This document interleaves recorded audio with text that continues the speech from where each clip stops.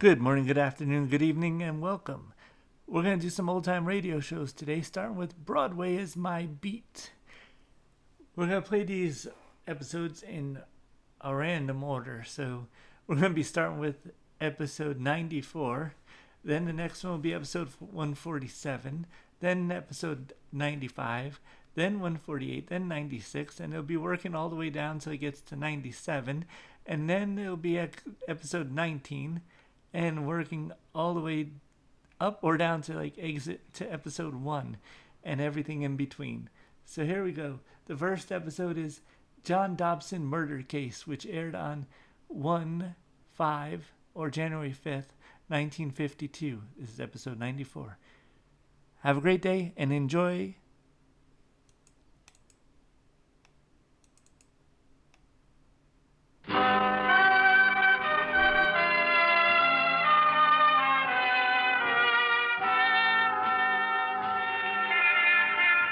Broadway Is My Beat, from Times Square to Columbus Circle, the gaudiest, the most violent, the lonesomest mile in the world. Broadway Is My Beat, with Larry Thor as Detective Danny Clover.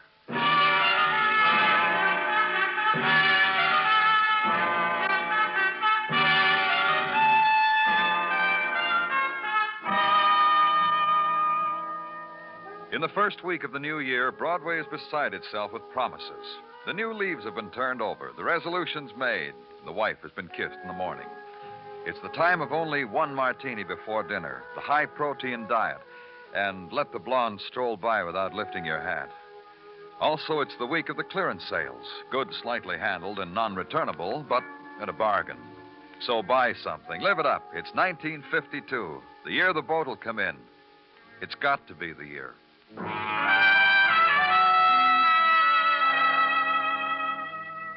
And in the corridor where I was, the new year was a thing that came and went, paced off by the quiet steps of nurses, a corridor of routine and pain, emergency hospital.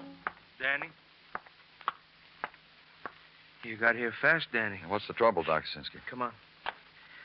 Report that came with the man said his name was John Dobson. Can he talk? No. How bad is he? Well, I'm doing everything I can. In here. One thing, he's not in any pain. There's the report over on the table with his effects. Huh. John Dobson, Park Avenue address. Found in comatose condition in a parked car on East River Drive.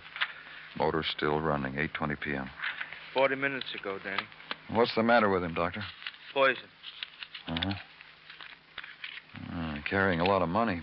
Over $300 in his wallet. I've got saliva samples down in the lab, Danny. Until then, I have to treat symptoms. Can't tell what kind of poison. It may be self-administered. I doubt it. You ever hear of anybody drinking poison and going for a car ride? I'd say the man was driving when the poison hit him, pulled over to the side. That's your business. Pardon me, Danny. I've got mine to do. And the shadows gather, wait on the edge of the circle of light that is a yellowing barrier against them, holding from them the man, locking from them his life. The shadows wait for a night's decision to be made, the beggars of darkness eager for the handout of death. And working quietly within the fortress of light, Dr. Sinsky, aware of the hunger of shadows, moving quickly against them to deny them a man's dying. Watch it, then leave them alone with it. Go now to the Park Avenue address of John Dobson. Be told that his wife is at home. Ascend to the 30th floor apartment.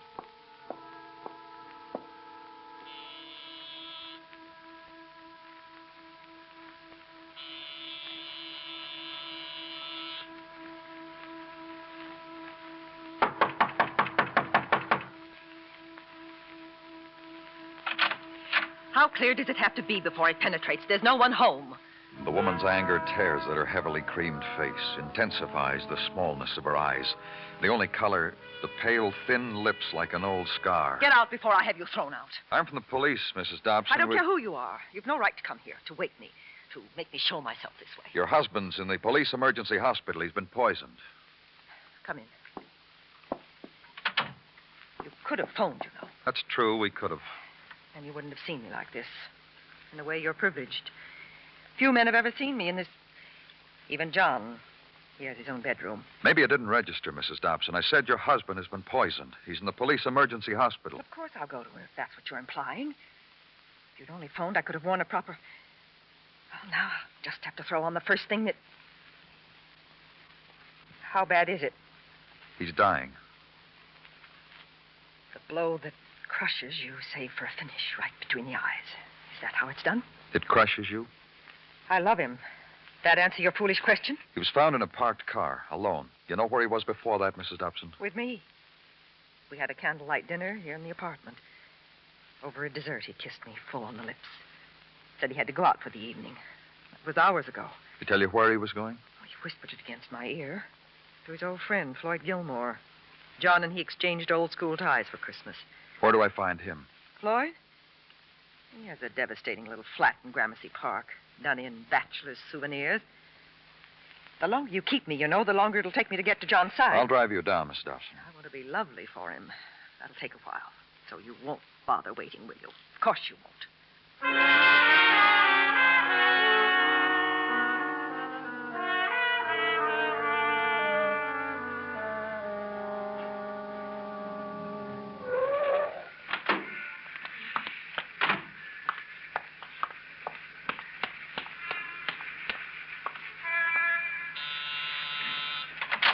Hey, what kept...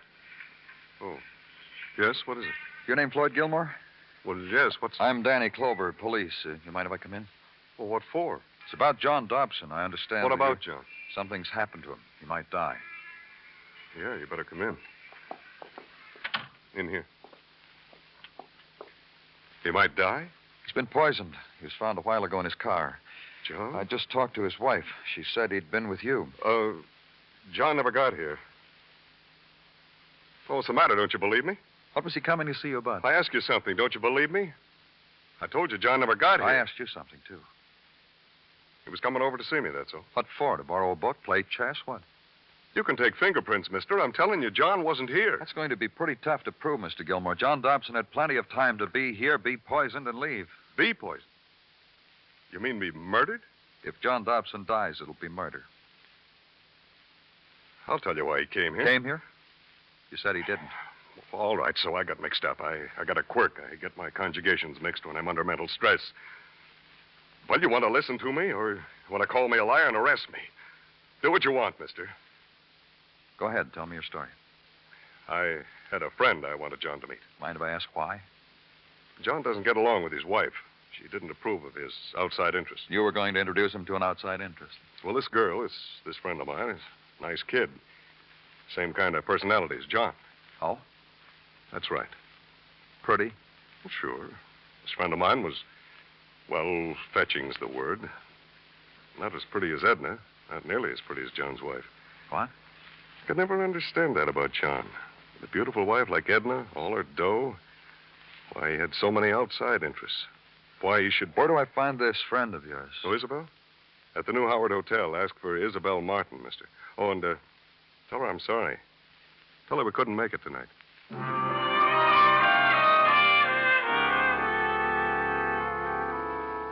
In the New Howard Hotel, a discreet brownstone in the discreet East 60s, designed to recall the foamy days of Victorian elegance. The reproductions of antique hitching posts, standing in frozen wonder at the sleek and snarling eight-cylinder beasts flaunting their chrome. And the lobby hung with maroon velvet, its frayed tassels swaying gently over simulated marble.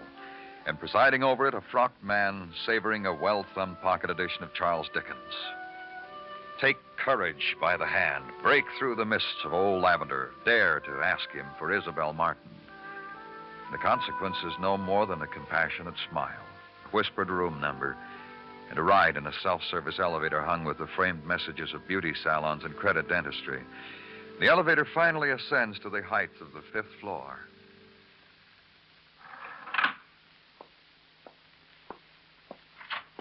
Hi there, and hello. You're late. I heard your footsteps in the hall. I opened my door and let out a call. Hi, John. Not John. I'm from the police, Miss Martin. Police. Floyd said he'd send me John, and he sends me you. Girl, Floyd. Where's good old Floyd? I want to scratch his face. Let's go inside, Miss Martin. It's a lovely idea. Loveliest idea of the century. Let's everybody go inside. Let's everybody have a drink. Here, take a sip of mine. I was saving it for John, baby. He won't be here. I'll write for him. You take a sip of mine, baby. You think you can understand what I'm going to tell you, Miss Martin? The things this girl understands. I'm not as gone as all that, mister. Lonesome little drinky while waiting clears the brain. So tell me. John Dobson is dying. He was poisoned. That's why he stood me up, huh? Because he's dying. You waited for him. He never showed up. Is that it? That's it. Uh-huh. Do you mind if I look around? Love it. Love it. Note the tasteful arrangement. There's another glass here on the night table. Part of a drink in it. That's where it's been hiding. Come here, lonesome little drinky. I put you down and forgot all about you, didn't I? And poured myself a new one when all the time, lonesome little baby. Pardon me, Dinky. Phone's ringing. Hi there and hello. This was Isabel. Oh, for you, mister. Danny Clover speaking. Dr. Sinsky, Danny. Get down here. There's nothing more I can do for him. Right away, doctor. Get me an empty bottle, Miss Martin. I'll want to take your forgotten drink with me.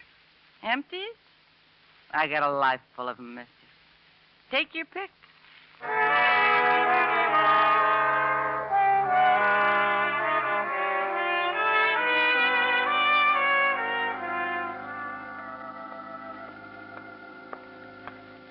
Dr. Sinsky. How is he, doctor? Not a chance. Mrs. Dobson, Danny. She's in there with him. At such a time, you better leave them alone. Did he talk, say anything? Once, for a second, Danny opened his eyes and said his wife's name. Said Edna. Said my beautiful wife, Edna. Beautiful? Even in all her grief, I caught myself staring at her, watching her. Look at her. Even in all her grief. And the circle of shadows was around them. Around a man and his wife. The man with pale death at his cheek. The woman luminous, her face touched with infinite sadness, of infinite loveliness. The tear at her eye's edge, not falling, but held there. The small glistening of despair. Johnny. Johnny? John! Doctor! My dear. My husband. Dead. Johnny. He's dead. Dead.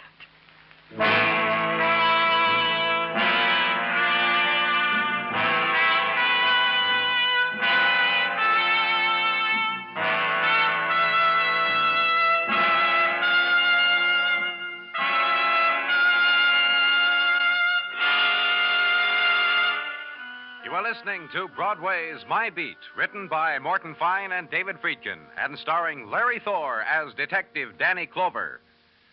Two of our CBS radio gals are at opposite extremes intellectually.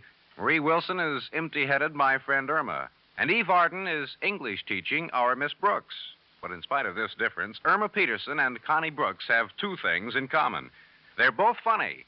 And they're both yours to laugh at on most of these same CBS radio stations Sunday evenings. Enjoy them both tomorrow night.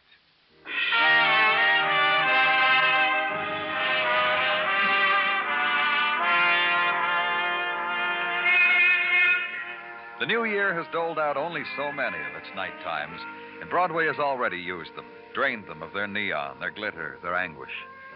Broadway takes its place in line to wait for the new fallings of darkness, as it did on the fading edge of this nighttime that had come like other Broadway nights, had sparked the spectaculars into winking light, had opened corridors for solitude to walk, had carried on its wind laughter and shock. And Broadway stands dazed and still, waiting for this night, too, to end.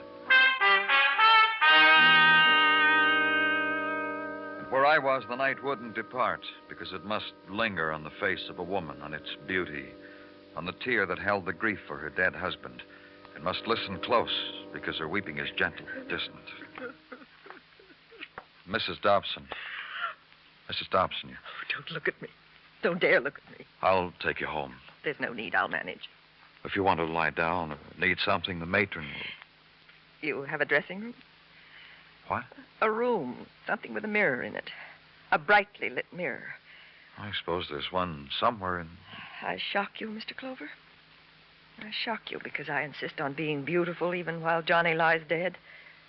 Is that something awful for a woman to want? To be beautiful for her dead husband?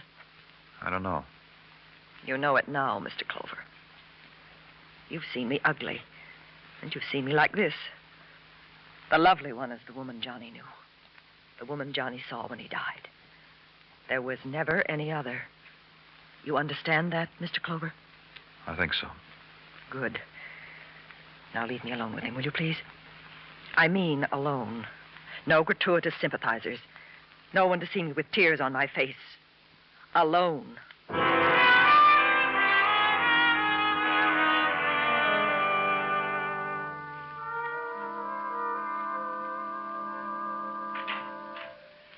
To you, Danny, a good morning.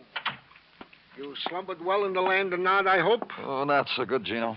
I didn't get home from the hospital until late, and then when I finally got to bed... Well, here's something that'll revive an otherwise drab day, Danny. Surprise. Electric fan? What for? Startles you, huh? The self-same fan you commissioned me to have repaired last July. I saved the department money, all fixed and ready to go. To wit, like Miami. This is the same... The same fan by which we have called other names. Motor torn apart to the quick and revived by me, Gino Tartaglia, plus the Proto Tools Mrs. T slipped into my galoshes for Christmas. Professional, huh? Feel a breeze.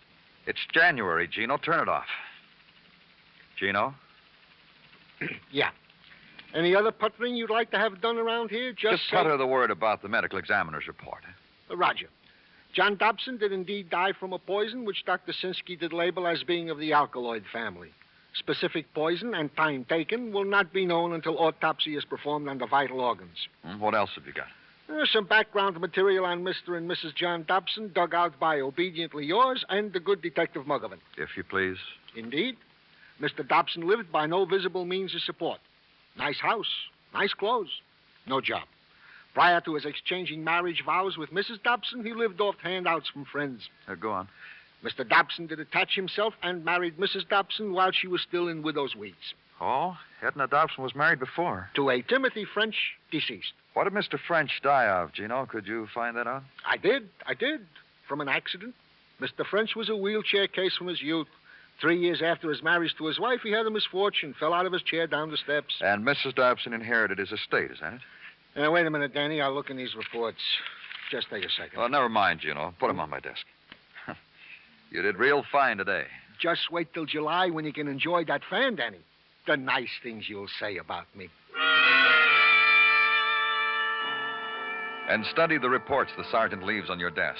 Find that the widow of Timothy French had inherited $250,000, more than half of it in insurance. Find the name of the insurance broker who had handled it, Jonathan Harvey, 12 Broad Street. Go to him. Talk to him. Let me make my puny attempt at trying to understand you, Mr. Clover. Oh, go right ahead. I'll have to block it out on this scratch pad. Now, let's see. Under a general heading, we have your reinvestigation of the death of Timothy French, Edna's first husband. That's right. Then, draw a line, and underneath, your reasons for doing so. What shall we put down, Mr. Clover? Well, Mrs. Dobson's second husband died last night of alkaloid poisoning. Newspapers had it at great length. I read the head. Aha! I see what you're after, Mr. Clover. Thank you. Now I can fill in this side. Here, we have death of husband number 1. Here, death of number 2 in the short space of 2 years. Interesting.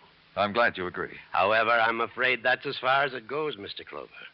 Oh, tell me why. Perhaps you don't know that my company conducted a most thorough rundown on Mr. French's death. Found it accidental. Though I'm an insurance man, Mr. Clover, I am also a friend. Huh? A friend, a confidant to all my clients. As I was to Tim French. As I would be to you. You knew him well? My dear young man, I nurtured his romance with Edna. How did you do that? Edna was a teller at the Ruxton Bank on Wall. One day I wheeled him along with me while I made a deposit for him. And that's where he met Edna Dobson, in the bank. She was plain then. Thoughtless fellow could call her ugly. And Tim was forgive the word, a cripple. Unwanted people. They meet sometimes, fall in love, and get married. Then one of them dies in a fall. There you go again, beating your head against a blank wall. It's useless, Mr. Clover. We spent thousands of dollars proving it to ourselves. Tim died accidentally.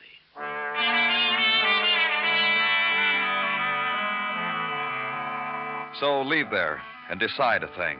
Mrs. Edna Dobson, ex-bank clerk, widowed twice, was a woman you wanted to talk to again. Go to her apartment house. She's not to home, you're told, by a maid who opened the door for you and got right down on her knees again to dust. Where is she?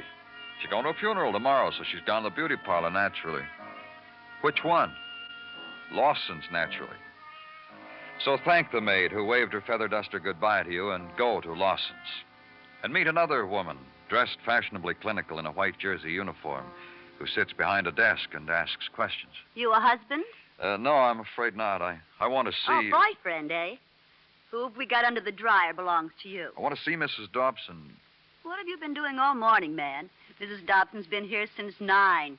Facials, hair set, contouring, refinishing, reweaving, everything on the menu. And you walk in just as she walks out. I don't envy you. Oh, why? If you're a fellow who's going to help her through this bereavement, frankly, I don't envy you. Frankly, you don't look as if you can afford it. I'd get fired if mine here Lawson knew I was talking like this. Mine here is Dutch, you know. No, I didn't. But I like your face, to be blunt. Mostly because I like men's faces and I hate to see them be suckered. I appreciate this. The dough that Edna Dobson spends on lotions and contours and facials since the first day she came in here. When was that? I remember because when she stepped in here, mine here said, I accept the challenge. Her first husband's funeral was at noon. Her appointment was at 4. And since then, she spent a lot of money, huh? Not only with us. Take a walk down the street to Rexford's. Find out the dough she spends there on clothes to make her look of the form divine. But believe me, save yourself the walk. I know. Well, I want to thank you for all you've done for me. Not that I dislike Mrs. Dobson, you understand. Just that I like to be frank. Understand what I mean?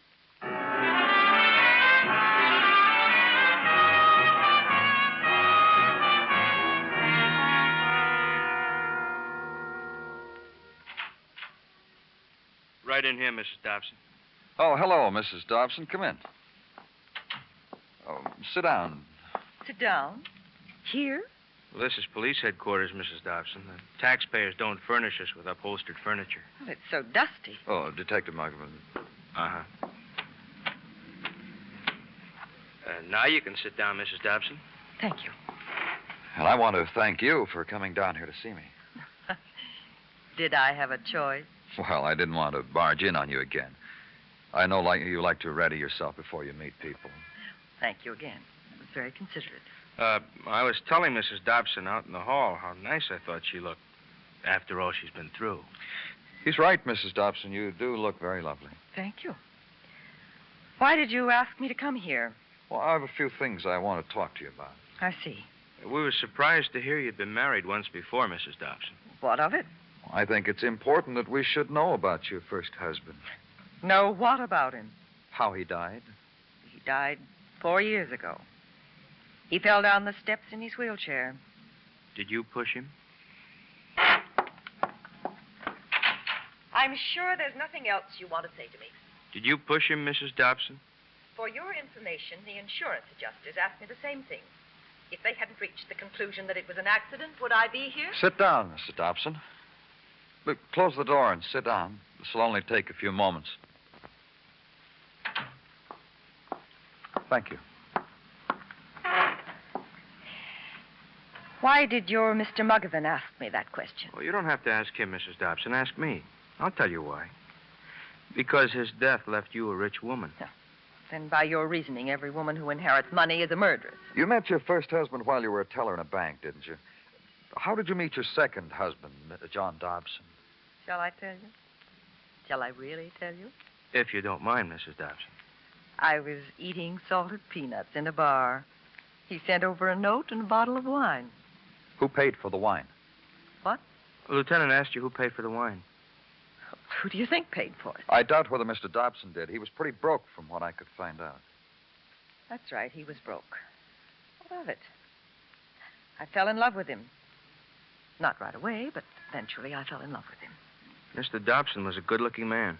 I imagine a lot of women fell in love with him. But I married him. When did you find out he was running around with other women, Mrs. Dobson? He's dead. Leave him alone. Lieutenant asked you, Mrs. Dobson, when did you find out about Leave his him alone. running? Leave him alone. Did he start taking interest in other women when he barged in on you one day like I did and saw you like I did? What difference does it make? Well, here's the way we figure, Mrs. Dobson. I know what you think. You think I killed my first husband, and you think I killed Johnny. I don't think we'll ever know about your first husband unless you want to tell us. It was an accident. Now, here's the way we figure, Mrs. Dobson. Your first husband died, and you came into all that money. With money, you could make yourself beautiful. Beauty salons, custom dresses, the works. The way you always wanted to be.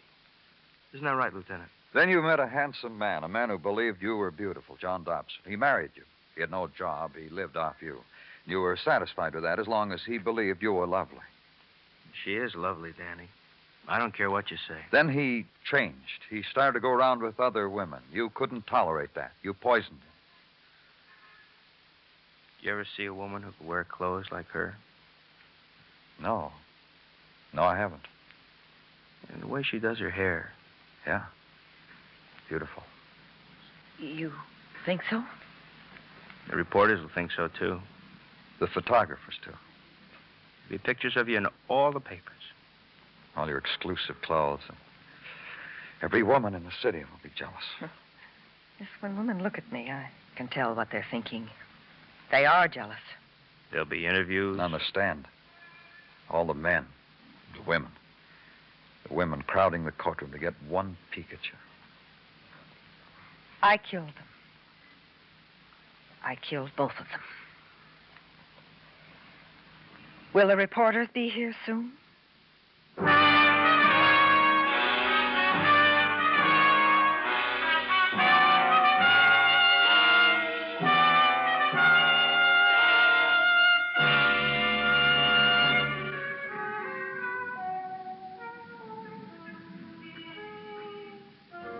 Broadway's sleeping now.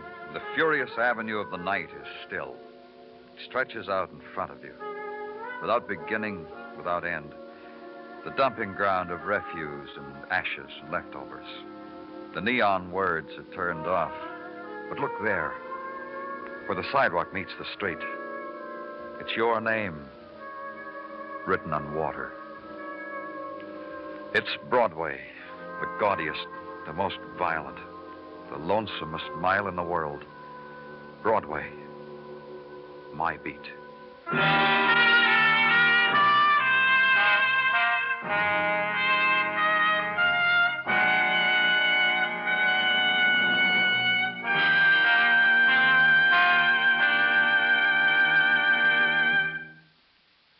Broadway's My Beat stars Larry Thor as Detective Danny Clover, with Charles Calvert as Tartaglia and Jack Crucian as Muggavan.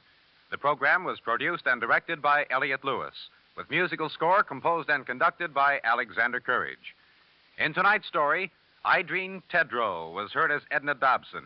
Featured in the cast were Florence Lake, Jean Tatum, Bill Boucher, and Earl Ross.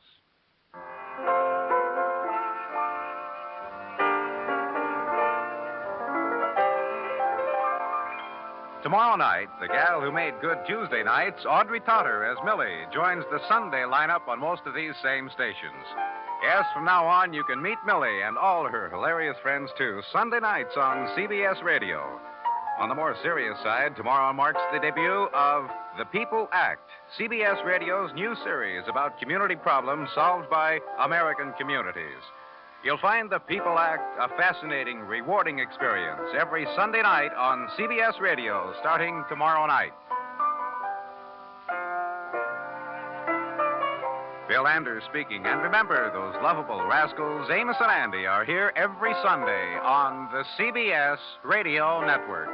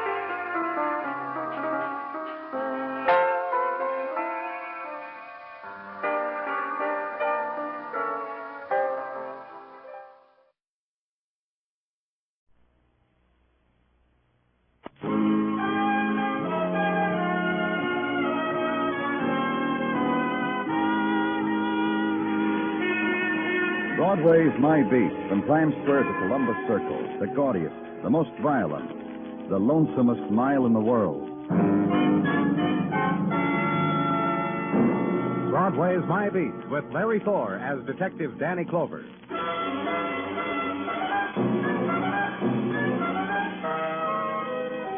In the early morning of January, a kind of winter stillness lies against Broadway. The squall of night sounds has been twisted from it, drained, spent by the revelers of darkness.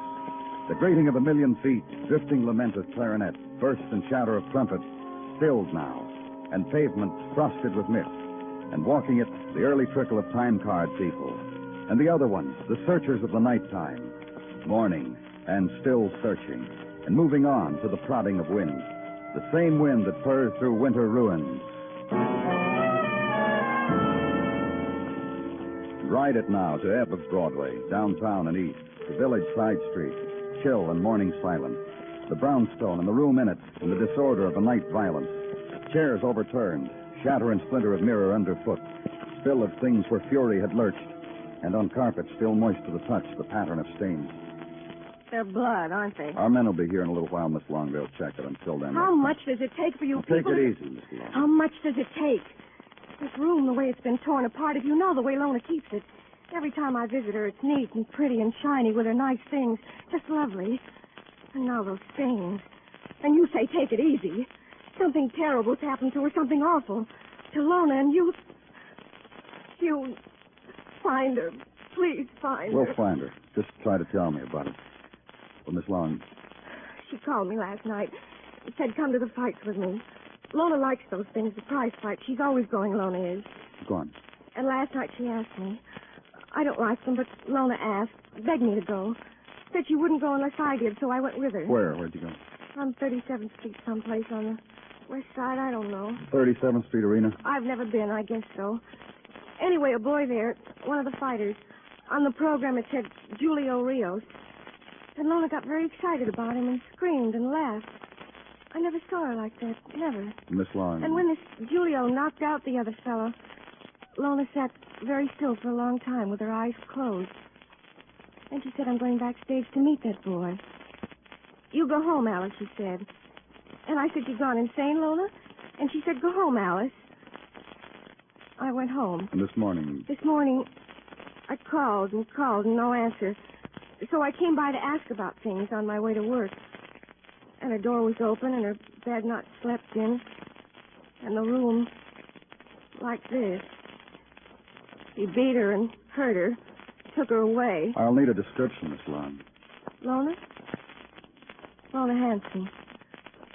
Real pretty. Tall. With soft, natural blonde hair. Here, I got a snapshot in my purse from last summer. Lona and me on a beach.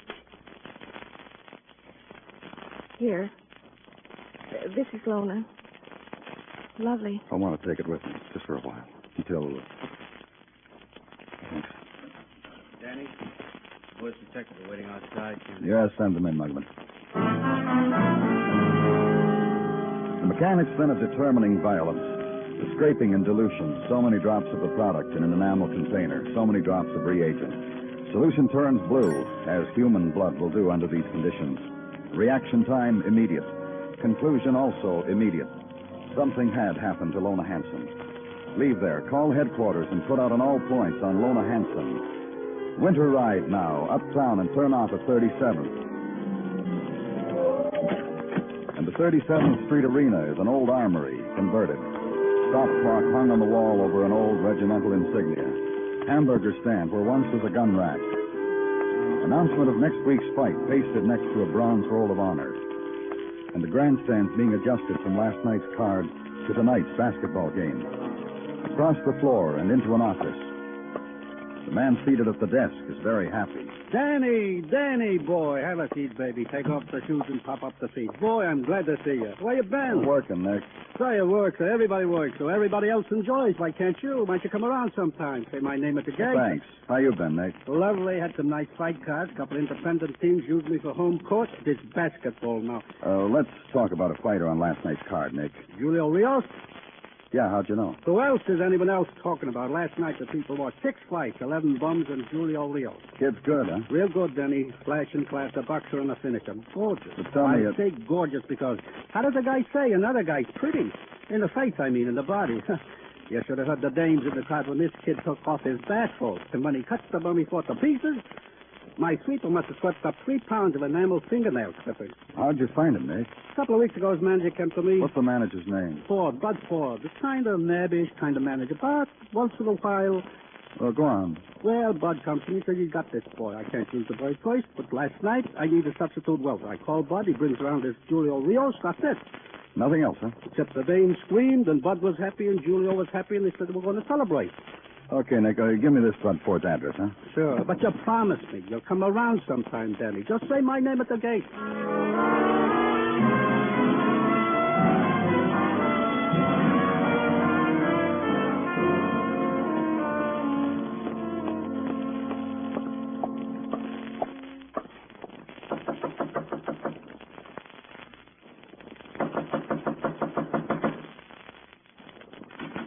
This morning, nothing bothers me. Not even an early knocker on my door. Good day to you, Fred. You Bud Ford? I've been lying there on my bed thinking about it, just lying there saying to myself, you are Bud Ford, and you have been kissed by the angels. Police, Mr. Ford, look. This morning isn't a thing you can think of that'll spoil it. So police, so what, Fred? Inside, huh? Inside, outside, upside down, wherever you want. Come on in. You can even sit on my bed if you want. It's a place to dream. Fighter you managed, Julio Rios. You were privileged to be there last night, friend. You saw my boy. You saw how he worked. You saw what he did to the ladies, huh? And you want the secret, eh? We got a call from a girl this morning because a room where a friend of hers lived was torn apart because there were bloodstains, because her friend wasn't there. It's a thriller as I live and breathe. The girl who lives in that room went to the fights last night, saw your boy, went backstage to wait for him. Wherever he fights, ladies, underfoot, dreaming. This girl, Lona Hanson. Here, just one of the pictures. Let me see. Yeah, doll, baby doll. Lona, the one my boy Julio lifted from the mob to the heights. Sent the other ones home, dreams punctured. Julio went out with her? And me, tagging along to celebrate the pretty win. Couple drinks, couple of dances, toast to our future together. Then, because it was Julio's night, I leave the happy couple, him and Lona, the two of them, to do Julio's night. Hey, wait, you said her room torn apart, blood. Where's Julio? I thought he'd come back here to me. I waited up. He didn't. He must be home. Where? Spanish Harlem, where I found him. 63 West 103. Hey, Julio didn't do that to me, did he? He didn't go out and louse it. Not now, not on an angel's kiss. Look, I'm sure he didn't mean. You talk to him, huh? You talk to him. You'll see. Just talk to him, huh? Then try Manhattan of a mid-afternoon. Cones of sunlight wrapped around with wind. Ride through them. Through dappled gray. Up Broadway, street of permanent holiday, still slightly jaded by the last big one. Columbus Circle, and further to 103rd Street, where some grayness always is, Spanish Harlem. Tenement dedicated to living, sleeping, eating, heartbreak, love, argument, birth, death, and dream. Just like on Park Avenue, but a lot more per capita and per square foot. Embellished, too, with folksy touches such as insufficient necessities, leaky faucets, and small animals. Julio Rios lives 3 flights up, past crayon talk on naked plaster. Who loves who loves what, and so forth. 3 flights up, walk back.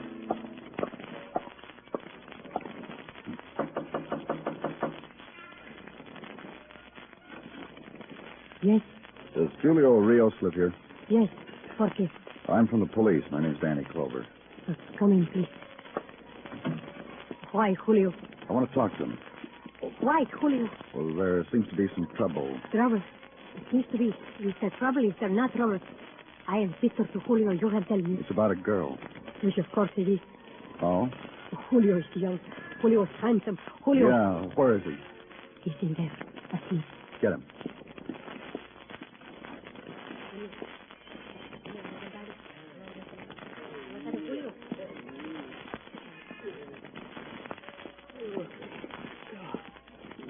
Let's make it fast, mister. We got a sleeping to do. Just about last night, Julio. Yeah, second round, I stopped me a bum. Have dough on me next week. I'll stop one for you. Bye. About Lona Hanson. Yeah, now I can fight me a few tigers. How good that name makes me feel. Go on, say it again. Bloodstains in her room, and she's missing. What? You heard me. Last night after the fight, dames were going up the aisle to the dressing room, sticking phone numbers in the pocket of the robe like that, and waiting for me later. Lorna was one of them. The one. Because of the way she stood there and looked at me. We went a couple places. I took her home. What time? About 3. Kissed her and put my foot in the door. So she put a high heel on my instep and smiled and said a thing about a lot of tomorrows. I'm young. That's it, huh? Book me for whatever you got. That could still be it. You think there's something to do to me wake me, huh? I'm going back to sleep.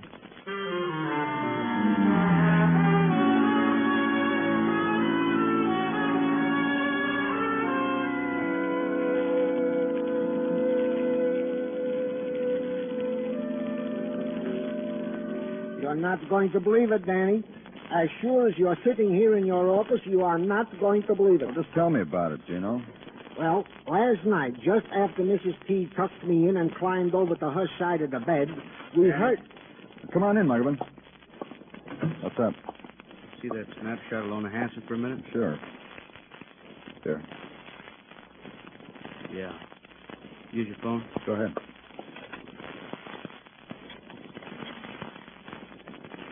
Johnny? Smuggling, Johnny. That girl just brought in. Changed the Jane Doe tag to Lona Hanson. That's right. You heard me, Danny. Lona Hanson. Found in an alley in Spanish Harlem under some liquor crates. Knife, beaten, dead.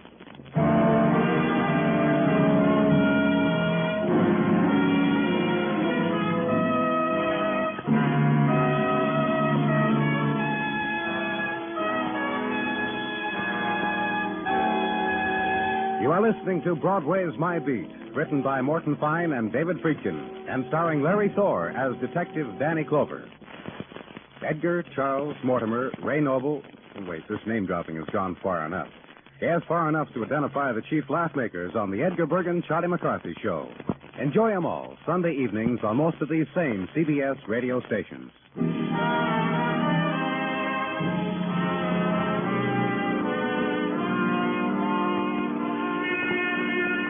When it's January on Broadway, the night comes swiftly.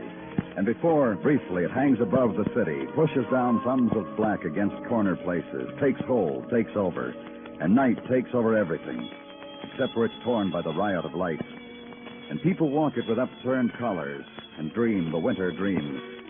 Once upon a timeland in January, wrapped in misty chill. And the laughter's always at the other end of the block. And consider this night the death of a girl. Name Lona Hanson, found dead in a place strange to her. Found knifed in Spanish Harlem after an evening with a boy whose home was there. So go back now to see the boy again.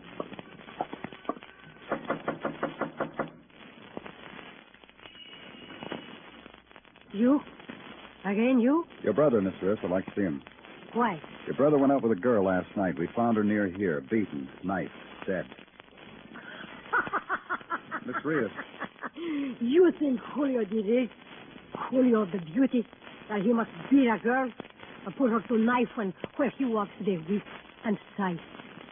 Julio to beat a girl who pleads of him his touch. Ah! Where is he? Try the night, police. This is also to Julio. The night. And the things of it. The women who wait for my brother.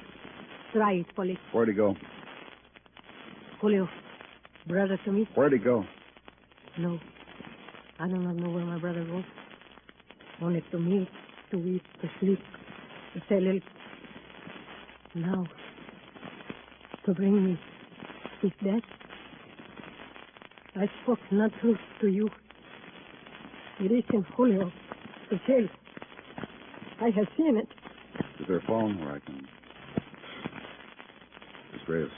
In the hall. The man. Julio. The brother to me.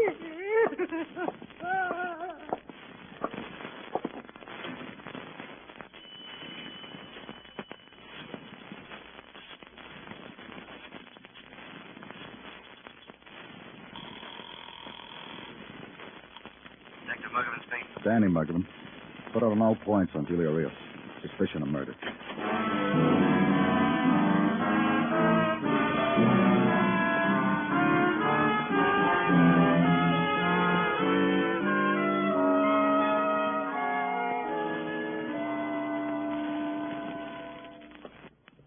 I am glad you are. You got something for Frank. Oh, you stopped in on your way home? In fact, what I stopped in to tell you is that what I started to tell you about what happened night before last after Mrs. T had tucked me in, I can't tell you.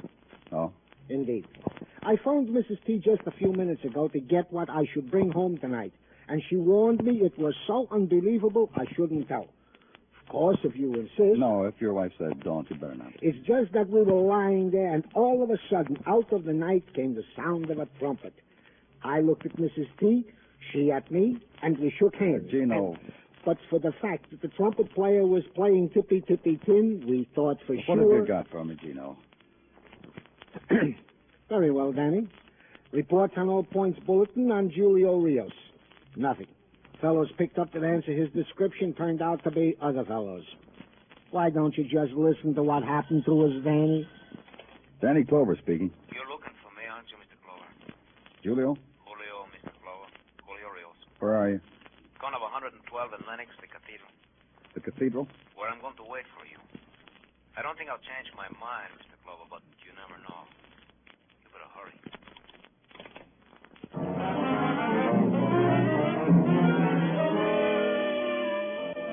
And uptown again, and quick dart and flow of winter city seen through speeding glass, throw and burst of winter color against 1,000 facades of stone, and against shop windows the swift reflected blue of sky, fleet curve and flight of nameless images, surge, drift, and ebb of city, to the place of tenements, to play and sob of wind through street litter, to a corner where the silence of carved stone is, and the woman in a black shawl ascending its stairs, entering its door, kneeling, crossing herself, moving to where shadows reflect the soft gleam of candle.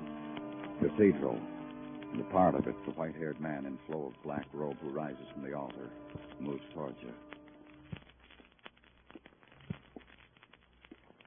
You are of the police? Yes, Father. I'm Father Churro. This cathedral is of my... Julius Rios called me, Father. He said to come I here. know. He said, come quickly. Is he still here? I must tell you of Julio. He's wanted for murder, Father. Is he here? He waits for you, the sacristy. Will you listen of Julio a moment? All right, Father. The death of the girl was not his. He was with her. They went to places together after his fight. We found her in an alley near his home. But her death was not his. He told me of this being with her, how she came to him, how... Take me to him, Father. How only there was the quick touch of the lips between them, the gentle farewell, and the leaving of her, of Lorna Hanson, and not death. Father... Julio waits. I will take you to him.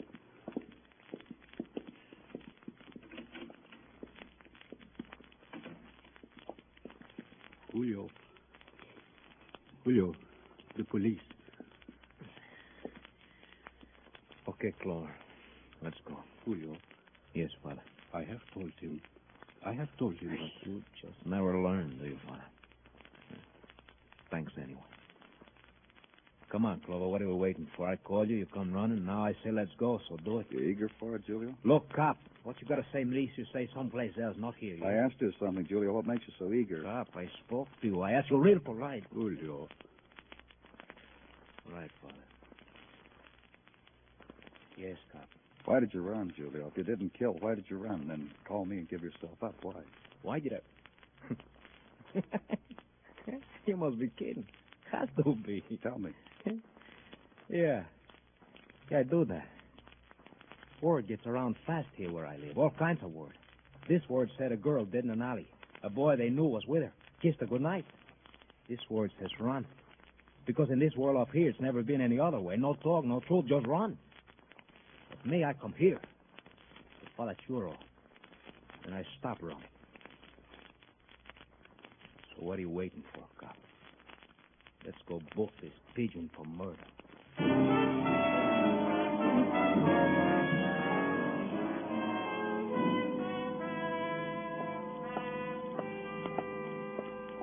Dr. Stinsky? Come in, Danny. Well, next time you leave a note on my desk, Dr. Sinsky, type it. Your handwriting always looks like a prescription. I don't know whether you want to see me or you want me to have it filled. Sit down, Daddy. Sit down. What do you want to see me about? Upset about something, Danny? Yeah, I'm upset. I just had to book a kid on suspicion of murder. A kid who talks tough and... Well? Well, what? Nothing, Danny. You should try to relax more. Maybe I should write something on a piece of paper that you can take to a drugstore to settle you down a little bit. Huh? I'd be very happy. Come on.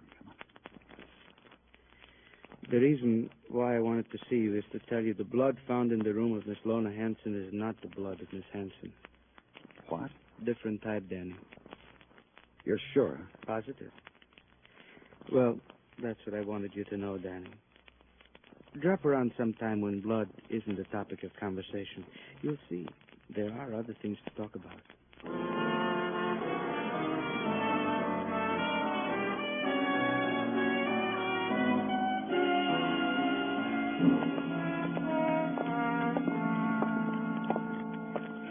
In here, Mr. Ford. Okay. Well, why? Just go in, huh? All right. What kind of place is it? Infirmary. Have a chair. Okay. Yeah. You called me down. I came. Now what happens? We're waiting for Detective Margovan and Julio. I'll be glad to see the boy. How is he? Bitter. He's got to be bitter. Things I did for him, the way he lost it. All he knows is bitter. All he... Oh, hi, kid. Treating you okay? All right. Okay, Margovan, bring her in. Right. Okay, nurse. Nurse, hey, what is this? Don't worry about it. This routine I never heard about. Nurse with a needle. Oh, that isn't a needle. It's a lancet. Taking blood specimen. Okay, nurse. Oh, you don't have to roll up your sleeve, kid. Just stick out your index finger. Hurt? No. Now him, Mr. Ford. Tricky. Call me from the lab as soon as you find out, nurse. Now what? We wait. For what? For a lab report on blood type. How long is that going to take? It depends on how rushed they are down in the lab. What's all this blood type about? Checking a thing. Yeah, we got to find a killer, so we're checking. You boys are careful. Hey, Julia. Yeah. You should have been careful, too. You got an eat someplace, manager? Sure. Or you got any? Kid. You still angry, manager, huh? Angry? About what? Because I didn't throw you a bone the other night. Oh, kid. Hey, mister, you, Clover. Huh? You figure it's between him and me? We're pretty sure. I'm going to relax while you tell me why. A man beat up that girl. Both of you were with her that night. Oh. Yeah. You don't want to leave us two alone, do you? Sit down, kid. Wait.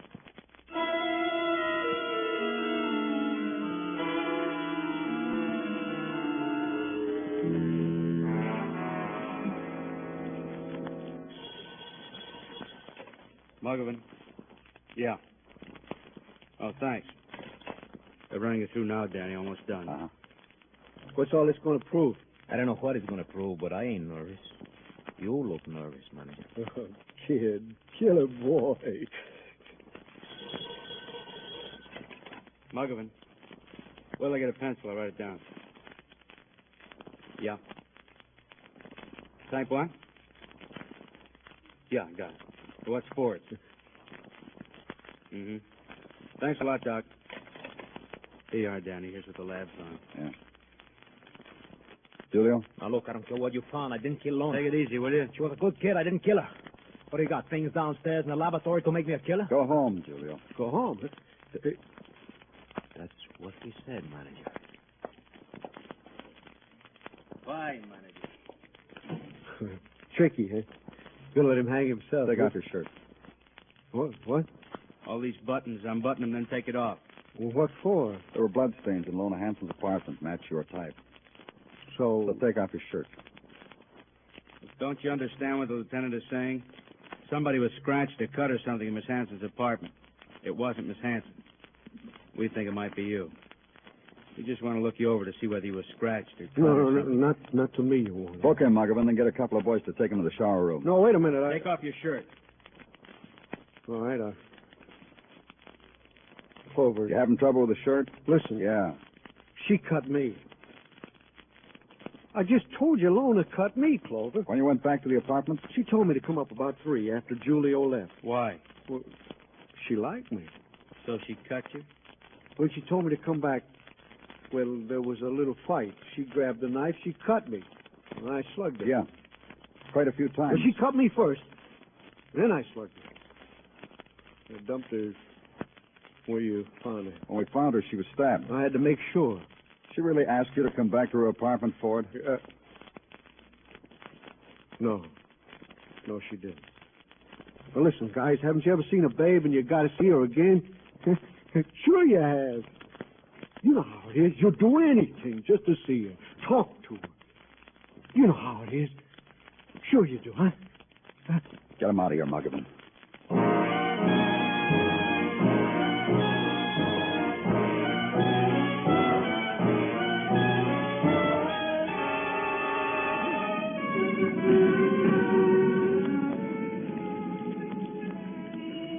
Night slips over Broadway like a black silk stocking splashed with sequins. And in the street is as flashy as a showgirl on an after-dinner date. But it'll be daytime in a few hours, and Broadway will wear baggy pants and throw pies at itself. It's a sigh or a scream, day or night. Whatever you're looking for, whatever you want. It's Broadway, the gaudiest, the most violent, the lonesomest mile in the world. Broadway, my beat.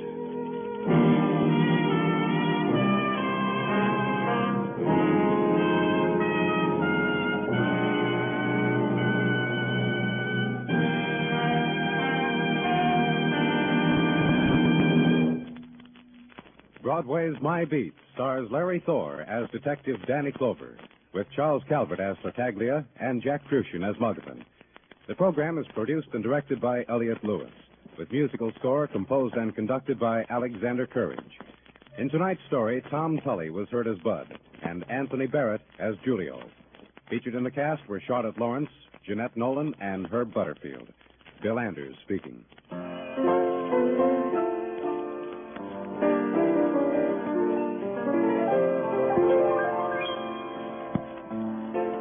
Tomorrow night, My Little Margie offers a comic lesson in spite when Margie's dad, that's Charles Farrell, you know, asks Margie, she's Gail Storm, to give up her boyfriend, Freddie. Hear the comic confusion on My Little Margie, starring Gail Storm and Charles Farrell, tomorrow night on most of these same CBS radio stations. Stay tuned now for the Vaughn Monroe Show, which follows immediately over most of these same stations.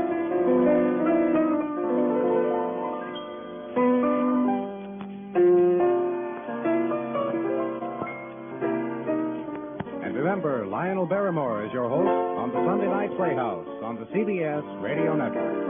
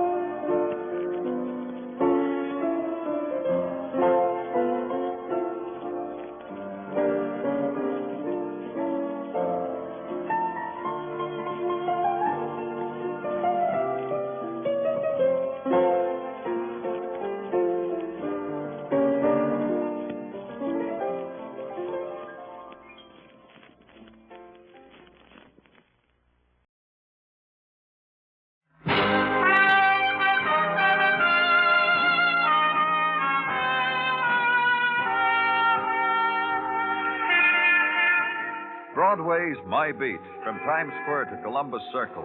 The gaudiest, the most violent, the lonesomest mile in the world.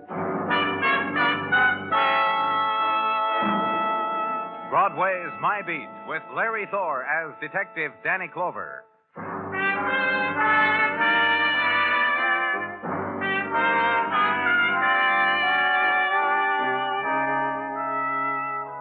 The still brilliant light of a new January drifts down over Broadway, and the pattern it reveals is unchanged. The scalpeled edges of piled concrete are still defined against winter sky. Glints are struck off chrome and steel, and the faces of the mob are already molded back into the old year's anguish. Because still, the vision of beauty stands in a doorway at the end of night, and you walk toward it. You're stopped by the hawker who has another plan for you. You push him aside, keep walking. He stops you again, lays odds you'll never make it, and you never do.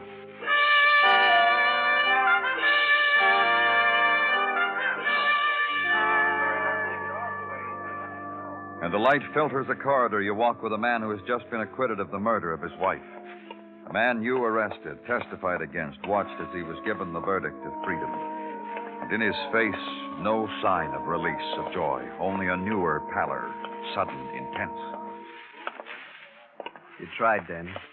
You didn't make it. The court found you innocent, Mr. Welch. Yeah, didn't they, though? You know something, Danny? What? They say I'm innocent. You say it. Me, I still don't know. I was out of the world at the time. I was drunk. That girl, Ida Gray. Yeah. Spunky kid to sit up there and tell it into the teeth of the world that I was with her at the time Fay was... My wife was being killed. I wonder if I had fun. I wonder if Ida and me had fun while Fay was dying. She broke our case, saved your life. You want it? I give it to you. For whatever my life's worth now, take it. Deal it out among your friends. Look, Mr. Welch, you're a free man. What's with this free? A man pronounces a word and that makes me free? You look. Fay's dead. The girl I loved is dead. A girl... You know something, Danny? What? It's now the law of the land that I didn't kill my wife. That means someone else did. That's right. I make you a promise out of the goodness of my heart. I'll get to the killer before you do. Hope to die if I don't. We'll handle it, Mr. Welch. You leave it all to us. Hold it a minute, will you, Danny? You too, Johnny. I want a picture. You and Ida here. Here, stand close to him, Ida. Come on. Get close. Touch his face or something. Get out of here before... Oh, Johnny, Ida saved your life. You don't have to, Johnny, if you don't want to. Stay out of it, huh, Ida, baby? You just stay posed where... Now, come on, Johnny. Ida here, this pretty girl here, handed you back your life on a silver platter. That's now, what Ida did, all right. Okay, take your picture. And step aside so a picture could be made. A picture of a man, Johnny Welch, his eyes dull, unfocused. The corner of his lips twitching somewhere between pain and hate. The girl looking up at him, unsmiling. And the man with the camera. All right, now try to look glad about it, will you? Forced smiles, then. Posed happiness for all the world to see. Okay, got it. Then turn the whole thing over to your memory. Go away.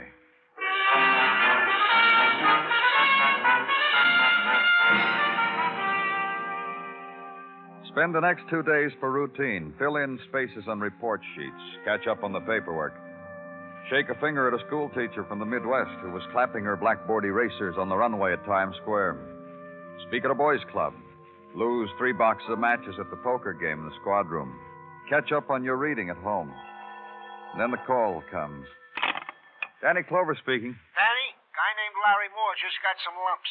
What are you talking about, Sergeant? Fella named Larry Moore just got slugged. Good. All right. Well, why did you call me, Gino? Guy that did it to him was named Johnny Welch. Oh. Did you pick up Johnny? Nah, we're looking. Where do I find this Larry Moore? Same hotel where Johnny lives, room 305.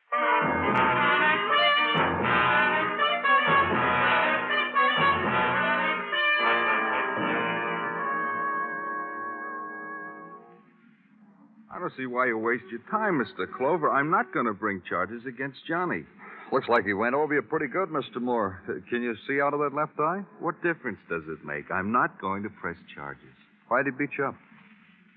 Between you and me, that's all. Okay. He tried to make me confess. To what? That I'd killed his wife. I see. I guess you want to know why Johnny would think a thing like that, huh? Yeah, I would. I knew Fay Welch. Know her well? A lot of fellas did. You know, the boys who hung around the bar where the Welches lived. Then Mrs. Welch used to hang around at the bar pretty much. It came out at the trial. Your name didn't. For what reason? I just play piano for cocktail hour. I did her requests for her, played them. I just can't understand it, Mr. Moore. A man comes into your room, accuses you of murder, beats you And up. I don't get mad about it. Why should I? A guy like Johnny, a guy like him, he's upset. He needs to be understood, Mr. Clover, not arrested. What kind of a guy do you think I am, anyhow?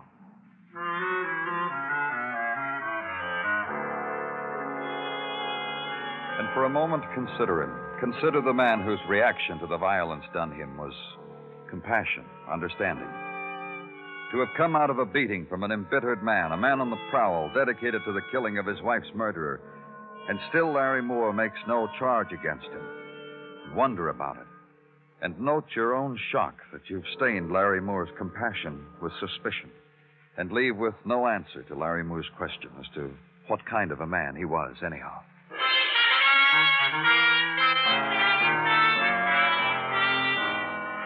At headquarters, issue an all-points bulletin for the pickup of Johnny Welch, acquitted of the murder of his wife, because where he walked violence and death. And strip off the hours of waiting with routine, with talk to Detective Muggham. It isn't safe for the citizens with that guy loose, Danny. We'll find him. He's a sick man. Right now, you could go so far as to call him crazy. Maybe. Who knows who he's going to choose out of the crowd to call his wife's murderer? This time, he just beats up on a man. Next time, maybe he'll be more thorough.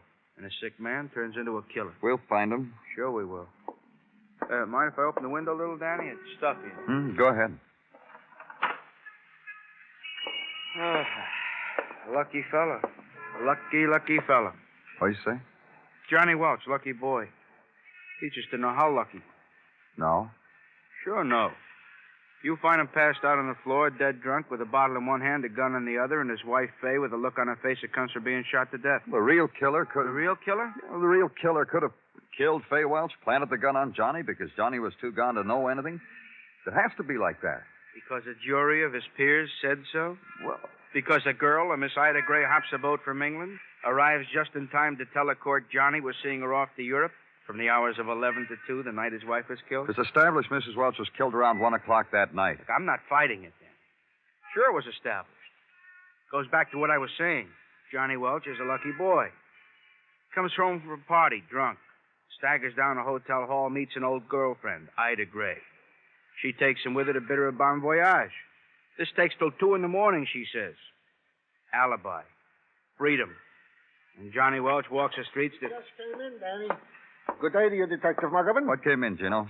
They found Johnny Welch. They're keeping him there for you. Where? Blossom's Bar and Grill on 3rd Avenue. One of them 3rd Avenue joints at the Spence Mockery with... Danny, button up your overcoat. You shouldn't catch cold.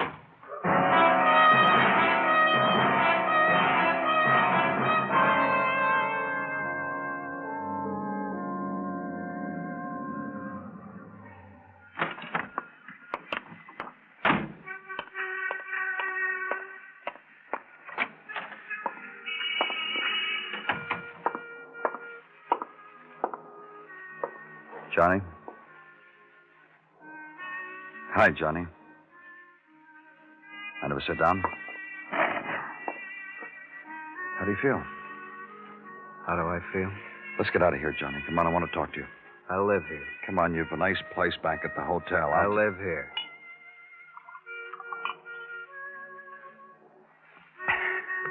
My home. Look, Johnny, you... How do I feel, the man asked. Simple question that begs a simple answer. I could say, all right, I feel good. I could say, not so good. Stop me when I get the answer you want. What have you been doing for the last... What's the matter, don't you drink? Grab the bottle by the throat, friend. Pour it. Admire my home. Drink. I'm working, Johnny. So am I. This is the way it's done. You finish a bottle and hold it to the naked eye. Like this. Now, wait. The empty bottle. The things inside I can see. Dancers, friends, the people whose smile want you to come along. I got no more friends. What's happened, Johnny? No more friends. Look, it'll take them a little while to get used to. I've seen it happen before. A man acquitted of murder, his friends are They think maybe I did it after all. They look at me. They just look at me with, you killed your wife. They don't think that. You were acquitted. And Faye's dead. Where she was once is nothing. You never heard her laugh. Or talk. You just saw her when... Johnny. What do you want? I saw Larry Moore a little while ago. I got it on the list. I'm going to see him. Leave him alone. Just to apologize. That's the only reason why I want to see Larry Moore. Apologize because I slugged him. Apologize because Faye is dead. It's a tremendous loss to all of us. Want me to take you back to the hotel now? You don't know what I've been saying at all, do you? Get your ear out of the mud, friend. I'll say something plain. I'm here because Faye is dead. The 12 good men and true say I didn't kill her, and that's good. If I'd killed her, I wouldn't want to live anymore. If I didn't kill her, someone else did. I told you... The police will take care of it, Johnny. Surprise, surprise, surprise. Get out of here, friend. Leave me alone. Go on, get out.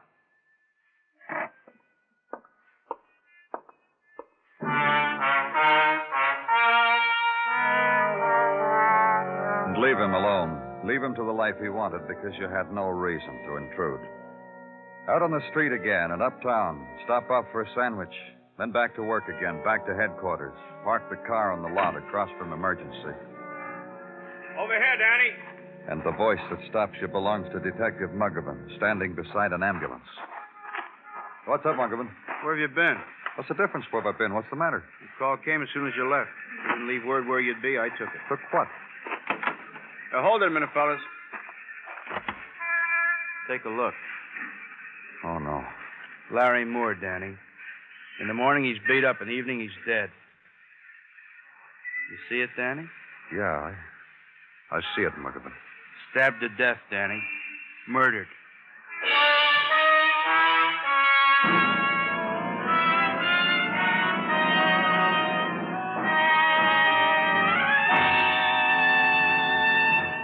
You are listening to Broadway's My Beat, written by Morton Fine and David Friedkin, and starring Larry Thor as Detective Danny Clover. Instead of going down, the annual rate of polio cases in this country is going up. Instead of growing panicky with fear in the face of such an unwelcome fact, there is a way in which we all can join the Army which is fighting to check this trend and ultimately defeat infantile paralysis. We can contribute to the March of Dimes. Give today so that the 1952 March of Dimes will be the biggest ever and a really potent fighting force against polio.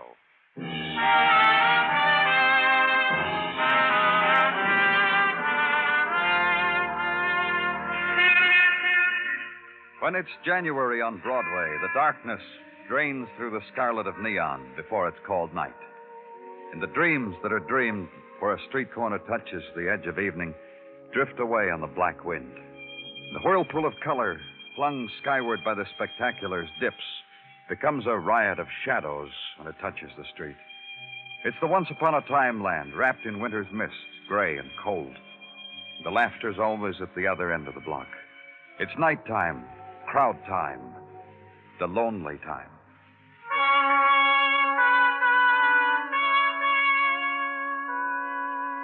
And consider this night the slaying of a man. Consider facts. Dead man Larry Moore. Suspect Johnny Welch. Nighttime, work time. Go back to the bar that Johnny called home. He's not there. Check his hotel. Not there. So issue an all-points bulletin again on Johnny. He's not to be found. So next morning, go to a friend of his, Ida Gray, the young woman who once helped him. I can't understand why they didn't announce you down at the desk, Mr. Clover. So I told them I was a policeman. I told them not to announce me. You were afraid I'd fly the coop? Am I that important? What do you do for a living, Miss Gray? I could have told you that over the house phone. Tell me now. May I be technical? Right ahead. I'm a technician, Mr. Clover. I assist in the preparation of antibiotic cultures. Do I scare you? May I ask you why you went to Europe? Vacation? Not at all. Work. I went over to observe techniques in the manufacture of antibiotics in England. To observe, to report. Free exchange of scientific methods. That was my job. And you left for England the night of Mrs. Welch's murder and came home during the trial. Fortunate for Johnny, Miss Gray. Had I known of the murder, I would have returned much sooner. Honor bright. Poor Johnny. You feel sorry for him, huh? Bring him to me. Just bring him to me. Just let me get my hands on him. And what? I'd never take them away. Not very scientific talk for a technician like me, is it? He killed a man last night. What? Stabbed him to death, a man named Larry Moore. First, Johnny threatened him, then he killed him. Larry Moore. You've probably seen him, Larry Moore. Played piano downstairs in the lounge. And Larry killed Johnny's wife, is that it? Then who killed Larry? Do you know where Johnny is? If you find out where, take me to him, will you? You'll be here, Miss Gray. As a matter of fact, no. I have a date with a scientific fella. We're going to discuss variable hydrogen ion concentrations in Oreomycin culture. Do I bore you? Then you might as well go.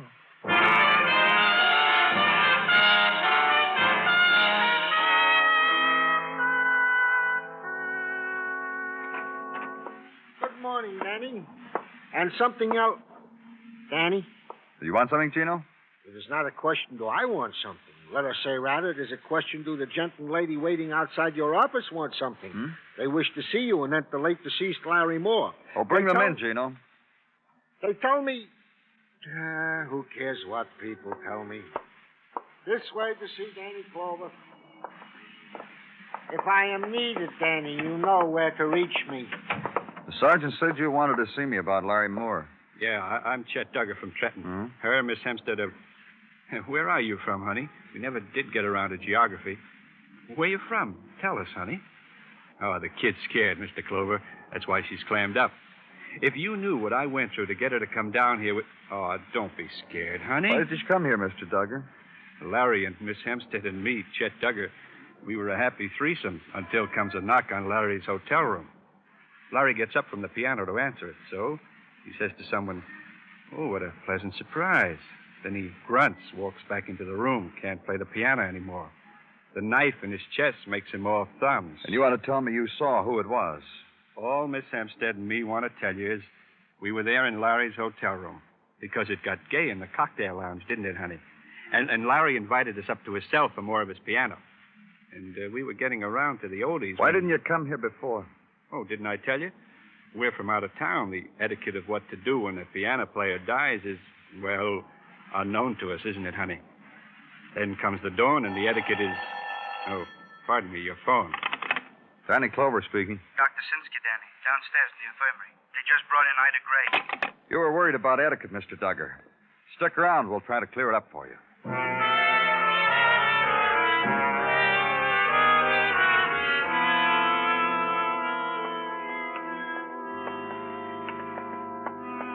Miss Gray's going to recover, Danny, so you don't have to worry about that.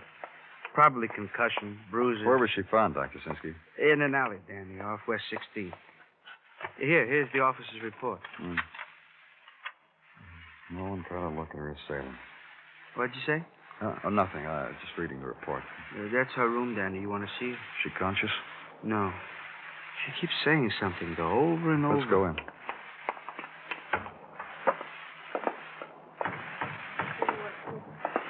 What's she saying? Get close to her, Danny.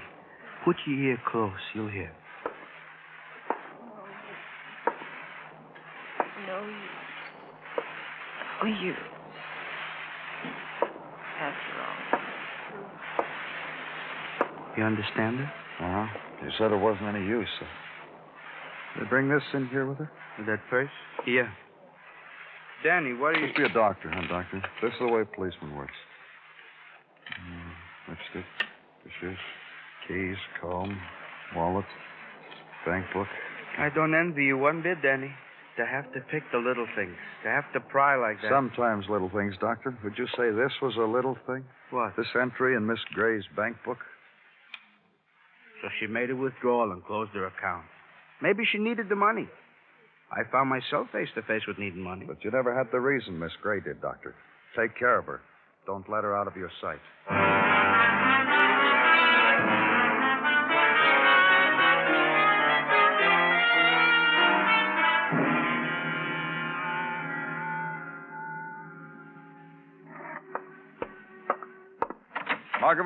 Tartaglia, come in. Yeah, sure, Danny. We're coming. Need something, Dan? Yeah, shut the door. Where you been, Muggavan? Out and around. That's an answer? Yeah, I consider it an answer. What do you want? Now, boys, please. Before our lips get pulled any tighter, let's consider that we have all been chums together for a long time now. Johnny Welch has been hammering his way through alleys. Give him a little more time, we'll have more dead on our hands. When are you going to get around to finding him, Muggavan? When I do, you'll be the first to know. I say it in the presence of a witness. Now, When I do... Look, fellas, we are all at nerve's edge here. Our patience exhausted to the raw quick. Our courtesy... What about you, Tartaglia? How does a police sergeant pass his time? Before you say something for which we will all be ashamed in the morning, Danny, let me tell you what a police sergeant has been doing. He has been heltering and skeltering up the nooks and down the crannies of police... Doing what? What his good lieutenant has ordered him to do. Checking the bank account of the late deceased Larry Moore against the aforementioned same of Miss Ida Gray, who was lately assailed by person or persons... And you found? What I found is what I hope will make us all friendly once more. In these two bank books is what I found. Here, put your heads together over it, then clasp hands. Muggavan, Yeah, Danny? take a look. Do anything to you? Yeah. Yesterday, Larry Moore deposited in his bank the exact amount Ida Gray withdrew from hers. That is what it does to me, Danny. Blackmail. Yeah. Dr. Sinsky's with a girl named Ida Gray at the emergency hospital. I want that girl booked. Roger, Wilco. Hey, what do you want to book? Hey, look, you, what's the idea? Hey, tell them who I am, Danny. They shouldn't start roughing me for entering without a pass. Marty Udenfreud, Muggavan, Gino, friend of mine. Yeah, and in case you ever afford a cab, I hack on 43rd and Broadway. Pleased to meet you, fella. What's in your mind, Marty? Hey, remember the blintzes my wife said he made for your last holidays? Remember how you enjoyed them? You told me. I did enjoy them, Marty. Well, I got now something you will enjoy even more, and without sour cream. The whereabouts of a fugitive named Johnny Welch. Where? I spotted him sneaking into a flea bag hotel down to the Bowery. Saw the light go on, second floor front. Broke a few traffic manifestos getting it to you, Danny. However... Take me there, Marty. Danny? Yeah, what do you want? That girl with Dr. Sinsky. What do we book her for? For murder. Come on, Marty, take me to Johnny Welch.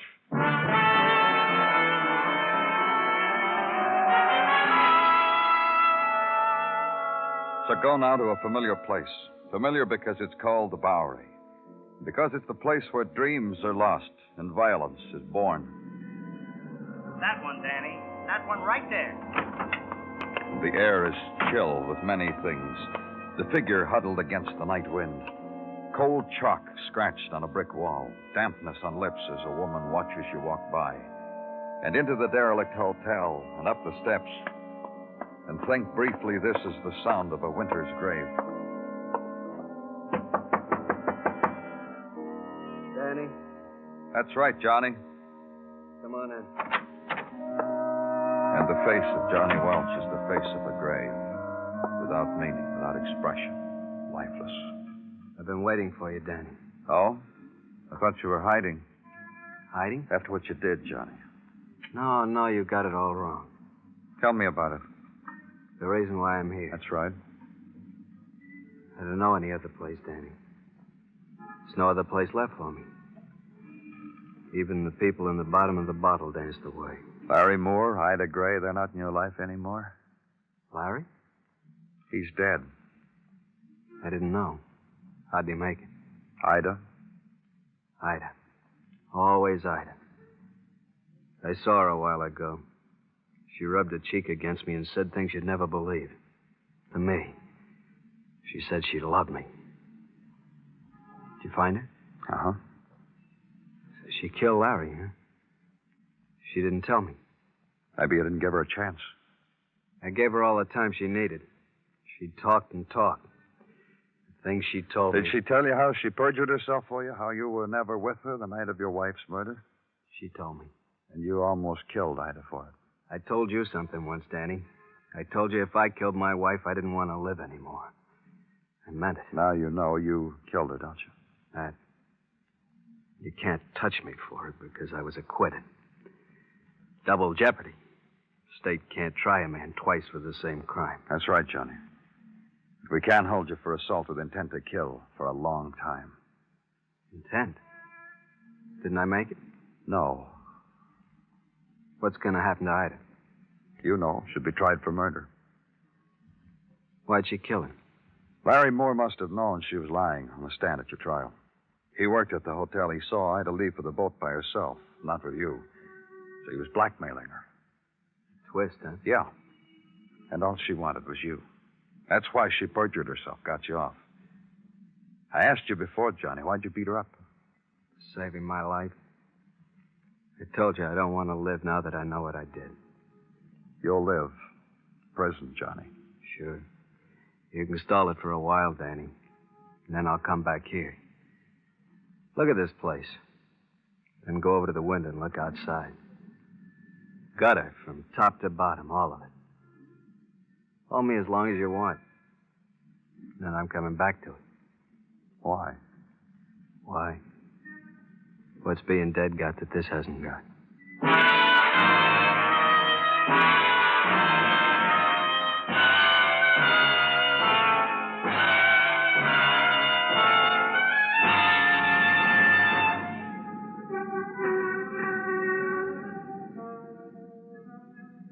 It's a panic in neon, this Broadway, where pleasure is a packaged commodity, like pain, where bargain prices prevail for numbness and a half-hour smile, sometimes on installments.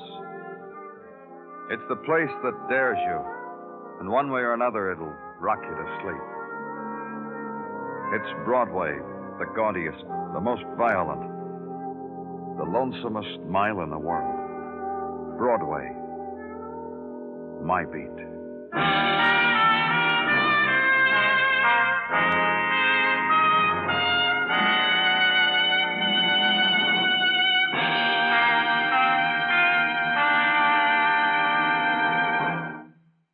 Broadway's My Beat stars Larry Thor as Detective Danny Clover, with Charles Calvert as Tartaglia and Jack Crucian as Muggavan.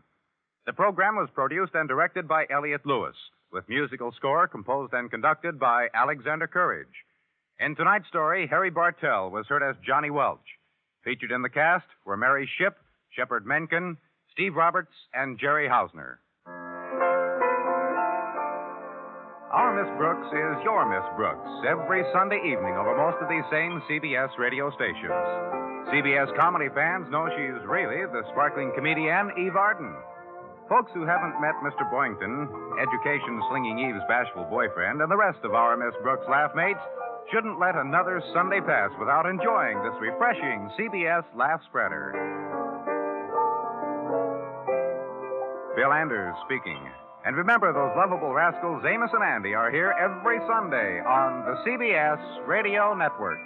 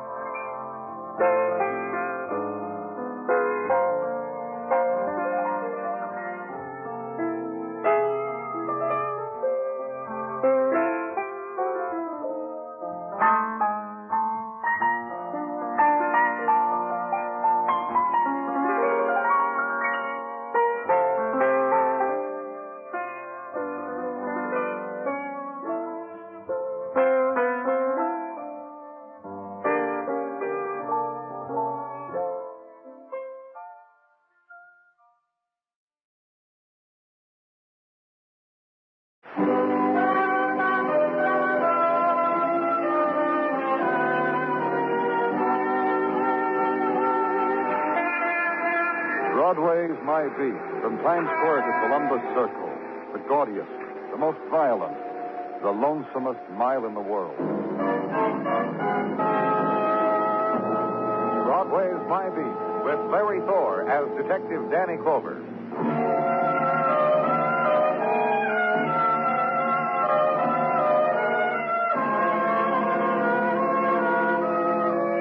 It's into January now, and Broadway settled down to another year's worth of living. The days have begun to drift backward again, away from you. And it started all over. Punch the time card, smile at the boss, and the comments made. But the main chunk of dream is still there, and on Broadway it could happen. In the carnival, somewhere in there, in that eddy of crowd, or that one. Or across the street where the girl with the yellow hair sees your smile and blows a kiss. It's happened.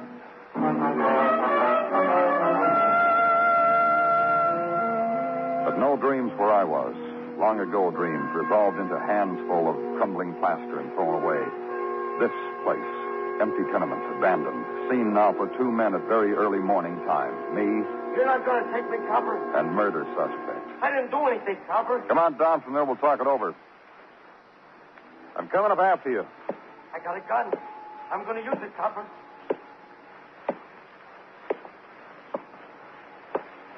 All right. Wherever you are, just listen for a moment.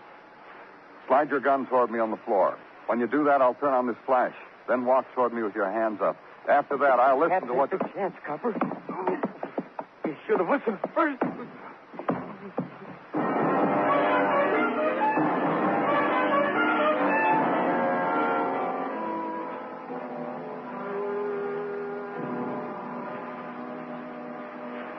Come on, Danny. Come on. Yeah. Yeah, we'll try another one, Danny. Yeah, that one should do it. Can you sit up? Hey, come on, I'll help you. I'm okay, Markham. Oh, look, it's my day for helping. Let me help you. You don't have to be a hero. You don't have to stand up. Leave me alone, will you? You get away? You sure did. Brings your batting average down a little, Danny. Real funny. Well, don't let it worry you. We'll get him. I'm not worried. Everything is just... There's an all-points bulletin out on him, Danny. We'll get him. Won't take long. Make you feel better? Yeah, real fine. The lady recognized him when he came out of the alley with a gun as the neighborhood drunk, neighbor Herb Lennon. Description, everything. I should have had him, Muggavan. 10 minutes after he shot that man in the alley, I had him cornered in here and lost him. Oh, forget it. Come on, I'll take you back to headquarters.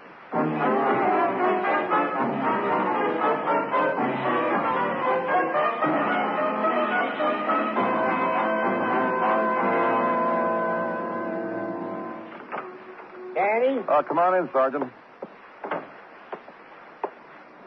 My. Something hurt you, Jim? You do, Danny. The lump you got there hurts me, if you must know. Thanks. You got something for me? Indeed, I do. As soon as I heard of the lump, I called Mrs. P, who prescribed the following poultice. Take a square yard of plaid wool, Gino. preferably of the clan of... No, Gino, please. Very well, Lieutenant. If you would care to know, there have been no reports on the matter of the All Points Bulletin on Herbie Lennon. That's what I wanted to know. And various items on the deceased whom Herb Lennon is alleged to have... Just tell me. Deceased name, Joseph Brady. 45 years old. Address, 1212 East 48. Good neighborhood. Death instantaneous and 38 caliber bullet fired from up close. Site of death, alley between his apartment house and East 47. What else? Preliminary investigation shows the following. The deceased, Joseph Brady, was well-to-do, living off of royalties from a gadget he had invented. A kind of a bottle opener for the bar trade and home use, which he did invent about 5 years ago. Any connection between him and Herbie Lennon? None, Danny, as far as known as yet. Can you manage, Lieutenant? Yeah. Danny Clover speaking. This is Herbie Lennon. Where are you, Herbie? Subway phone booth. 34th and Lexington. I'll wait for you, Copper. And I'll talk to you. You'd better hurry before I change my mind. I'll be right there. I'll leave the recipe for the poultice right here on your desk, Danny. Please use it. Remember, I hurt too.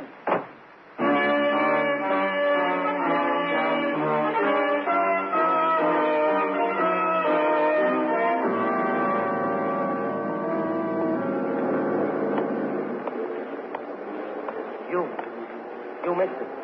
You're looking. Herb Lennon? In the flesh. Come on, Herb. Yeah. Come on, Herb. Let's get out of here, Herb. It hurt, mister? It hurt when I brained you? Yeah, it hurt. Hey, you passed out. Uh-huh. The same like me. It gets too big to handle, I pass out. You gonna listen to me? What? You'll listen, maybe, but you won't believe me. Tell me. I know you're not gonna believe me. Tell you anyhow. I'm sorry. I'm sorry I tapped you on your skull. It wasn't right. I shouldn't have done that. I was... I'll be serious, Herb. Wait, will you? For what? I don't know. Just wait a minute, huh? All right. Well, Herb? I'm a drunk. But you can tell that, can't you? Come on. No, wait. I'm a drunk. Some things about my type drunk, maybe you don't know. Up the stairs, Herb. I told you wait. Didn't I tell you wait? You gotta understand the kind of drunk I am. Neighborhood drunk. Gutter drunk. Saturday to Monday drunk. If I'm lucky, sometimes in between. And I do things. Like you did last night, Herb. Kill and run. I do things. I black out, and people tell me after how I do things. It gets big screams in the neighborhood, the things I do. Only sometimes what? Sometimes, right in the middle, I'm doing something I don't know what. I come to, and I say to myself, what are you doing here, Herb? Who is this you're with? And another thing, who are you, Herb? The questions I ask myself. Like last night, huh? Yeah, just like last night. That was one of those sometimes. Sometimes when I come to and there was a gun in my hand and this guy dead by my feet. A guy out of nowhere. Joe Brady, the man you shot. A guy out of nowhere dead at your feet. And a thing like that closes in on you, you know? You get the meanies and you run. Something gets in the way like you did. Come on, Herb. Let's go book you for murder. You didn't understand a word I said, did you, mister? You didn't understand. I'm just a drunk. No killer. All those things people scream laughing over what I did. Not once was it I hurt somebody. I don't hurt nobody. I got enough of my own to last me 1 billion years, so why go looking to hurt somebody? Kill somebody? I'm a nothing drunk. I did that, mister? I killed? Come on, Herb. And up the subway stairs and into another pattern of roar and chill and winter shadows. January days played against stone, against pavement, against crowd. And the woman who slows for a moment, considers you, considers the man at your side, smiles the knowing winter smile, the secret winter smile. And Herbie's mouth shapes an emotion about her, and her step quickens, flight into crowd. The squad car then, push Herb into it, ride drifting day. And it becomes headquarters and the booking of Herb Lennon for suspicion of murder. And upstairs now, from the corridor to your office, and the desk to pass. Danny? Yeah, I know, Gino, the poultice. I'll do So it. quick to jump to false presumptions, Danny, I am surprised at you. Not the poultice? Your health and the lumps that go with it is a private affair after all. Then what? Under your very nose, on my desk, a tumbler full fresh camellias. And this is your comment? Well, they're very nice, Gino. Now, and how it comes to pass that the sergeant is bedesked with a tumbler full fresh camellias, this does not occur to you to ask? All right, Gino, how come? Given to me out of the blue. By visitor, a doll, a charmer, a lady of refinement and sensitivity who even now waits for you in your office. For you, there was a bachelor button which I have laid neatly across... Who is she? What does she want? Party by the name Miss Sally Carr. What she wants is a thing meant to murder Joe Brady. And I tell you, Danny, if it were not that my eyes are already fastened on a certain Mrs. Tartaglia, this kindly lady... Steady, Gino. Hi, Danny. Miss Carr? It was the sergeant's whim to lay your flower, the one I brought you, across your calendar. He said it would sweeten your day. I thought it so delicate of him, and I didn't have... He said it was about Joe Brady. May I place the flower in your buttonhole, Mr. Clover? It's what it was meant for. What about Joe Brady, Miss Carr? Him? Oh, very simple. Something I believe you should know about him. What? That I killed him. It does seem a little shocking, doesn't it? But I did. I really did.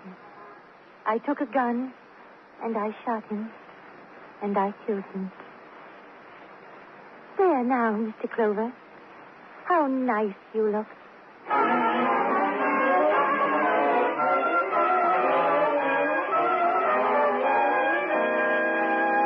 You are listening to Broadway Is My Beat, written by Morton Fine and David Friedkin, and starring Larry Thor as Detective Danny Clover.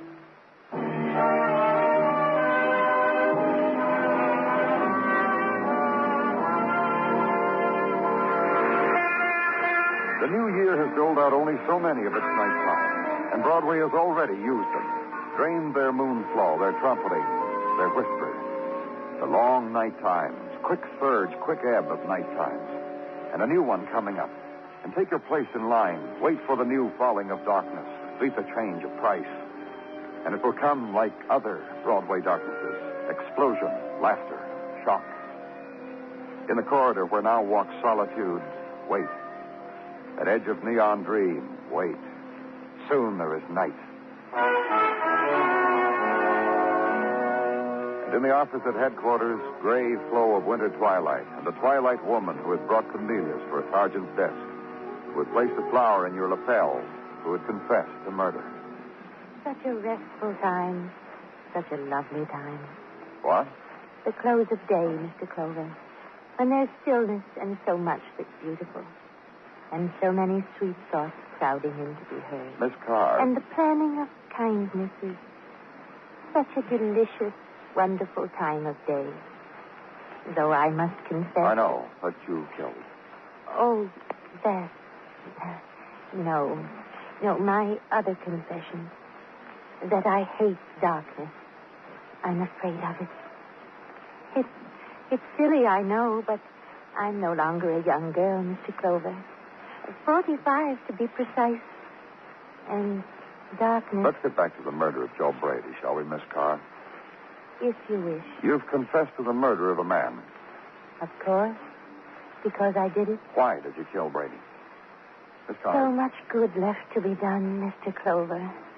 And so many dependent upon me for it. At least I deceive myself into believing that they are. And now I've gone and spoiled it for them. Why did you kill Brady?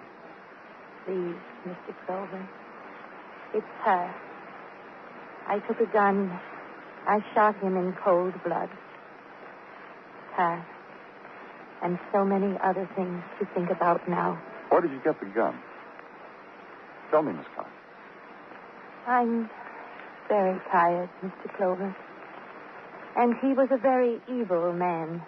And he deserved the death. You knew Brady that well, that he was that kind of man, that he needed you to kill him? That was one of the niceties you do for people, Miss Carr? For Herb, it was. How much he needed what I did for him at that moment. Herb Lennon? That poor, helpless boy. Like a child in his drunkenness.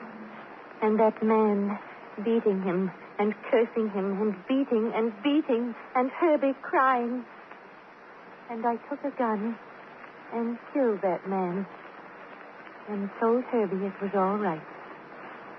He could go home. Yeah.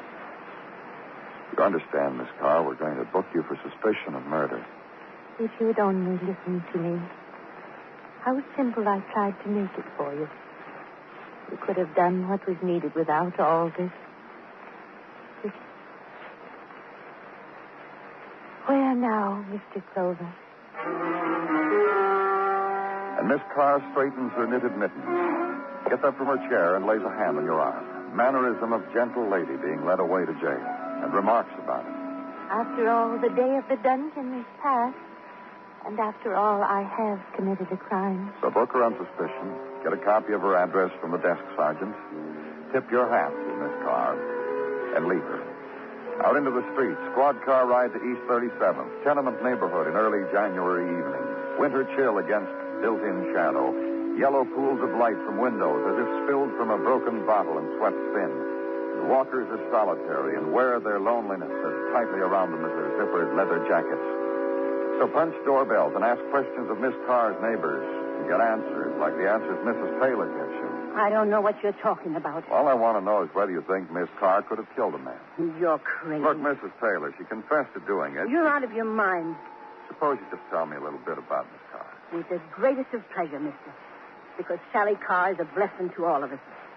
You know what this neighborhood is. I don't have to tell you. Where kids grow up so you police can assign them numbers. So you Just tell me about Miss Carr. Someone around here gets sick. Sally Carr's nurse, doctor, and file. Organizes things so everyone will have something for Christmas. Organizes things so we women can have our babies in hospitals. Oh. Now tell me something about Herbie Lennon. I'm glad you asked. Because now you know what kind of woman Sally is. Herbie is her pet problem and her pet charity. She clothes him. Has for as long as she's lived around here. Herbie's a drunk. But it don't make no difference to Sally. Give them a quarter or $1. How long has Miss Carr lived around here? Oh, let's see now. About 5 years, I think. And let me tell you something, mister. If you think Sally Carr killed a man, I'll tell you what I'm going to do. I'm going to court and say that she was with me at the time of the killing. She confessed it, Mrs. Taylor. Because she's Sally Carr. She's just covering for that soft baby. Now, you get out of here. I don't like what your mouth says about Sally Carr.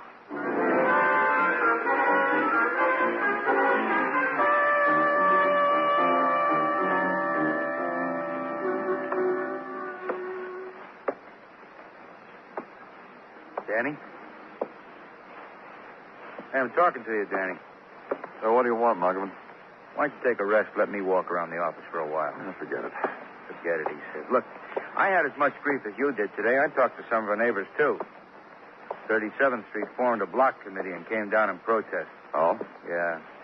3 of them said they were going to take the stand and swear Sally Carr was with them at the time. Yeah, I know. Right now, she's got her whole cell block singing spirituals in 4-part harmony. Do you think she killed anybody, Danny? What do you think?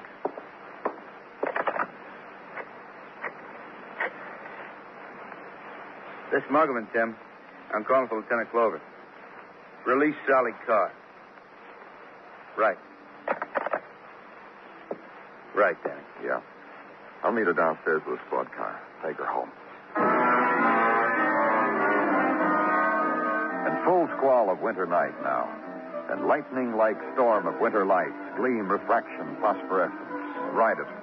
And at your side, the dainty woman, and thin-lipped and trembling her protest of guilt. I killed, and you're being very silly. Quite childish about it. And the girls and me in our cell, how well we sang together. The never end of soliloquy on pitfalls of crime and etiquette of punishment. Till you escort her to her door, help her shrewdly with the mechanics of key into lock, and change of water in vases of... Flowers, blossoms, were you lonely for me? Go home, where quiet is, and sleep.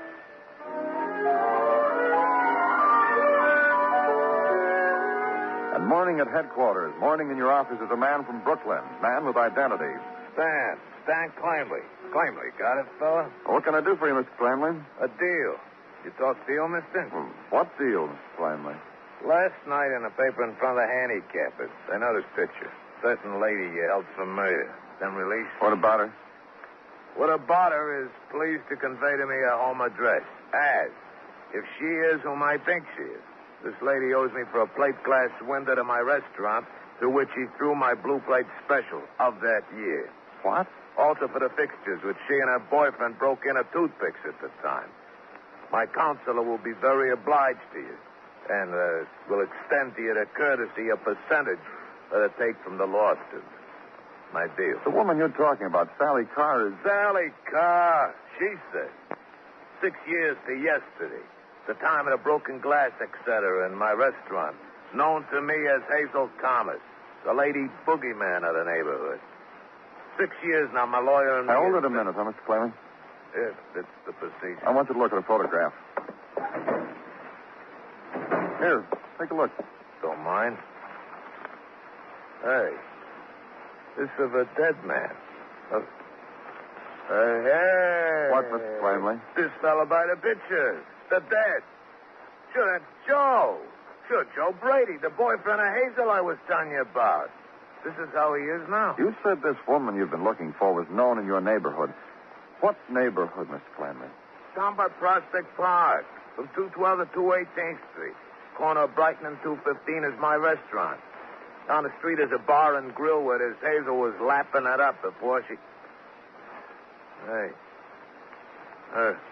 Hazel Thomas and Joe Brady dead. And I'm worried about our plate. Yeah, thanks, Mr. Clanley. Thanks a lot.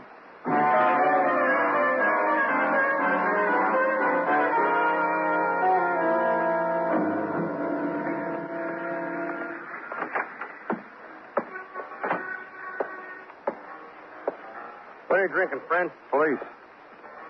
Yeah. Hey, Mickey, you owe me $1. Police, I told you. What's yours? Why don't you look at a couple of pictures? We're trying to find out. Yeah, you're casing the neighborhood and asking. I know the routine. Let me see them. Here. Hazel Thomas and Joe Brady. You're sure? You showed me and I told you. What do you want me to do? Put carrots in your ears and hang on to them and say, please believe me? Hazel Thomas and Joe Brady, friend. They used to live around here, didn't they? Yes. Tell me about them. Love. Oh? Yeah, when Hazel wasn't chasing Joe around the block with a meat axe, they were covering love on the table over my last boot over there. Go look at it. Notches all around the edge of the table. Then Joe got rich, huh? Yeah, he invented that thing over there in the ginger ale bottle. Dollar item worth 39 cents. Joe give me one free. Then what? Then what? Well, what happened to Joe after he got rich? He bid Hazel fond farewell and left Brooklyn with 2 black eyes and a snaggled tooth. Never come back. Now tell me something about Hazel. The meanest drunk I ever seen in my life. Probably the worst dame that ever lived. Tell me. Man, that's all. Look, like a bum come in and ask her to buy a beer. She'd buy it, wait for the foam to settle, hand it to the bum, and spill it all over him. And then she'd get down on the floor and laugh and kick the floor. She'd laugh so hard. Then, like you'd be reading the newspaper. Now, you don't see it, see? She'd light the paper and get down on the floor again and bang with her heels. That's it, huh? Oh, me, like I said, likes to hurt people. Little hurt. The worst, no good, horrible dame you ever saw. That was Hazel.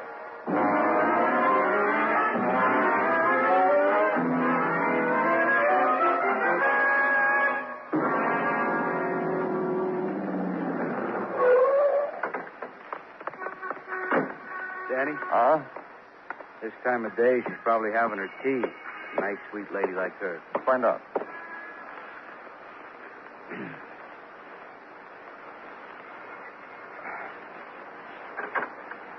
Why, Mr. Clover, what a pleasant surprise. And this gentleman must be a friend of yours. May I present Detective Margolin? Charmed, I'm real sure. And so am I. Come in, come in. I'm just having tea. Right in here. Oh, please sit down. I'll pour. No tea for me, thanks. Me either. No tea? Miss Well- Carr. Oh, I know. Dandelion wine. I have some in the closet. Thanks, but we just had some. What? Do you know why we're here, Miss Carr? Why, of course. The time of the day. Calling time. We're old friends now. Guess again. Should I, Mr. Clover? Yeah. Well, let's see now. I'll give you a hint. Try murder.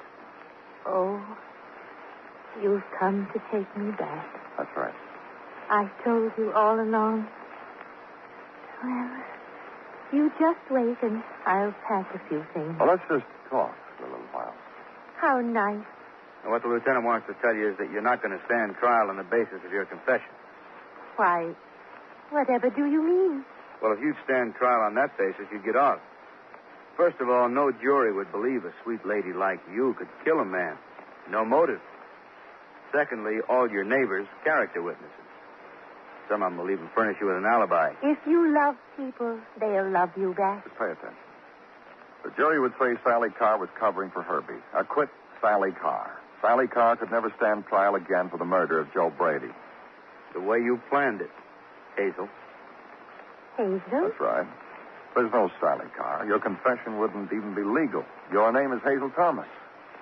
Why, what are you talking about? We've talked to a lot of people, Hazel, including people from Brooklyn. Yeah, you really left your mark on Brooklyn, Hazel. Matter of fact, if you'd paid a man for the plate glass window you kicked out, maybe we'd never have caught up with you. Fellas, Uh-huh. why don't you give an old party an even chance? Like what? Give me a running start for that meat axe I got in the kitchen. A laugher, huh?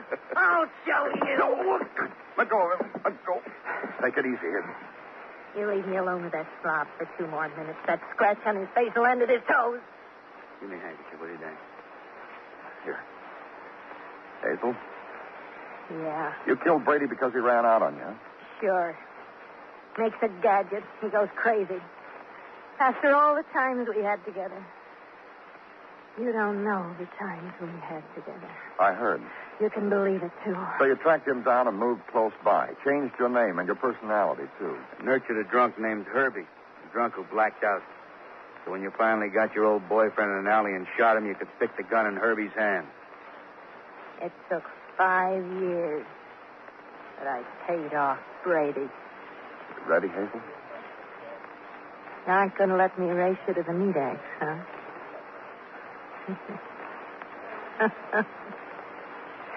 Sure. I'm ready. Let's go.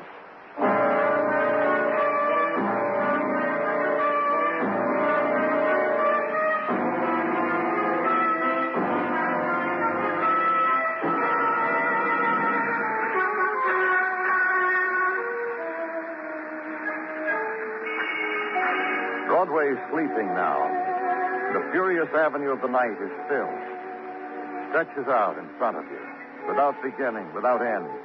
The dumping grounds of refuse and ashes and leftovers. The neon words are turned off. But look there, where the sidewalk meets the street. It's your name, written on water. It's Broadway, the gaudiest, the most violent, the lonesomest mile in the world. Broadway, my beat.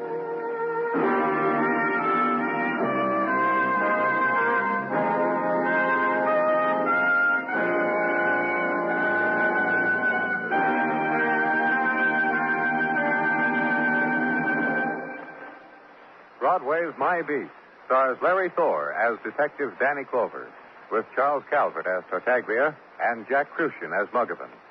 The program is produced and directed by Elliott Lewis, with musical score composed and conducted by Alexander Courage. In tonight's story, Paula Winslow was heard as Hazel. Featured in the cast were Martha Wentworth, Sidney Miller, Benny Rubin, and Paul Frees. Bill Anders speaking.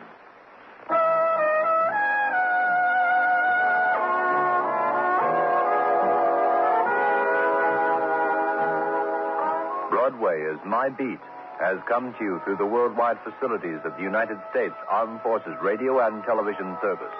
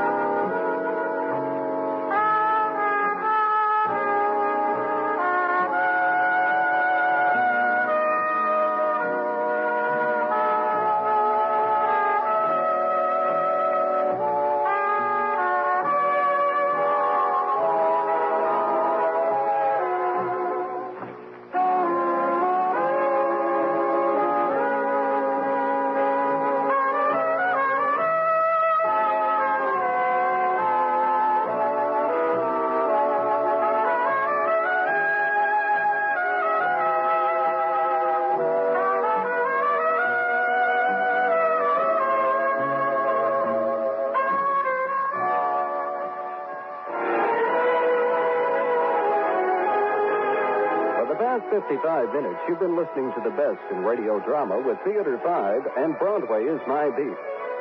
Join us again Monday night at the same time, 9:05, when FEN will present Dragnet and X-1.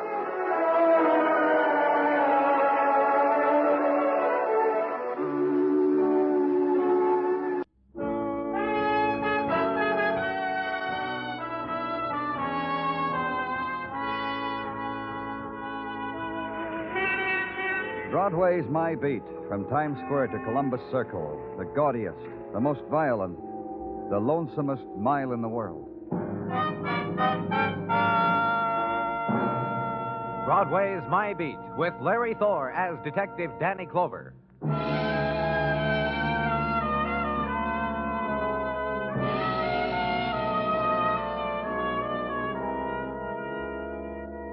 Broadway settles down to another year's living. The days begin to drift backward again, away from you like they did last year.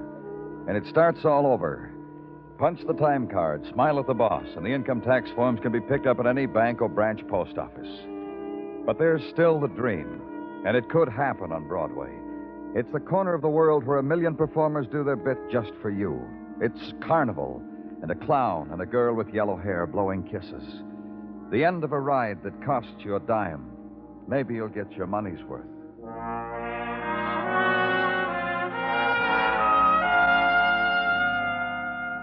But there were no dreams where I was, in the big room, the chilled room, the room of the lost dead, the city morgue, the man with me, the seeker of sorrow, my father. And she wanted to come home, Mr. Clover. The last letter I got from her told me how much she missed Akron. Not that she didn't like New York, but it's so big, so hard to make friends. Yeah. You want to look now, Dr. Halstead? Yes. Doctor? How did she die? Here. Shot. Lynn? Shot? Where did you find her? Look, Doctor. I want to know. Where was she found? The river. She's been here for 3 days. No, I want to look at her. I want to look at her face. You haven't said it directly, Doctor. She is your daughter, isn't she? My daughter. Feeling all right, Doctor? Yes, I just want to sit down. Cigarette? How long has Lynn been in New York? About 3 years. She left Akron on her 18th birthday. Didn't have much trouble getting jobs. As far as I knew, her last employment was as a private secretary. Private secretary? With whom? She didn't say. She just mentioned it was a real estate office and that she liked her work. Where did she live here in town? I addressed my letters to her at the Linden Apartments in Gramercy Park. Now, please, Mr. Clover, leave me alone with her for a little while.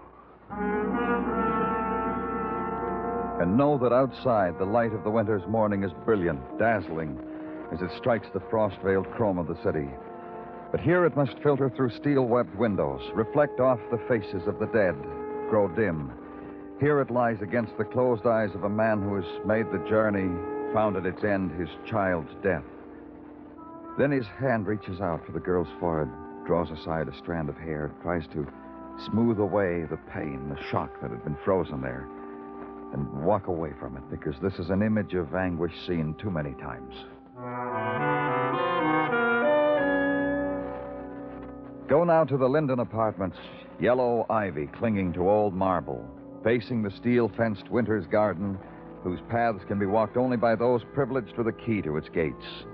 Gramercy Park. Talk to a man who, among his other duties, had dispensed such a key to Lynn Halstead. You understand it's quite a privilege, our private little park. And I must say of Miss Halstead, she availed herself of it far too rarely. For what reasons, I shudder to think. Why, Mr. Clement? Why do you shudder? Well, after all, it is rather desirable to maintain residence here in Gramercy. I could show you waiting lists years long.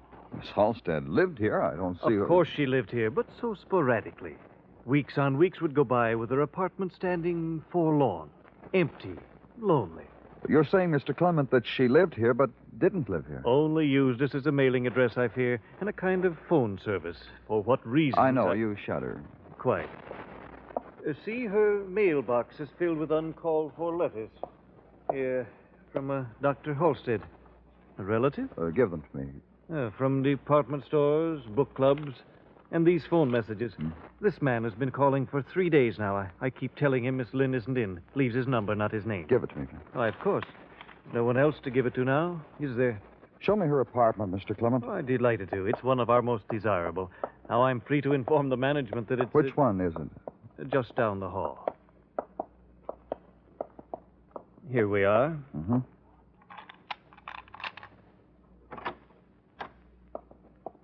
Oh, what a mess.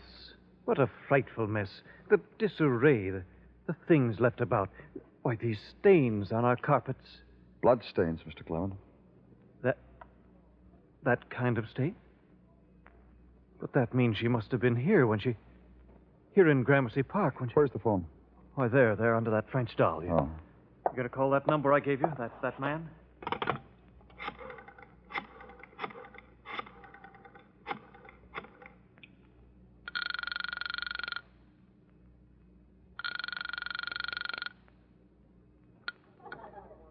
Jane's lunchroom. Who is this? Gene Blake. Who's this? This is the police, Mr. Blake. Where are you? 48 and 3rd. White enamel coffee pot in the window. Stay there. I'll be here, kiddo.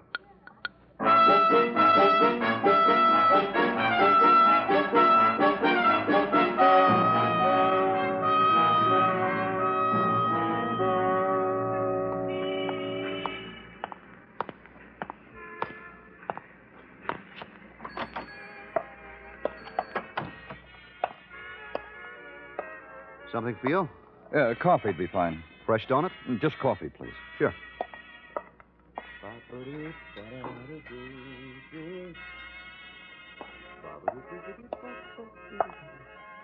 Coffee. You take cream? This is fine. Your name Gene Blake? That's right. Oh, you must be the phone call I had a little while ago. My name's Danny Clover. You're the policeman, huh? Uh-huh. You know a girl named Lynn Halstead? Sure I do. When was the last time you saw her? You tell me first, Danny. What's the trouble? She's dead, Gene. She's not dead. I've got a date with her tonight. When was the last time you saw her? 4 days ago. The last time you talked to her? Well, I haven't talked to her since the last time I saw her. She's dead. Cut it out, will you? This morning, her father identified her at the morgue. There's no doubt about it. I said cut it out, will you? So that's why That's why what? Well, I've been calling her, to talk to her, to remind her about our date tonight. She was never in. She never returned my calls. In a hospital, sick, huh? Lynn was murdered. She was found in the I don't want river. you to tell me. I don't want you to tell me. You known her for long? August, I think it was. I didn't get to fall in love with her till September. How'd you meet her, Gene? Now, she wandered in here one night, late. Sat down there and had coffee. Mm-hmm. She talked to me, thought my line of patter was kind of... We got along, that's all. I closed the joint, took her dancing. Neither one of us did things very well, dance or conversation. Things. That's why we got along so good. Did you see her often? Yeah, a couple of times a week, sometimes 3. Uh-huh. A movie, walking, a drink. It's funny, though, I never took her home. She wouldn't let me. Just gave me her phone number. Do you know where she worked? The secretarial or something. A couple of times I picked her up in front of the Equitable building. I guess there. But she never said. You'll be here whenever I want you, huh, Gene? Yeah. Where am I going to go? And gather up the pieces that had once shaped the pattern of a girl's life. An apartment in Gramercy Park for mail, for phone messages, for death. Her wandering onto a man who then walked with her, danced with her, loved her. A father who had seen her lying in the morgue. And against them, the barrier of secrecy the girl had woven out of the city's darkness. Not to tell them where she worked, to give them only a phone number, a mailing address against their sudden need of her. And take what Gene Blake has given you, among other things, the name of a building, the Equitable Building. Find it in the 40s on Madison. Try it. And after many real estate offices and receptionists whose lips were not moist enough had to be moistened again before answering the policeman, after the long parade of friendly real estate brokers with the bone crusher handclasp and the sorrow at not knowing a girl named Lynn Halstead, find the man who did know her, whose private secretary she was. John Martin, real estate. Don't look anymore. We'll find you a home. And I mean it, Mr. Clover. I'm dedicated to it. Why, it's the passion of John Martin's life, finding the right home for the right people. It must be gratifying when you do, Mr. Martin. Oh, it is. Let me tell you it is. That photograph on your desk, Mr. Martin. Yes. Your family? Yes. Oh, I like you for that, Mr. Clover. I like you for taking notice of something like that. Go on, pick it up. Take a good long look at it. Oh. Fine-looking boys. Yes, aren't they? This woman is Mrs. Martin? My doll. My sister, my mother, my wife takes care of me like I was a baby with a colic. And now you were saying about Lynn. We found her in the river, shot to death. She lay in the morgue 3 days before anyone identified her.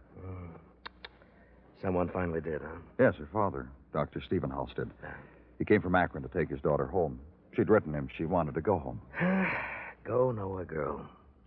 Go know a girl who works for you day in and day out, takes your dictation, reminds you it's a wife's birthday, trudges across the street on her own time to bring you coffee, a snack. Then police find her in a river. You'll know them. You didn't know she wanted to go home? Oh, it's like a bolt from the blue, Mr. Clover. I thought Lynn was happy here working for me. She told me many times how glad she was, how I'd helped her to finally carve a niche for herself in this crazy town. Yeah. Something I said before, Mr. Martin. Lynn was in the morgue for 3 days. No one came to identify her. Oh, you're saying that I should have done that. Look, a girl as beautiful, young as Lynn, she takes 3 days off. I'm not the man to question such whims. No, she could have been gone a week or a month. Her job would have still been here for her.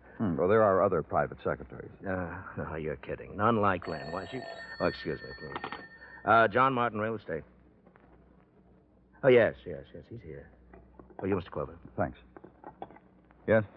This is Dr. Sinsky. I've called every real estate agent in the Equitable building, Danny. I'm in the emergency ward. Get down here. I'm busy. Sure you're busy. So am I. It'll all keep. Just get down here fast.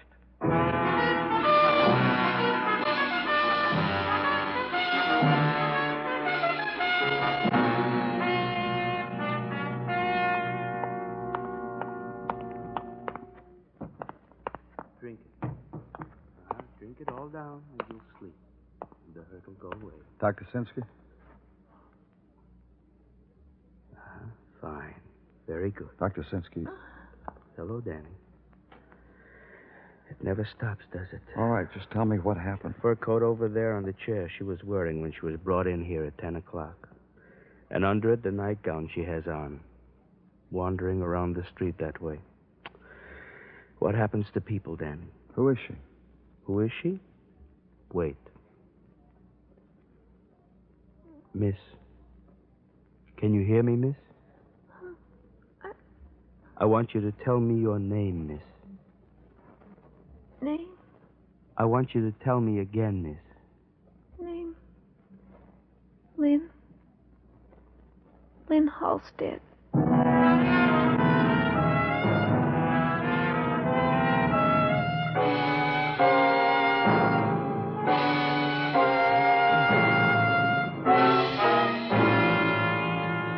You are listening to Broadway Is My Beat, written by Morton Fine and David Friedkin, and starring Larry Thor as Detective Danny Clover.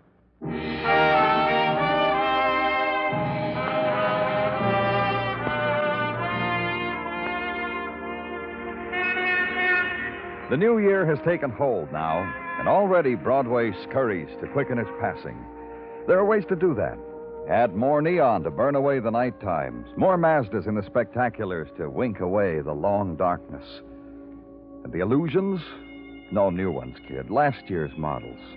Heated up and with a new paint job, no one will know the difference. Need an illusion, kid, to pass the time? For free. Just reach in the bag. Every color, every size. Faded a little, worn a little. But at these prices, what do you expect? Big red rose, all dewy with tears? Reach in, kid. Take your pick. And hurry, because Broadway's waiting in line.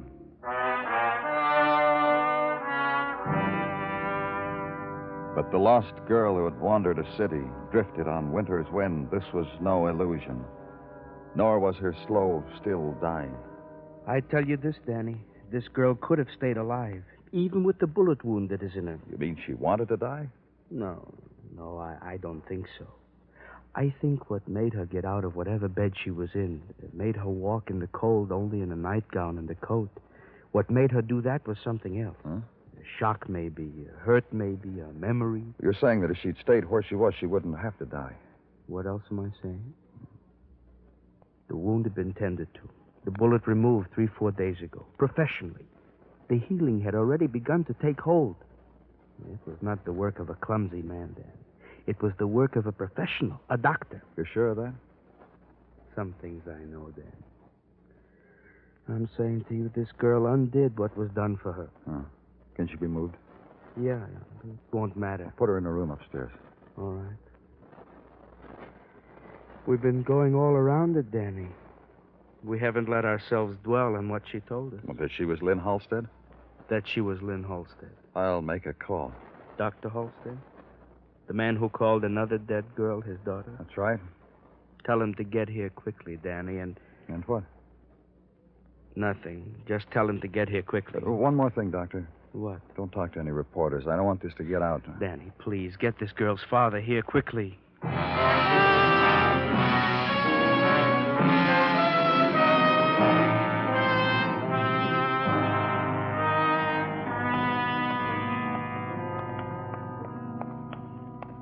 You should only explain to me, Mr. Clover, why you asked me to come down here after all. You'll get all the explanation you need, Dr. Halstead. Very well. Is it? What? Never mind. This is the room. Go ahead, Doctor. On the other side of the screen. Lynn. Hello, Lynn. It'll be all right now, Daddy. Of course it will. All right now. Yes, I won't go away again. I waited. It was so long. It was just a little while, Lynn, that's all. No more than an hour. It seemed... Don't talk, Lynn. Lynn. Miss Clover. Yes? My daughter is dead. Yes, I'm sorry. This is my daughter. This is Lynn. That other girl, the one in the morgue, who is she? I don't know. I'd never seen her before. Uh-huh. Well, it's over. I suppose you'll have to do something about me. Obstruction of justice, Doctor. There'll be something you'll be charged with. You want to talk with me now? Outside. All right. All right, Doctor. I got to New York 4 days ago. I came here to bring Lynn home. I found her apartment house, and I found Lynn. She'd been shot, Doctor. Did you shoot her? I found Lynn. She was dying when I got to her. I didn't shoot her, Mr. Clover. You can think so. I don't care. I really don't. If you want me to say I shot her and you want to charge me with that, it's all right. If you want me to, I'll say I did. Just tell me what happened, Dr. Halstead. She'd been shot. She was barely conscious. Tell you who shot her? No. She cried when she saw me, that's all. Mm-hmm. Then she went into shock. After that, she just babbled about her childhood, about her home, about the faraway years. And you, a doctor, you removed the bullet and treated her? Yes.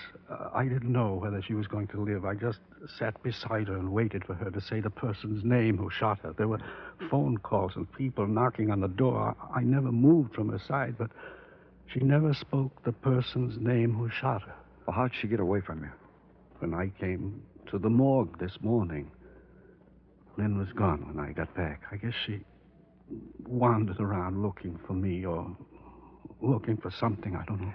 Why did you come to the morgue? Those phone calls, those people at the door, I suddenly realized that one of them might be my daughter's assailant. Go on. I'm a doctor. I've been in morgues before. There was a good chance there'd be an unidentified girl in your morgue. There was. I identified her as Lynn because I wanted to keep Lynn alive. You did all that? You could have gone to the police. I'm here now. And you'll do what you have to do.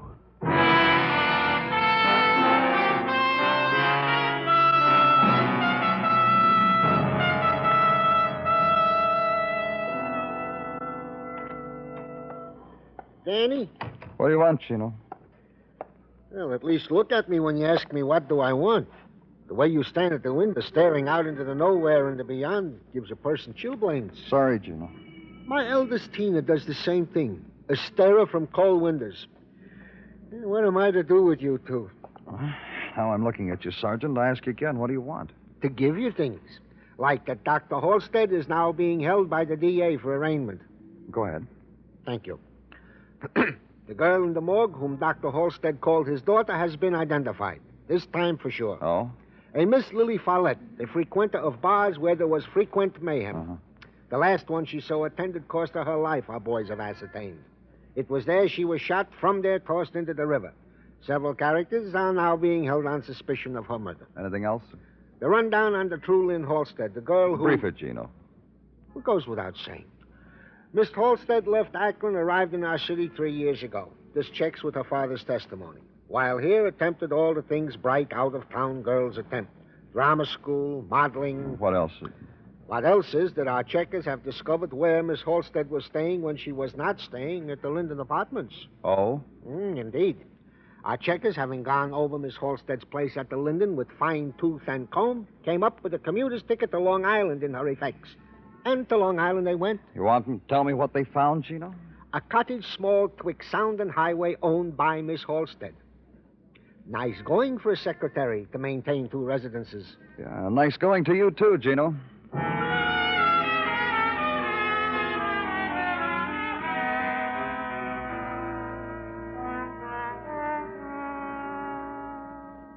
You understand everything now, officer? I think so.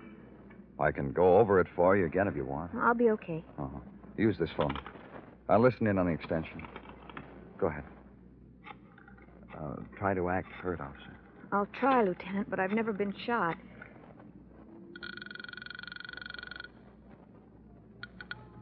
Hello? John? Hello, who's this? It's Lynn. Who is it? Lynn. Lynn Halstead. Where are you? Where you left me. You know where I am, John. Wait. All right, Lieutenant? Just fine.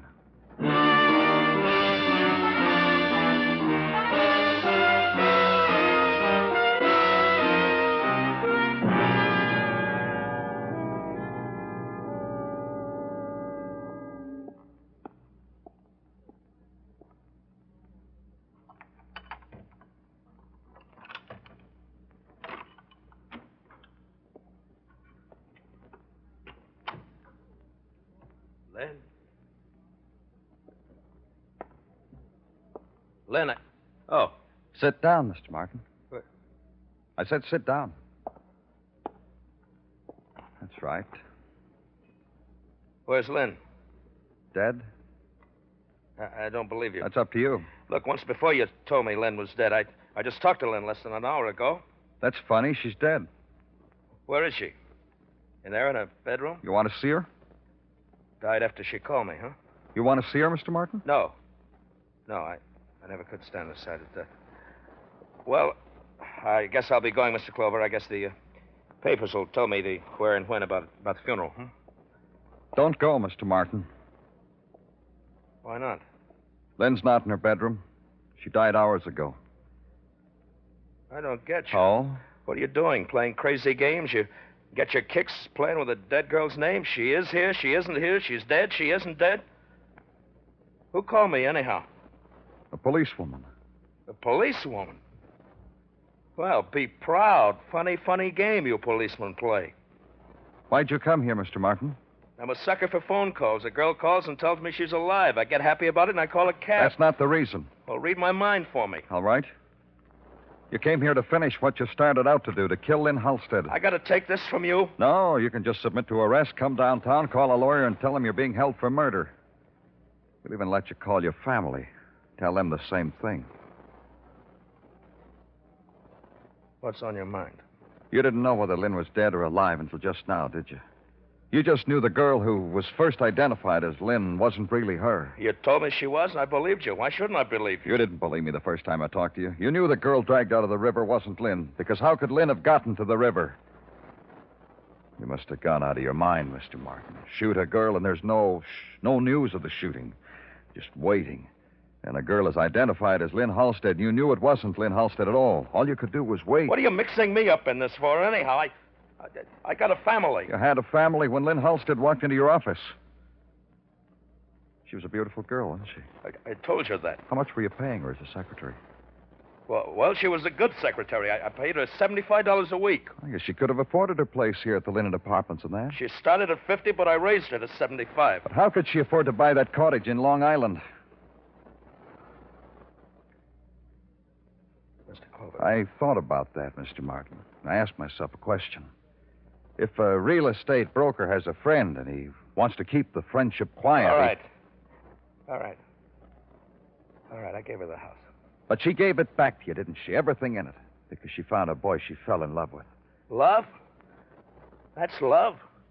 What she had with that soup slinger in that 10-seat restaurant? She told you to sell it. Do anything you wanted with her. She didn't want any strings attached to you anymore.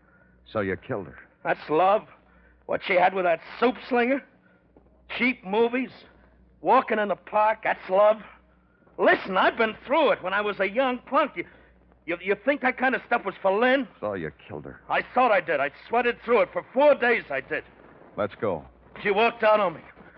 You think that's fair? Sure, I killed her. What do you think I was, anyhow? A punk? Some young punk? What do you think I was, anyhow?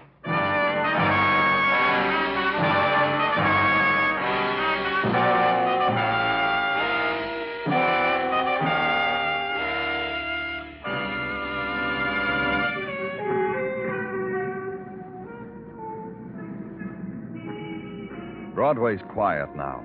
The hour without color. 6 o'clock hour. The hour of going home. But in a while, the night will dip down and touch the street. And there'll be fury again. A rack and roar and crowd. The puppet dance into a screaming furnace of light. It's Broadway. The gaudiest. The most violent. The lonesomest mile in the world. Broadway. My beat.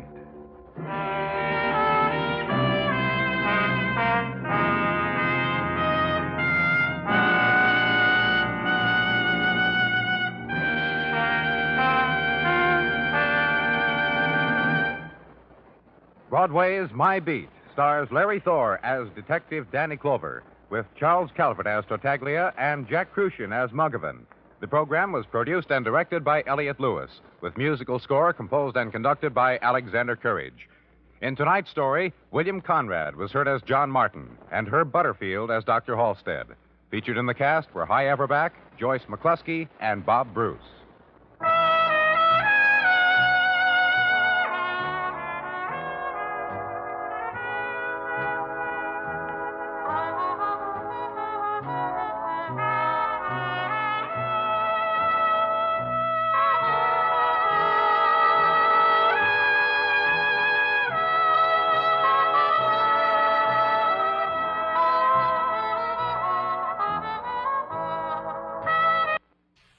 Broadway's My Beat, from Times Square to Columbus Circle, the gaudiest, the most violent, the lonesomest mile in the world.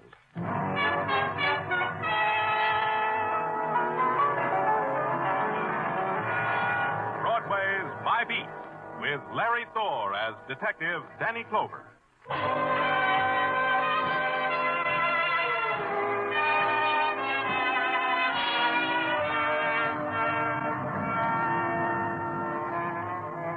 Broadway. It's a bet you make against the dealers of night, on the blood red of neon, on the black of the searching wind. And the circle spins, a whirlpool of gleaming laughter and splintered whispers, of shrieking steel and the silence of stone. You pray for a win, but it's no good. The red pays off in stained hands, and the black with dust in your mouth. That's how it falls on Broadway. My Beat.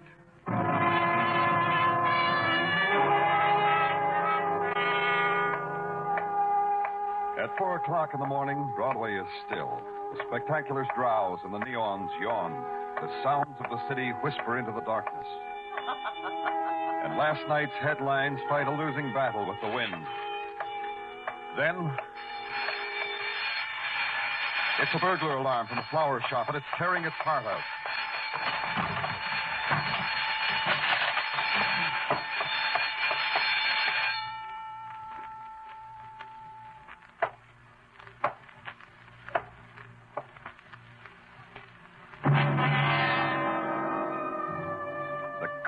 Winking light of the florist's sign found her face, then lost it in the shadows, then found it again.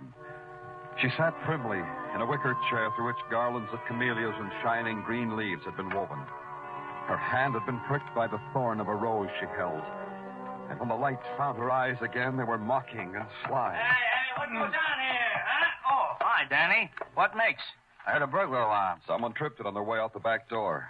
Oh, and left this dame here to heist rose petals? Patrolman Meshikoff, do something for me. Sure, Danny. Want me to book her?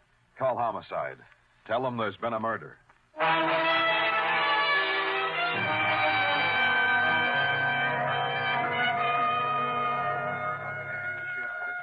Why, this is incredible, Mr. Clover. Positively incredible. Wait till the Florist Association hears of this. I shall be blackballed. A girl has been murdered, Mr. Kuppelheim, in your shop. Is that all it does to you? Please, Mr. Clover, don't teach me manners. I've been catering to weddings and funerals all my life. Remind me to plant something in your lapel. You say you don't know this girl. No. Can't you do something about her, Mr. Clover? Move her or something?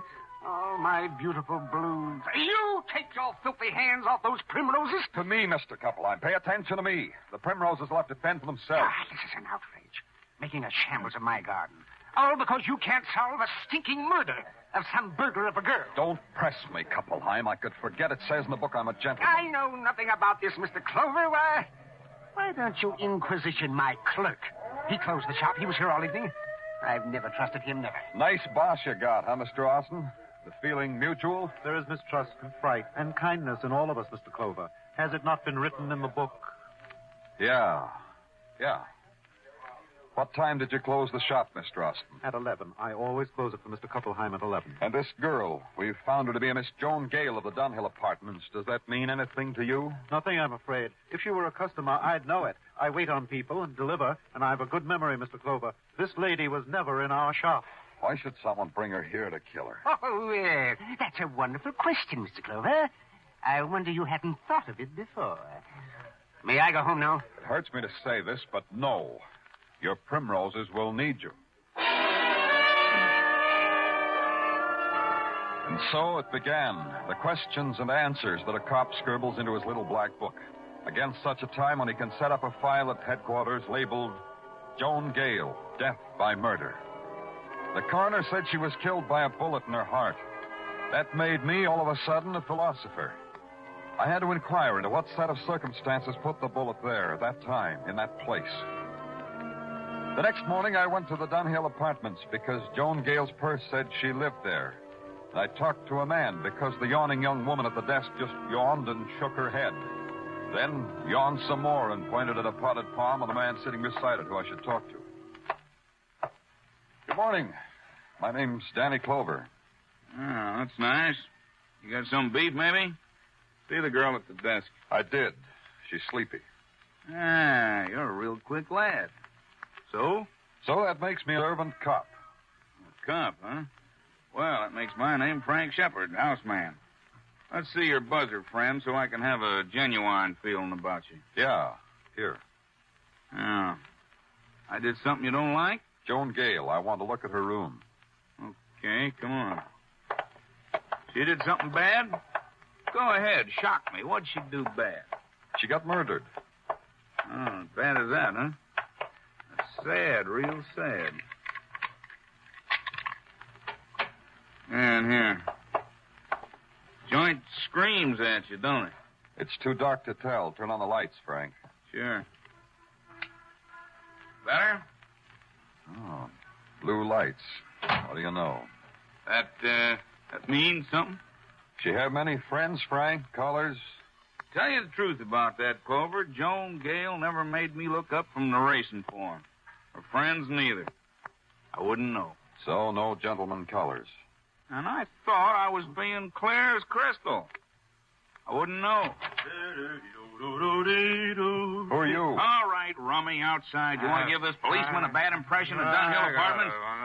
Hey, wait a minute. Who's this guy, Frank? Refugee from 109 down the hall. He greets the gladsome day with a crock. Yesterday, he stumbled into Mrs. Stutman's room while she had her hair in a henna. Didn't you, John? Oh, sure, me. Tell your friend, mister, that today I met good old John. Oh, that makes you want to fix my tie, huh? Come on, good old John boy, baby pally. Outside, good old Frank boy.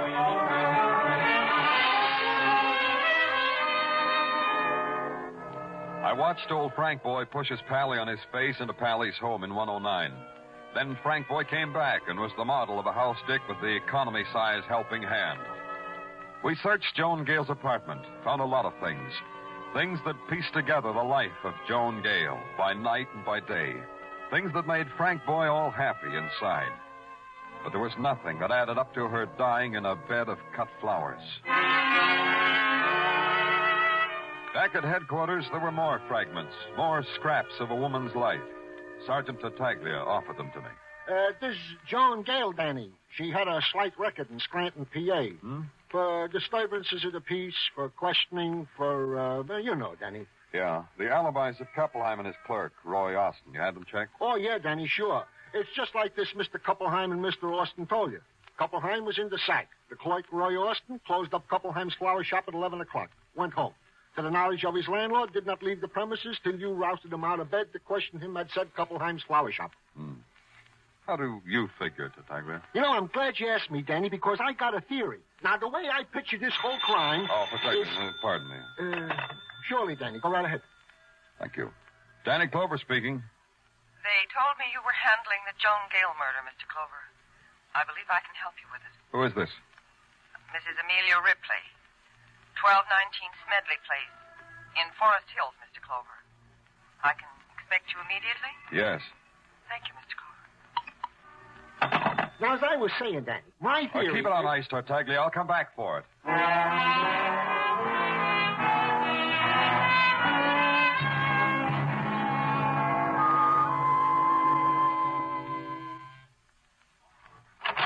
Yes? What is it? I'm Danny Clover. I'm from the police. Mrs. Ripley called... I'm Mrs. Ripley. Please come in. Thank you.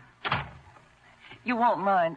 Well, that is, I hope you won't mind if we sit in the kitchen and talk. Not at all. This way. You see, it's the maid's day off, and I'm cooking. A hollandaise sauce on the stove, batter in the mixmaster. Oh, looks about done. It's the sauce that needs attention. Sit here, Mr. Clover. Thanks. You said something about Joan Gale, Mrs. Ripley. I never saw her in my life, Mr. Clover. But I knew her. I don't understand. Have a cup of coffee, Mr. Clover. I knew her because my husband knew her. Oh, I see. Of course you don't see. My husband sees her, then comes home to me. He comes home and strokes my hair and calls me wonderful names that I thought he'd forgotten. And he kisses me. Mrs. Ripley. I found out about Joan Gale months ago. I've always known it was a woman, but I just happened to find out her name was Joan Gale. Why are you telling me? Revenge is a funny word to be coming out of a housewife's mouth, isn't it? My husband is mixed up with a woman who's been murdered. I wonder whether I'm going to laugh or cry at what he suffers for it. It's important to me to know which I'll do. Pardon me. Where's your husband now, Mrs. Ripley? He called a few minutes ago. He said he was at his place of business. The Ripley shoe distributing business on East 37th. Well, thanks, Mrs. Ripley. I'll talk to him. Well, I'll show you to the door. I think I'm glad I talked to you, Mr. Clover. Oh, you did the right thing. Is this your husband? This picture on the bookcase? Yes, that's John. Good old John, he likes to call himself. Why, Mr. Clover? Does he drink? Why do you ask? But, no, he doesn't drink. I'll say that for him. He doesn't touch a drop. Mm-hmm. Miss Clover, it looks bad for John, doesn't it? It's possible that he killed the girl, isn't it?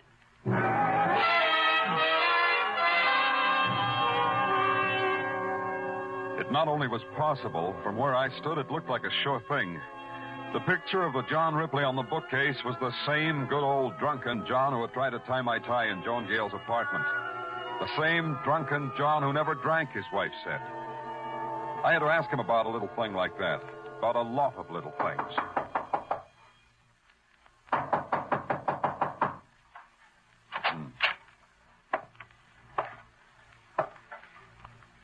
Ripley? Ripley?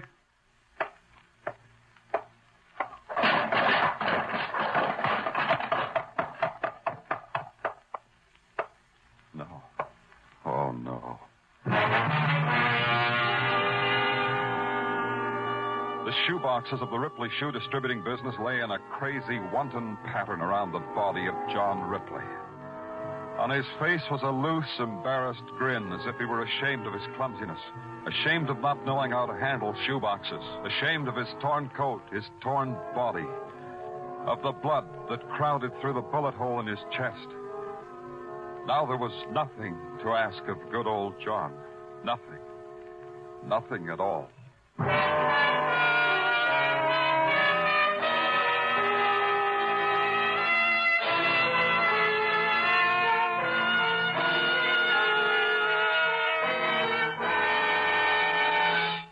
You are listening to Broadway's My Beat, starring Larry Thor as Detective Danny Clover.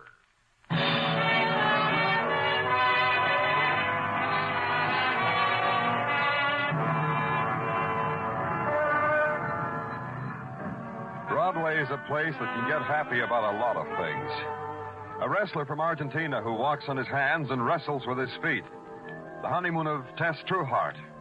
And a couple of murders served piping hot for dinner reading. It's the diet Broadway likes. It's a fine way to get fat. My part of it was serving up a few crumbs to the gentleman in the press room. An arrest is expected momentarily, I told them, and dared them to make 6 paragraphs out of that. They did, and it came out saying the police had no idea who the killer was. Or, as Sergeant Tartaglia phrased it... Danny, I don't have no idea who the killer is. Well, the last time I talked to you, Tartaglia, you said you had a theory about who killed Joan Gale and Mr. Ripley. Danny, I got a confession to make. Confession, huh? You killed him? Oh, no, Danny. I had a theory, and I put it down on paper and added and subtracted, and the answer comes out that they killed each other. Only they died 12 hours apart. That's interesting. How did you arrive at that? Well, you see, Danny... you got company, Danny. I've got to see you right away, Mr. Clover. Oh, come in. Roy Austin, isn't it? Have a chair, Mr. Austin. Thank you.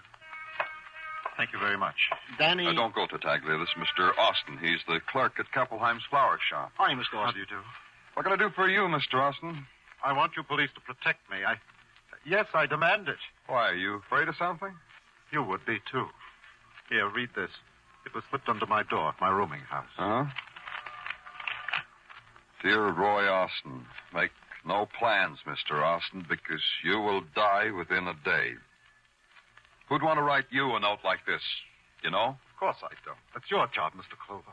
Doesn't that note tell you something? Not much, except that whoever wrote it tried to disguise his handwriting. That's pretty obvious. Well, that may be, but it doesn't make me any the less frightened. Mr. Austin, the department will give you all the protection you need. How? One of our men will follow you wherever you go and will... That's not enough. I refuse to leave this building until you apprehend whoever wrote that note. Mr. Austin. I refuse to leave this building. Okay. We'll lock him up, Detective. Sure, Danny, sure. Hey, Mr. Austin, you play canasta? Idiot's Delight. Oh, new game, huh? Well, maybe you can teach me. Where you going, Danny? To the Dunhill Apartments. There's a house detective there I got to see. Maybe he can teach me.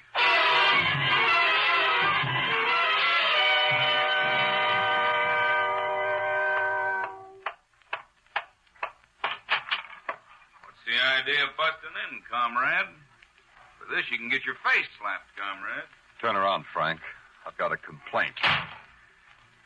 I said turn your merry-go-round chair around. The man with the buzzer. No offense, Clover. It's just I don't like things sneaking up behind my back. Complaint? Yeah, big complaint. You. I'm a cooperative kind of louse, Clover, but not that cooperative. Explain it to me first. First, tell me how Mrs. Shepard's little boy has been naughty. Maybe you ought to stand up when I talk to you, Frank. My words won't have so far to go. Sure. Anything you say, Mr. Clover. See, I'm standing. You gonna wrap my knuckles with a ruler, teacher? That little play you staged at John Ripley. 4-star, Frank. I liked it. Yeah, it was real sincere. Good old John. Play act's a fine drunk. On cue, too. You don't say. And all the time I thought good old John was crocked to the ears. He wasn't drunk, huh? Why did you throw him the cue, Frank, boy? You've been working too hard, Detective. Why did you do that, Frank, boy? Why did you tell Ripley I was a cop before he needed to know? Why did you tell him to act drunk so it could look like a big, boozy mistake, his coming into Joan Gale's apartment? You need a place to lay your head, Detective. Answer me, Frank, boy. Answer me. An answer? You were crowding me. Thanks, Frank, boy. I was praying for that.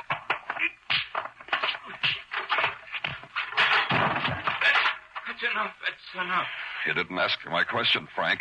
You saw a chance for blackmail, didn't you? Big, fat blackmail. I told you Joan Gale had been murdered. You knew John Ripley was her boy, so you arranged the act. Did he pay off before he was murdered, Frank, because you were so nice to him? Ripley murdered? News to you, Frank? Cross my heart. Hope to die. I didn't know about it. Had nothing to do with it. What you had to do with Frank. Tell me about that. It was like you say. Ripley was slipping me a little gratuity all along because he didn't want nobody to know about the Gale thing. When she was killed, the price went up for gratuities. That's all. Did you get it? Yeah, from his wife. He didn't have it with him that night you was here. He called his wife. She paid me off, took him home. Don't tease me, Frank, boy. Oh, I swear it on a stack. She took him home. The last time I saw Ripley, his wife was scratching his eyes out, and he was crying. On my honor, Danny. Yeah. Get up off the floor, Frank. I want you to look nice for the boys at headquarters.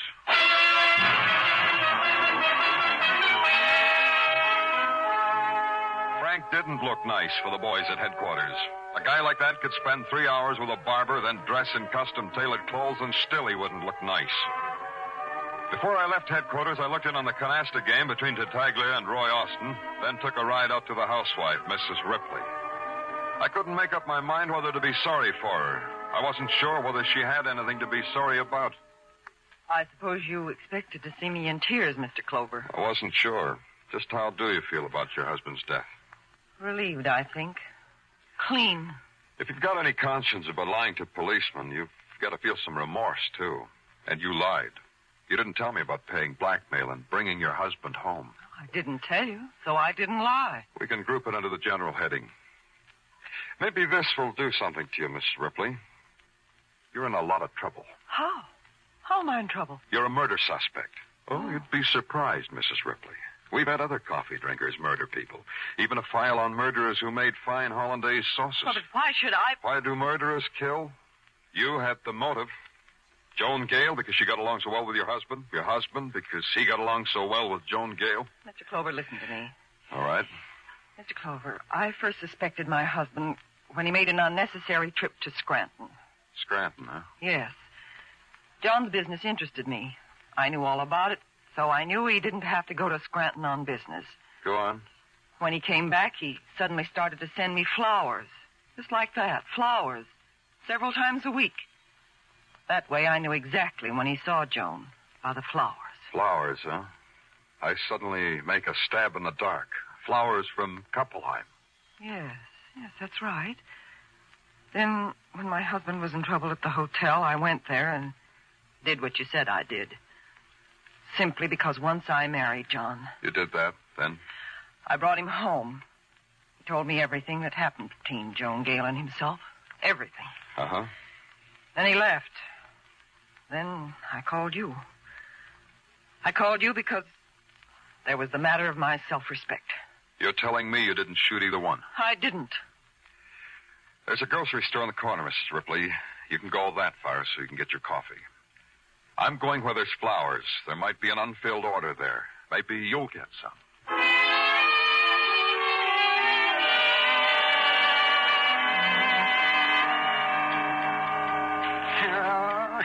Heavens have brought me enough torment, Mr. Clover. My heart bleeds for you, Kuppelheim.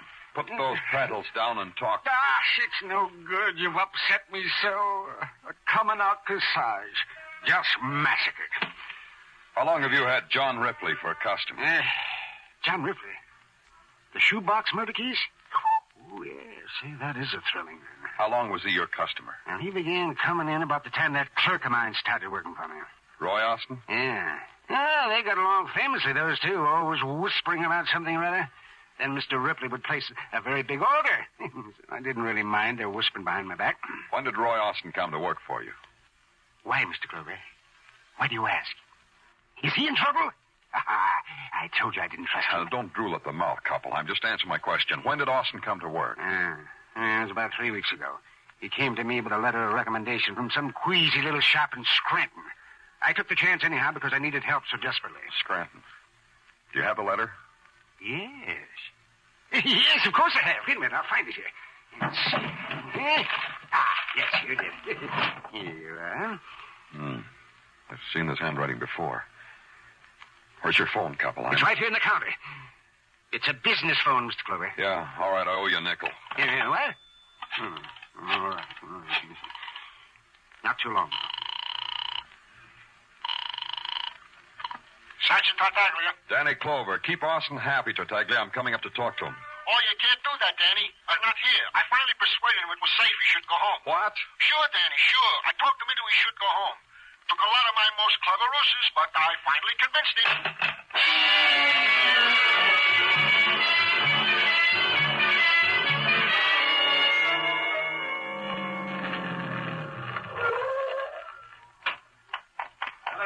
Headquarters, Danny. What's up? Maybe a guy who asked protection of the police, Muggavan, just to throw the police off balance. Huh? Maybe a killer. Let's go, this corner house. Hey, Danny, look. Guy just jumped off the fire escape. Hey, that's him, Muggavan. Come on. In the alley. Drop him. No, I'll fire over his head. Austin! Austin, stop! Hey, he ain't playing. There he goes, Danny. Turning after that avenue. Yeah. We gotta catch him, Muggerman. We can't shoot in this crowd. Hey, look, Danny. Into the building. He's running in there. I see him. In here.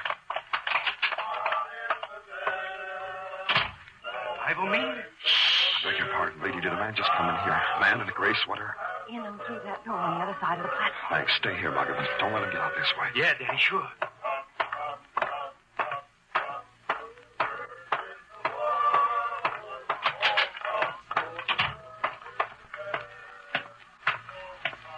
Austin!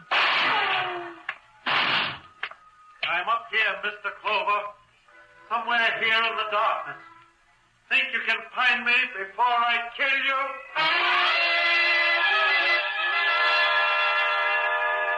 His voice plunged down at me, down through the shadows, down the long flight of stairs. Roy was in darkness. That was the advantage he had. Every other step I took was lit up by the screaming light of a big electric sign flashing "Revival Tonight." It shouted through the window, "Revival Tonight." Still alive, Mr. Clover? I'm still alive. All in one piece, Mr. Clover. For how long, Roy?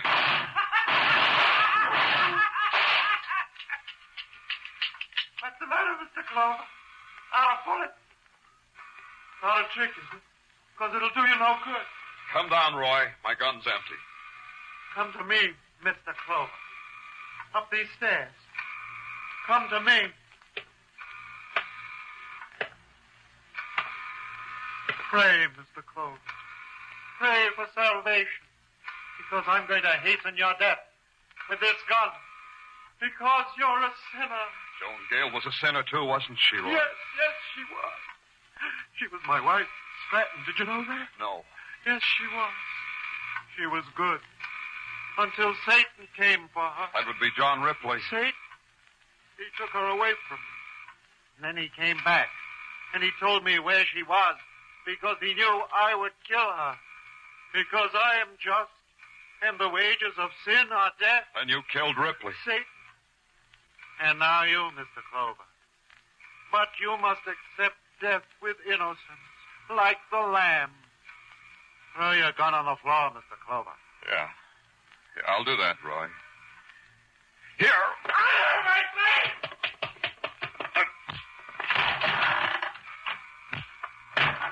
Roy!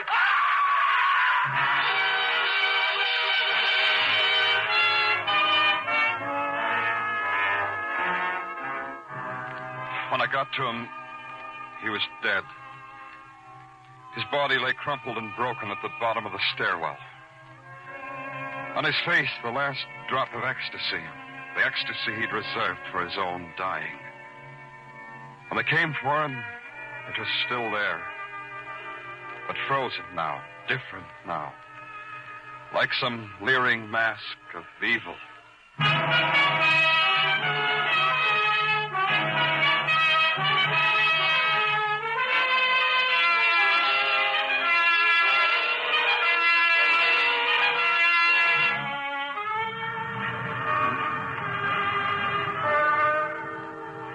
The night slips over Broadway like a black silk stocking splashed with sequins. And Broadway is as flashy as a showgirl on an after-theater date. But it'll be daytime in a few hours, and Broadway will wear a sleazy house dress and stand on street corners, screaming. Day or night, it wears any face you'll look for. It's Broadway, my beat.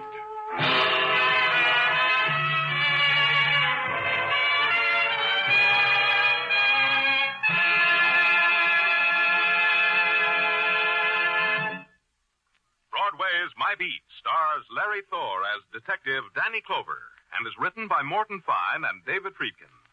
The musical score was composed by Alexander Courage and conducted by Wilbur Hatch, and the program was produced and directed by Elliott Lewis.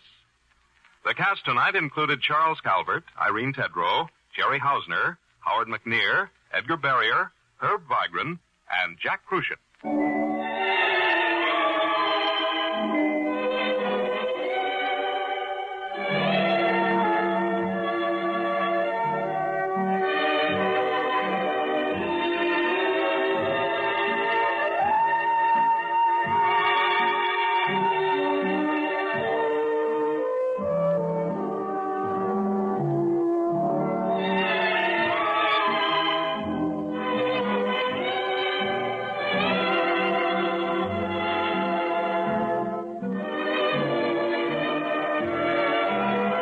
This is the United States Armed Forces Radio and Television Service.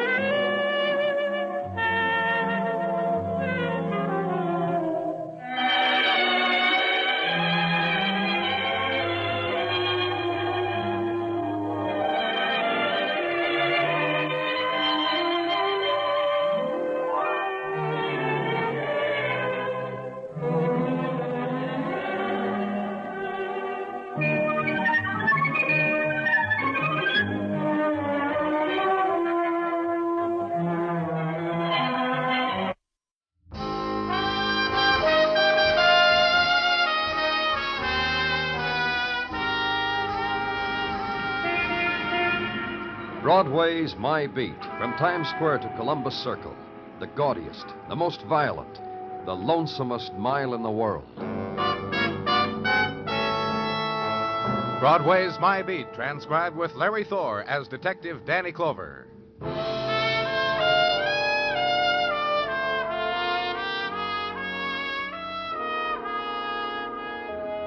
The quick twilight of winter has drained off Broadway, flowed in the side streets, for an instant lingered on the sea edge of the steel island, and somewhere a switch pulled, a dynamo released. The avenue strikes fire, and the night has begun. End of a winter day, and you went to the room and died with it. Or the other thing, flung yourself into nighttime, and the loudspeakers to sob for you, and the crepe paper man dolls to dance for you, and the hawkers with a guided tour. Nighttime, kid. A way of life.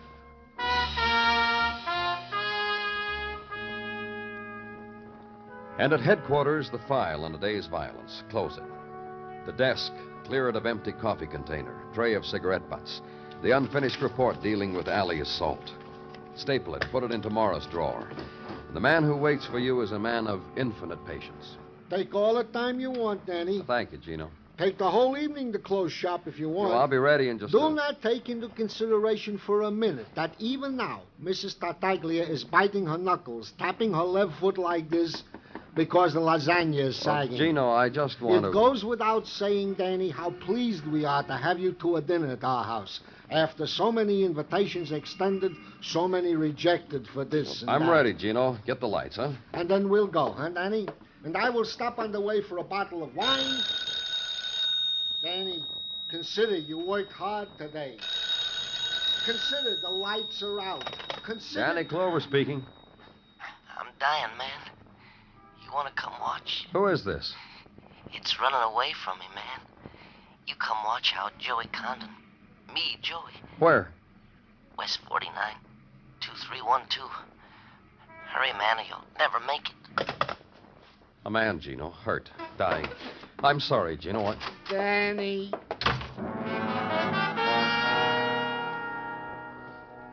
Squad car now, and nighttime ride, Broadway, and leave at Crowd Ebb down 49th, 10th Avenue, and park the squad car. Look for an address. Find it. Rooming house available to transients and those tired enough to want to take advantage of the monthly rates. Name Joey Condon on small directory in small vestibule, room 5. Corridor. Come on in. It's open. Open to the world. To everybody who wants a sight to see. Ain't I a sight? Who did this to you? Ain't I a sight? I'll get some help. Oh, wait. I ain't gonna be alone when it happens. Don't go nowhere. Cut like this. Just tell me who... Things that happen. Cut like this. The way it flows out of you. Huh? Dreamy. You get sleepy for the whole world. You don't hate nobody. You don't feel anything.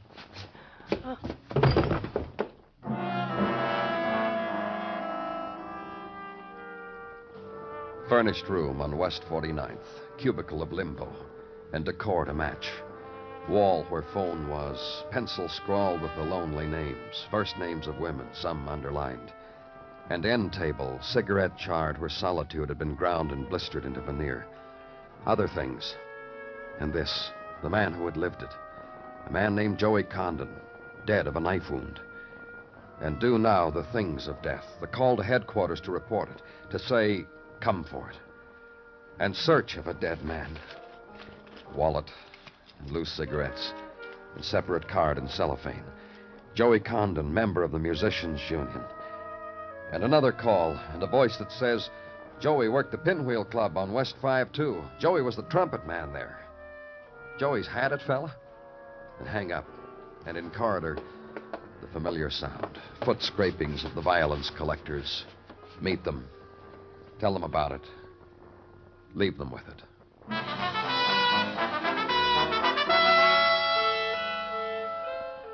And nighttime becomes the Pinwheel Club. And the rhythm of night in the narrow room is Dixieland. And the man who owns it all just can't stand still. It reaches him, he says. Every night, you'd think I'd get crass and jaded. But every night reaches out to me. What I told you, Mr. Robert. Avery. Say Avery to me. All right, Avery. What I told you, that hasn't reached you yet, huh? About Joey? Yeah, about Joey. I'll level. You're nothing. You know why? Tell me, Avery. You're nothing because you came running to tell me Joey isn't going to be here tonight. He's dead. I don't need that. What? One of the boys in the band don't show up. Nobody cries. Me, who bought him, I don't cry. They don't show up. We know they got reasons. Last night was Joey's turn. To be honest with you, I didn't expect Joey for a week. What are you talking about? Last night, some people took Joey right out of the band because they couldn't stand it anymore in a public place. Had to let Joey happen to them in their own place. Who did? The Woods. Charlie Wood, Laura Wood. Went mad for the horn. Took it out of here to a party last night. You know where they live, Avery? Ask the hat check girl on the way away from me, huh? She's very kindly to all. On the way away from me, huh? Nothing, man?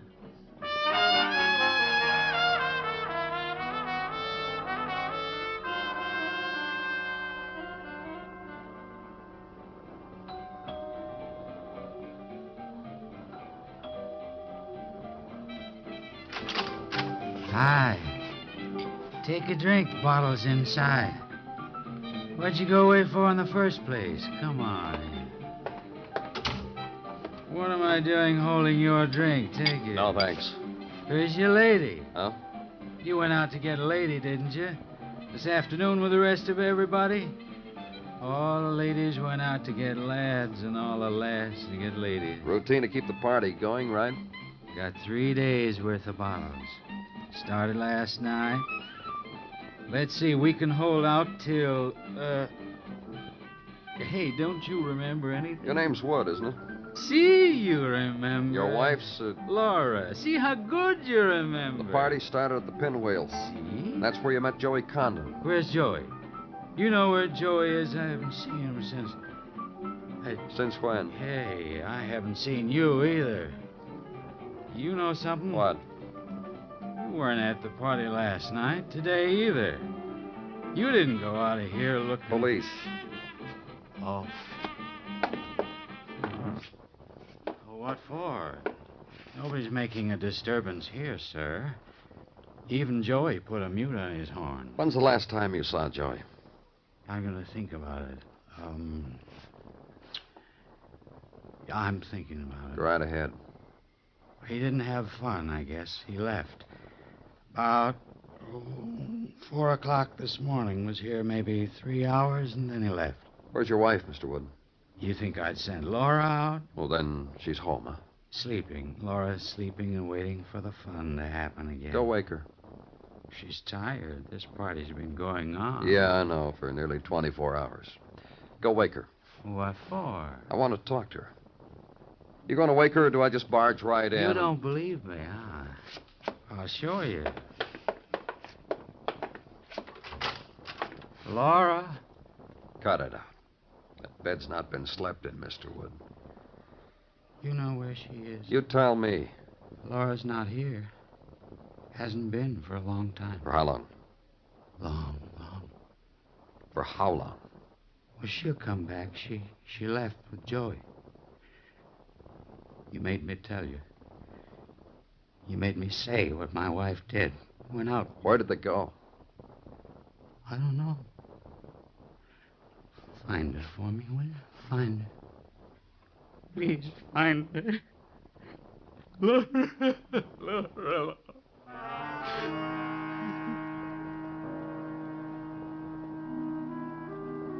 And wait for him some more. Till the time when the concern wasn't distilled from booze. Till he began to finger the old scar on his cheek. Till he could tell me this. About 5'3", blonde, 25. Wearing a mink coat and a dress, white, and a beauty mark. I'll get you a picture. And leave there. And back to headquarters and put out an all-points bulletin for Laura. And from one lead, legwork. Woman fitting description seen walking Lenox Avenue this afternoon. Cab driver reports fare answering description to Bank Street in Greenwich Village. Bartender in Greenwich Village reports selling a fifth of scotch to such person about 8 o'clock tonight. Desk clerk in Greenwich says he wasn't committing himself, but try room 312. 3 flights up and you gotta walk it, mister. Straight back to the end of the hall to your right. And would you mind taking this bottle of scotch up to her she just ordered?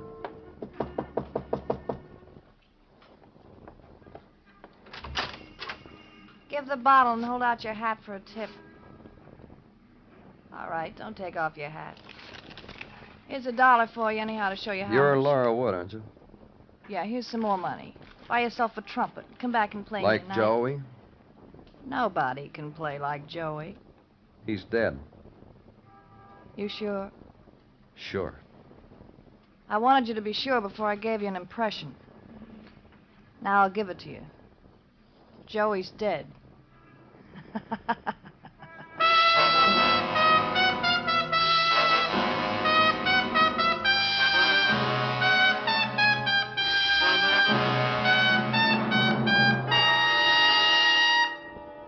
You are listening to Broadway's My Beat, written by Morton Fine and David Friedkin, and starring Larry Thor as Detective Danny Clover. Now that the inauguration is history, CBS Radio is looking ahead and planning for another great event of 1953, England's coronation. Yes, when Queen Elizabeth is crowned, mid the traditional pomp and ceremony that has accompanied British coronations for centuries, CBS Radio will be on the scene. A great squadron of reporters and observers will bring you every important highlight of the historic occasion. In politics, in world affairs, in great moments of history like the coronation, CBS Radio is first because CBS Radio News plans far ahead of the headlines.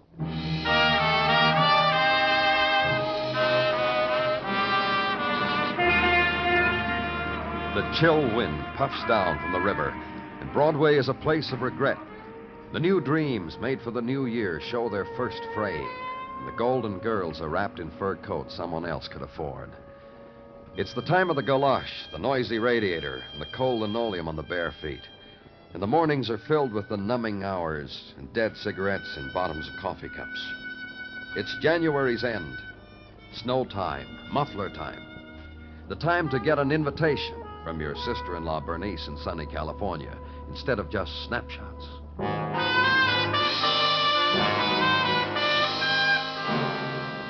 The winter room where I was, my part of police headquarters, new morning, new details. Detective Muggavan lighting his new pipe, and then a shiny Sergeant Gino Tartaglia. Good morning, Danny.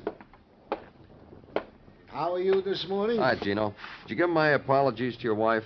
She understood, Danny. I told her what happened. She went over to her rocker, rocked, and when she was finished rocking, she said she understood. She told me to convey to you the message that her good Italian food awaits your pleasure at any time. Oh, thank her from me. I did. Detective Muggavan? Yeah, Gino. You're invited, too. Just as long as there will be no repetition of what happened the last time. I promise. It was only wine, Muggavan. How could I'm telling you for the 100th time, Gino, I wasn't drunk. Then how did you do what you did? Gino. All right. I won't tell. Danny... What did he do at your house, Gino? Danny, Mrs. Laura Wood is outside for an interview. What did Muggavan do? Mrs. Wood, having spent the night in the pokey, is now in a sober condition and will be most happy to talk to you. This way to see Danny Clover. Oh, please sit down, Mrs. Wood. That'll be all, Sergeant. How do you feel? Well, next time, don't drink so much. I need you. You may need me, Mrs. Wood. You see, if you're innocent, you might need a cop to prove it. That's why you might need me. Innocent of what? Don't you remember? Joey Condon was murdered. You think I did it? Did you? You can drop dead if you like. I'll say, oh, my. Well, what can you expect, Danny? Your husband's a rum pot, too. Poor cops. I'll send you both National Geographic magazines and a fifth of seltzer. What were you doing in that hotel, Mrs. Wood? Drinking. Just wander around town and booze it up, huh? Yeah. Night before last, met a trumpet player. You know who, Joey Condon. Took him home with some people, then we left, did pieces of the town. We two and another fella. We got off for a while at Joey's place. Joey was through. But I kept going, me and the fella. Oh, I'm a girl with stamina. But then you'll never know. What fella? Can you imagine a jazz hound watchmaker? What fella? Name's Georgie Prince. Winds watches all day. Unwinds all night. Took me to listen to records. Georgie's place over's his clock shop on West 28th. That fella's a walking mainspring. Mrs. Wood's lawyer, Danny. Show him in.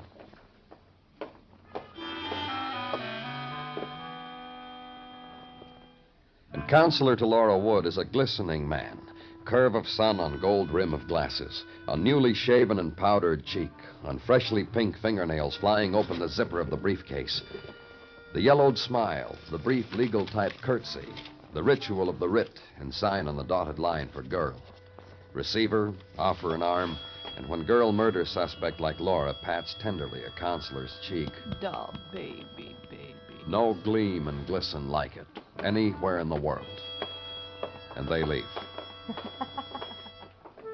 When the tenderness and light has trailed away, check a name against city directory, confirm an address, go there.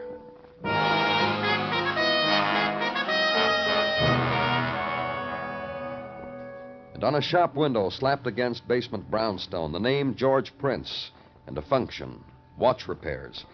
And inside, a man sits behind a glass partition, peering into delicate mechanism of a lady's watch, bites a lip, does something to it, views it now with naked eye, then... He's nice. Very nice. Yeah?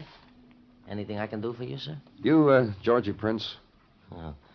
Look around, all alone, no one to help me. That makes me Georgie. Police. Get out from behind that thing, Mr. Prince. You'll be able to make out the badge better. Oh, yeah. I'm so used to working real close, my eyes. You sure police, all right, sir. You sure are. But why? A girl's been telling me about you, Mr. Prince. Me?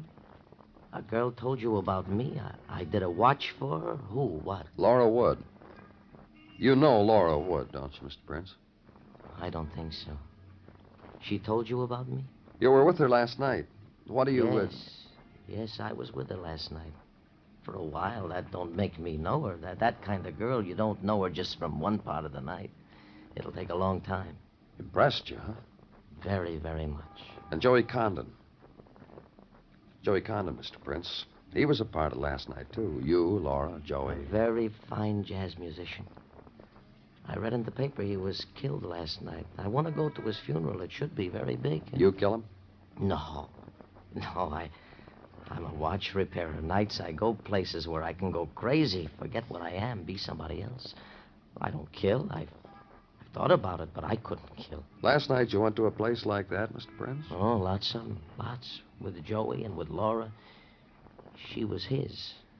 I was along because Joey said I'd give Laura laughs. Then what? In Joey's room, the three of us for a while, drinking, screaming. Then all of a sudden, it wasn't me she was laughing at, but him, Joey. And she says, you're nice, Mr. Prince.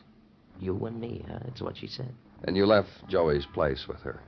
Lots of after-hour places Laura knew about, just me and her. Places I never dreamed. And then I took her back here to listen to some of my records. Around morning, she started laughing at me again. scratches my face hard, runs out, leaves me standing there. Hey. What? You see Laura again, tell her I didn't mind. I didn't mind one little bit.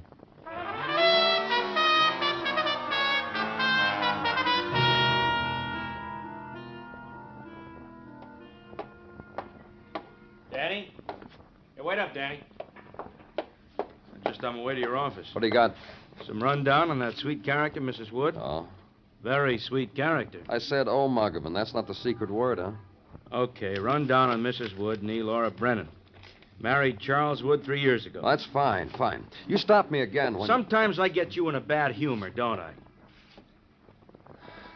Is that all you got? Well, she has a record. Record, narcotics, took a cure.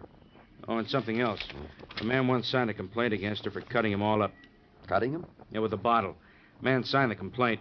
Before Laura was brought to trial, he withdrew it. That's interesting. What man was that kind? Chap owns a pinwheel nightclub named Avery Roberts. Mm-hmm. You've talked to him for quite a while once before, haven't you, Danny? Long enough so that he'll remember me, Muggerman.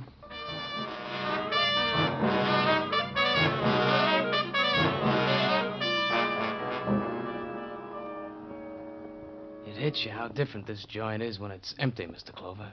Hits me right here between the eyes. You want to listen to me, Avery? I know. You're going to say to me, Laura. Uh-huh. I was told you signed a complaint against her. For the bottle bit? Yeah, I'll show you. I'll unbutton my shirt. See? Funny bit she did on the torso, huh? Then you withdrew the complaint. And it eats you why? Uh-huh. It made a thing. What? It made a big thing in the newspapers how a girl cut me up with a broken bottle. Pictures and everything, especially pictures of Laura. Look, Avery... You said it eats you why, didn't you? Why I withdrew the complaint. I'm telling you why. Because Laura had her pictures in the paper. It's a slogan, Mr. Clover. A picture's worth more than 1 billion words. And a picture of Laura in the New York dailies and a rundown on her type excitement, it's only natural. What is? A fellow of the type Charlie Wood crowds me against the bar the next day, presses a wad of printed matter into my empty palm and says, for withdrawing the complaint against your girl. Charles Wood, her husband? Charlie boy. Avid reader of the daily papers. Student of photographs. Buyer for a lot of pain. A week later, he married it. What else? You don't get around much, do you? Just tell what else. Let me see now. There was the cutting of that little piano player in the village. That was with Laura's high heel. That was 2 years ago. There was the wrapping of a French horn around the neck of a French horn player, I forget who.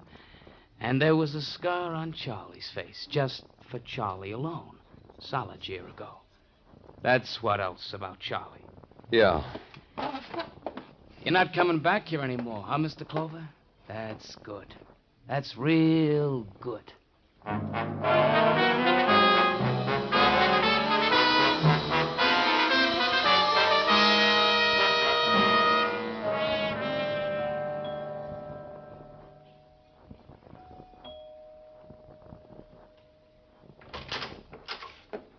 Well, hi.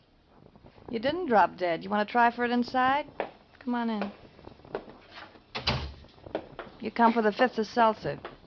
I know a funny bit that goes with Where's seltzer. your husband? Oh, he'll be very good in a bit. I'll call him. A little later. I want to talk to you. For what? Joey Condon. One of the other times you said that name to me, I went like this. Only louder. Let's suppose this name, then. Avery Roberts. You gonna do what to a name? Pose it? Then what am I supposed to do? Get your husband. Sure. I've had him, now you can have him. Charlie? Charles? Carlo? What do you want? Get in here, Pet. We got company. Bring around a ball of yarn sometime. I'll show you why I call him Pet. Laura. Him, Pet. I was just pitching you.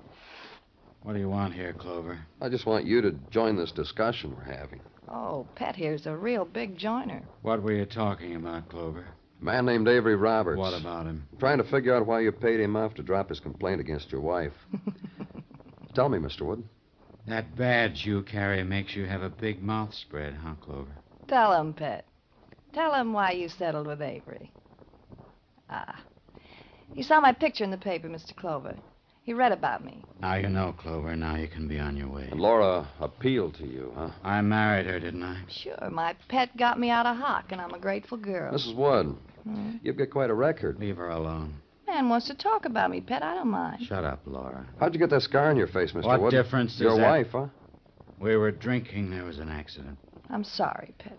Another thing I can't figure. What are you talking about? Your wife. I told you, leave her alone. When she drinks, she gets violent. That's my problem. And he's happy. You know what I do to my pet, Mr. Clover? Why don't you shut up? Why don't you get out of here? I fascinate him. He told me. When she gets drunk, she gets violent. When she... I've been a good girl for years. Then a trumpet player sets you off again. Look, all we did was have a party. Must have been a pretty dull party, Laura. Yep, a lot of dull. So you left it with a trumpet player and another man. The little watchmaker didn't matter. Charlie knew that, didn't you, Charlie? What are you trying to do to me, Laura? You followed them, didn't you, Mr. Wood? What are you trying to do to me, Laura? It's done, Pet. You followed them, and when your wife left, you killed Joey Condon. Listen to me. What? Well, Pet? You just listen to me. We're waiting, Pet. I don't know anything anymore. The things that have happened. What things, Charlie? Married to you. And what you made me do. You know something, Mr. Clover? You know something. What? Can you imagine a man being jealous of her? I was. Pet. Charlie. Carlo. Get away from me. Get away. Aw. All I want to do is kiss you goodbye. That bit. Come along, Mr. Wood.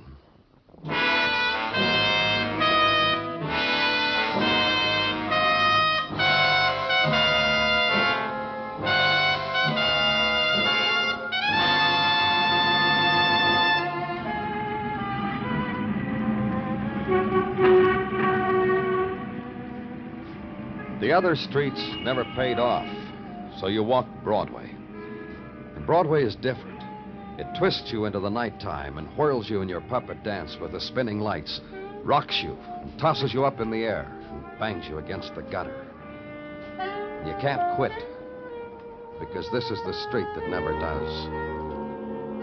It's Broadway, the gaudiest, the most violent, the lonesomest mile in the world. Broadway, my beat.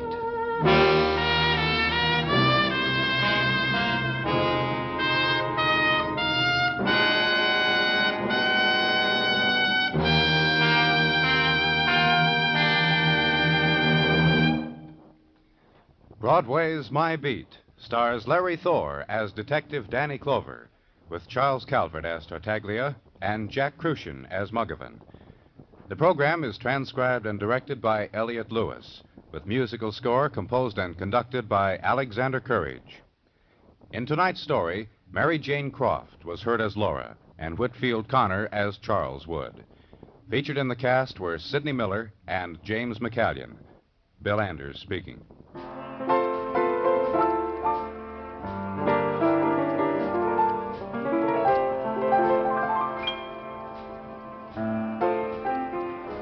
We're not lazy. A little smug, maybe, but not lazy. You see, we don't think we have to carry on about Amos and Andy, tell folks what they already know. It's probably not even necessary to remind folks that the one and only Amos and Andy show is a part of the Sunday Fun Day lineup on CBS Radio. Let's face it, everybody knows, and everybody who loves to laugh listens on most of these same stations every Sunday. Stay tuned now for the Vaughn Monroe Show, which follows immediately over most of these same stations.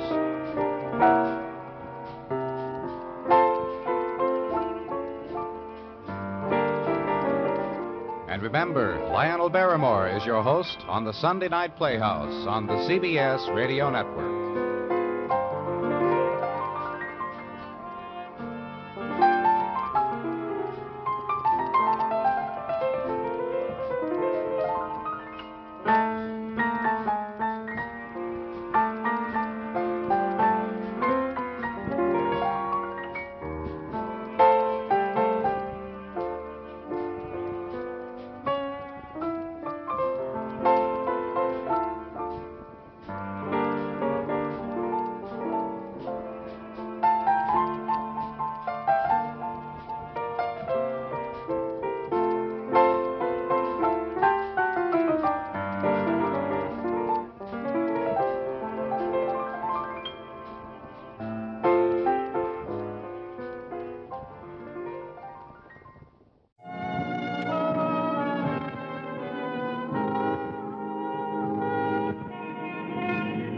Broadway's My Beat, from Times Square to Columbus Circle, the gaudiest, the most violent, the lonesomest mile in the world. Broadway's My Beat, with Larry Thor as Detective Danny Clover.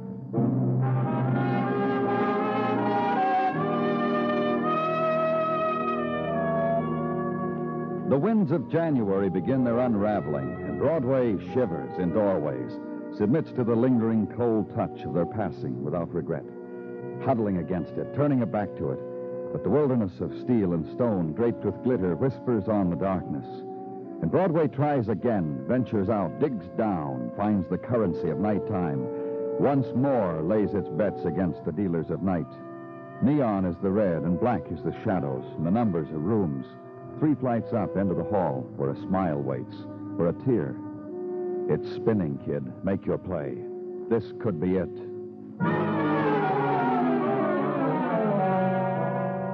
And the dealers pay off in another way, as the man who wipes his hands in a bar apron offers you one. You'd ever been here before, you wouldn't say this was the same place, mister. This time of night, other nights, my little place of business is alive, teeming with frolic. What changed it tonight? The frolickers was driven away. Yeah, I can see that. Come on, wait what I got for you in the back room. Just wait. The thing to see. Huh?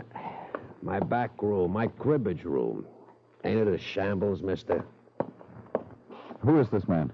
Worst shambles of all, ain't he? Russ Warner, citizen of Chicago. 2 years ago, when he dropped by for a visit, he looked in better health. He dead, mister? No, a shoulder wound. The bullet almost tore it apart. He's lost a lot of blood. Why didn't you call an ambulance? I did. I was laying myself odds who would get here first. You won. All right. Tell me what happened. Yeah. Russ walks into my place of business, don't even pass a how to do, just asks for the cribbage room. I give it to him because no one else was in here. And maybe an hour later, another man walks in, asks for the cribbage room. I give it to him. All of a sudden, bing, bang, boom, I got a bleeding man and 4 bullet holes in my plaster. Look. You see, count them. There's one and another. This one hit a water pipe. Who was the other man? An utterly complete stranger. Tell me, mister, with personal damages like this, should I go on living? And a few minutes after that, the men salaried by the city to measure violence, photograph it, calibrate it, the men from technical, also the white-coated boys with stretcher and the remarks tailored to fit the occasion. Havoc and Russ Warner were being handled professionally, so leave there, go home.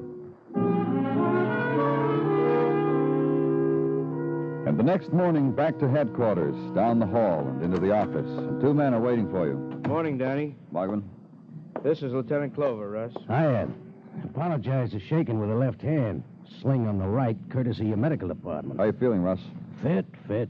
Shoulder aches a little, that's all. Yeah.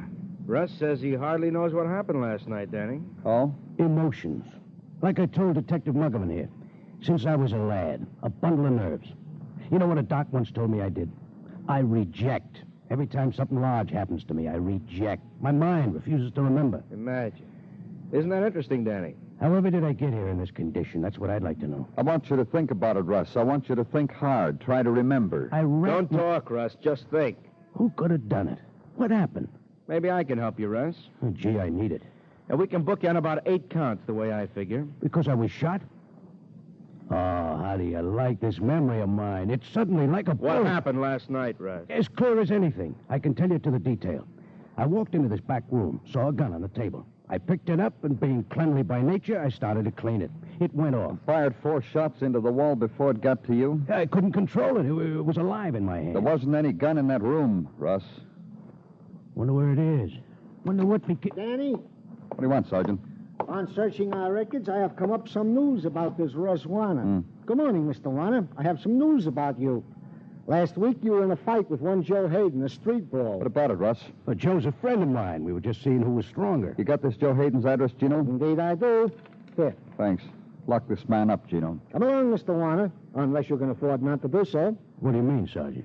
Bail has been set for you pending hearing. Nice round figure, too. $5,000. Material witness to whatever transpired last evening. Reach into my pocket, will you please, Sergeant? I think you'll find the dough in my wallet. I carry such sums for emergencies. And I'm really sorry I caused all of you so much trouble. Honestly. So long.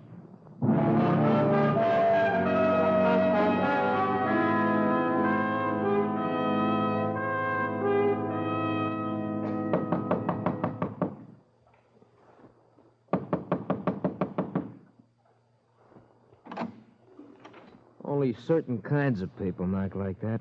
You ain't fat enough to be a bill collector. This makes you what? Police. Bingo, I know it. I got an ear for talent. Let's kick it around inside, huh, Mr. Hayden? The missus is taking her afternoon beauty sleep. Usually she comes out of it like a cat. All claws and teeth. Want to take a chance? We'll try it, huh? Brave man, brave man. Brightens the day when I meet men like you. Come on in.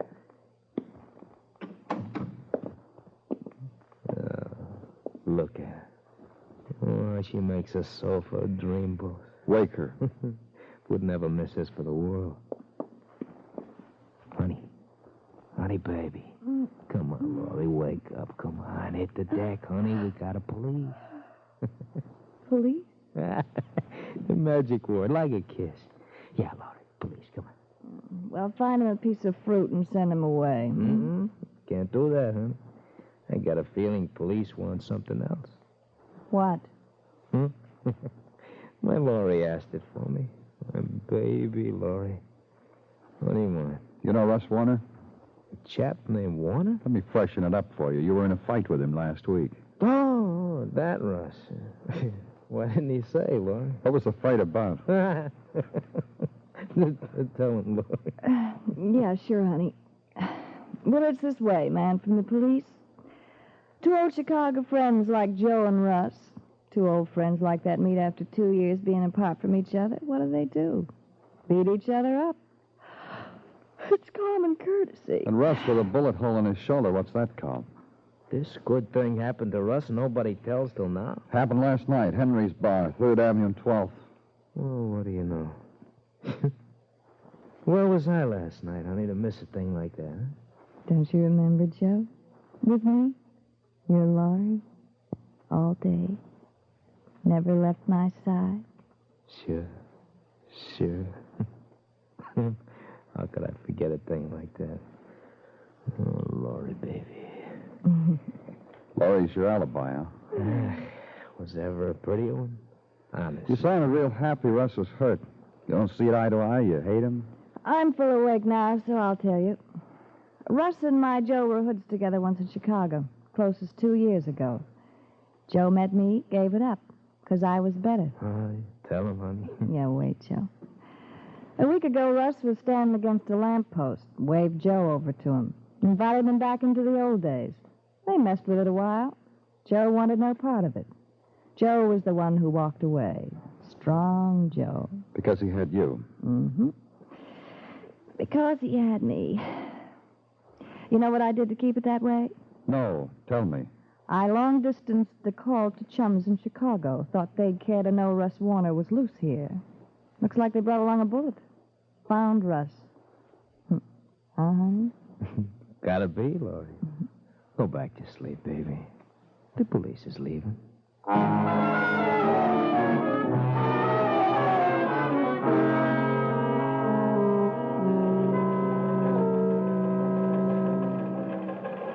You mind letting me have one of those cigarettes, Lieutenant? Not at all. Here. Thank you. Light? Mm-hmm. Thanks. When do you think that stuff will be coming over the teletype in Chicago? That's standby now. Here it comes.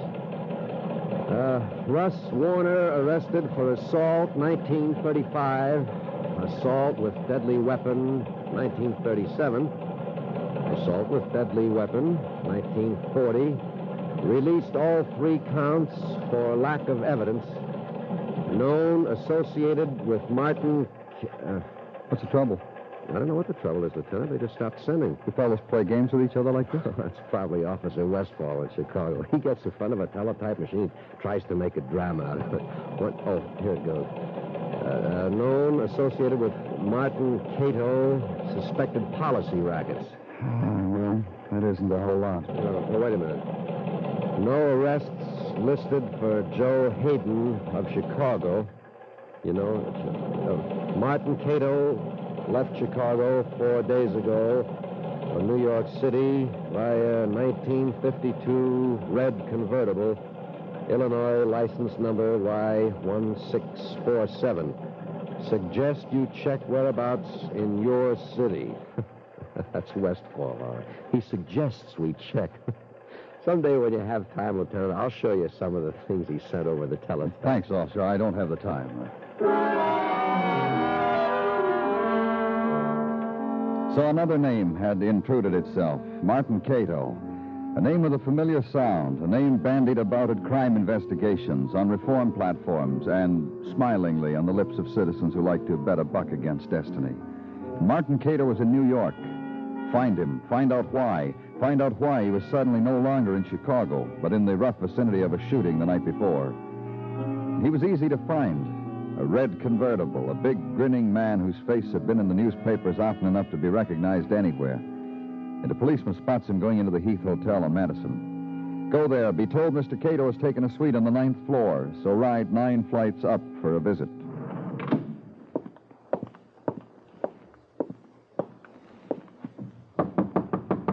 The door's open, boy. Come on in. Put the drink right over. Who are you? My name's Danny Clover. I'm from the police. Why? What are you doing in New York, Cato? You come to shoot up a man named Russ Warner? I come here because I like New York, mister.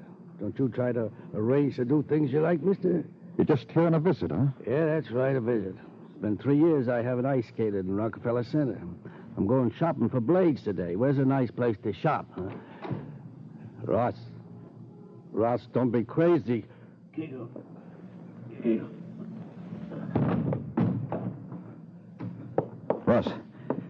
Russ, can you hear me? What's he got under his coat? A gun? It looked like he was... Not a looking for gun, Cato. For a hurt. Russ Warner's dead.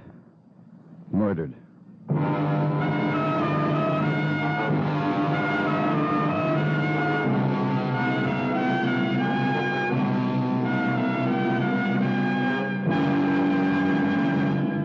You are listening to Broadway Is My Beat, written by Morton Fine and David Friedkin, and starring Larry Thor as Detective Danny Clover. Like Old Man River, the comedy just keeps rolling along every Sunday night when CBS Radio presents Amos and Andy. Tomorrow night, over most of these same stations, the Kingfish is sure to be up to his usual monkey business. And it's sure to make a monkey out of gullible Andy Brown. Listen for yourself. Don't let 1 minute of the fun get away. Tomorrow and every Sunday night, it's CBS Radio's two and only Amos and Andy.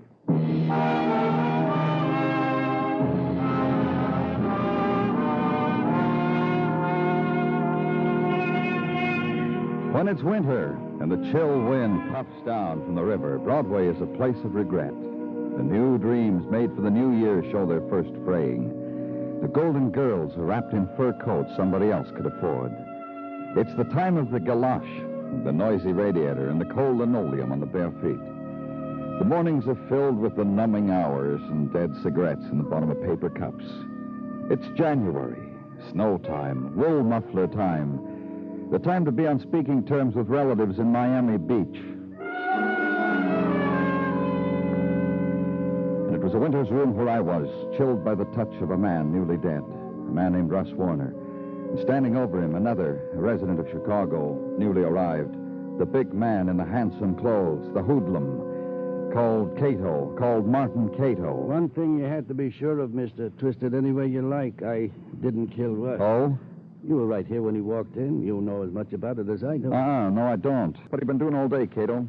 Sleeping. All day, huh? I'm noted for it. I'm going to tell you something. Unless you show me how I'm wrong, I'm booking you for suspicion of murder. You think you can make it stick? I didn't say that. I said I'm going to book you for suspicion. And I'm going to tell you what I suspect. That you shot Russ a little while ago and left him for dead, only he didn't die. He came up here to get you, Cato. Is he wearing a gun? I'll see. Yeah, he is. That makes it pretty tough for me, huh? I don't know how tough it makes it, Cato. Look, I don't want to repeat myself. It's that thing about suspicion of murder all over again. Yeah.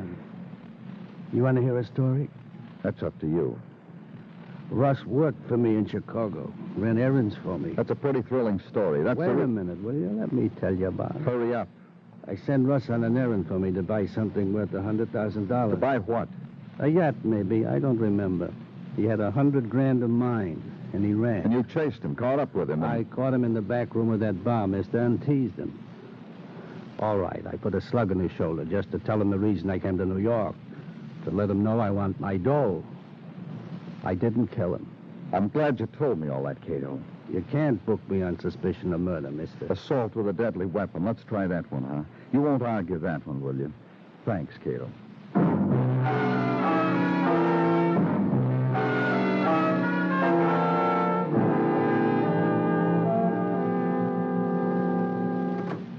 Shrimp boats is a-comin', they're comin' tonight. Shrimp boats is a-comin', oh, comin' tonight. Oh, won't you hurry, hurry, hurry home? Oh, won't Happy, Gino? No question. Hurry, hurry, hurry home. Hurry, hurry home. Isaba, Isaba. What makes you so happy? Questions, questions, questions. Danny, I'm surprised at you. All right, but I still don't know what makes you so happy. Well, doesn't it stick out all over me, Danny? Doesn't it stick out? I'm happy because one of the nation's major hoodlums, Martin Cato by name, is now beating his head against the walls of our local pokey. True or false? True. Correct. And is it not also true Communications has been flipping its lid with the song of the teletype from out Chicago way? There's such a to-do. To wit, that from the years 1945 through 48, the newly deceased Russ Warner was married to one Laurie Croft, also of Chi. Laurie? The same Laurie who in the summer of 48 divorced said Russ Warner, and in the winter promised to love, honor, obey, and alibi for one Joe Hayden. The same Joe Hayden who last week beat up Russ Warner. Call Muggavan, Gino. Tell him to meet me downstairs with a squad car. Goes without saying, Danny. The effects of Russ Warner were gathered, sorted, and microscoped, Danny. No $100,000 was found. Muggavan, Sergeant Tartaglia, get a squad car. Meet Lieutenant Clover downstairs. That is all.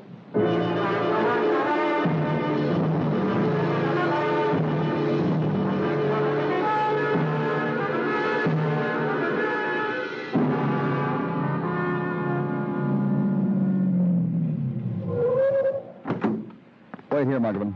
Okay. Are you sure you know... Don't worry about it. If I need you, I'll be the first to let you know.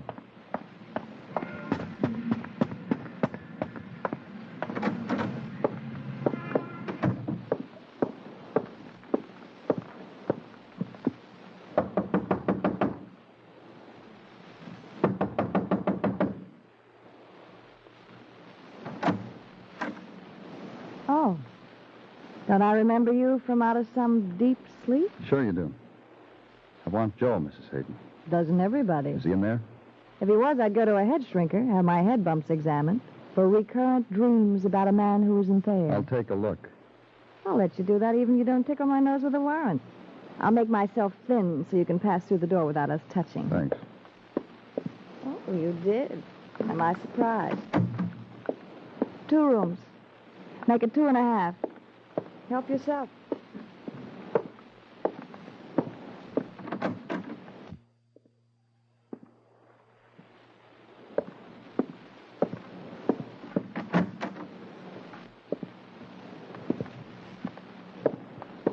Where is he?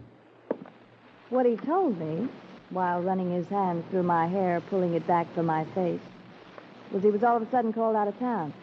You think I should believe a man when he tells me like that? Tell you where he was going?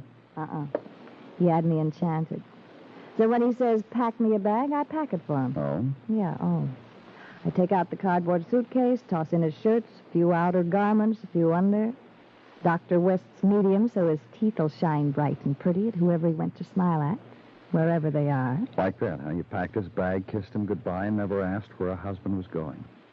Because I love him so. Maybe there was another reason. A girl has to have another reason? $100,000 could be another one.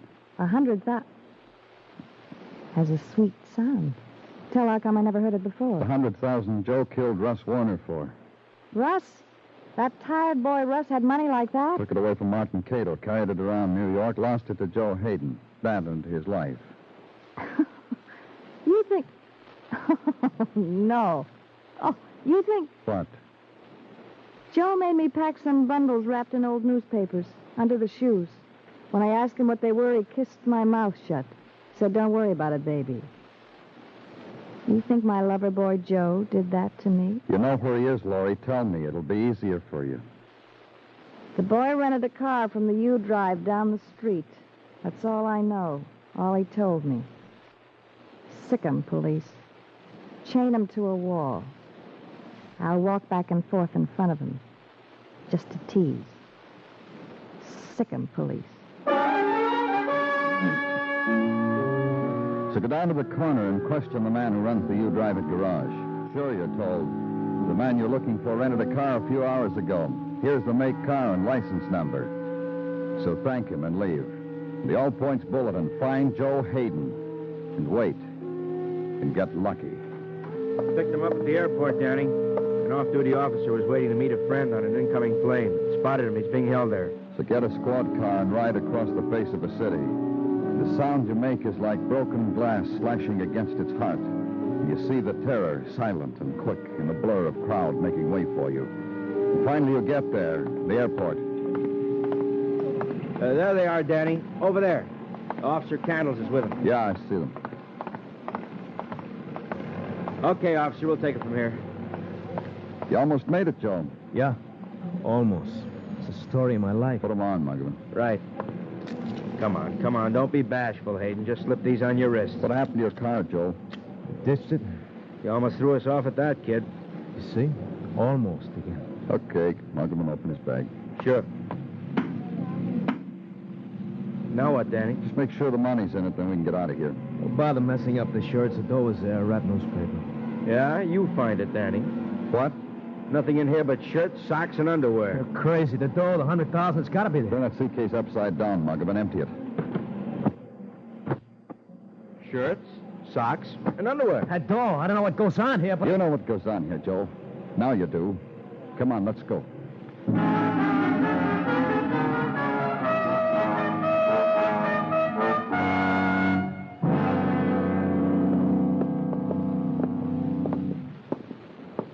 Sweet home.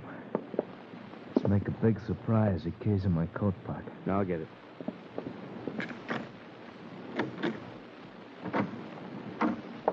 Call your wife, Joe. Laurie, honey bun. Laurie, sweet.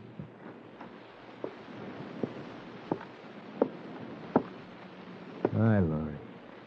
Joe? Great detectives, too. You know Lieutenant Clover's friend here's Detective Muggavan. We disturbing you, Mrs. Hayden? I was getting used to being without Joe. What'd you louse it for? Muggavan? Mm-hmm. That room Mrs. Hayden came out is the bedroom. Take a look. Right. They put cuffs on me, Laurie. That's real tough. Is that all you got to say? Oh, my poor Joe. How sorry I am for you. Look what's become of you. Poor Joe. Is that what you want me to say? You're forgetting something. How's it coming, Muggavan? Give me a chance, Danny. Detective Muggavan's looking for $100,000, Mrs. Hayden. Did you hear me, Mrs. Hayden? Look, Olive, get out of here. They can't do that, Laurie. You know they can't do that. That's right, we can't. It's got murder in it. You got your boy. What more do you want? Laurie! Take it easy, Joe. That's better. The man said it's got murder in it, Laurie. What do I care what the man Danny? says? Yeah? Here it is. A sample, $100 bill. Rest of it's in there, a suitcase. How are you, Laurie? Dear wife, Laurie. Loving wife, Laurie. First time I was here, this place was drenched with love. What's happened to it? What's happened to it is what you said, murder. And now another thing. Greed? Yeah. Yeah, that's my Laurie. My Laurie, all mine. Want to tell us how you got this money, Mrs. Hayden? Yeah, I'll tell. An old friend came back to me. Russ Warner, huh? Man you were once married to. Yeah, seems he never forgot the happiness.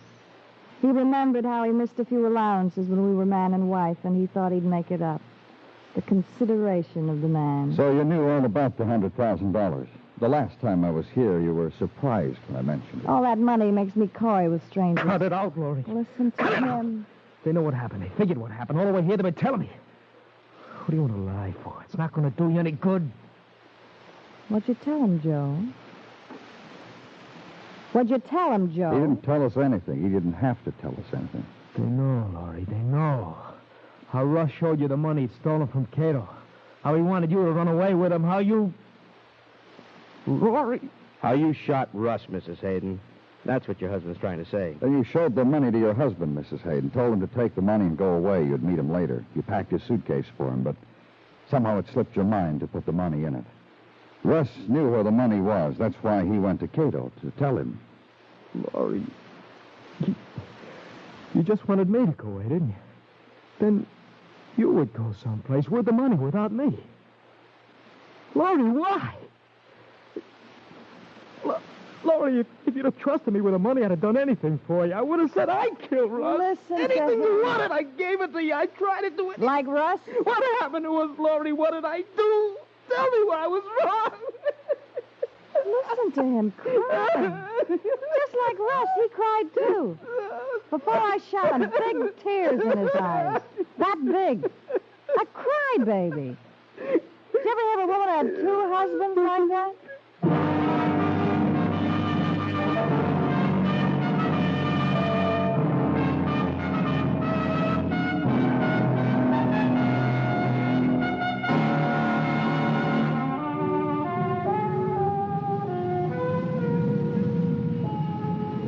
It's a street of sounds, this Broadway. The hissing of the neon through the winter wind, the faraway echo of a girl's laughter, the rasping of life deep inside the earth. And the other sounds, the sighs, the whispered pleas that no one hears. It's Broadway, the gaudiest, the most violent, the lonesomest mile in the world. Broadway, my beat.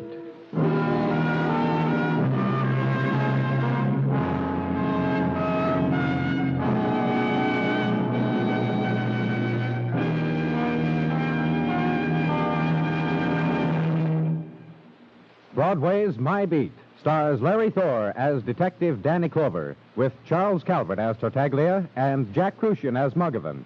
The program was produced and directed by Elliott Lewis, with musical score composed and conducted by Alexander Courage. In tonight's story, Mary Jane Croft was heard as Laurie Hayden and Anthony Barrett as Joe Hayden. Featured in the cast were Jack Moyles, Hal March, and Herb Butterfield.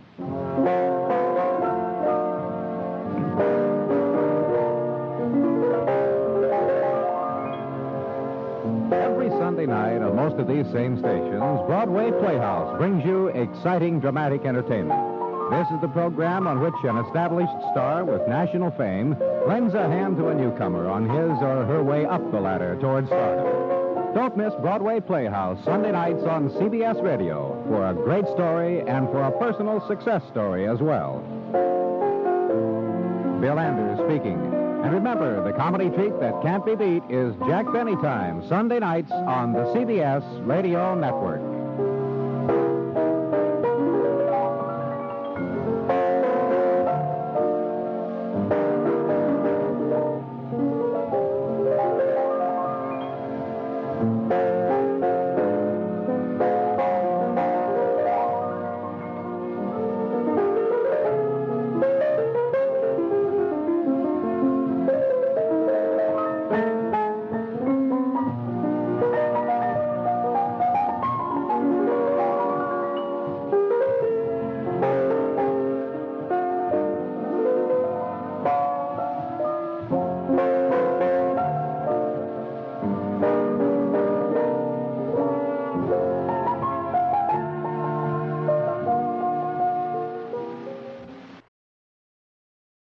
Broadway's My Beat, from Times Square to Columbus Circle, the gaudiest, the most violent, the lonesomest mile in the world.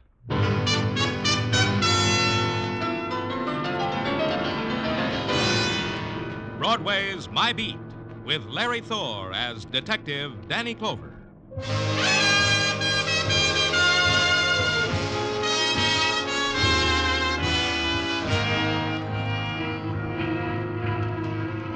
Broadway, it's the end of the dream and the start of the wilderness, the dumping ground of odds and ends and beginnings and leftovers. It's a place to stop and take the kind of pleasure you need. It's a street of neon names that beckons to your loneliness. And you better hurry, kid, because it's a street where your name is written on water. It's Broadway, My Beat. At 11:45 on a January night, you look down on Broadway and watch it generate its own heat, like I was doing from my office window at headquarters. Then a call came from a shy caller. He preferred to be anonymous, he said. And he gave an address, and he said I'd better come there. He said not to knock, to walk right in. And his disguised voice couldn't disguise the urgency in it. So I went. The address was on 116th Street, just off Amsterdam, a section where the posters are in Spanish and furtive laughter mixes lightly with a dimly heard tango rhythm. The street was dark and there were no house numbers. I beg your pardon, where's number 212? Thanks.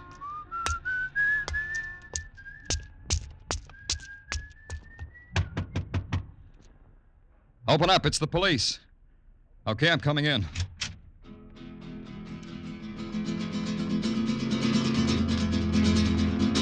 She sat there, like death almost. Only her fingers moved, whipping the strings of a guitar. Black hair spread over her shoulders, and frozen eyes, and a single tear. And near her, sprawled on the floor, a man. A man and the knife in his heart. A dead man.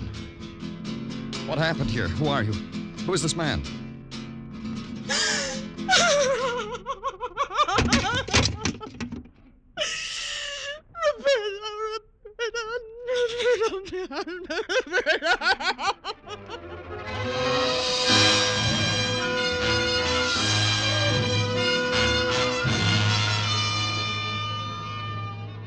Her hands lost the guitar, searched for it, then her body twisted slowly to the floor.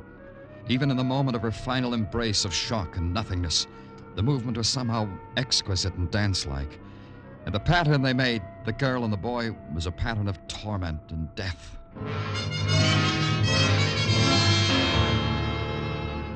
Then the cold cycle of murder began. The dead boy's wallet established him as Roberto Segura, and this room was his home. Dr. Sinsky reported that the boy had been dead for 3 hours, probably killed at about 9 o'clock. The girl was Cristina Perez. She was in extreme shock and should be taken home. She was. I waited until morning to go back to her.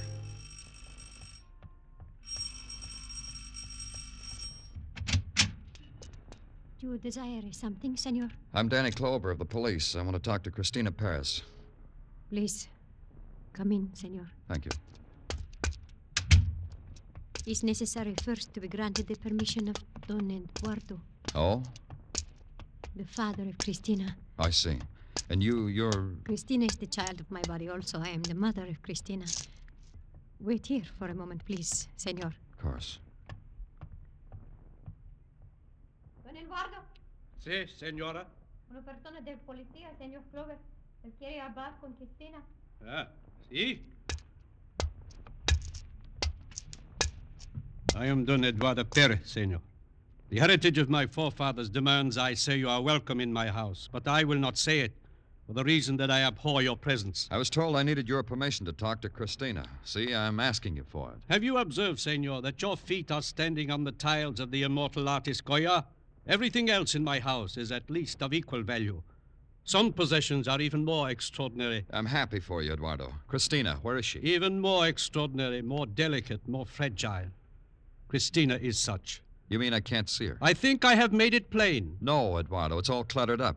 Explain it to me. Your own doctor said my Cristina was in shock. You do not believe your workmen-like doctors? Yeah, I do. Dr. Sinsky's a good workman. He said Cristina should be over it by now. My physician says no. And now you must go, senor. You must have many official duties. I'm glad you said that. I do, Eduardo. Like the murdered boy, Roberto Segura.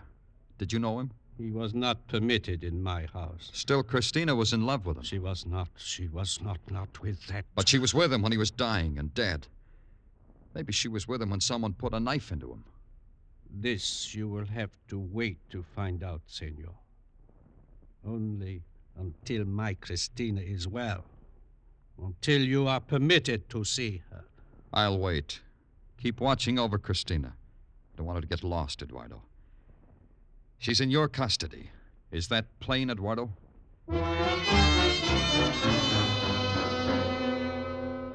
Don Eduardo Perez smiled his finest Castilian smile to make it known that it was plain. He made it even plainer by looking my hat onto my head, then staring me out of the door. I called headquarters. They had a couple of things for me. They'd searched Roberto's room and noted that the only bright spot in the otherwise drab walk-up was a color photograph of Christina Perez. And then the maybe important thing. Roberto had a roommate, one Johnny Martinez. A dishwasher, they told me, because they'd checked. In a restaurant on 112th Street.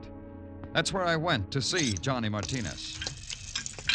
Your name Martinez? Johnny Martinez? Wait till I put down these dishes. Yeah, I'm Johnny Martinez. Haven't I seen you before? Maybe my back was turned because I don't remember you. You're a boxer, aren't you? I've seen you at the fights. You must have come early to see me. Never fought better than the first 4-round prelim. I got yellow in one fight. Never left me. I'm from the police. My name's Danny Clover. What have you been doing? Been doing in jail for a year and a day. Tuesday will be an anniversary of my being out 3 months. What'd they get you for? Attempted robbery with a weapon. I stuck a shiv at a small man with glasses. He hit me over the head with a briefcase and knocked me cold. I lost that like I lost everything else. You roomed with Roberto Segura. You know I did, else he wouldn't be here. Know any reason why he should be murdered? Sure. Somebody hit him. You? No. Not me. Papers say Roberto was killed at 9 last night. I was here till 10:30. 8 hours all the time. Ask the proprietor. Yeah. Tell me about Roberto, Johnny. What was he, Clover? Guy with long sideburns, a family tree from Guadalajara, and maybe a $1.35 in his pocket. Like me. You're a bitter boy. No, not bitter. I read the right papers. Roberto never would. Do you know Christina Perez? I'm not trying to stall you, Clover.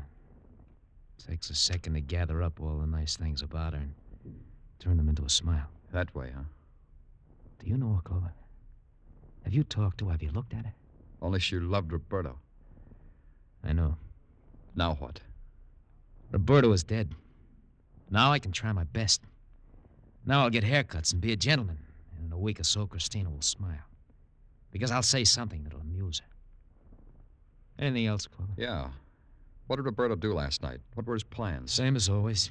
He spent the evenings at Papa Candelaria's place. I guess last night, too, part of it. Papa Candelaria, huh? What's that? Upstairs private club for the natives, Clover. Try 1203 116th Street. Upstairs, but legitimate. They open at 9 p.m. Thanks, Johnny. I'll see you. Yeah, sure. I'll look for you.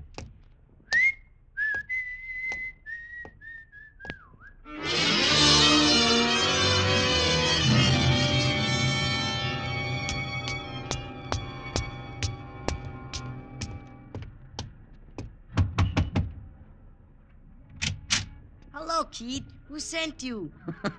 Hello. What's your name, kid? Joe Candelaria. I am 11 years old. I am in the 7th grade. And when on a case, I am allowed to stay up until 12 o'clock at night. What's your name, kid? Danny Clover. Danny? I like that name. Then you won't mind that I'm from the police, huh, Joe? Mine? I am delighted. You are my brother. Huh?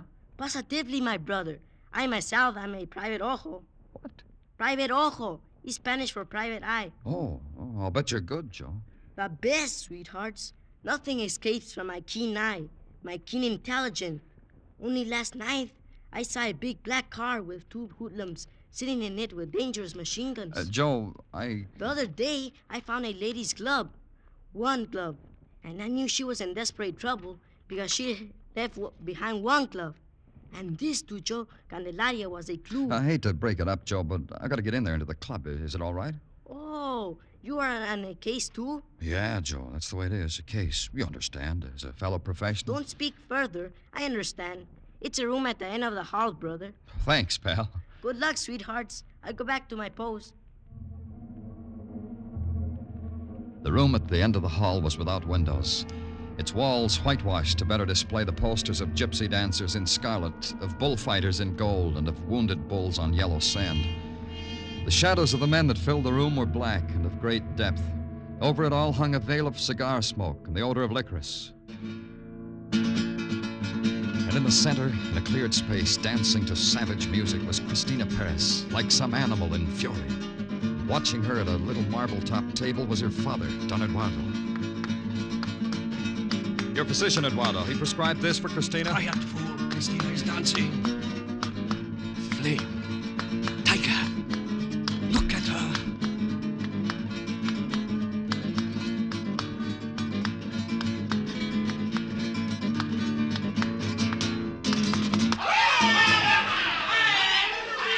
Is it all right if we talk now, Eduardo? Christina is a sublime artist. Makes me ill to be distracted when she dances. What do you want, senor? I put Christina in your custody because you said she was too sick to talk to me. She got better fast, didn't she, Eduardo? As you say, senor, she got better fast. You still wish to speak with her? Yeah, I still wish. My Christina is in her dressing room. It is through those curtains. And down a hall. Yeah.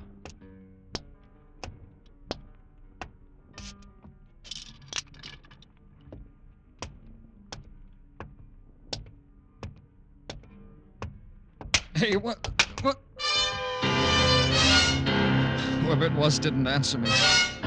Whoever it was pounding on me. Over and over. Whoever it was.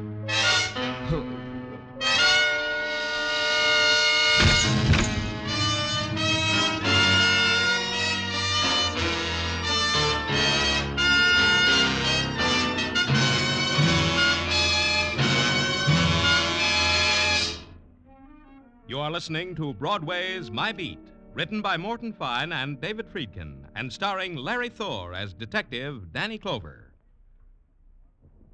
Benny and Bergen, Crosby and Groucho, Luigi and Irma. There's a lot of sheer exuberant fun around on CBS in the nighttime. But don't forget that every weekday, Monday through Friday, some fellas who are very good at being entertaining are right here. Reading from right to left, left to right, and right down the middle, they are Gary Moore, Art Linkletter, and Arthur Godfrey.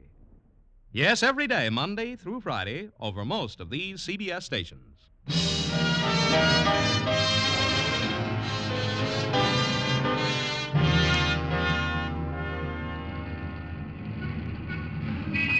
Broadway is a place that hardly ever gets excited. It takes the winning of a war to do that, or the opening of a musical comedy. The best response you can expect for a murdered boy in a cheap room is polite applause. This for maintaining the violent death rate of the city. And a man can lie in an alley in a tortured, painful sleep, and Broadway tiptoes right by him. And the next morning, the man can walk down the subway steps wiping blood off his face, and Broadway will turn its back. It's a tired movie they've seen before. I know all this because it happened to me. No one gave me a backward glance until I returned to headquarters. Then I got clucked over by two mother hens at the infirmary, Dr. Sinsky being efficient and Sergeant Tartaglia being nervous. Does it hurt much, Danny? It hurts, Tartaglia. Well, now, don't you worry about a thing. Just that you should get okay again. Just that your head should look symmetrical. You know, Danny, this is an interesting formation you got on top of your head here. The bump on top of a lump. I could write it up for the journals. Take it easy, Doc. Read me what you got so far, Tartaglia. Yeah, sure, Danny, sure. Now, in the matter of suspects, we have none for the following reasons. The deceased, Roberto Segura, being deceased at 9 o'clock, that lets out Johnny Martinez, who was at his place of business until 10:30. Checked. Senor and Senora Perez in each other's company until 10 p.m. Checked. And about the girl, Christina... Grab hold to the table, Danny. This might hurt a little. Yeah. Oh! What was that stuff? Here's the bottle, Danny. Yeah, but what is it? A doctor's free sample a commercial laboratory sent me this morning. First time I tried it. Hurts, huh? It's a good sign. The girl, Christina, Danny. Not only don't we get an alibi from her, we don't get her either. She's missing, Danny. What? Hey, get back on the table, Danny. Where do you think you're going? I got only one place to go, Doc. Get me a squad car, Tartaglia.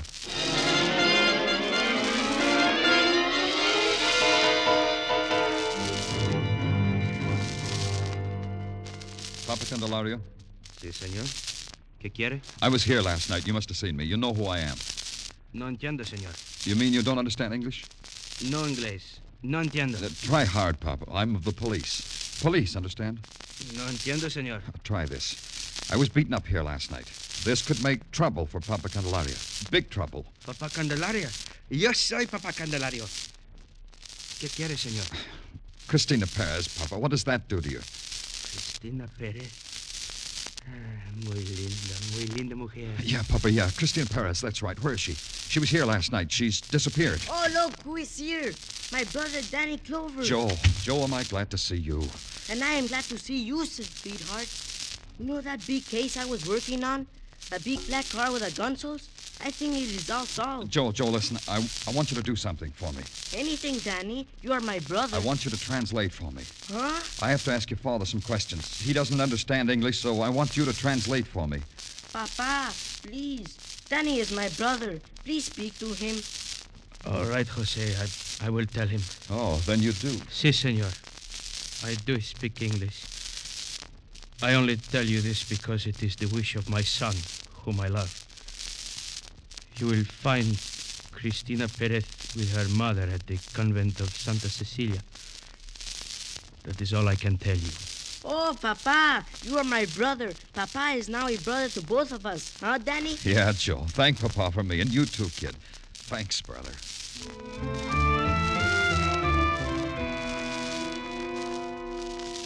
The convent of St. Cecilia stood high on Morningside Drive. A sister led me through a courtyard and into a gray stone building and into a room. A large room, simply furnished, and told me to wait. Then she left. It was 15 minutes before the door swung softly open again. Senora Perez and his daughter, Cristina. They didn't seem surprised to see me. They walked to a cast iron bench and sat down and folded their hands and waited. Senora Perez? Who was it that sent you to us, senor? Papa Candelario. This is difficult to believe. No, Mother. It isn't difficult.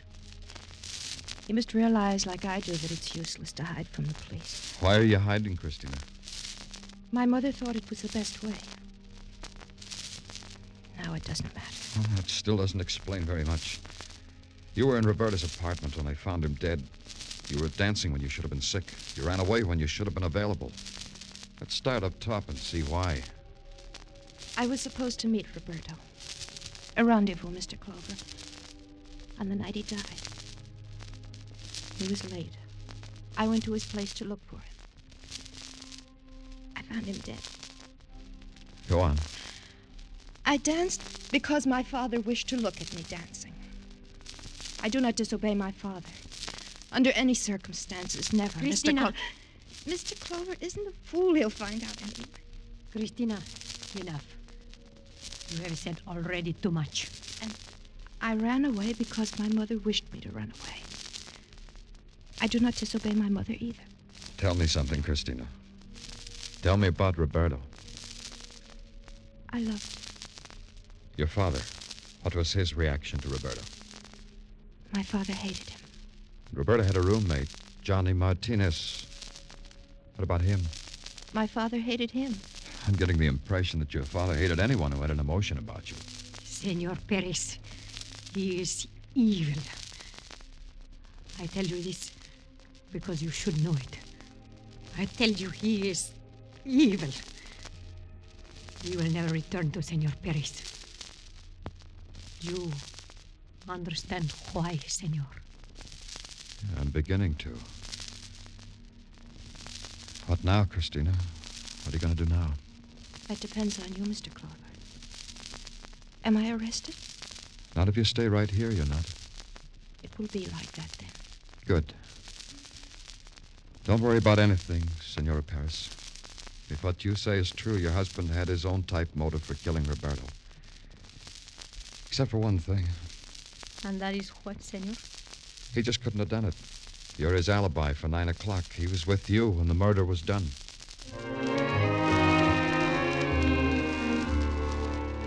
Maria Perez sank to her knees, drew the black lace shawl close about her head.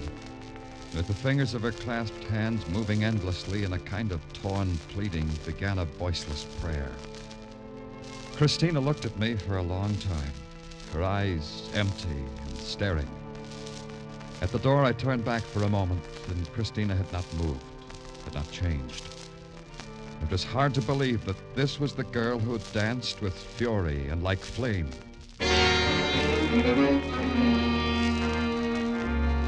At headquarters, nothing added up. Nothing took shape. Motives were there, but alibis were there, too. Hard, cold, unbreakable. No one, it seemed, was around when Roberta Segura was murdered. They had reason to be there, but they hadn't made it. They were somewhere else. I don't like right busting in, Danny. What do you want, Tartaglia? Well, you have a visitor. Tell him I'm busy. I'm out. Anything you think of. Oh, I tried, Danny. I tried, but it's no use. Your visitor is... now, wait, let me see. Don Jose Miguel... It's me, sweethearts. Joe Calendaria. Hello, kid. Hi, Joe. Look, kid, I'm pretty busy right now. Oh, sure. Okay, Danny. But look, Joe, how would you like to have Sergeant Tartaglia show you around police headquarters? Oh, that would be super keen. You mean it, Danny? Sure, kid. Take Joe around, Tartaglia. Everything. The works. Sure, Danny, sure. Come on, let's go, Don Jose. Wait a minute, Sergeant. First, I must tell Danny it's all solved, my case.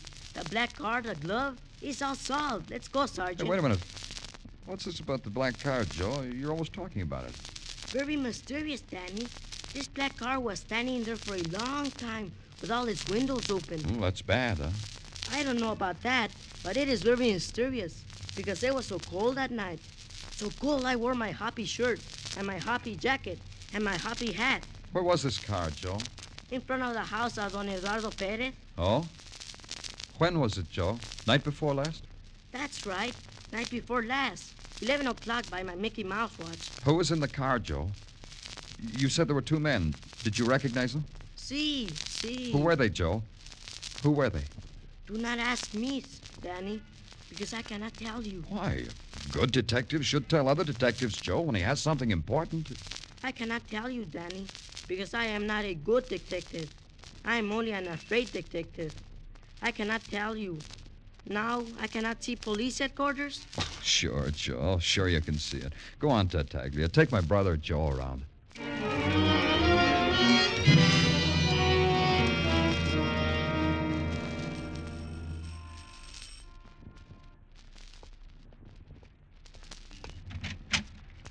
Oh, Senor Clover. Yeah, Eduardo. Senor Clover. Invite me in. You have come to tell me you have found my Christina? Yeah, that too. Let's go inside, shall we? It's warm in here. Not cold like outside, Eduardo. Where is she, senor? You have no right to torment me. It can go badly for you. For all of us. You and me. Where is she, senor? I must go to her. She's at the convent of St. Cecilia with her mother. Ah. Don't bother with your coat and hat, Eduardo. You won't need them. What? You won't need them. We'll bring Christina to you. If she wants, we'll let her visit you in her cell. What are you trying to tell me, senor? I'm not trying, Eduardo. It's easy to say. You're under arrest for the murder of Roberto Segura. You are insane. It had me fooled, Eduardo, for a long time. Such an airtight alibi. All because we thought the boy was murdered at 9 o'clock. You have a reason to believe it was at another time? Yeah. Say around 11. That was neat, Eduardo, killing him, then letting his body sit in your car in the cold air so that rigor mortis would set in quickly. You talk with the mouth of a babbling idiot. And you brought him to his room, and because it was warm there, Dr. Sinsky figured the boy had been dead for 3 hours. Because that's how long rigor mortis might take in a warm room. But in the cold, in a car with open windows, it doesn't take so long, huh, Eduardo? No. You are right, senor. It is a good way to kill. A good way to deceive the stupid ones of the law. Yeah. Yeah, we're pretty stupid, Eduardo. We don't understand how it means to possess things like Goya tiles or a daughter like Christina, your Christina. You killed her to keep her to yourself, didn't you, Eduardo? No one good enough for Christina but you. It is as you say, senor. No one good enough. So I had Roberto killed. You had help? Of course, I do not soil my hands unnecessarily, senor. Johnny Martinez helped me. Why should he do that?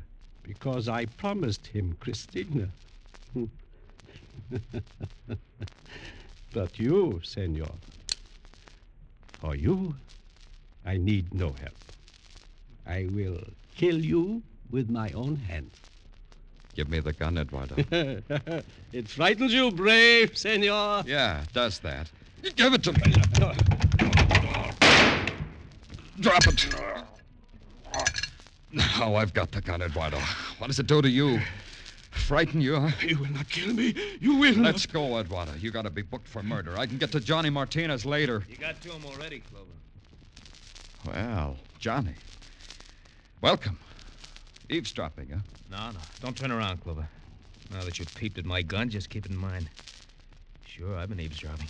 The next room. I don't mind. You can come to headquarters, too. Shoot him, Johnny. Kill him. You should have killed him last night when you knocked him unconscious. Kill him! All right. If you say so, Senor Perez. All right. Just this before you do, Johnny. Eduardo would like to know about it. Know about what, Senor? The gun I'm pointing at you. If Johnny shoots me, I'm just liable to react. I'm liable to grab onto something when Johnny's bullet hits me. The trigger of this gun, maybe. Then you're liable to be shot, Eduardo. Killed, maybe. He's got a point, Senor Perez. Well? Johnny! Do what? What do you want me to do? Drop that gun! Drop it! Drop that gun!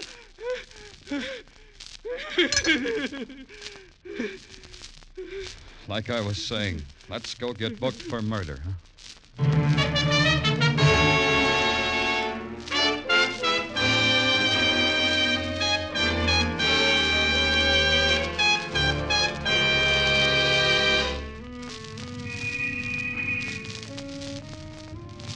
Broadway. It's an enchanted island or a desert of dust. A crazy dance that starts off wild, then winds down to a dirge and blues time. You look at it one way and it's a magician's pitch with golden mirrors and jeweled fountains. Then you blink and the whole thing dissolves. Your hands are bloody from beating against a wall corroded with pain. It's Broadway, the gaudiest, the most violent, the lonesomest mile in the world. Broadway, my beat.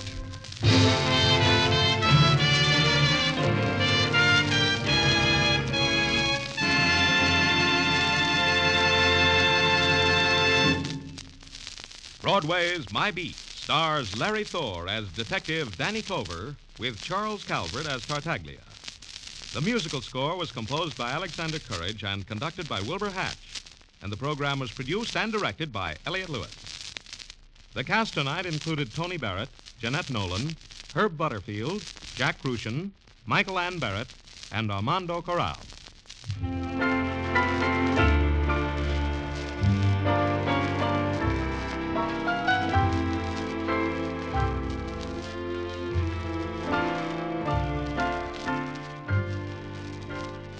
Dinah Shore, Jack Smith, Margaret Whiting, Dick Hames, the Andrews Sisters, Beulah, Edward R. Murrow, Lowell Thomas. These top names in radio are all on CBS regularly. Not once, but 5 times a week. Top news, top color, top reporting. Lowell Thomas and Ed Murrow each are heard for 15 minutes every Monday through Friday in the early evening hours.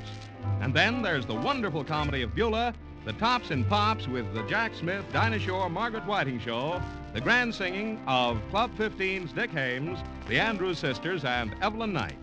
You can hear them all on most of these same CBS stations Monday through Friday evenings. Listen tomorrow night. This is Joe Walter speaking. This is CBS, where Wednesday night is Bing Crosby night, the Columbia Broadcasting System.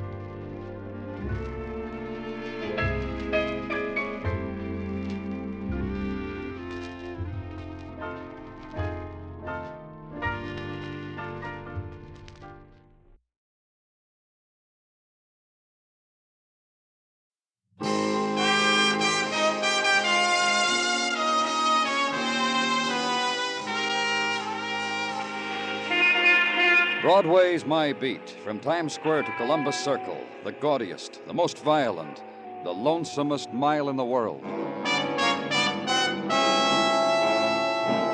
Broadway's My Beat, with Larry Thor as Detective Danny Clover.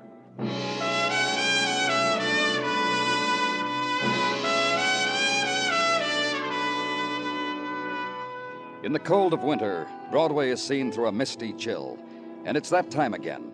Make the big wish, Palm Beach, and the 15-day tour to sunny Cuba. Make the annual excursion to the Travel Bureau to ask prices. Then step next door again and purchase the steaming Knish against the blasts of January. And the next door down, and stand under the music shop loudspeaker and listen to the record of La Cucaracha. Button up your overcoat. Walk Broadway. It's touched you, and it can never rub off.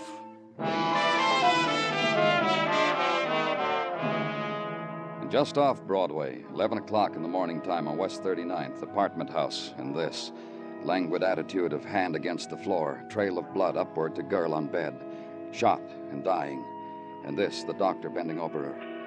And in the living room, this, the protesting man. Who you calling a killer, mister? I'm no killer. I'm a mover. Mr. Barnes. You want an item of furniture moved, a stick or a house load, you call me and I come with my truck and I move you. You want to kill a girl, you should call somebody else, not me, mister. Listen, why should Nobody called you a killer, Mr. Barnes. I'd just like to know how you happened to find this girl, that's all. Well, yesterday comes a call. I got a big ad in the yellow section of the phone book, picture of my truck and all.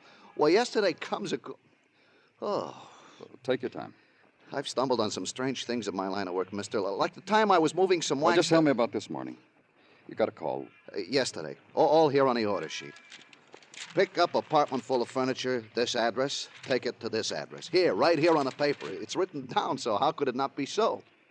It's written down, so how can it not be so? I'll just take that paper. Thanks. Go on. So, look under where it says special instructions, and it will prove to you that the dame who called, Helen Selby, she said her name was, she said in case nobody's home, walk in and start moving. That's the way it happened. You knocked, nobody answered, you walked in. Sure. Walked around, cased the joint.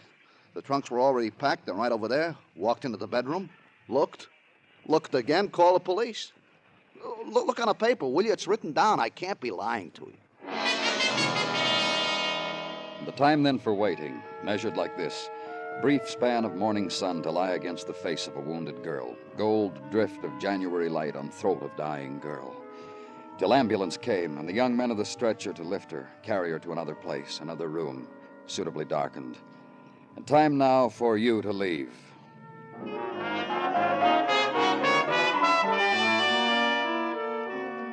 Ride then through late January city, uptown and east to where river reflects late morning and shadows of men staring into it. And late morning wishes cast into its waters, and uptown into the 70s to a delivery address on a moving man's order sheet. 1212 East 78th, brownstone house, January trees in concrete wells against its facade, lace curtains, stoop, freshly scrubbed.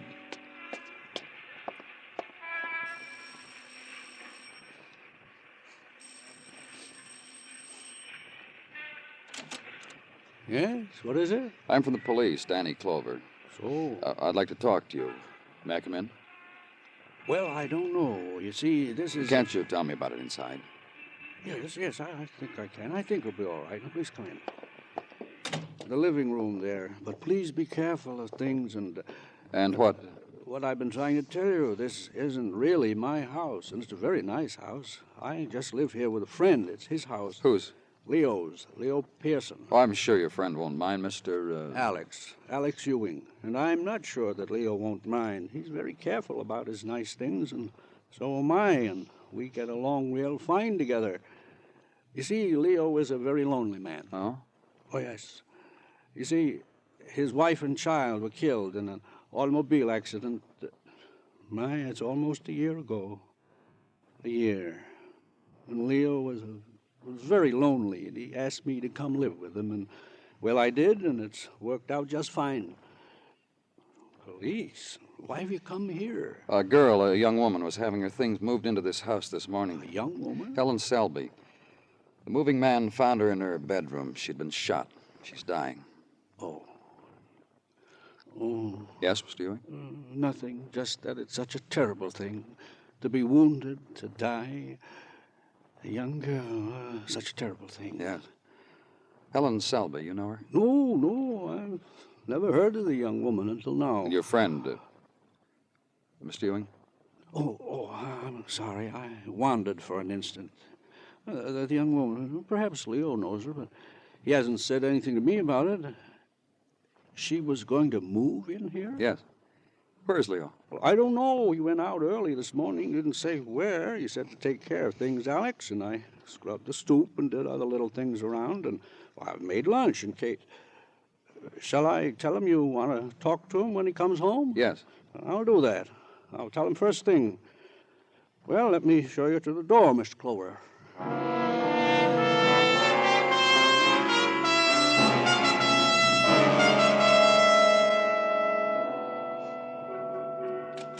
Danny? Come on in, Muggavan. I got a few things here. Items on the girl.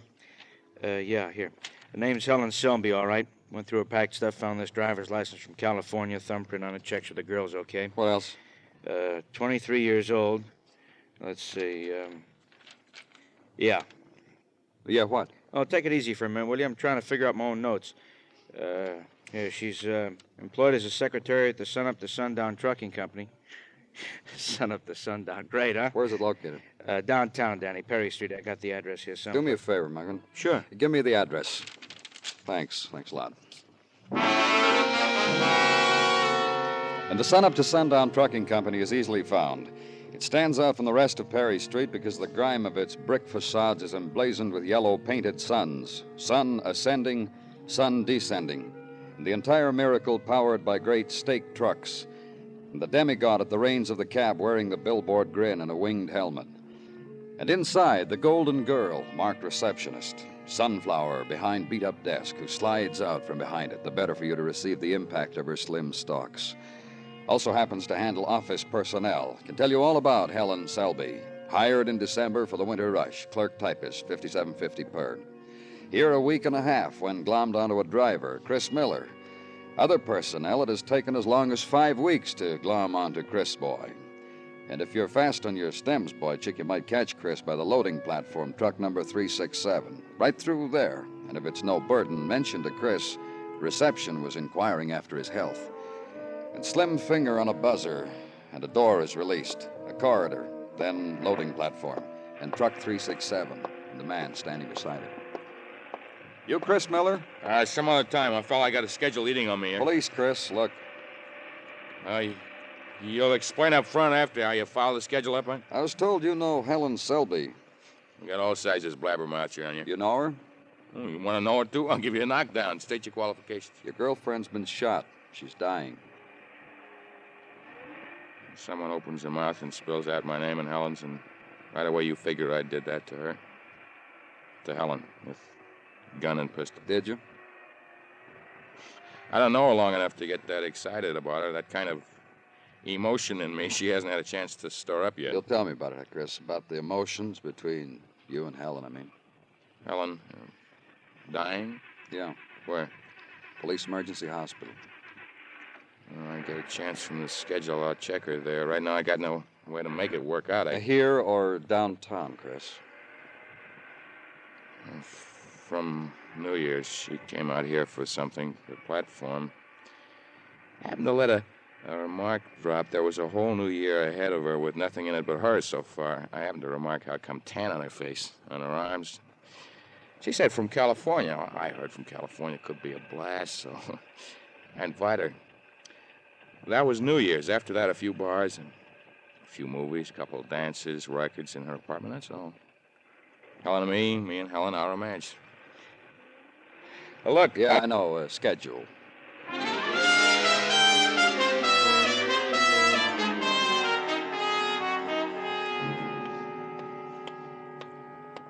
Danny. Don't apologize for being late, Danny. I got here as soon as I got your message, Dr. Sinsky. Too late, huh? Helen Selby died 15 minutes ago. It wouldn't have mattered what time you got here. She never regained consciousness. Well? That's as good comment as any. Me, a doctor with 30 years in hospitals like this, I never thought of a better comment. Well, sums it up. Oh, Danny. Uh-huh.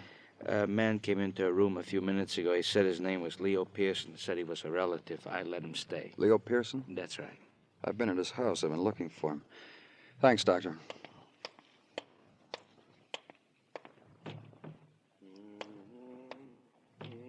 Mr. Pearson? Mr. Pearson? She's dead. I want to... So soon I found her, I lost her. My niece, dear Helen, I'm sorry, my dear. So sorry.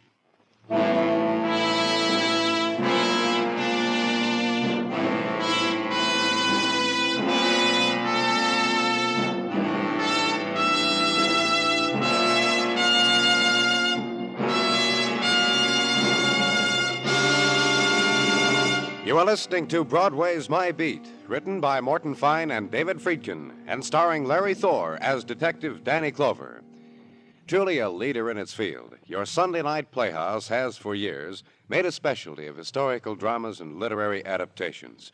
Every week, Lionel Barrymore is your narrator and host. Tomorrow night, again, on most of these same stations, enjoy your Sunday night playhouse, presented by CBS Radio.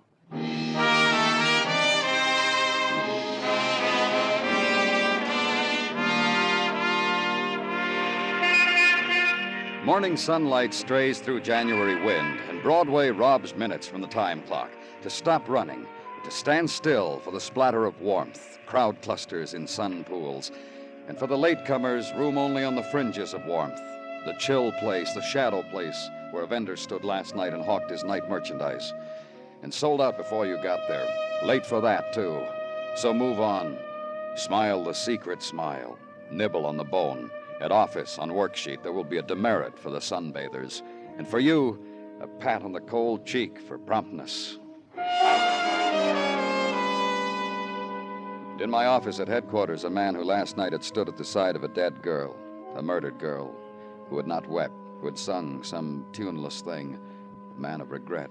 She had loveliness, a gentleness also, Helen Selby. Mr. Pearson. She offered this to my house and to me, and there could have been happiness in it. I so arranged it. You mean about her moving in with you? Mr. Clover. Yeah?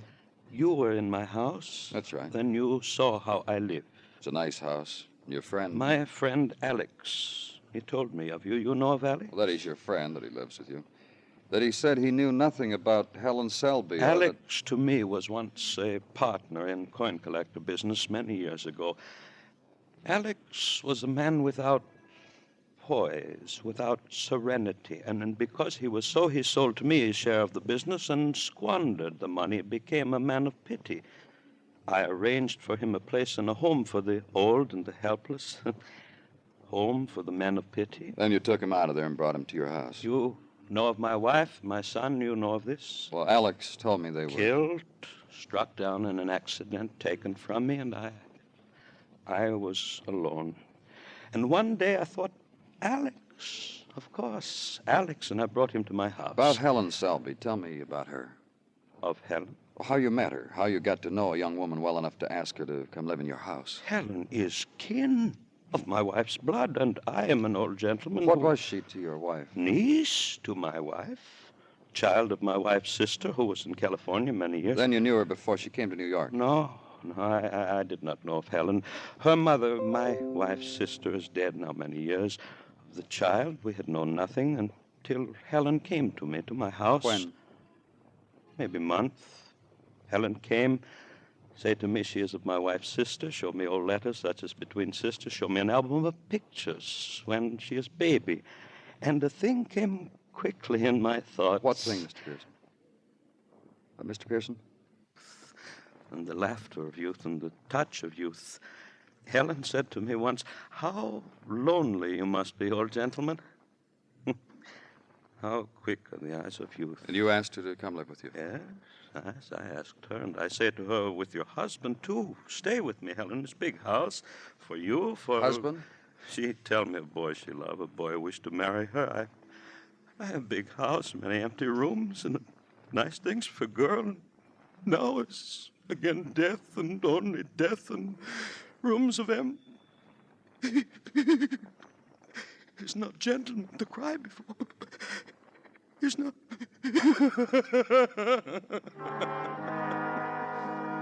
And after that, after the grief washed over him and broke and carried him with it to some shore of the mind, to the faraway and desolate place of lost images, after that, the small things. Fold the handkerchief neatly and replace it in the breast pocket. Straighten the tie. Flick the lint. Neat man going out of doors where people could see him. And after he leaves, sit with it for a while and think. Helen Selby, dead girl, was going to be married, her uncle said, which didn't jibe with previous information. So call the Sun Up to Sundown Trucking Company, and the Solar Voice on the other end tells you that Chris Miller is off today and gives you his home address warmly. So get Detective Muggavan, squad car ride, address, and Chris Miller entertains from his bed. This is going to be a real fine day, I can tell that.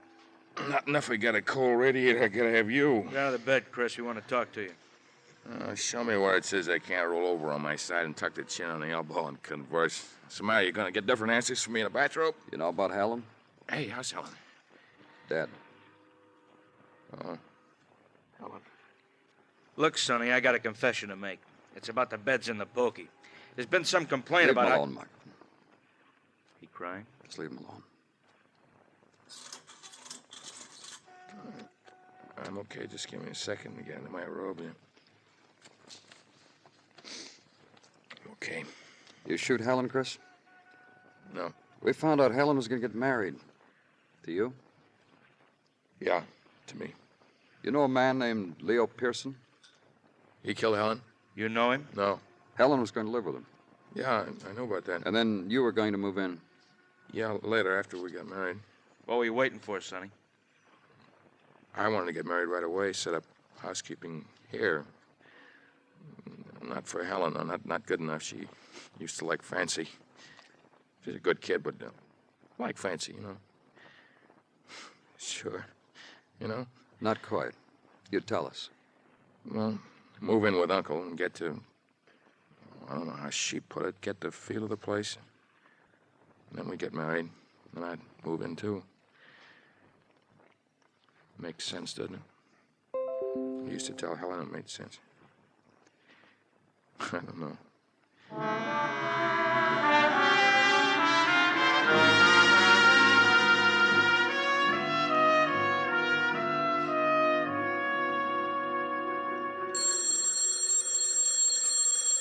Telephone's ringing, Danny. May I, Danny? Oh, of course you may, Gino. Thank you kindly. Lieutenant Clover's office, Sergeant Tartaglia at this end. Yes? Oh, I see. I will do that. And your address, madam? Kill me, madam. I happen never to have heard of your place, so the address, if you please. Uh-huh. Thank you. I will forward your message to the proper party. No trouble at all. And you also, madam. Thank you. Danny. What, Gino? Bessie Hancock. Huh? Miss Bessie Hancock of the Hancock Home for the Aged, 190th and Riverside Drive. She has read in the papers of Mr. Leo Pearson of our current murder case, and she has certain information which may or may not be important, she said. Also, Order the squad car, Gino. Of course, Danny. Goes without saying. Ride uptown now along the road that bans Manhattan from the river. Riverside Drive and chill afternoon. 190th Street. Look across the brown water to the Palisades. And make a turn at the sign of the clenched fist and pointing finger. Hancock Home for the Aged. Gentle and loving care. Park the car and walk through the swinging gate, up the path, lined by last year's grass and last rainfall's footprints. The porch, with an old gentleman on one side of the steps, an old lady on the other, rocking. Faster, stationary race between them. The lady who answers the door has a lorgnette pinned to one side of her blouse and a watch pinned to the other. Yes? I'm from the police. My name's Clover. Yes, won't you... Oh, just a moment, please. Still angry, Mrs. Cochran? Oh, don't be. That's Mr. Settlin's way, that's all. He wants to talk to you, don't you, Mr. Settlin? Be nice, Mr. Settlin. Please come in, Mr. Clover. This way. Thanks. Oh, you may sit down. Was something wrong? Oh, Mrs. Cochran and Mr. Settlin, I want everybody to be happy, and they're not happy. Not with each other. Oh. Mr. Settlin plays pranks with frogs, and now he's taken to answering ads in magazines and signing Mrs. Cochran's name. Oh, such ads. Oh. It's about the phone call you made a while ago to the police. I know. You know, I wonder if I was right. About what? About having that music piped into here. I started it last week, and since then my boarders don't use the game room so much. The checkerboards and the dominoes. They just sit and rock and listen and don't seem to be happy at all. I want everybody to be happy. Was Alex Ewing happy? Alex Ewing? Then you know why I want to talk to you. Oh, I made an assumption. I spoke with Leo Pearson. He told me he paid the bills for Alex in a home for the aged. Then you called. And... Oh, Alex was miserable. He made us all miserable. The things he would do. Oh? Get up in the middle of a meal and make speeches. How this was a prison. How he wasn't really old. How he would rather be dead than stay here. If Mr. Pearson wasn't paying me so much money to keep him here, And well... after Mr. Pearson's wife and son were killed, he took Alex out of here and into his own home. Yes, thank goodness. For instance, you see that big stain on the wall? Hmm? Mashed potatoes. Alex. Why exactly did you call me, Mrs. Hancock? Oh, I don't know whether it's important. Last week, Mr. Pearson came in here and made arrangements for us to take Alex back. Today was supposed to be the day, as a matter of fact. Of course, I charged him more money. You can understand that. If my boarders get miserable again, I should be paid for it, surely. And I do want everybody to be happy.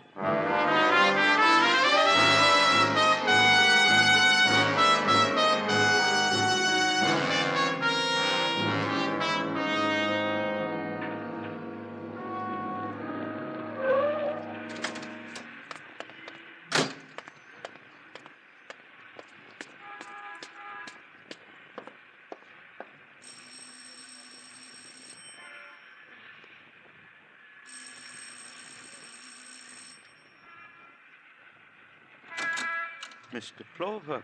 Good evening, sir. Good evening. Hello, Mr. Pearson. Mind if I come in? Please do. I'm pleased to see you. Thank you. Would you care for some wine? Thanks, no. Is Mr. Ewing here? Did I ask a funny question? No, forgive me. It is only that Alex is in the library poised over a chess problem. Therefore, he is here, and he is not here. I'd like to talk to him. We will go to him this way. Alex? Don't bother me. Go away, go away. Castle to King 4, Queen to Bishop 4, and mate. In another minute. Perhaps Mr. Clover's in a hurry. What? Look up, Alex. Good evening, Mr. Clover. Hello, Alex. And now we will chat. Leo. Yes? We were having a very fine evening. What does Mr. Clover want? Ask him, Alex. I'm sure both of you know. It's about the murder of Helen Selby. More questions, Mr. Clover? I've told you everything. I've told you... I'm sorry, Mr. Pearson, but you haven't. I don't understand. About Alex here. I've got nothing to We're do with it. quiet a minute, Alex. Let's hear what Mr. Clover has to say. Very well, but I have nothing to do with any of it. What haven't I told you, Mr. Clover, about Alex? That you were going to send him back to that home for the aged. Not now, not anymore. Alex? Yes, sir? Tell me about that home. I don't want to talk about it. It's all right, Alex. You're not going back there. I understand you weren't happy there, Alex. It was a prison. Why should I want to talk about it? I was there. It seemed very nice. Why do you say it was a prison? I'm 62. I'm not old. Alex, friend. I'm not old. Old is when you're ready to sit in a chair and rock. Old is when no one wants you. Alex. I'm not going back there. But Alex, I told you you're not going back there. Now let's talk about Helen Selby. A lovely girl. Whoever killed her, what reason could he have? I think I know, Mr. Pearson. I'm not old. She called me an old man. You said you didn't know her. Know her? I talked to her once. Well, a schemer. I could tell that. When did you talk to her? She was here once for you. I sent her away. Schemer. Something like that, what I was going to say. I think she was going to move in here. She, later her husband. And take your house over. Already she convinced you to throw me out of here, to send me back. That's why you killed her, isn't it? I'm not an old man. You killed her because it's on account of her you were going back to that place. Alex? Here's where I'm happy, Leo. You killed her? Yes! Killer, murderer! And what are you? An old fool. Let a young girl come in here and walk around like this and talk like this. Yes, Uncle. Yes, Uncle. I know how she talked. I know how she walked. I watched. She was my niece. Welcome here. I wanted her We here. better go, Alex. Like this, Leo. Like this. Like this she walks. You fool. You lonely fool. This man's taking me away, and you're going to be alone. Big house, Leo. Lots of rooms. Lots of echo, Leo. Take me away, Mr. Clover.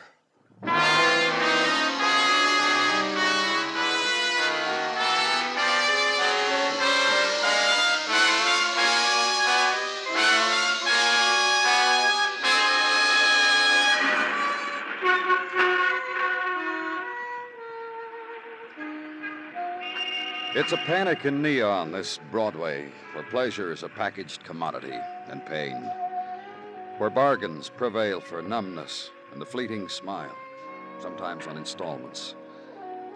It's a place that dares you, and one way or another, it'll rock you to sleep.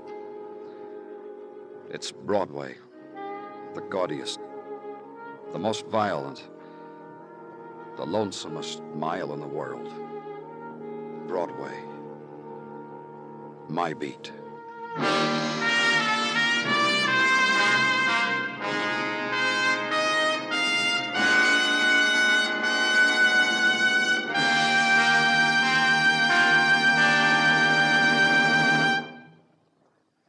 Broadway Is My Beat stars Larry Thor as Detective Danny Clover, with Charles Calvert as Tartaglia and Jack Crucian as Muggavan.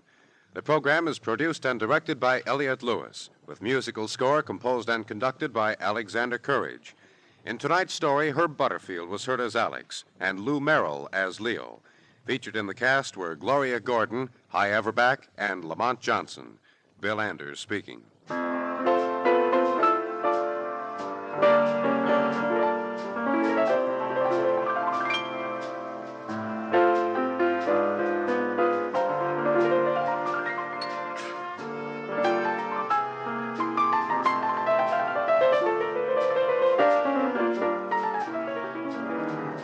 Every Sunday night all over America, everything stops but the laughter when it's Jack Benny time on CBS Radio. Join the gang again tomorrow night. Jack, Mary, Dennis, Don, Bob, Rochester, for more of that special kind of comedy that everyone recognizes by its Jack Benny trademark.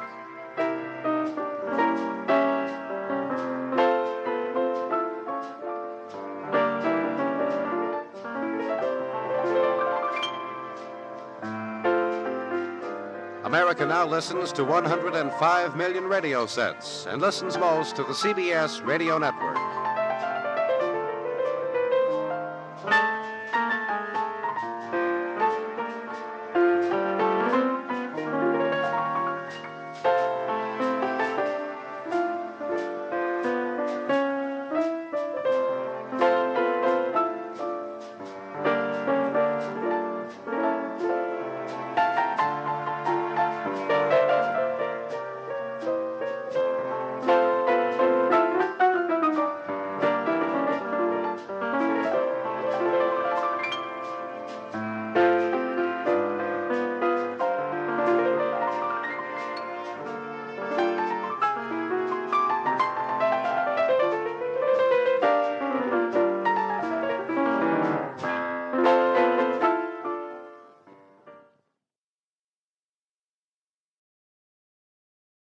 Broadway's My Beat. From Times Square to Columbus Circle, the gaudiest, the most violent, the lonesomest mile in the world.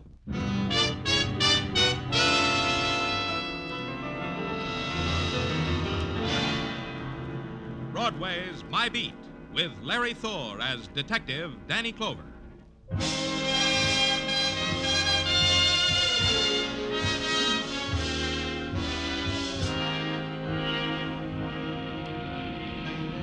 Broadway. It's a mob and a big voice that darts from doorways and screams in your face, then skirls off into the quiet streets. It's a panic in neon where misery and packaged pleasures are commodities, sometime on installments. It's a place that dares you. One way or another, it'll rock you to sleep. It's Broadway, My Beat.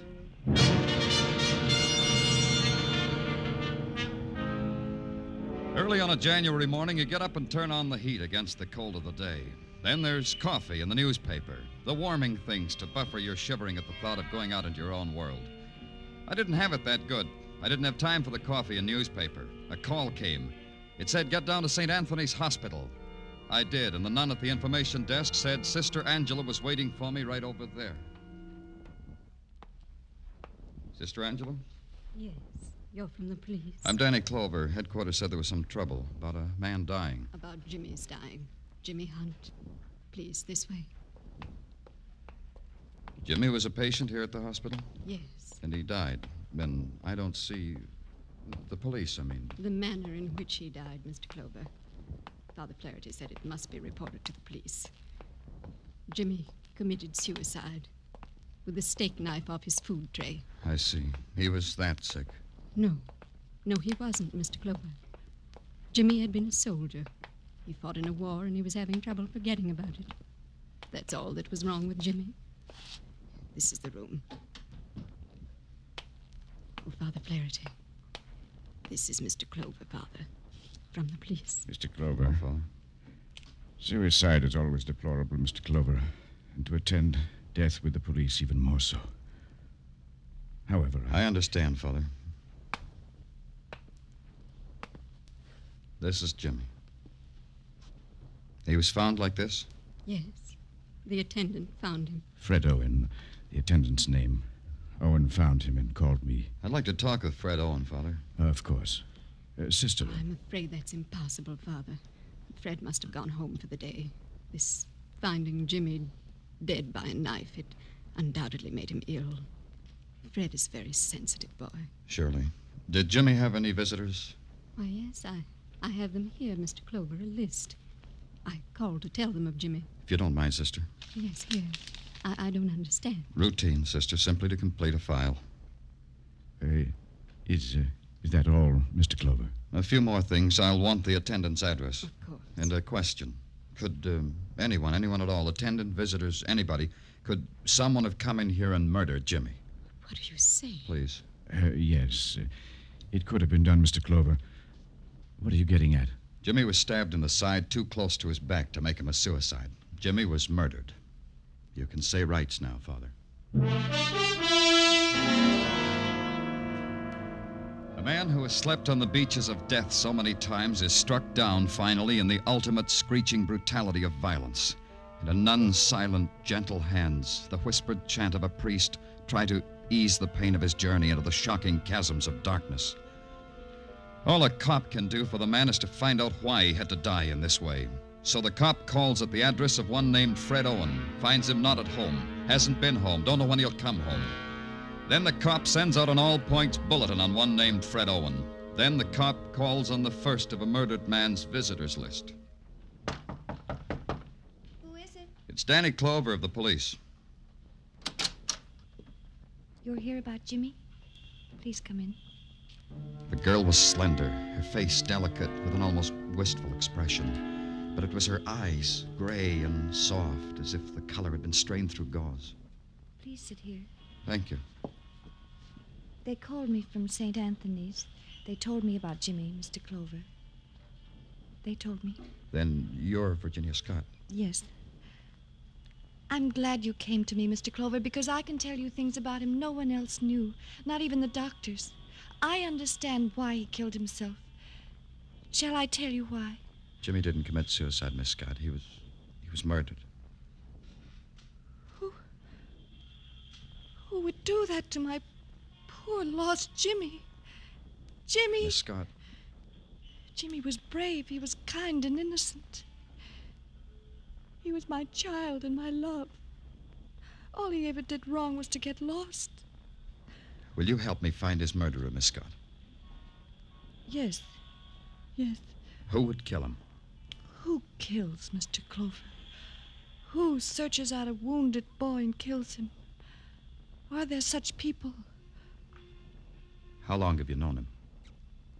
We met at a dance. His company was going overseas. I didn't know anyone there, but Jimmy asked me to dance, and I fell in love with him. He kept in touch with you? Every day. We wrote each other every day. Did he ever mention anyone in his letters? Anyone who could... Who hated him? Who wanted to kill him? Yes, Mr. Clover. All the nameless ones who had to kill other nameless men. He was a soldier. Virginia, Don't try to find words, Mr. Clover. The words that heal pain. Are there such? You can do one thing for me, though. Anything? The letters I wrote Jimmy in the hospital, they were love letters. Every day I couldn't visit him, I wrote him one. May I have them? Letters? There weren't any. What? But they were all I could ever give Jimmy. I know he'd keep them. They have to be there. I'll find them, Virginia. I only ask this. I know you'll understand. Why didn't you marry Jimmy? Why? Why burden him with more? Didn't you notice, Mr. Clover? I'm blind.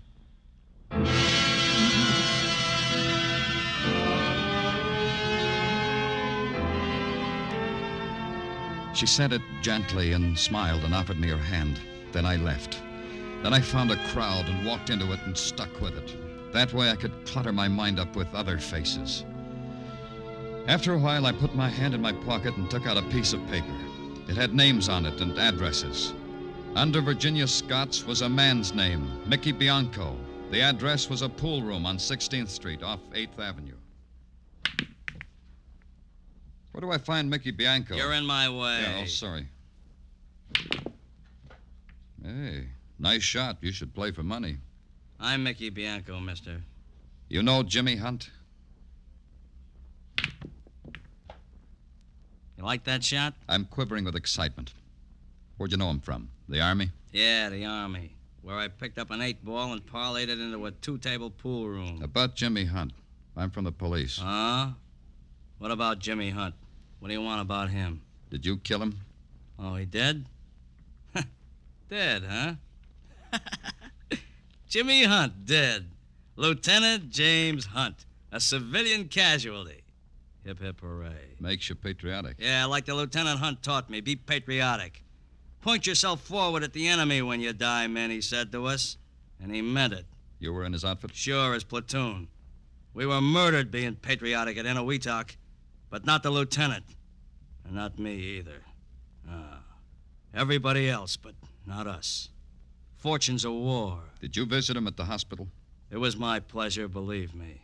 Oh, don't pat me on the back for going to see my old lieutenant. You know why I went? I made him feel worse. I reminded him about what he did to his platoon, and that'd make him pull his knees up to his chest. I like to watch. Yeah. Did you see any letters just lying around the room? Letters addressed to Jimmy when you visited him? Letters? What letters? But that other question, did I kill Jimmy? You know, I should have thought of doing it, but I didn't. Hand me the chalk, policeman. The shaded lamp that hung over the pool table gouged a cone of saffron light out of the shadows. And trapped in the twist of light were frayed banners of smoke and whispers and aimless dust, and the silhouetted outline of Bianco's face and hands. Then the sharp click of wood on ivory, the pleased titter spilling out of Bianco's mouth. And this, too, can be the requiem for a dead man. It stayed with me all the way to headquarters, where a report was to be filed, where questions were to be asked. And questions you ask of Sergeant Tartaglia. Sometimes he has answers. And the answer to that one is in the positive negative, Danny. Be kind to me, Tartaglia. Sometimes I don't understand things. What is a positive negative? Oh, easy. Positively, we have found no trace of Fred Owen. The reports from the boys looking for Fred Owen are negative. This makes valid the use of the double... Yeah. What about the letters? The letters Virginia Scott wrote to the boy in the hospital. Have you found them? Oh, no, Danny, no. No, we haven't found the letters.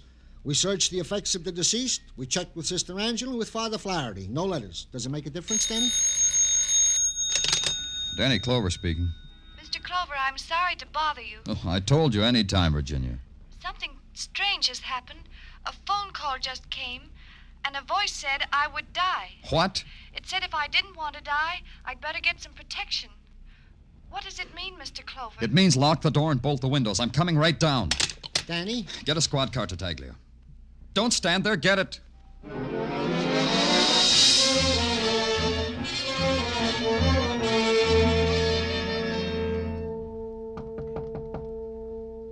It's me, Virginia.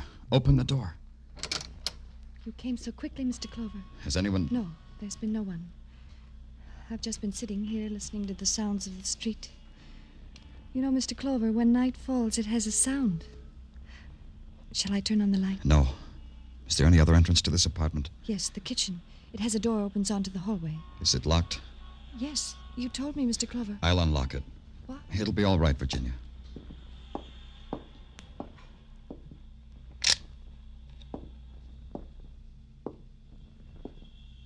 We'll leave this one open, too. Where were you sitting? Over here near the window. Sit there now. I'll stand over here. Why Why would anyone want to kill me, Mr. Clover? I don't know. Maybe because you're all that's left of Jimmy. If they want to kill me, why did they tell me to get protection? It doesn't seem logical, does it? Maybe it's not. Shh. I hear someone, Mr. Clover. Don't move. Mr. Clover?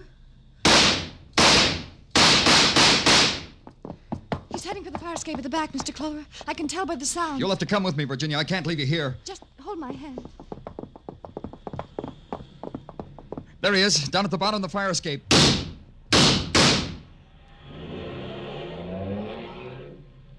He got away, didn't he, Mr. Clover? In a car. He got away. Yes, Virginia, he got away. Give me your hand, Mr. Clover. Suddenly it's darker than it's ever been.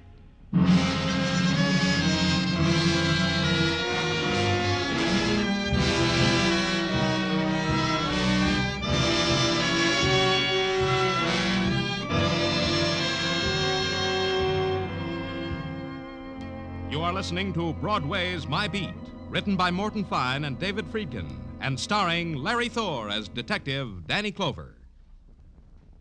CBS invites you to hear Senator Brian McMahon on the Capitol Cloakroom over most of these same CBS stations later tonight. Senator McMahon is chairman of the Joint Congressional Committee on Atomic Energy, and when he is interviewed tonight by CBS newsmen Eric Severide, Bill Shadell, and Griffin Bancroft, this will be the first detailed discussion of the hydrogen bomb and its implications by a high government official since President Truman's historic announcement earlier this week. That's CBS Capitol Cloakroom later tonight.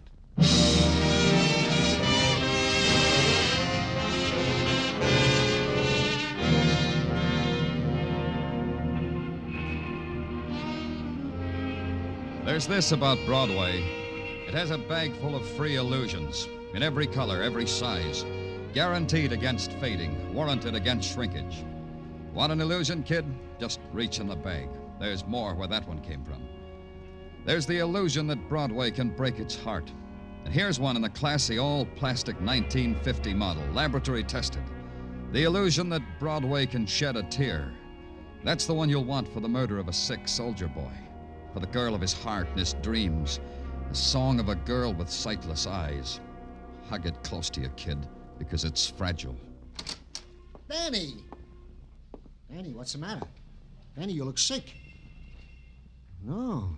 Well, it's something different from sick. Hey, Danny, can I get you a glass of water or something? What do you want, Tartaglia? Danny, I just want you shouldn't look like that. What else do you want, Tartaglia? Ah, now, Danny, don't be like that. I know how upset you are because of the boy, because of how they tried to kill that blind girl. I don't figure it, Danny. If they wanted to kill her, why did they tell her to get protection? Maybe it wasn't her they wanted to kill. No? Hey, then that means it was... Danny, I got it. The killer set it up that way because it was you he wanted to kill. Hey, Danny, we got to do something. Answer the phone, Tartaglia. What? Oh, yeah, Danny, yeah.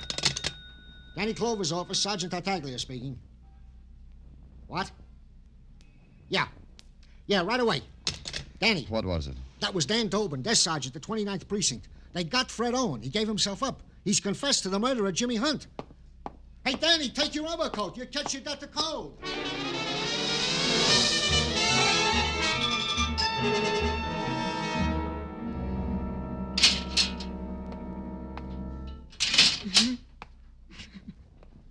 Fred Owen? You killed a man, huh, Owen?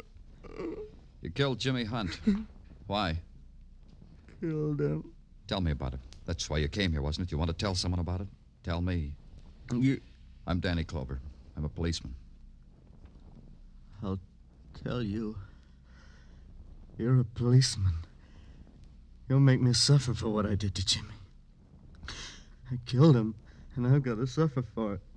I've got to feel what Jimmy Now, felt. take it easy, Owen. Just tell me how you did it. With the knife? With a knife. Go ahead. Mr. Clover, did it hurt him much? I don't think so. I cut up his food for him so he could feed himself, so he wouldn't have to use a knife. The doctor always warned me not to let Jimmy use a knife. You see, the doctor was afraid that Jimmy would do what he did to. Huh? What did he do, Owen? I was feeding him, and then I suddenly remembered something I had to do. Yeah, what? Thing I forgot. It wouldn't have happened. It didn't have to happen. Then you remembered. Is that when you stabbed him? As if it had been with my own hand. You see, Jimmy liked me to read to him while he was eating, and I forgot to bring a book. And so I left to get it. I left Jimmy with the knife. Are you trying to tell me that Jimmy killed himself and you left him alone with the knife? As if it had been with my own hands. I killed. It was my fault that Jimmy's dead. My fault. I killed him as surely as if I'd plunged the knife into him. I tried to break through the wall of tears he'd built around himself, but it was no good. I tried to ask him about Virginia's letters. He didn't know anything about them, he said. And it was another lash of the whip he held over himself. I finally broke his heart by releasing him from the dismal, bitter shadows of the cell he'd begged for. And then I took a long walk in the cold, unspoiled air. Then I knew I had to get back to it. The third name on the visitors' list was Madge Taylor, whose address was a brownstone between other brownstones on West 53rd. I climbed the steps that led to its doors with the cracked stained glass. Hey, man, looking for someone? Yeah, Madge Taylor. Is she here? Come in, man. Well, come in. You want me to freeze? You're Madge Taylor? Yeah, right in there. What the old battle axe that runs his flat don't know won't hurt her. Anyway, it's cuddlier with the door closed, huh, man? Such a nasty draft in that hallway. Madge, I'm Danny Clover of the police. Huh? Let's have a drink on it, shall we, Danny? They told me you visited a man in the hospital, a man named Jimmy Hunt. Friend of yours? It's funny what I said? It kills me. I thought you were... All you want to know is, did I murder Jimmy Hunt? Isn't that it? Why did you visit him? I'll tell you why. You see me, how I am? Charge it up to Jimmy Hunt. Send him the bill. You were in love with Jimmy Hunt? The lieutenant? The wonder boy with the loose marbles? Are you kidding? I never saw him in my life till I found out he was brain sick in that hospital. I don't... I'll draw you a diagram. I was in love once with a kid, a soldier kid, my husband. Lieutenant Jimmy Hunt killed him. Killed me, too, at the same time. Because the lieutenant thought it was dandy. Kids should be killed. This the lieutenant liked. You still want to know why I visited him? No, Madge. I've heard it once. When you saw him, did he have any letters? How would I know? All I care about Jimmy Hunt was that he should die. Slow, a long time dying. Yeah. Stick around, Madge. Don't go away. You out of your mind? I love it here. I never had it so good. It's a free ride on a roller coaster, man.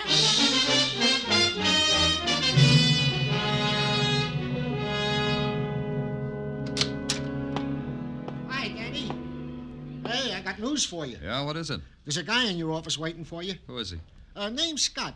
Says he has a daughter named Virginia Scott. Hey, ain't that the girl? Danny? Your name's Scott? It is. And you're Danny Clover. Virginia described you to me. Well, don't look surprised, Mr. Clover. My daughter is a perceptive girl. Nothing about Virginia surprises me, Mr. Scott, except the fact that she has a father. I didn't know that before. Because Virginia didn't want you to know. She'd have a reason for that, Mr. Scott. Now, it's all bound up with the kind of person she is. Her love for people who love her. The reason why she insisted on living alone without me. The reason why she didn't want me mixed up in this affair. She thinks you had a motive for killing Jimmy? She knows I did. That's why I'm here. Well, perhaps you'd never have found out. But that's why I'm here. To tell you I had a motive for killing Jimmy. Which was what? I hated that boy. Hated him for what he was, for what he could do to people. His arrogance, his snobbishness, the play acting he did to cover his cowardice. By his very existence, Jimmy Hunt was a liar. Mostly you resented his making love to your daughter. Yes. My daughter is blind. Whatever she can do on her own, sew, cook, turn on lights, dial a telephone, it doesn't alter the fact. Virginia is blind. It's her burden. She didn't deserve another awful one like Jimmy Hunt. A sick boy who willed himself sick. Virginia knew you felt this way? She knew I was prepared to kill Jimmy that very day. But you didn't. Is that what you're telling me? That very day, I went to the ward to kill him. That's what was on my mind to do. But an attendant saw me, asked me my business there. When I couldn't answer him properly, he made me leave. No, I didn't kill Jimmy. But there's this. There's what? I'm glad he's dead. He got up and walked away, and I let him. But because I'm a cop, I had a man follow him. And because I'm a cop, I had to check on his story, whether he had actually left the ward the morning Jimmy Hunt was killed. That meant I had to talk to Fred Owen, the attendant. I called the hospital, and they told me Owen hadn't showed up, and as far as they knew, he was home. So that's where I went, too, to the home of Fred Owen. His landlady was a kind woman. Fred'll be right back, Mr. Clover. Would you like to wait in his room? Yes, please. Next room down on your right. Thanks. I'll find my way. Wait, I'll go with you. Turn on the fire. Sometimes it gets cold here in Fred's room. Can't understand it. A nice gas fireplace like this, and Fred likes to sit here in the cold. There. Don't that make a nice fire? Yeah, cozy. Yeah, this is a real cozy room. Now, Fred decorated it himself. I allow him to hang pictures. Lots of landladies don't allow hanging pictures. Nice pictures. All girls. It's man's privilege. Girls with veils over their eyes. Girls with their eyes closed. Sightless girls. Yeah, and here's one with a man on it with a girl holding his hands over her eyes like he's going to surprise her. Fred. Oh, hello, Fred. I was just telling I'm Mr. happy you're here, Mr. Clover. I'll make some coffee. Thanks, but I don't care for any Fred. I'll just leave you two gentlemen alone. I know how gentlemen like to talk sometimes without ladies. You like my room, Mr. Clover? I was just admiring your pictures. Yeah, I like them too. But all these girls, their eyes covered. They can't see you. I know. Some men hang pictures of girls. Well, you know, because that's the kind of men they are. What kind are you, Fred? I'm an ugly kind of man. My face, I mean. I know I am. Girls never look at me on the street. Even when I stare at them and set my mind that they should look at me. They look away even when I talk to them. Virginia doesn't, does she? No. Oh, no. When she comes to the hospital and I say good morning to her, she smiles and talks right to me. When she doesn't come to the hospital, she writes you, doesn't she, Fred? Oh, yes, of course she does, because she loves me. Maybe you don't believe that, Mr. Clover. But I'll show you. Here. This'll show you that she loves me. Her letters to me. Go ahead, take one of them out of the envelope and read it. I'm not ashamed of our love. Yeah. She loves you all right, Fred. But look at this. Yeah? You've crossed Jimmy's name out wherever it's mentioned and written in your own. Well, of course I did. Don't you see, Virginia's very clever. She wrote those letters to Jimmy, but she knew I'd get them. I knew Virginia wanted it like that. And Jimmy... Jimmy was sick, you know. He thought Virginia really meant them for him. So you stabbed him. You really did kill him, didn't you? Oh, I had to. He was getting worse and worse about Virginia all the time. Why didn't you tell me that when I talked to you in the cell, Fred? Because I'm clever, too. Yes, you are. That was a clever trap you set for me in Virginia's apartment. No, you're wrong. I wasn't clever then. You got away. Put down that knife, Fred. It won't hurt, Mr. Clover. It didn't hurt Jimmy. You said it didn't. Now give me my letters. I don't want blood on Virginia's letters. Here are your letters, Fred. The letters! You threw them in the fire! The letters! Oh, they're burning! Help me!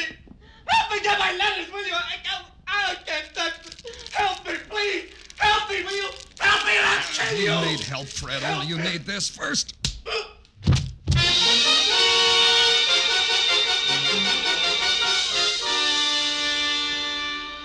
lay there, his body taut, as if unwilling to accept what was happening to him. His mouth hung open in disbelief, and the spasm in his fingertips groped for the fireplace and the ashes of his letters.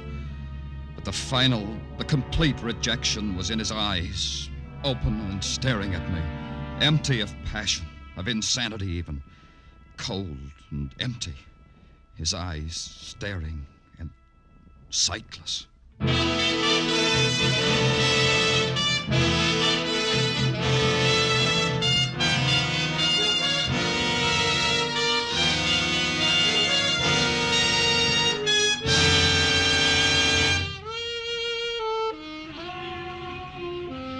Broadway's having itself a time. It's cocky, and it's needling people to step over the line. It's making a big muscle and daring the nighttime. And before it's over, it'll gouge chunks out of itself and laugh at its own agony. It's Broadway, the gaudiest, the most violent, the lonesomest mile in the world. Broadway, my beat.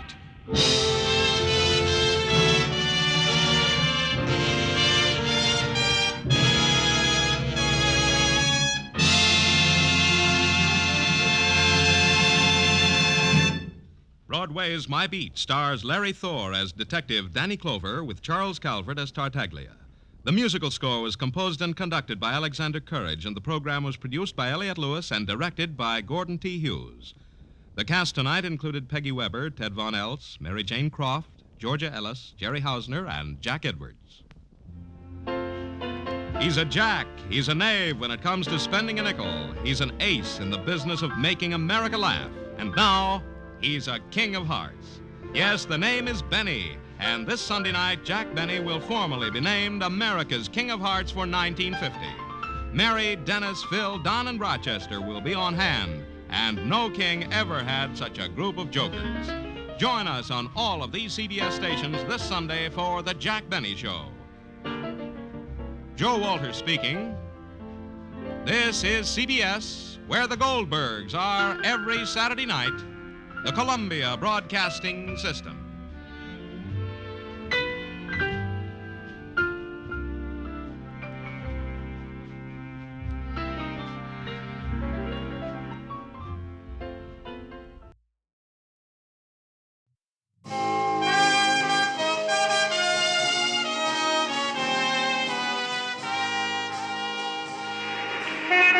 Broadway's My Beat, from Times Square to Columbus Circle, the gaudiest, the most violent, the lonesomest mile in the world. Broadway's My Beat, with Larry Thor as Detective Danny Clover.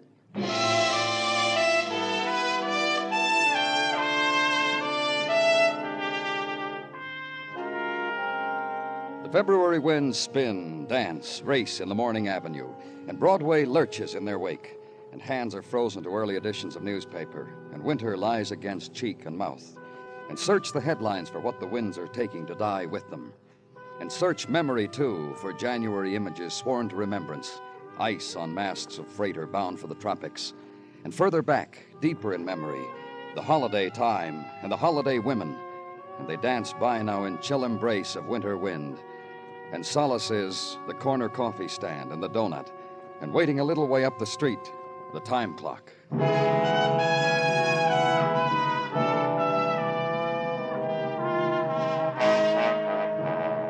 And downtown, the new morning is emergency ward of police hospital, and a wall clock that jerks its hands into the 8 o'clock time, and a man, Dr. Sinsky. Shock, exposure. For a whole night, the girl lay in an alley and no one to... Over the phone, you said... I know what I said, poison. There were symptoms. The lab confirmed my diagnosis just minutes ago. Pretty. Yes. Now that Daddy's asleep, her prettiness has returned. Here, Danny. Here's the history on her. Identified from things in her pocketbook as Peggy Warner, age 28. Where was she found? A moment, Danny. Alley emptying into 19th Street, back of Tate's Bar and Grill on 3rd Avenue. Mm-hmm. A woman came running to Patrolman Carnes on the beat, yelled a drunk girl was sleeping in the alley, and then... Poison, shock, exposure. What are her chances, Doctor? What do you want me to say, Danny? I gave her sleep for a little while. To give her back her life? What do you want me to say, Danny? And outside now. The morning is a wind wall, so adjust yourself to it. One hand in overcoat pocket, one hand on hat, lower the head. Short walk to squad car, and the drive downtown. Crowd going to work time. Rush beneath long triangles of gray and splinters of sunshine. Uncadenced quick step of pedestrian and blare of the car-borne taking turns according to the green light and the red. Left on 3rd Avenue and cruise for an address. Tate's Bar. Find it. Park. And Tate's Bar is 5 booths, 4 empty, 10 bar stools, half of them occupied. And the bartender flashes his 9 o'clock in the morning smile at you, takes it back at the flash of the badge, assures you his name is Tate, and assures you... My time is yours. Just a few questions about last night, Mr. Tate. Last night was different. There was a girl lying in the alley out back. Her name was Peggy Warner. Is Miss Warner in the habit of... Look around you for a minute. So? You just bear with me. Peggy Warner, Mr. Tate. You just bear with me. We'll come to Peggy. This place of mine, this bar, a convenience. I cater to those who demand their booze. Me, personally, I wouldn't be caught even with my nose to a cork for the aroma. What's this got to do with I'm it? going to tell you why I fired her. Go on. So there are those who booze it from early morning on. I cater to this necessity. Notice the place, clean. The jukebox music, adjusted to soft tone level. The customers' voices low. This I demand. Talk becomes above library level. Into the gutter they must go. Now we will consider Peggy. Thank you. So you'll understand. I said thank you. 8 months ago, I got a whim. Hire a barmaid. I approve of women waiting on men. Dames I don't allow in here to drink, but to wait on in uniform and all, I have a whim where this is nice for the self-respect of those who like the bottle. I hired Peggy. 8 months ago. About that. Then I caught her drinking with a customer. 2 days after she started to work here, I bounced her. What about last night? She came back looking for a job. She looked like she just swum her way to the top of a beer crock. Out the back way she did go, on my arm. No job from me to her. I see. What else can you tell me about her? 8 months ago, when I fired her first... Yeah, maybe you'd like to know about that. About what? The customer who she drank with. She merely walked around to his end of the bar, went out with him, hand in hand. And? Well, the guy's name was... I'll get it for you. His address, too. I got it around here someplace. But whatever this guy's name was, I saw him the next morning at his house. Oh? Yeah. Next morning, I got a messenger with a $10 bill and a note from Peggy. Bring my dress and street shoes around to this address. I did. The man I mentioned opened the door for me, took the bundle, and slammed the door in my face. Sure, I'll get his name and address for you.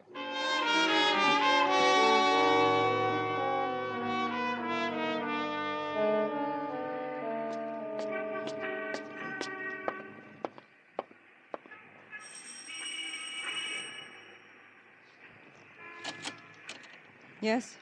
What do you want? I'm from the police, Danny Clover. And please be brief. You've chosen a very bad time. A woman's morning is quite crowded enough without... Charles Blake live here? Charles Blake, I was given this address. Charles is my husband. Well, do I have to stand out here and discuss it, whatever you... No, Mrs. Blake. Well, then let's go inside. I'm chilled to the bone. Here in the hall will do. Just let me warm myself at the register a moment. Ooh. Now, what's this about Charles? I want to talk to him. Where is he? In his office, maybe? Out with one of his clients, maybe? What do police have to do with Charles? A girl was found in an alley early this morning. There you go again. I've read how you people do things. Make it sound big. Toy with it. Act smart and fresh and knowing... You'll let me finish, Mrs. Blake? What alley? What girl? Some girl Charles is supposed to know? Something you found in an alley and right away... What girl? Peggy Warner, girl your husband... Oh, Peggy. That one? Funny, Mrs. Blake? I just like a girl like that. Where else but in an alley? Strikes me funny I was so right about her. Do you mind? What else did you feel about her, Mrs. Blake? That she had a fresh mouth and she was sloppy and lazy and had to be yelled at to make her do things. She was our maid, you know. I didn't know. Oh, yes. Charles brought her home one evening and said to me, standing right there, he said, Martha, I've brought you that maid you've always wanted. And Tom, my son. Tom said, you've always wanted one, Mother. Let's try it for a while. And I thought about it and I said, all right, Charles, all right, son, if you both think we need one. And was she drunk when you people found her? She was poisoned. She's dying. And I tried it. For 2 weeks, I really tried it, honestly, but I just couldn't bear her anymore. Sloppy and just fresh-mouthed, and we paid her off and dismissed her and... Oh, excuse me. Hello? Yes, Tom. Where are you? Oh, no. No, I don't think so. I'd rather you didn't. Not here. You tell your father. Not now, Tom. You and your father are not to. Now, you listen to me. Your son, Mrs. Blake? Just a minute, Tom. Yes, it's my son. Do you mind waiting He's out? with his father? Why, yes. He's with Charles, and I don't see any need for them to traipse all the way up here from downtown just. You're right, Mrs. Blake. As long as they're downtown, just tell them to drop in at headquarters right away. Ask for me. Now, go on, tell him, Mrs. Blake. Tom? Yes, there's someone with me, a Mr. Clover from the police. He wants you and your father to go to police headquarters right away. Well, I don't know, son. I don't know. I'll tell him. Son? Tom? He hung up. They'll be there? Yes. Mr. Clover? Yes. That girl. It's all she was, what I told you. It's all she deserves.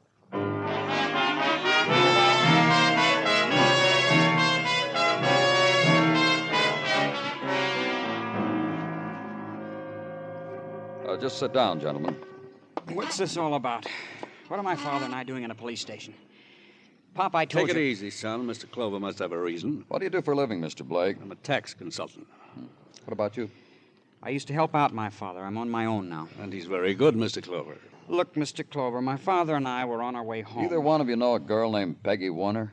Come now, Mr. Clover. Surely you asked my wife the same question, and surely she told you that Peggy once worked for us. Tell me about her. Of course. She worked for us, maid. She was unsatisfactory as a worker. She was fired. Who fired her? I don't remember. Who fired her, Tom? What is all this? A maid waved a dust mop around our house. She was found in an alley, poisoned. Suicide? Well, for one thing, she's not dead yet. For another... I still don't get this at all. We haven't seen Peggy since last summer sometime. July, around then. That go for you too, Mr. Blake? Of course. Now tell me about how you first met her, Mr. Blake. How do you know it was I? About Tate's Bar. Tell me about that. I'll be glad to. My office was nearby. I stopped in for a quick one at Tate's Bar. Peggy waited on me. I drank to her health. She told me she wished she could drink to mine. I bought her a drink. She drank it. Her boss saw her, fired her. You figured it was your responsibility to take care of her, is that it? Not to take care of her, to see that she got located again. Listen, you. My mother had been screaming for a maid, so my father brought her one. Peggy was a lousy maid, that's all. And I'll tell you something else. My mother didn't like the way she took too long to clean up my room. That make you happy? No sense making up lies, Tom. There's nothing... Who's lying? I say. Well, that's about it, Mr. Clover. All we can tell you honestly now, my son and I were having a beer together. My wife is expecting us. She'll worry. Sure, go home. If I need you, you'll be there, won't you? Of course, but why should you need us anymore? Let's get out of here, Pop. And son walks away from it. Opens door for father. Grins. You want to make a production out of it, Pop? Let's get out of here. Come on, Pop. The man said... Pop, you listening? And for a little while longer, the father sits in silence, then rises, walks past the boy, into corridor, without waiting, without a word to him. And boy winks at me and closes door.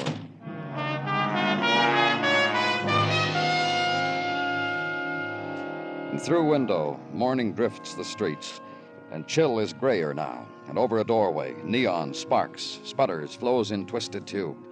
A man looks up, enters, and brief flurry of wind people on Winter Street. Danny? Danny? Come on in, Doctor. I've just come up from emergency ward checking my patients.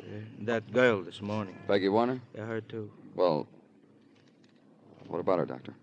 This about her. The question you asked of me this morning? What question? You said, what chances, doctor? I didn't have an answer for you then. Now I have. Now there's nothing to ask anymore. She's dead. Peggy Warner is dead. When you look through your window, what do you see, Danny? Tell me about it.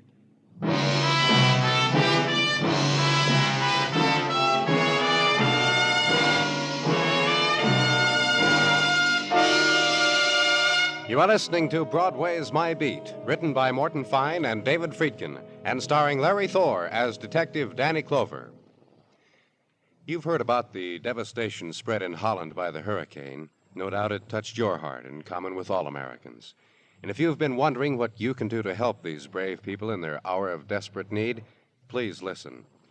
The State Department and the Executive Office of the President suggest that you send immediately a check to CARE, C-A-R-E, CARE, New York.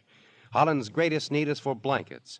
CARE can send more, faster, with your dollars. To relieve an immediate, pressing need, make your relief money for Holland go farthest by sending your check to CARE, New York.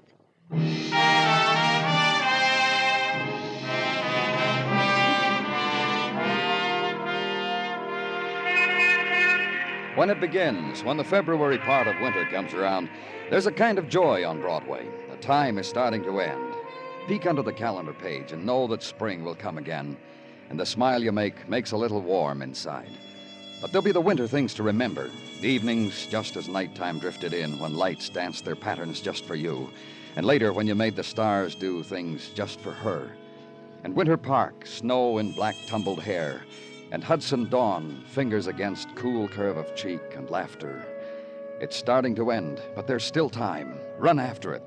Hurry.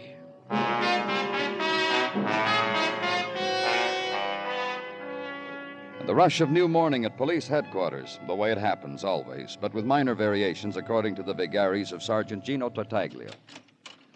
Money. Gino? Take a handful of peanuts, Danny, and sing along. Go ahead, take. Thanks, Gino. I'll save them for later. I saw Mrs. Tartaglia put them in my lunchbox, and I couldn't wait. And 3 peanut butter sandwiches. Like peanuts, huh? What's the matter? What a question. It's like asking a fellow if he likes gherkins. What? A question.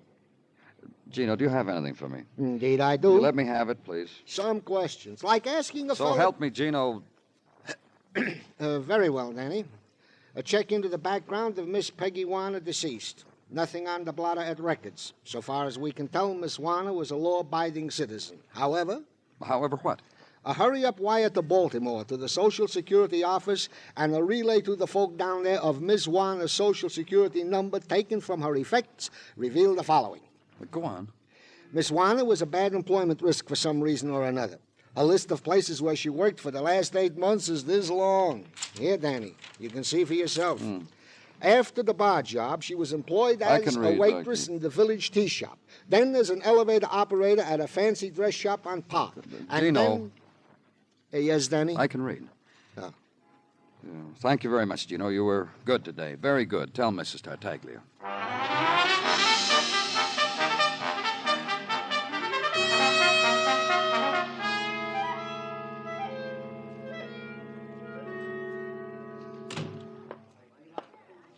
There'll be a very small wait for a table, sir, so if you'll just give me your name. Danny Clover. Danny Clover, with 1 L, of course. You see?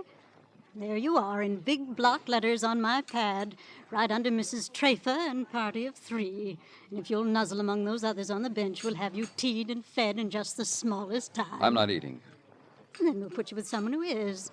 And if you're fortunate, you'll get a fat one who's dieting, and you can have her blue plate dessert with your tea. I'm from the police. You're police? It's about Peggy Warner, a girl who used to work here. That one. Mm-hmm. But she died today. It's all over the noon editions. A little while ago, I had a midday snack over it in the kitchen with the salad boy. Look... An August girl, that one. And you know August girls. No, tell me. You don't know? How odd. Like this they are. They blow in with the August wind, always at evening. Ask for a job or given it, and first thing you know, the season hits them. And there's nothing to do but sack them, fire them, give them the boot, the old heave-ho. The weather affects their work? You really don't know, do you? This Peggy, this August thing, was doing very well on table. So well, in fact, I put her on tea leaves. Huh? Fortunes, of course. The extra charge is minute, and the men seemed to like it when it was Peggy at the leaves. But when she made their futures all come true, went out with them on the side, dated them at odd hours, what else is a person to do, I ask? The heave-ho, huh? Your compassion is so welcome. Oh, pardon.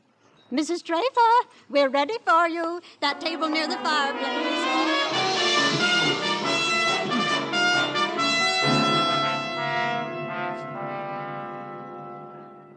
Peggy Warner, is that the name? That's right. She worked here in this dress shop, didn't she? Why? What about her? What about her is that she's dead. Why is because I'm a policeman and I'm asking. Miss Warner worked here. She ran the elevator.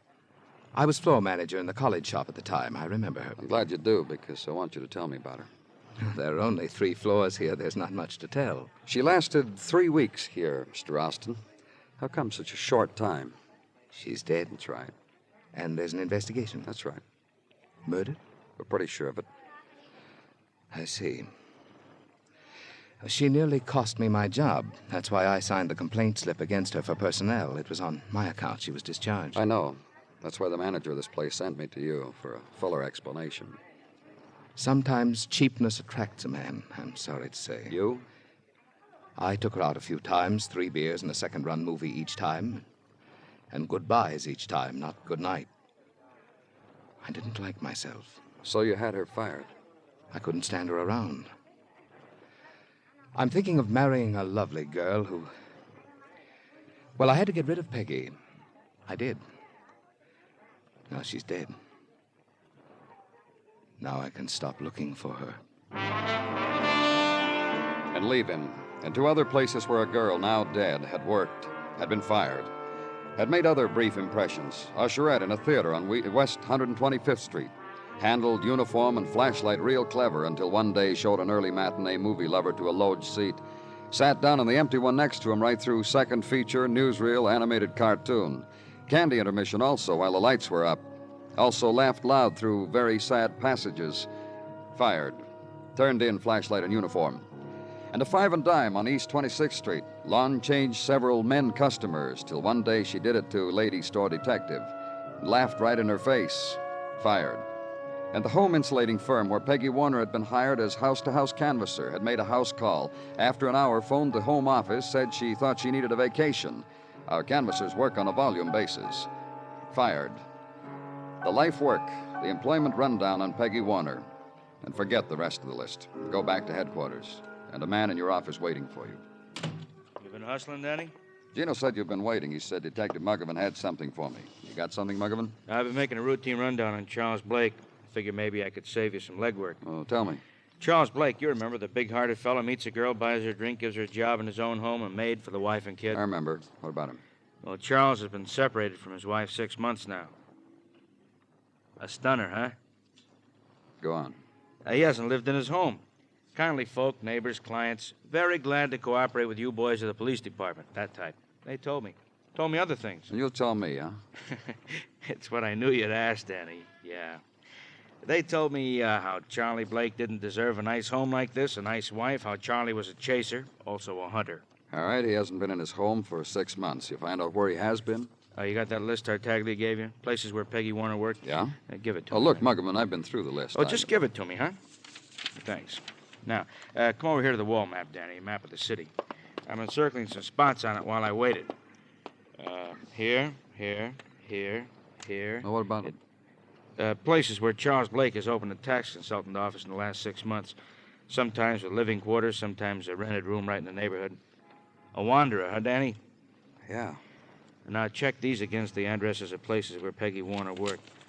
Here, West 125th Street. Charlie's office here. This one, Mrs. Teamy's tea shop. Charlie here. Bank Street in the village. Charlie's office on Bank. This one. Get a squad car, huh, Muggavan? That's why I waited, Danny, so you'd tell me to do that.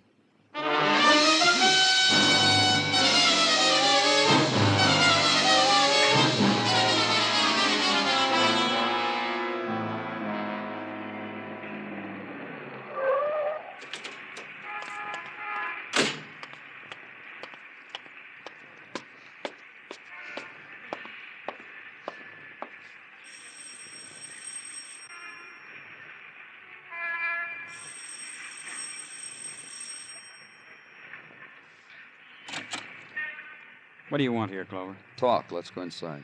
You're busting up a family evening. Why don't you come back Who some is other it, time? Tom? Tom? Okay, we go inside. Who... Oh. Hello, Mr. Clover. Good evening. Something you want, Mr. Clover? Where's your husband? Pop?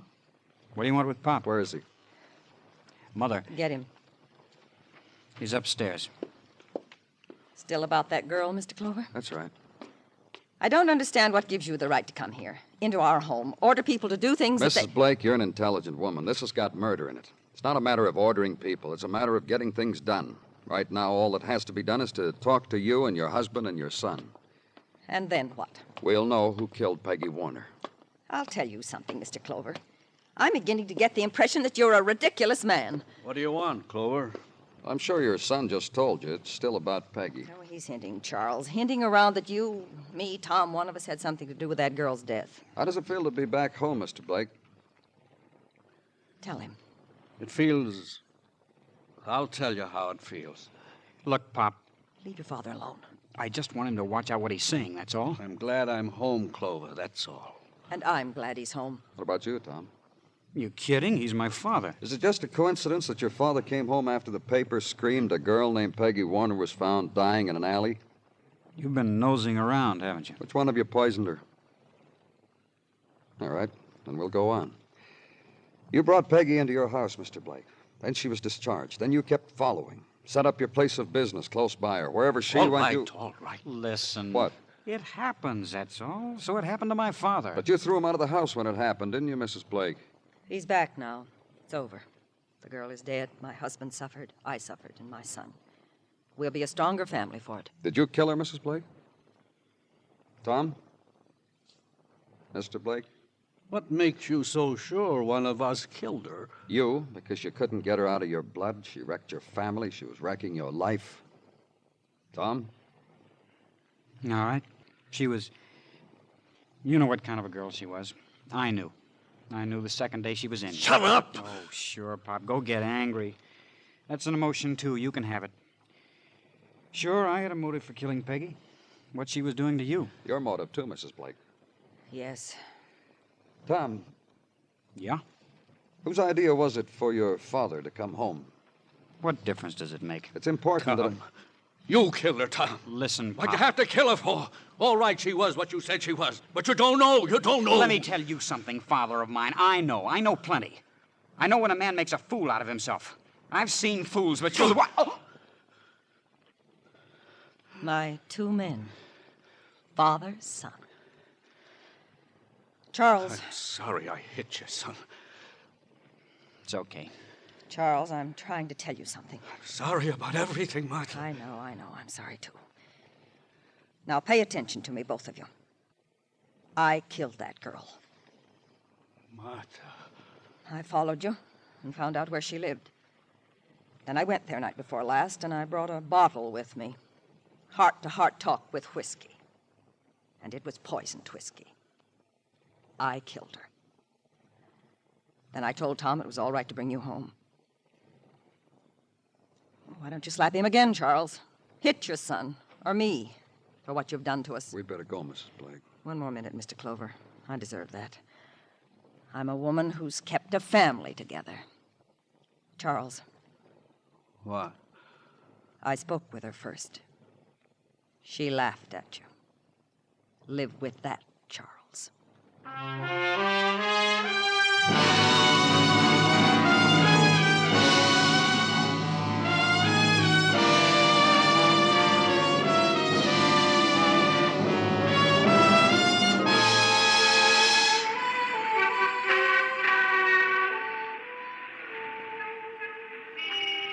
In the minutes before dawn, Broadway lies huddled in a dreamless sleep.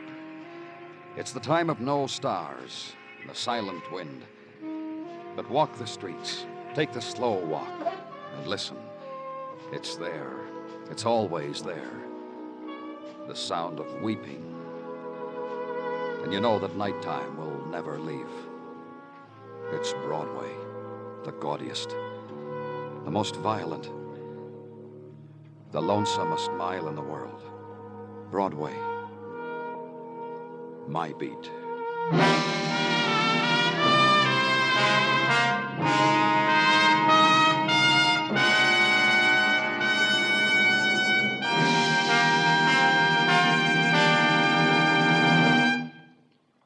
Broadway Is My Beat stars Larry Thor as Detective Danny Clover, with Charles Calvert as Tartaglia and Jack Crucian as Muggavan. The program is produced and directed by Elliott Lewis, with music composed and conducted by Alexander Courage. In tonight's story, Irene Tedrow was heard as Martha, Herb Butterfield as Charles, and Sam Edwards as Tom. Featured in the cast were Marvin Miller and Peggy Weber. Bill Anders speaking.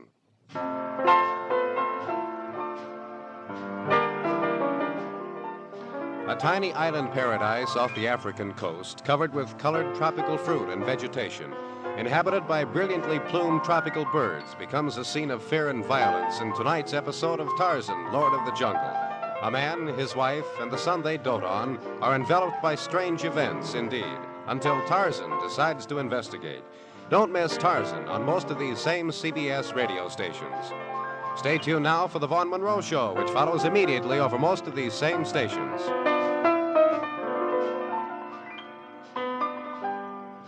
And remember, where there's Gunsmoke, there's Western Adventure, Saturday nights on the CBS Radio Network.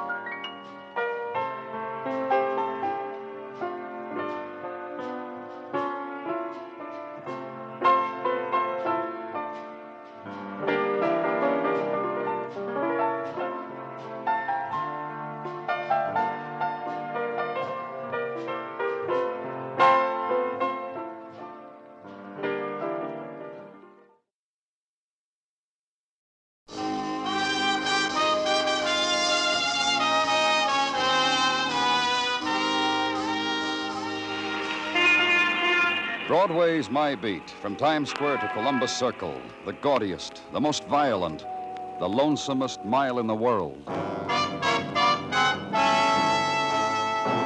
Broadway Is My Beat, with Larry Thor as Detective Danny Clover.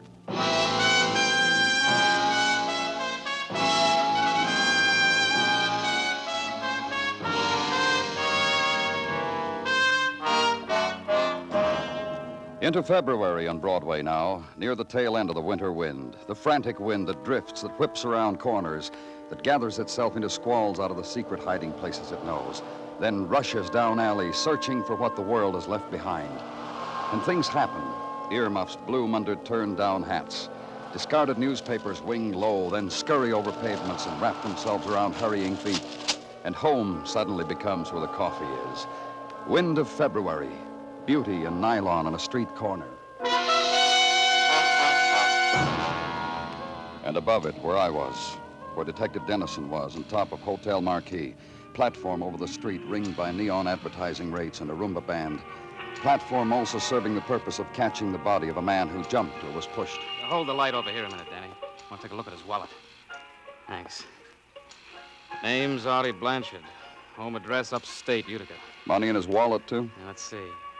Hey, look here. 5 $100 bills. About a half a dozen 50s. How much you find in his coat pocket, Danny? A couple thousand, I guess. I didn't count it. Must have been that much in his pants pocket, too. Hold the light a minute, will you? If these bills aren't real, they're close enough to it to make me happy feeling them. Nope. No what? This man didn't jump. All this money, why should he? Stick around for technical, Dennis, and I'll see you later. And so it was this. Entertainment for winter night. A look down over edge of Marquis. And gathering to it, lifting face to it, the crowd people, anchored in shadow pools, wavering, blurring, floating faces on wind drift. But the constant thing, pierce and dark of neon-reflected pinpoint and ring of staring eyes. And from swell of crowd, a shouter detaches himself, runs wildly the street, shouts violence, summons more spectators. And the whisperer, too, elbows crowd, walks to a doorway to edge of woman, makes his whisper, shrugs, comes back to spectacle alone. The entertainment, and leave it.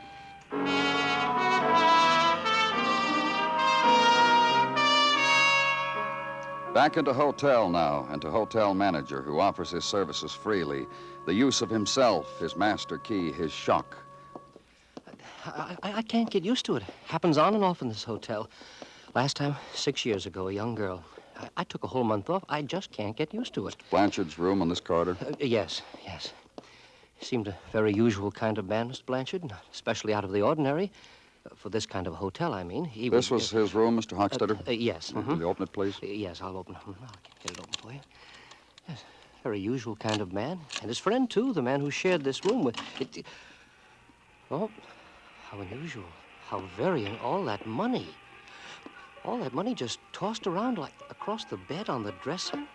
And here, a clump of it on the floor. Just leave it alone now, Mr. Hochstetter. Huh? Oh, yes. I didn't mean to. But you must confess it's startling to walk into a room, a man is dead out there, and there's all those bills just thrown about as if they were confetti. 20s, 10s, 100s, 50s. Oh, you were saying, Mr. Hochstetter. What sort of madness could have hit him? Or maybe it was a kind of joy just before... I meant you were saying someone shared this room with him. Yes. Mr. Joe Tobin. They registered here, let me think, a week ago, from Utica. I believe it was Utica. I can check. Don't bother yourself. From Utica. Me and Artie. Oh, Mr. Tobin. I'm afraid we have rather saddening news for you. Don't bother. I know about Artie. Lobby dames are all excited with his name. What happened to him? One of your bellhops spread the word. You police? Uh-huh. I'm Joe Tobin. This was my bed, that one was Artie's. It's been like that for a lot of years now. Like what, Mr. Tobin? Hey, bank night in a hotel room, huh? How do you figure, officer? Somebody shove Artie through the window, then toss dough around like it was corn for your pigeons? I asked you something, Mr. Tobin. All that dough. The killers, Artie. Oh, you mean about me and Artie? How we were? Uh-huh. Pals, friends, buddies, everything 50-50. Born and raised in Utica. Everything, but everything, half mine, half his. Finally kicked together 10 grand, come to this large town to buy a filling station. Artie had a brain. He said, filling station, Joe, in a year, double our investment. That's how we were. Everything 50-50. Except... Except what, Mr. Tobin? Except up to the point where it got squeezed out of him on a hotel marquee. That's where I cut out. I don't die. I go back to Utica and live. You scared of something? What happened to Artie can happen to you? How do I know what happened, Artie? Maybe it could, but it won't. Utica's nice. Man can live there nice with 5 grand in the kick, real nice. Another question. Where were you tonight? Where have you been? Very large town, lots of places to do. I did a bushel of them. Then I got tired, come back here, got the word about Artie. I'm still tired. The fella's mine, I lie down on my own bed, huh? And the dough on it, you can do One thing, Mr. Tobin. Yeah, I know. No Utica till I hear from you, huh? Oh. You know why? What? It ain't the same without Artie. Not one little bit.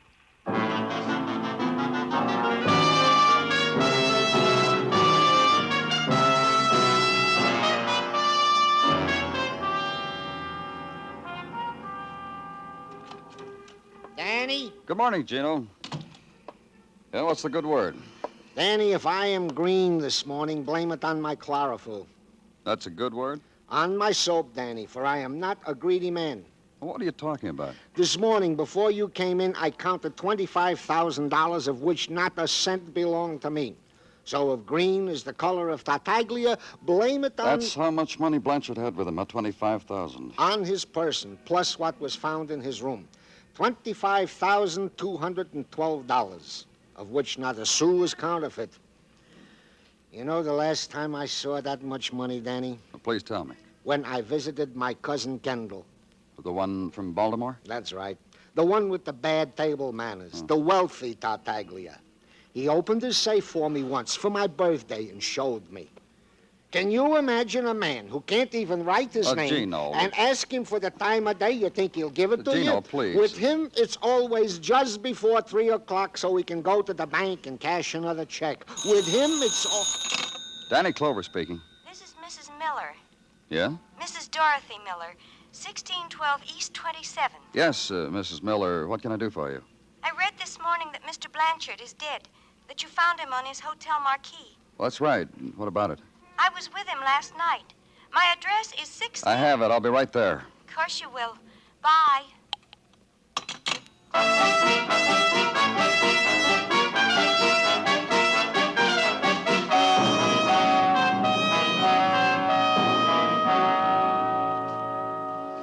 It's of course apparent to you that I'm a widow. Mrs. Miller. You've but to look around you at this house.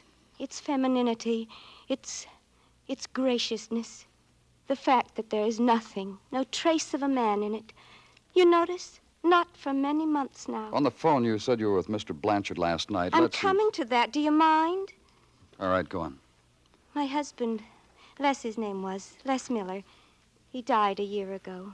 And he left me this place and a filling station, and his dying words were, "Marry again, Dorothy. You must not remember things. Marry again." The filling station, Mrs. Miller, the one you were going to sell to Artie Blanchard? How could you have possibly known? Well, just tell me about Mr. Blanchard, and about last night. But I'm coming to that. Let's make it now, huh, Mrs. Miller? If you insist. I've tried to get rid of that thing for months now. Not that it didn't bring in a nice income and all for a while. Make it possible for me to do things. Gay things I hadn't done when Les was around. Things Les would have died before his time if he'd known. But it became a yoke around my neck, and it began to lose money. After all, a woman is hardly cut out to compete on this level in a man's world. And you know... You offered it for sale, and Blanchard came to you to buy, and you went out with him last night. Of course. We set our deal, made arrangements to sign the papers today. He said something of a partner, and then he suggested we celebrate the occasion. Just Artie and I. He was... Oh, what's the use of thinking about it? He's dead now. He was what, Mrs. Miller? You know, gay and flippant, little jokes, on team, sort of, and whispered into the ear. And I was having a very lovely time until... Until what? Until we went to a place I know on Broadway. A dance place with a jukebox and drinks in shadowy curtained little booths and Chinese food. And Tommy came up to us. Tommy? Tommy Jordan. Sweet. He's the boy I met when I was doing Broadway one night. And Tommy remembered me. Tell me about Tommy. Sweet. And I remembered him, too. You know where he lives? On the second floor on West 43rd, corner of 9th Avenue. He once invited me to a party there, but of course I didn't go. And Tommy came up to you and Mr. Blanchard last night. And I introduced him to Artie, and Artie invited him to a drink. He was nice. And then something about a crap game passed between them. And suddenly I was alone, all over again. Oh, dear, that Artie. Yes, Mrs. Miller? Oh, but what's the use of thinking about it now? He's dead now. That's all, Mr. Clover. That's all I had to tell you people. But if you see Tommy, please be gentle with him.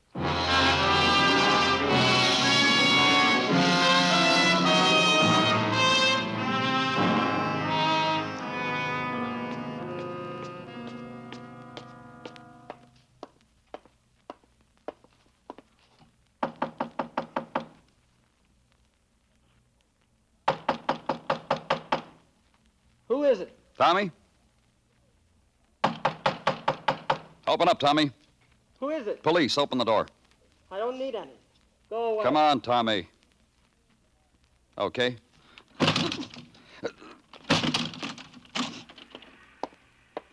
So you're a strong man. So what did it get you? Get down from that window, son. One more step closer and I'm going to jump. Why? Get out of here, that's all. You jump, you'll wind up with a pair of broken legs, that's all. One story up, not so high. You want me to meet you down in the alley or what?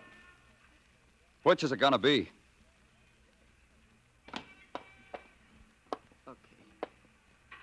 Okay. Now. That's right. Now we'll talk.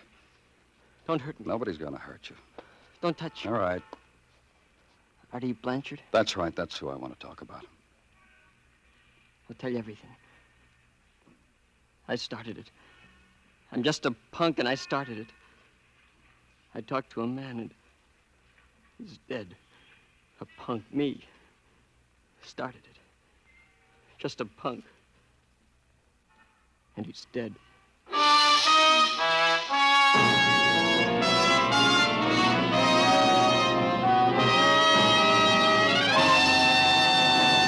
You are listening to Broadway Is My Beat, written by Morton Fine and David Friedkin, and starring Larry Thor as Detective Danny Clover. When choosing a career, most people want to be sure that they'll have a job when they're through studying. That's why the nursing profession is such an ideal one for young women who are high school graduates and in good health. After only 3 years of study, graduate nurses can find plenty of job opportunities in many interesting fields. For information on your chances in the nursing profession, inquire at your nearest hospital or nursing school.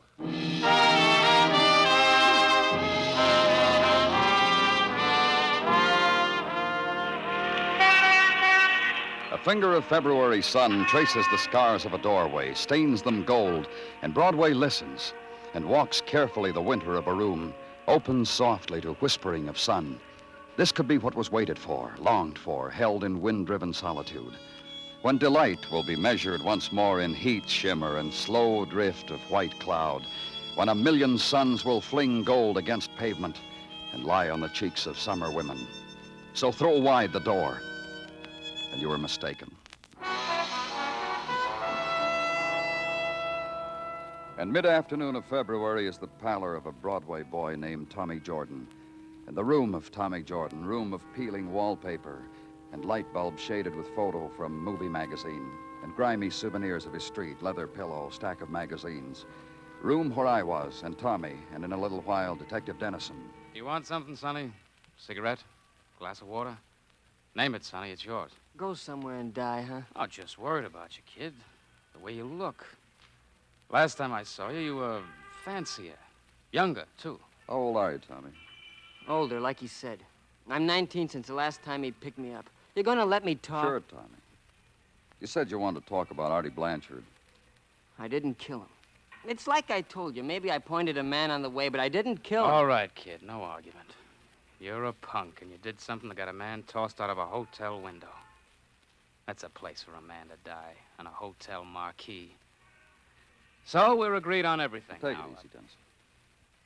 Tommy? Last night I got word there was a crap game to be had on for fun lovers. Well-heeled fun lovers. When the word hit me, I found someone. Hit him with... Artie Blanchard? Him. Funny the way he walked right out on that Mrs. Miller. People like to know about things like that. I touch their shoulder, whisper to them about it, and they leave women. Where was the game? You know, I've been so nervous and excited since I read Artie was dead. Everything else just ran out of my brain. I clean forgot where the game was last night. Maybe this you'll remember. Who else was in the game? All I know is Artie. He gave me 50 for the tip. Look, Tommy, not forgetting you're 19 and all, and you're pale and nervous and just a punk kid with dirt in your ear. Answer it, Tommy. Oh, look, what difference is a phone call now? Here, talk. Hello? Yeah? Yeah, this is Tommy. Listen. Give me that receiver. Give it to me. You gonna say something, Tommy? Uh-huh. That's a good kid. Bob Murray kid. Tonight's game, 6 o'clock. Empty store on 10th Avenue. Moreland's novelty spelled right across the window. You got that? Uh-huh. Whisper the word in a couple of ears. Oh, hey, another thing. No more hotsy-totsies like that Blanchard. The gamesters are sad from this type. Happy dreams, kid. Get your coat, Tommy. You're going out. So book him. Tommy Jordan, boy from Broadway, purveyor of odds and ends, tout to those with frayed imaginations. Conductor of tours round the clock with refreshments on the hour. Tommy Jordan, middleman for the moody. Book him and leave him. Back to the office, desk, pencil work. Work, segment of life devoted to the principle of the carbon paper and the triplicate, and to the coffee and cardboard container, and the ham on rye, sips and bites between erasures, which also consumes time, which erases the day, which causes the night. Other chores, squad car with 5 policemen ride through City Street, downtown to 10th Avenue, to empty store, once where novelties were sold. Park, place the men, 2 in front, 2 in back. Walk over to the front entrance with Detective Dennison. Yeah? Bob Murray? Yeah. Tommy said there was a game. Tommy Jordan. Hurry up in. Uh-oh. Just leave the door open, mister. The 2 boys in blue belong to us. They're getting cold. Yeah. Come on in, fellas. Now, let's all of us go in. Such a good game we're having. Where do you guys have to louse up In the back. Yeah, come on, I'll show you. You guys, I swear, Fellas. A raid, boys. That's nice. It's real nice. Open a back door for them, officer. Take them downtown. I'm sorry, fellas. You stay here, Murray. Snap it up, boys. Snap it up. Wait for me, Dennis, and I'll give you Murray in a few minutes. Just a little game. Yeah, maybe a couple thousand on that table. So, we're in that income tax bracket. So? So tell me about last night's game. What game? No different. About a man named Artie Blanchard. He win. He's dead. Yeah? So I don't read the paper, so? You kill him? I'm a hard loser, mister, but not that hard. How much do you lose? 12 G's, more or less. How much did Blanchard win altogether? I don't know. Cleaned everybody. Artie had a hot fist all night. Who was playing? Just a small game. Yeah, I know, but who? Well, let me see. Teddy Webster. The Lucas brothers, me, and Artie. That's all. You know where I can get in touch with these people? You're asking for my cooperation, huh? I asked you something. Wait, sure. I'll tell you where. I'm glad for the opportunity to help.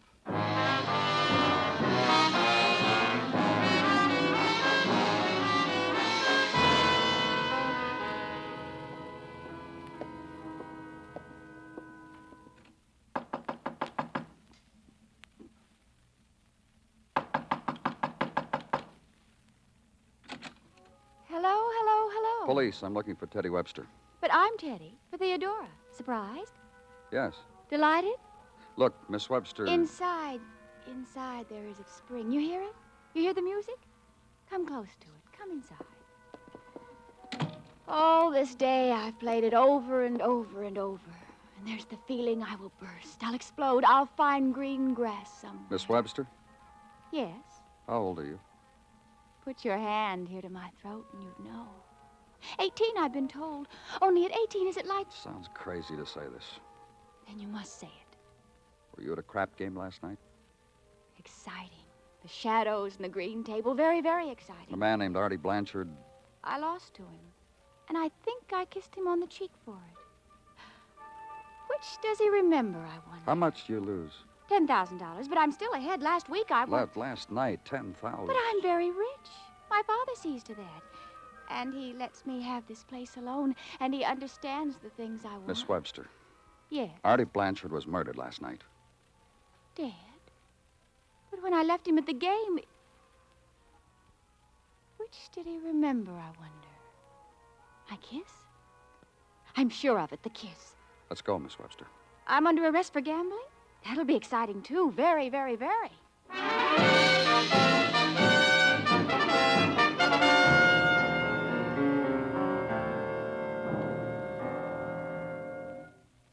All I'm asking you to do is be quiet, that's all. Okay, let's try it softly, Mr. Lucas. How much did you lose at the dice game last night? How much But please, you want to wake my brother? In about 2 minutes, yeah. Give him the 2 minutes, huh? He's tired. He was figuring a system for Vegas. It tired him out. Very fine mathematical brain, but it tires How him. about last night? He get real tired? Not very, no. He hardly got to hold the dice. That Blanchard was, very hot. My brother Ray must have dropped maybe 14 G's. He stood there trying to figure out by mathematics how to stop this guy Blanchard. How much did you lose, Mr. Lucas? Compared to Ray, I practically won. I lost 4 G's. Let's go wake Ray, huh? Oh, we have to? We have to. Ray, wake up. That's the boy. We're arrested, Ray.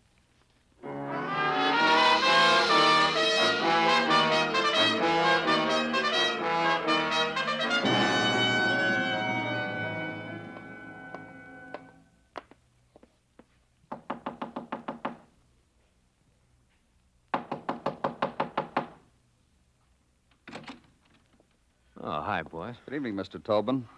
This is Detective Dennison. Hi, how are you? Well, come in out of the draft. Hey, it's on the dresser. Well, I'm not going to tell anybody, boys. Pour yourself a drink. No, thanks. Well, what can I do for you? A few questions. Then what I can do for you is a few answers. Huh? Then I can go home to Utica. Anxious to get back, huh? As soon as you give the word. What are you going to do when you get back? Get warm, my way. Tell us about it. You got an eat about how it is in Utica? As a matter of fact, yeah. Tell us, huh? You kidding? Look, Tobin, all this time we've been trying to be real subtle. What we really want to know is what you're going to do with all that money. My 5G. I hadn't thought about it. Might be a business. But you'll miss Artie, huh? Oh, sure will. Lots and lots. Nobody to go 50-50 with anymore. No. What are you going to do with the other 20,000? Get him. You got me with a question. What are you going to do with the other 20,000? Hey, Clover. Huh? Are you sure you brought the right detective? This is going to sound real dull, too, Tobin. You want to listen? Well, we Utica fellas are polite. And we got a ditty goes with that. You want to hear? I'll save it. You can write it on the wall at the pokey. Lots of poets down there. Here's the way we figured, Tobin. You and Artie, partners, 50-50 on everything. You said so yourself. Ah, I did that. So your 5,000, Artie's 5,000, 10 grand altogether. Hey, that's good. Very, very good. Oh, this guy's a sweetheart, Danny. I'm going to enjoy riding him downtown. 10 grand, and Artie invested it in a crap game. I've talked to everyone in that game. $40,000 was lost, won by Artie. And? And this. Up against the wall, Tubman. Come on, move. Oh, for what? Shake down, mister, up against the wall. Turn around, face it. Let's get your hands behind your neck, huh? That's the baby. Just what do you expect to find? Artie came back here with $50,000. 10,000, half of it yours, and 40,000 he won. We've found half of it lying around this room. Where do you keep your wallet, Tobin? Inside coat pocket. No, I don't get it. Here, Danny, catch it. Yeah. Bank draft of $5,000, Ruxton National Bank. Yeah, sure. I went down there this morning, got a draft for my money. That's an error? Now look. Yeah? I have to stand like this? Okay, turn around. What'd you do with the rest of the money? Ruxton National Bank, Dennison called. Right. This is the police operator. Get me the Ruxton National Bank. On Fifth. That's right. Thank you. Safe deposit box, Tobin, is that where? Open account, is that what you did? Or is it in another bank? We'll find it. We'll check all of them. Or did you hide it? Well, first of all, we'll tear up this room as a matter of procedure. Hello, this is the police. Let me talk to the head teller, please. Artie was... Go ahead. Artie was going to steal it. Yes, that's right, sir. This is the police. Yeah, I'm glad to know you too, Mr. Goodwin. Write down this name, Joe Tobin. Hang up. Hang up! Never mind, Mr. Goodwin. Go ahead, Tobin. He invested your money in a crap game, won, and all he wanted to give back was your original investment, is that it? Can you imagine a guy like that? Gambles my money without telling me, wins 40 G's. All I wanted was my share, half of what he won. What you took after you killed him, huh? Threw his share right in his face. Then threw him out of the window. Well, sure. What do you expect? He was my part. A guy crosses a part. What can they expect? You got a 50-50 understanding, mister. Shaking hands with a guy. Buddy, guy crosses you? Kill him, huh? Sure. What else you gonna do with a guy like that?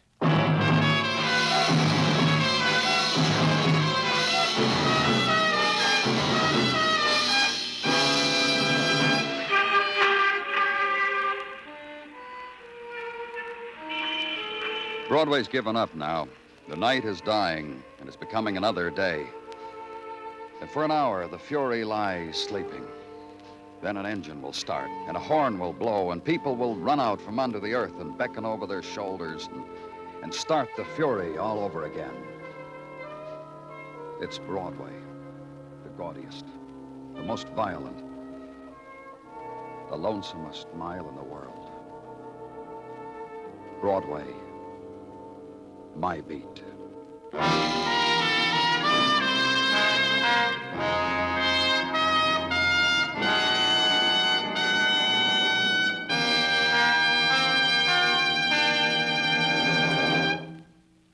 Broadway Is My Beat stars Larry Thor as Detective Danny Clover, with Charles Calvert as Tartaglia and Jack Crucian as Muggavan. The program is produced and directed by Elliott Lewis, with musical score composed and conducted by Alexander Courage. In tonight's story, Anthony Barrett was heard as Joe Tobin. Featured in the cast were Barbara Eiler, Louise Lewis, James McCallion, Bob Sweeney, Benny Rubin, and George Peroni. Bill Anders speaking.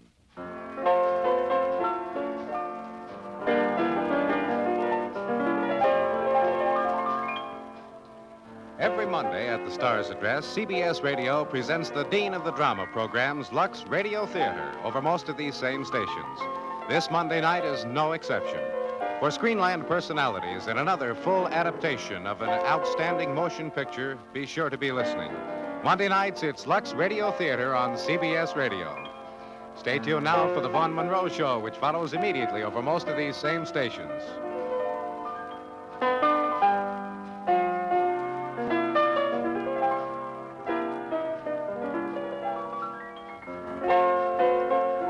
America now listens to 105 million radio sets and listens most to the CBS radio network.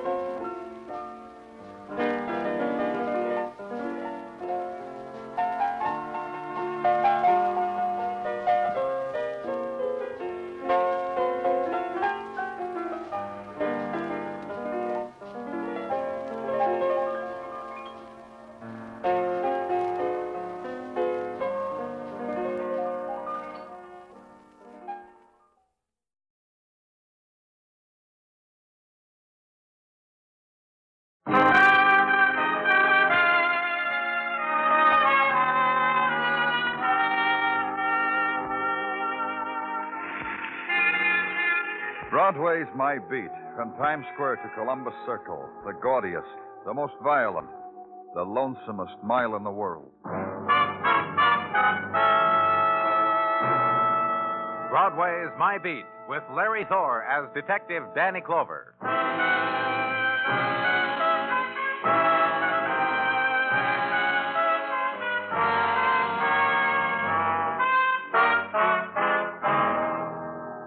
Winter begins its long dying, and Broadway reacts to the process about the same as anywhere else, with a kind of joy, with a smile touched off by the little warmth left inside. Except on Broadway, there will be things to remember. The evenings, just as nighttime drifted in, when the lights on the Translux were winter fireflies and twinkled of how it is to be at war in February. And the coffee smells and the crowd and the time when you delivered the runaway Pekingese back to the girl whose lips quivered when she kissed the dog. And the night's dying, and remember how it was, as seen through the prism of a cold tear. The night had died in the place where I was, and the first light diluted the shadows in the hallway, revealed these things: the carpeting rich and carved, and the intruding pattern, the blood on it. The man's blood lying on it, and the young girl in an evening gown and furs, and her sobs.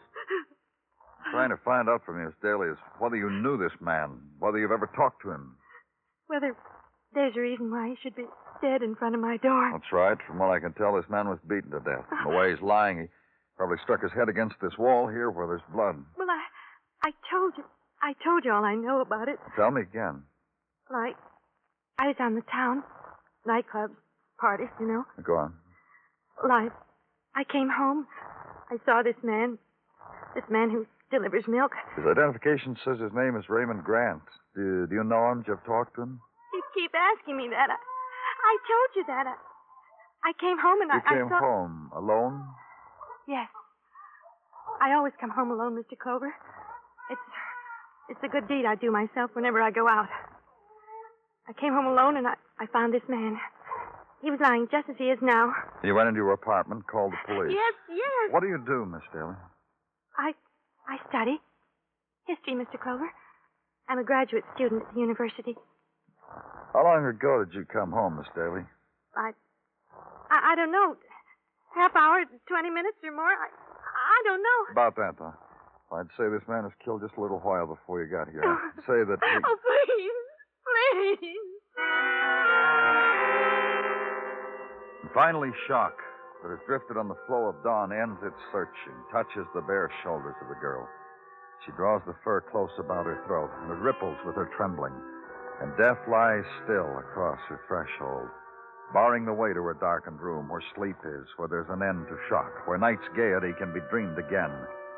And when the attendants come and take away their dead, the trembling is still on the girl, and the shock, frozen now in her eyes, shapes a wall against further questioning. Try to help her into her room, be pushed away. So leave her for a later time.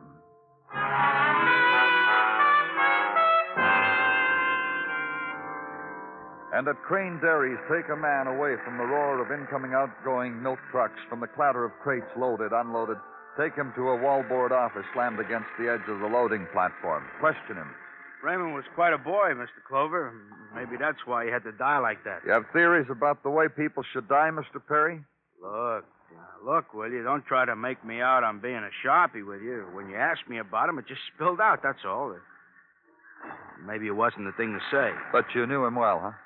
No better than I know my other boys. I'm a foreman, see? So after hours, sometimes they nuzzle up to me, tell me things about themselves. So I'll look on them with kindness when rescheduling time comes up. Raymond Grant did that to you, too, huh? Yeah, he did. Well, look, Mr. Clover, the boy's dead. I won't feel right if I just won't feel right. Well, it's like you said, Mr. Perry, he's dead. Dead by violence, dead by murder. Whatever he was, we owe him his killer. Whatever he was. You'll tell me, huh? What do I know about a boy like Raymond? He comes to me after his route, shows me little notes his lady customers have left in his empties. Oh? No about it, Mr. Clover. Most of our boys get little things like that left in their empties. But with Raymond, there was a kind of different slant. More personal, maybe. Did he tell you who they were from? We got a kind of group loyalty here in this milk factory, Mr. Clover. Things like that a foreman don't pry into. Makes us all buddy-buddy. The kind of man you tell me Raymond was. He didn't brag a little, give you names? Look, maybe he wrote them to himself for all I know. The boys do that sometimes to equalize things among themselves.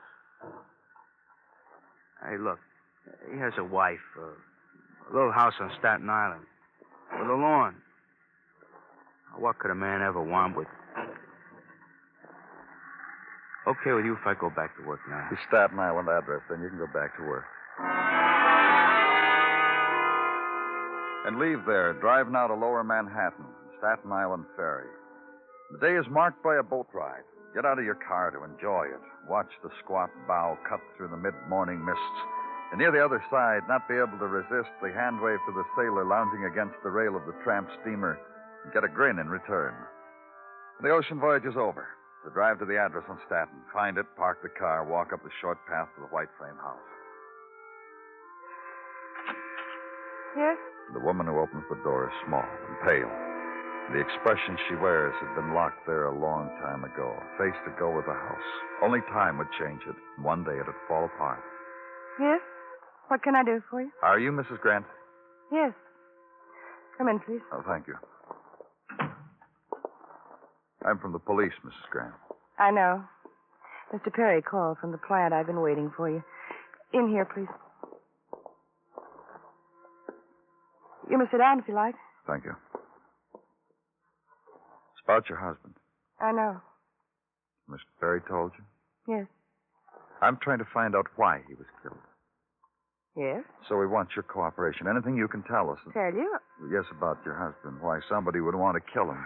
I don't quite understand what you mean, Mr. Clover. Well, Can't see how anybody would kill Raymond because of what I could tell you about him. just tell me what you can. Well, I guess he was a good husband. I haven't thought about whether he was or not for a long time. He had his good points and bad points.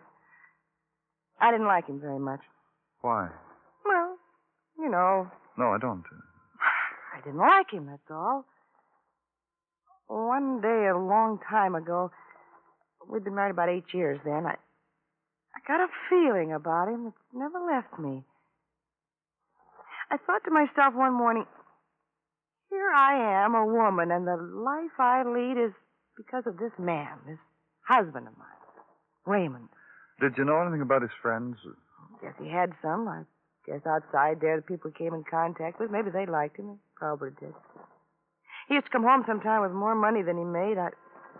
He used to say they were for favors. What kind of favors? I used to ask him that, and Raymond would tell me something that didn't make any sense at all. I'd forgotten what it was. I stopped asking him a long time ago. Everything was a long time ago, Mr. Clover.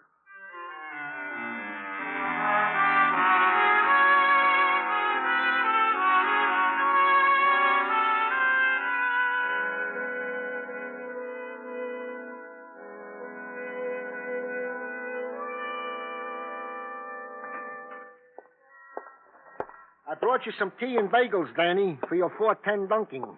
You didn't have it yet, did you? Yeah, I had, Gino, but thanks anyway. It's a strange world. I debated to myself, did Danny have or didn't he have? And I come up with this. A tea bag and a bagel gone to waste. Why don't you have them? Well, if it really makes no never mind, I think I could partake. Go on, Gino. Partake. Thank you ever so kindly. Hits the spot. Hits the very spot. You know, Danny, I will have to walk home to re-whet my appetite. Do you bring me anything else, Gino?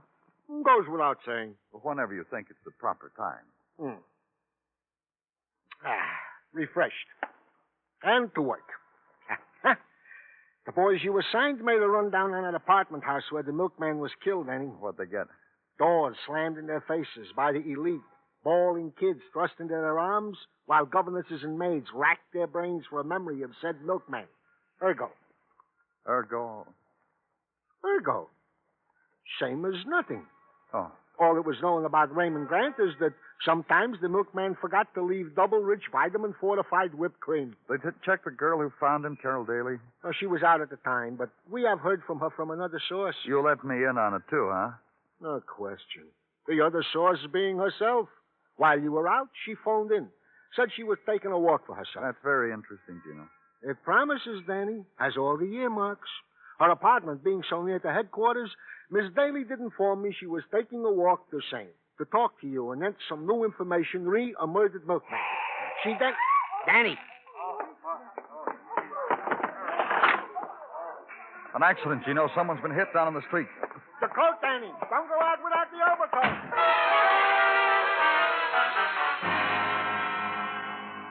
And out to the street. The swarm had gotten there before I did. The gatherers upon violence, shoulder to shoulder, and surround shock with faces. Drink it in, make a memory out of it, and tell a friend with only slight embellishments. And elbow your way through and get pushed and muttered at, and finally make it. And the girl in the cylinder of street and crowd lies there outstretched. The attitude of her body of infinite grace, sprawled as if in languid acceptance of what had happened. Only her face held the recognition of the moment, frozen there. The pearl of blood at her lips. Her name was Carol Daly.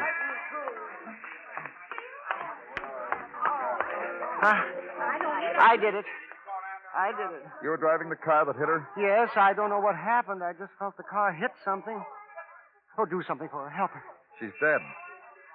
I did it. I murdered. I killed. I did it. I did it.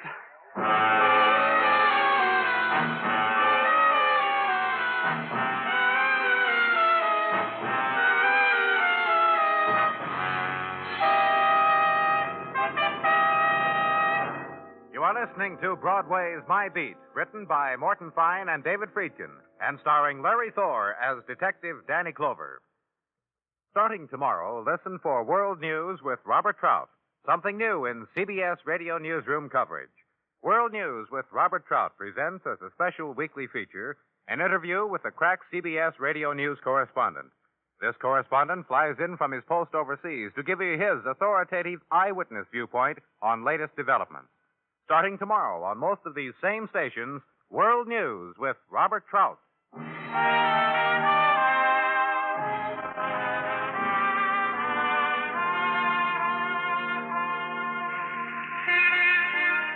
The twilight drains off Broadway, flows down the side streets, gathers, lingers for an instant on the sea edges of the Steel Island, and the neon explodes. The spectacular strike fire.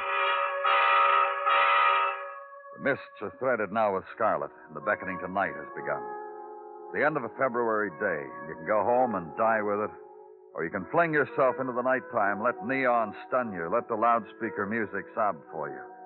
The little crepe paper man dolls will dance for you at the end of their unseen strings. You have a choice, kid. Make it before the poised shadows make it for you. In the office at headquarters, switch on the overhead light against the waiting darkness. The man's face is more clearly seen now. The sallow light falling on the terror of what had happened to him. The running down of a girl in the street. The killing of a girl named Carol Daly. Do we need the light? It's getting dark, Mr. Blair. Oh, yes, of course. I hadn't noticed. You can tell me about it now. Well, I don't know. I don't know. My wife, please call her. Ask her to come to me. We've done that, Mr. Blair. You asked us to before. Oh, I forgot. I'm sorry. I forgot I'd ask you. You see, the shock and the horror of what I've done. Well, she's coming. My wife's coming. She's driving down. It'll only take a little while longer. You see, I depend on her for so many things. I'm not ashamed to say it, Mr. Clover. Huh? I'm lost without her. Myra is half my soul, half my being. I'm not ashamed of it. She'll be here. What do you do, Mr. Blair? Business, professional? Well, both, I guess. I think you could call it both. I have a travel agency. It's downtown near the Battery. Blair's Travel Agency. I arrange tours and cruises. Did you know Carol Daly, the girl you killed? Oh, no. I was just driving home. The traffic seemed so slow. I pulled out from the back of another car, and that girl, well, she must have darted right into me. And the sound, as if she threw herself against my car. That lovely girl. I didn't see her. I swear I didn't see her. It's all right, Robert. I'm here. Don't cry, Robert. Please don't cry. Mrs. Blair. I want to take him home. What must I do? The charge will be manslaughter, Mrs. Blair. Involuntary. We have our lawyer. You can reach us any time. What must I do to take him home? You could post bond pending the hearing. Arrange for it, please. Don't look that way, Robert. Not in front of... It'll be all right. You're going home. With me, Robert. And turn Mr. Blair over to Sergeant Tartaglia, pending the posting of bond. Then leave headquarters, have dinner, go home. Spend the evening in the familiar room with a few familiar things.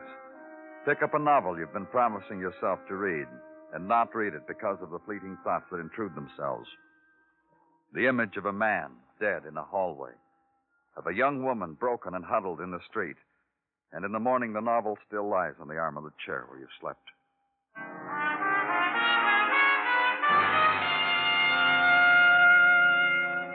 Back to headquarters now, and the phone calls and the tracing back to be done. Background wanted on Carol Daly, because Carol Daly had new information about a murder, and Carol Daly was suddenly dead.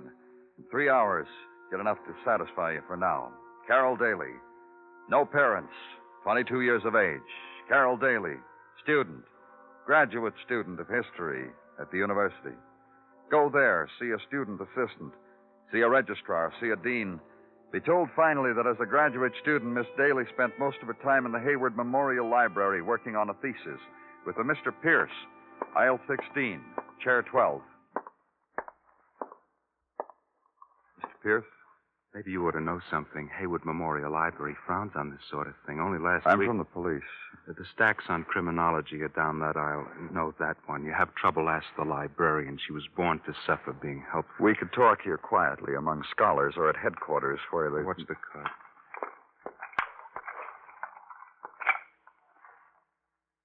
You were saying... Headquarters, Mr. Pierce. Fold a corner of that page or whatever you do not to lose your place. Carol Daly, huh? That's right. Milkmen are killed on a doorstep, and she dies from the power and action of 8 cylinders. Requiem for Carol Daly. That's the size of the tear you shed for her, huh, Pierce? Give me the time for a little research, and I'll annotate you a lament that'll break your heart. You were working with her on a thesis. Someone blabbed that. Did he give you dates?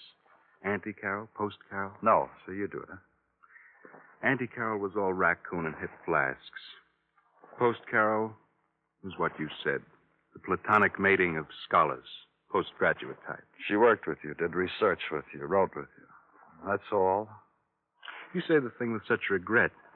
Well, I regret it, too, because with Carol, it was strictly the sticking of noses into tomes. No dates, no college proms, no quiet listening to symphonies in Carol's apartment. What you said. Just like that. That's why I was never introduced to a milkman. That's why it can't wound me too much. The girl is dead. All right, Pierce. Never leave college. Some of our boys might like to make a study of you. Hey. Let's leave something out? A footnote to our discussion. What is it? This. Try Greenwich Village, Bank Street, number 11. Try Margaret Howard.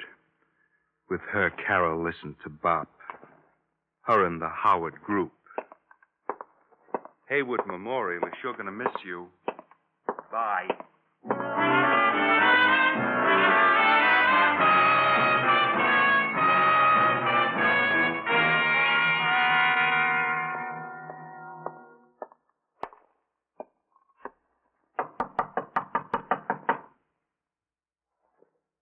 Miss Howard?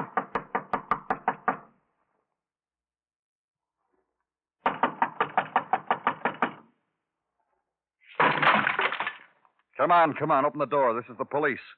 Open it yourself, baby. Hi, baby. Your name, Margaret Howard? I'm Margaret. And there on the couch, Jimmy. She, that one, Bab. Huh. They're gone. All of them gone. Looks like the place you've been having a party here, Miss Howard. You like tequila, baby? I like tequila and no tequila. You bring Did in you hear me through the door? I said I was from the police. lemon and salt and no tequila. And friends who walk out on me. But I got you, baby. And I got you, baby. Who are you, baby? Look, Miss Howard, I... No reaction, huh? Yeah, it's a lousy party. Hardly worth anything at all. 3-day party that lays an egg in a few hours. No booze. No friends. Who are you? You know a girl named Carol Daly? She's a stinker. Carol's a stinker. Carol's a stinker. La, la, la, She's dead. You're gonna turn pink and green in a minute. Float away under the door, aren't you? She's dead, Miss Howard. Carol? You're a liar. Liar! You're gonna turn pink and green. Get away. Get away from me, you. Get away! We better do it this way, Miss Howard. Martin, baby. Baby, you're loaded, honey. This isn't happening to you. No one's dragging you across the room, honey. Fresh, cold city water, Miss Howard. Won't hurt a bit.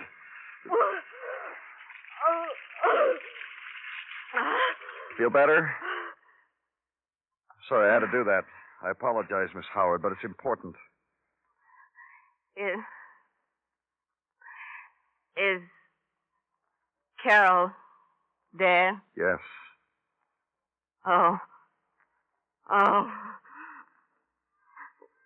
If she'd been here, it wouldn't have happened.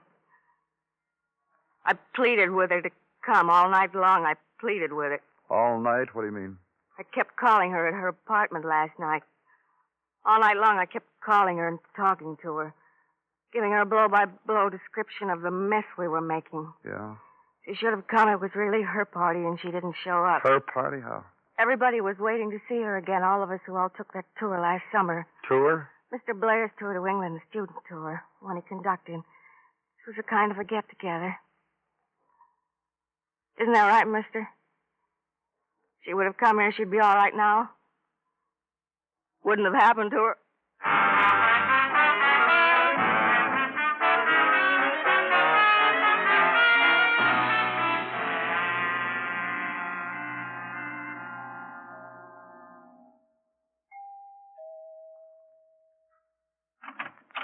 Yes? What is it? I'm Danny Clover, Mrs. Blair. We met in my office. Yes? What is it? Is your husband home? He's resting. I'm afraid I have to ask you to disturb him. It's very important. I'll ask him whether he'll see you. Wait here.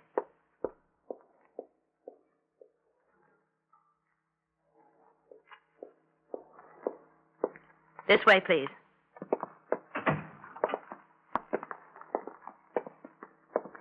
Don't let him upset you, Robert. Oh, hello, Mr. Clover. Mr. Blair? What is it you want to talk to Robert about? About Carol Daly. We told you in your office, Mr. Clover. Our lawyer's handling it. That's right, you did. Myra, I'll be all right. You don't have to stay. I'll just send this man home, Robert. I'm afraid not, Mrs. Blair. If you want to stay here and listen to what I have to say to your husband, that's up to you. Now, Myra, please. I'm going to stay, Robert. What kind of wife do you think I am? What do you want, Miss Clover? I told you I want to talk to you about Carol Daly. Well, Myra and I have agreed we'll do everything for her family that we can. within our means. Miss Daly had no family. But you knew that, didn't you? Well, I told you. You knew that, didn't you? How could Robert have possibly known that? Tell her, Mr. Blair. Myra. Well, how? How? Myra. I knew her. You knew Carol Daly? Yes. Last summer, your husband conducted a student tour of England. Carol Daly was one of the students. Yes, Myra, that's right. You didn't tell me that, Robert. You lied to me. I didn't lie. I just didn't tell you. You lied. Why did you do that, Robert? Oh, what difference does it make? It can't make any difference. It was a coincidence that I hit someone I knew. What about Raymond Grant, Mr. Blair? I don't know anyone by that name. Who is Raymond Grant, Robert? I just told you. He was a milkman. He was found beaten and dead. You knew this man, Robert. No. How would I know him? Tell me why my husband should know him, Mr. Clover. I think Raymond Grant was a man who had a sideline. His wife said he frequently got extra money. Sometimes I think he noticed people coming out of the wrong apartment at milk delivery time. He used this knowledge for blackmail.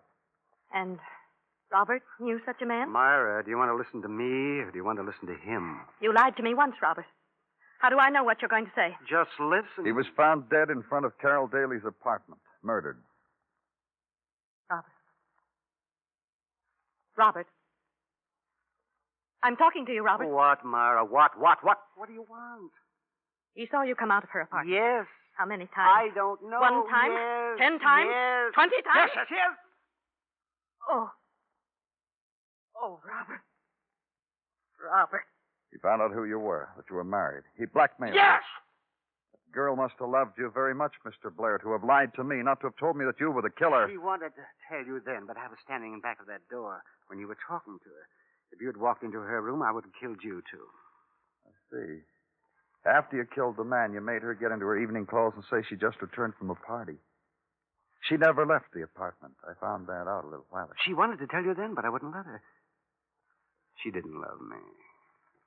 She got away from me and tried to get to you.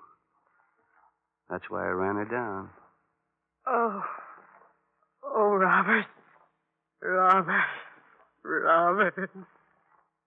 Why do you cry, Myra? Because a girl is dead? Because a man is dead? You lied. You lied. Well, that's why you cry, huh? Not for the man, not for the girl, and not for me. Oh, poor Myra. I lied to her. Well, listen to this, Myra. I found a young girl who I loved. And so I lied to you. And be happy. Now you have something to grieve about. Let's go, Mr. Clover.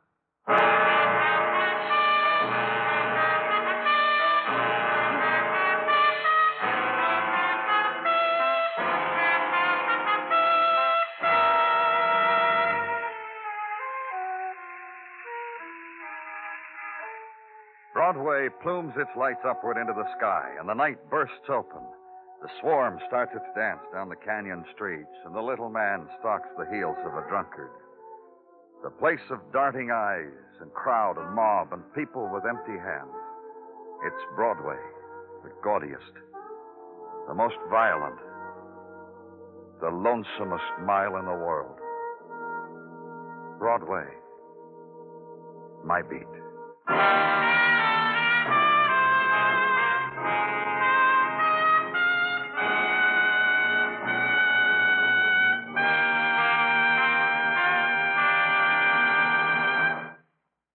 Broadway's My Beat stars Larry Thor as Detective Danny Clover, with Charles Calvert as Tartaglia and Jack Crucian as Muggavan. The program was produced and directed by Elliott Lewis, with musical score composed and conducted by Alexander Courage. In tonight's story, Paula Winslow was heard as Myra and Howard McNear as Robert Blair. Featured in the cast were Mary Lansing, Charlotte Lawrence, and Shepard Menken. Youthful actor Dean Stockwell plays his original screen role when Lux Radio Theater dramatizes Kim by Rudyard Kipling this Monday night on CBS Radio. Don't miss this outstanding story of India as seen through the eyes of a young traveler and a Tibetan pilgrim this Monday night on most of these same CBS radio stations. Remember, it's your next attraction on Lux Radio Theater. Bill Anders speaking. And remember, My Friend Irma livens your Sunday evenings on the CBS Radio Network.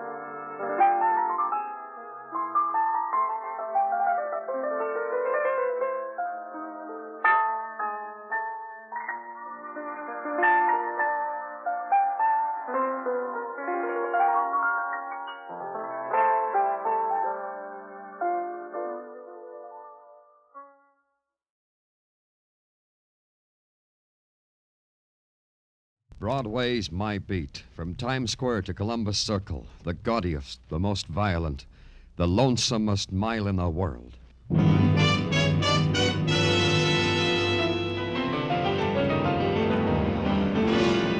Broadway's My Beat, with Larry Thor as Detective Danny Clover.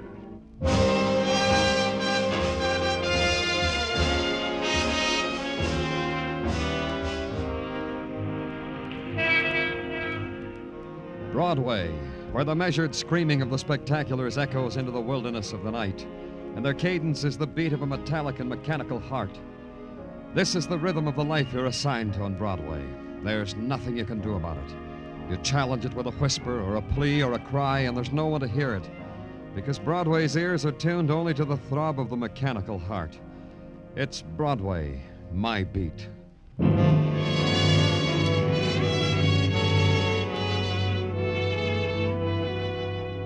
It came at noon, a transcript of a phone conversation requesting the extraordinary pleasure of my presence at the apartment of one Dion Hartley, but urgently, but immediately.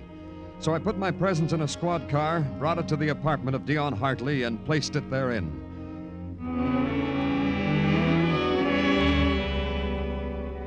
It was an experience. The apartment seemed to contain everything exquisite that had been fashioned or dreamed by men, all in crystal glass cases, all tagged with little golden medallions, and all ruled over by Dion Hartley, but exquisitely. This excruciatingly lovely Grecian statuette, Mr. Clover. You want to know what it cost? No, not particularly. Of course you do.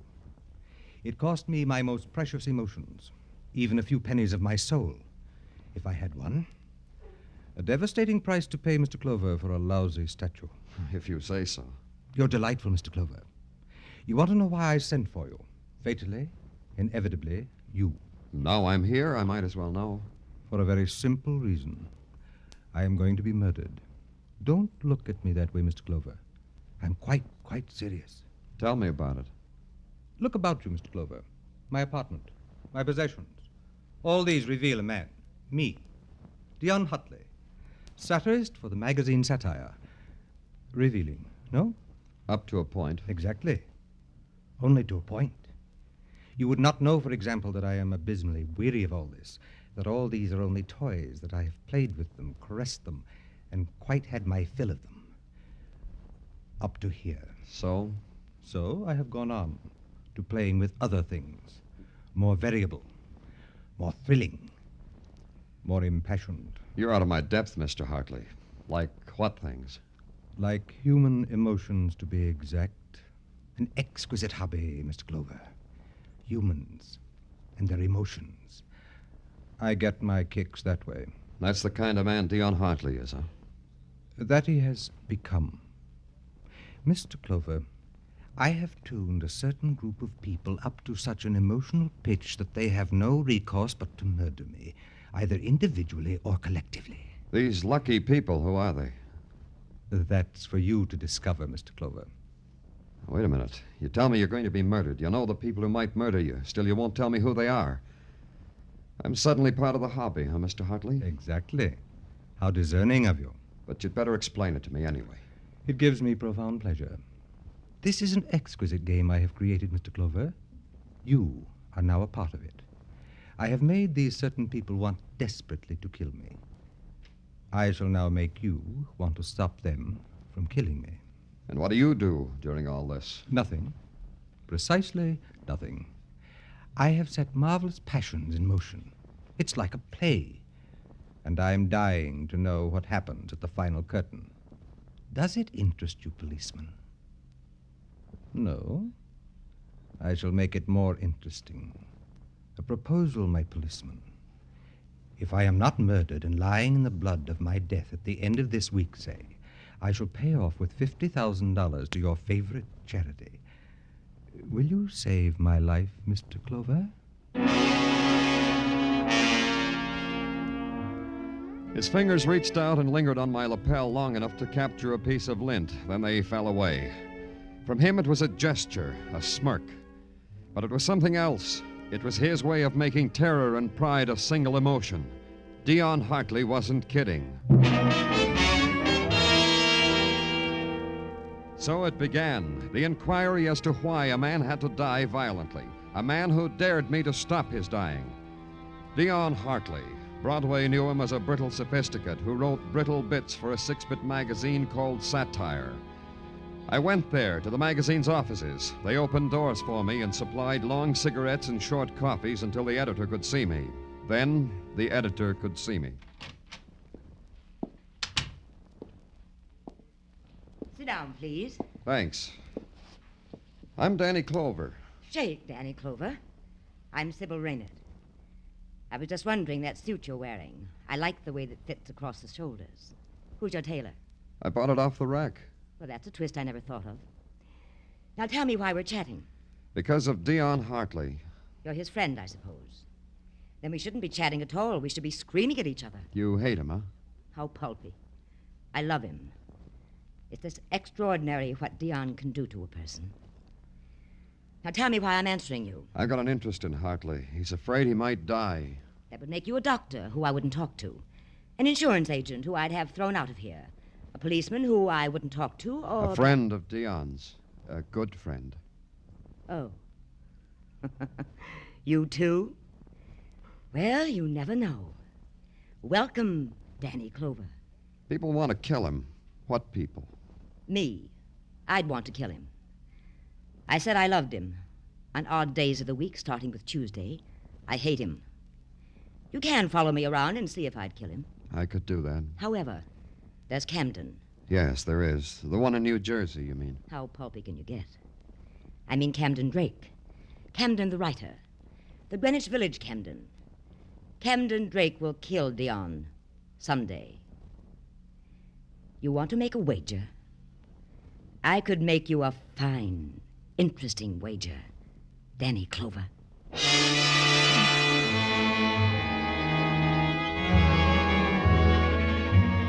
It was weird. It made no sense. A policeman tracking down a crime that hadn't been committed.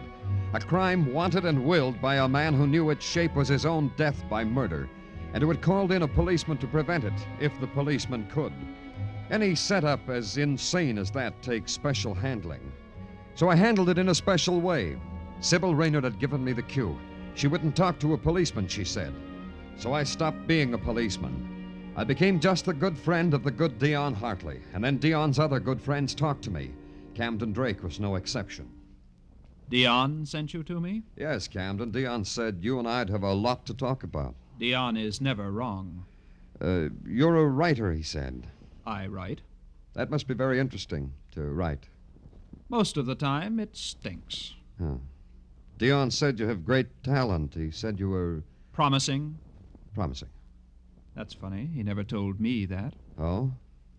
Is that the lot we have to talk about, Mr. Clover? No, I've heard other things about you. You have? Like what? Like if Dion should be killed, murdered would be more exact, it would be you who murdered him. That makes for interesting talk. You don't want to know who told me that? Not especially. But that kind of talk could get back to Dion. It could even break up your friendship. Doesn't that bother you? No. And I'll tell you why, Mr. Clover. Because the friendship between Dion and me can't be destroyed by the ugly mouth of Sybil Raynard. You knew all the time, Camden. What's this, Camden? A manuscript you were working on? Yes, and put it down. You won't mind if I glance through it. Dion said... Put it down, I said. Put it down! Take it easy, Camden. It's not polite to slap friends of Dion. If you read a word of that manuscript, I'll kill you. It's that good, It's huh? only for Dion to see. Only for Dion! Do you hear me? Yeah, I hear you, Camden. But maybe Dion will never get to read it because he'll be dead. Because maybe you'll kill him before you finish it. Is that why he sent you here? Because he thought I'd kill him? Maybe. Oh, he's so wrong. So wrong. He's got it mixed up, that's all. He should know it's Joan. It can only be Joan. Joan? He didn't tell you about her? About Joan York? No. Then I'm telling you. Go talk to her, Dion's friend. Ask her why she wants to kill him. I'll do that, Camden. Where do I find Joan? In Gramercy Park. 1712 Gramercy Park. Well, it's been a nice talk, Mr. Clover. Promise me you'll never come back.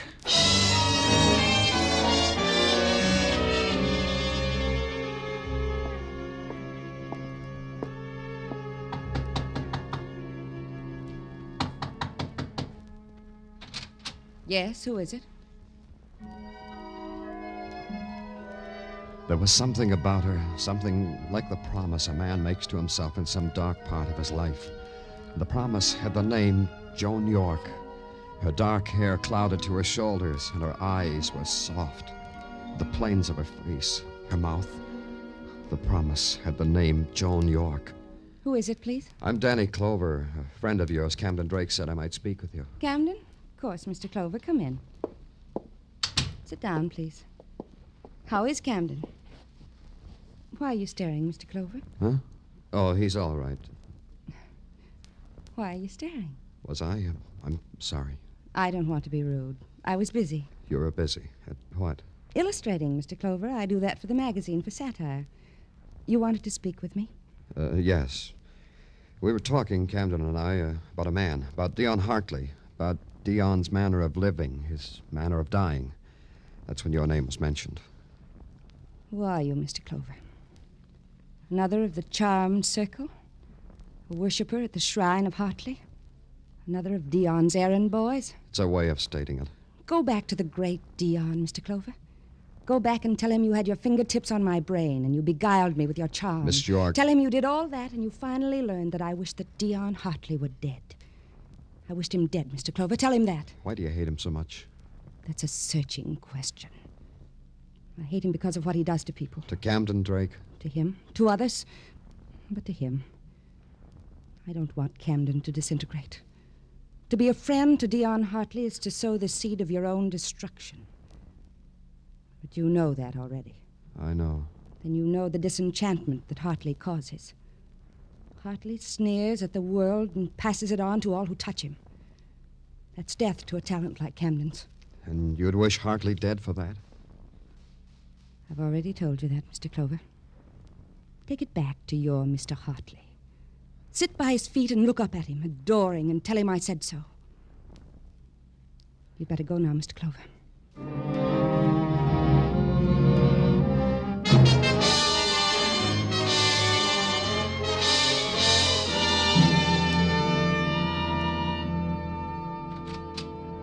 Can I talk to you now, Danny? Oh, Danny. You've been sitting here for 2 hours now. Your face looks like it's all thumbs, Danny. You want something, Tartaglia? Oh, you got a problem? Well, I am ready to receive it, Danny, and give you my utmost opinion on it. Try this. A man says he's going to be murdered and makes a game out of it. And 3 people in their own way have a motive for killing him. An editor, a writer, What, Danny? You never saw such a girl, Tartaglia. Hey, it ain't spring yet, Danny. Danny Clover speaking. This is Dion Hartley, Mr. Clover. Your charity has lost. What's the matter with you? You've lost the game, Mr. Clover. Mr. Hartley. Don't you see? I've been murdered.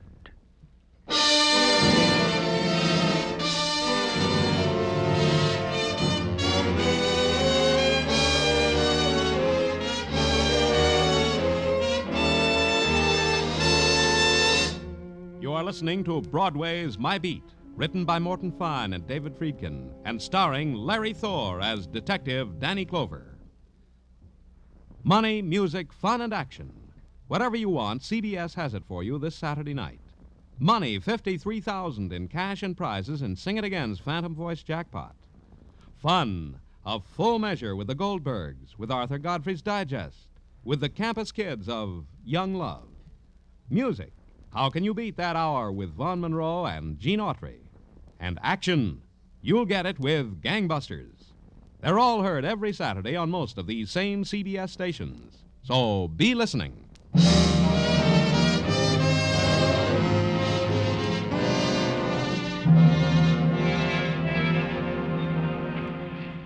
Broadway's a street that'll give you anything you want, anywhere you want it. All you have to do is set your mind to it and be looking in the right direction at the right time.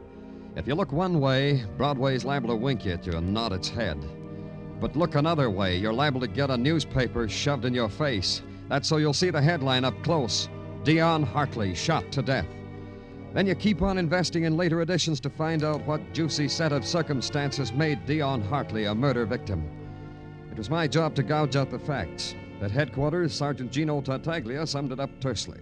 Oh, we got a murder mystery on our hands, Danny. You think so, huh? Yeah. And you would have nothing to worry about if you was just frisbeeing a button. Look, Tartaglia, I've got troubles enough. Huh? Well, what troubles? I haven't done this for a long time, Tartaglia. Passed myself off as something I'm not. Oh, that is the duty of a plainclothes detective, Danny. Yeah, but I don't like the circumstances. This one time, I feel like I'm lying by not telling people I'm an officer. It's a feeling I don't care for. But, Danny, like I said, this is your duty. I don't understand, Danny. What people in particular do you feel like you're lying to? To a murderess, maybe. A girl named Joan York. Huh? Sounds funny, huh? Danny, you shouldn't let certain things blind you to other certain things. Sure. I'll wait till I'm a little older, huh? I guess it's like this. I've just got a strange idea Joan York's got the best reason for killing Hartley. I hate the idea. I'll see you, Tartaglia. I'm going someplace where I can get the whole thing out of my mind.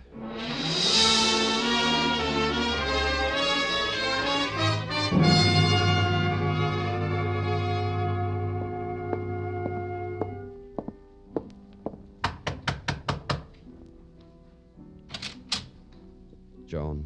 What is it? What do you want, Mr. Clover? I wanted to talk to someone whose wish came true.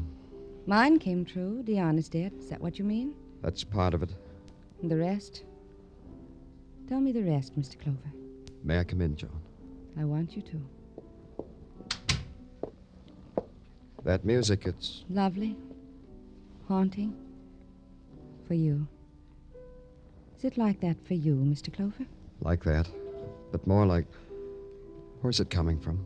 Man in the apartment across the air shaft. He's a student. He plays like that 4 hours a day. 4 hours? To the minute. But we can't let it stop us, can we? We have to talk about Dion's murder, you and I. Why do you say that? Because that's why you came here to me. Because you were Dion's friend. And because you were Dion's friend, you want to know if I killed him. There could be another reason. Joan, listen to me. Why do you do that, Mr. Clover? Was I doing something? You're different today. The way you say my name, it's gentle. Makes me want to run to you like a child. I didn't mean... No. Please don't be embarrassed. It's me. It's the way I talk. Words have no meaning unless they say what you mean. That makes it easier. You were right, Joan. I want to know if you killed Dion Hartley. I have to know. I have to. Listen to me, Joan. You wanted him dead. You had a motive. At least the police would call it motive. I hated Dion for destroying people I've loved. Is that motive for killing a man? Yes. A good one, don't you think, Mr. Clover? You tell me, Joan. I'll tell you. But not now. Not now. When? Later. Take me to dinner, Mr. Clover. The Casca. It's a little restaurant with music. Just down the street. 8 o'clock. Is that all right for you? 9 o'clock? I'll be there, Joan. Thank you, Mr. Clover.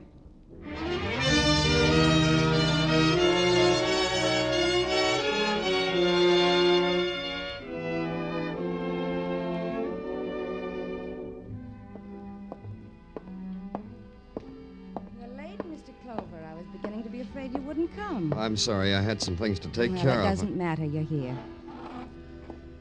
Hungry? Only to talk to someone. You. Are you hungry? No. Then we can just sit and talk. I've been thinking, Danny, What?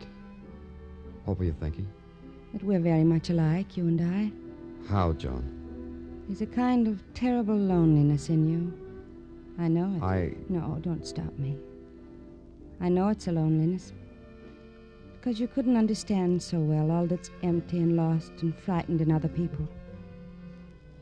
I know nothing about you, Danny. How did you get so far along so fast? You're frightened, aren't you, Joan? No, not that. It's not the right word.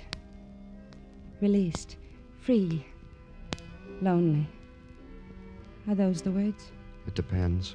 On what I may have done with my life? Or someone else's life? On that, Will you dance with me, Danny? I want to.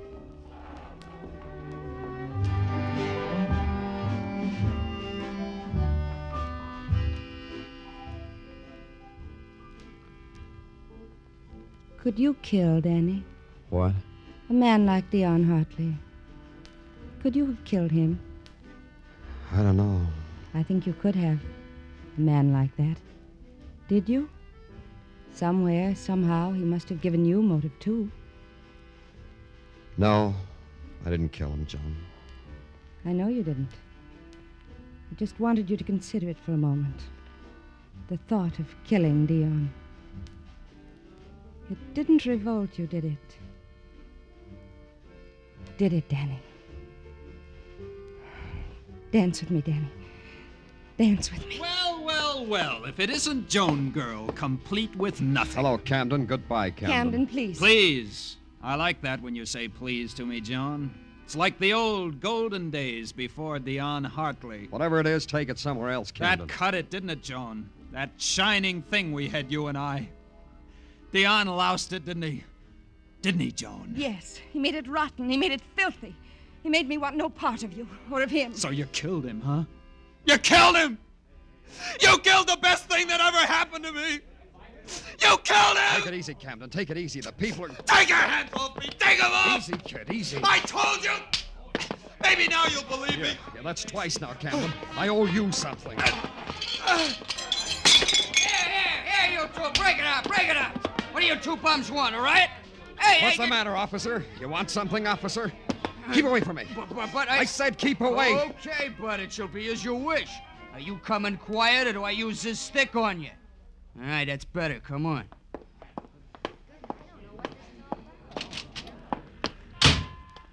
Thanks, Patrolman Meshikoff. You did great. Look, I'm only a stupid ox, Danny, but I don't get it. You, I should arrest. Yeah, exactly that. I didn't want those people to know I was a cop. Oh.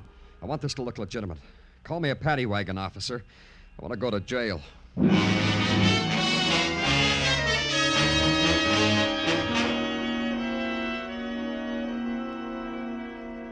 Hey, Danny! Hey, Danny, wait for me! What is it, Tartaglia? Oh, word has it you got tangled up last night, Danny. Barroom brawl with a guy named Camden Drake. So? Well, I was just talking to Demchuk, the ambulance driver. He just brought in Camden Drake. Oh, no. Yeah, Danny. Shot. They found him in an alley off Bank Street in the village.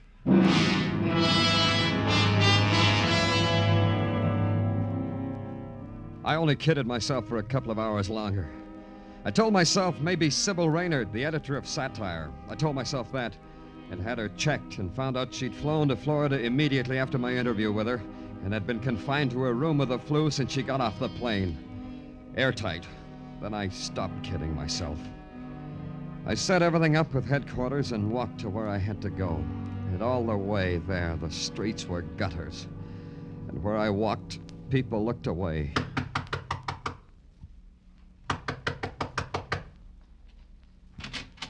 Danny. Come in, Danny. So early, Danny. It's hardly noon. You mind, Joan? Oh, you know I don't. Sit down. All right. Joan. Wait a minute, Danny. I'll fix some coffee. No, don't. No? Joan, after I was arrested last night... I went right home. Is that what you were going to ask me? Yes. Camden Drake's dead, Joan. He was shot dead. I don't believe you. He's dead. But who? It doesn't matter much, does it, Joan? Does it? Look, Danny, I'll get some... Wait, the door.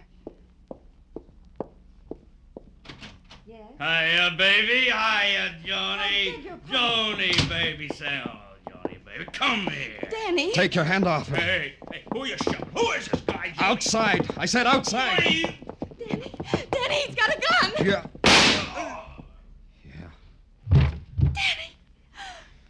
Danny, what did you do? Don't worry about it, Joan. I'll get him out of here. But you've just... He's dead, isn't he? Get away from him, Joan. You don't have to look at him. Look, listen to me. I'll get him out of here. This doesn't have to concern you at all. You understand that, don't you? Where will you go, Danny? I've got some money. Europe, maybe. I don't know. Take me with you. What? Take me, Danny. I just killed a man, Joan. You don't deserve to share that. Danny. You just stay here. I'll get rid of him. Danny, I killed Dion Hartley. Don't stare at me, Danny. Yes, I killed him. I think you knew that, didn't you, Danny? Now you know. Now it makes everything all right. You can take me with you, Danny, both of us. Joan. Yes, and Camden Drake, too. I killed him, Danny. Now you can take me, Danny. Now we've got two awful secrets we can share. It's better. Why? Why did you do it, Joan? I had to. I thought I was in love. In love with Camden. Dion was squeezing Camden's soul. I killed him. And the boy? It was easy. You heard Camden. He didn't want me. Camden knew what I'd done and said he was going to the police. It didn't matter after that. After you... Didn't you know, Joan? No. No what? I'm a policeman, Joan. Danny. Get up, McGiffin. You can get up now. Yeah. Okay, Danny. Danny! Danny, no! No! Danny, you! No!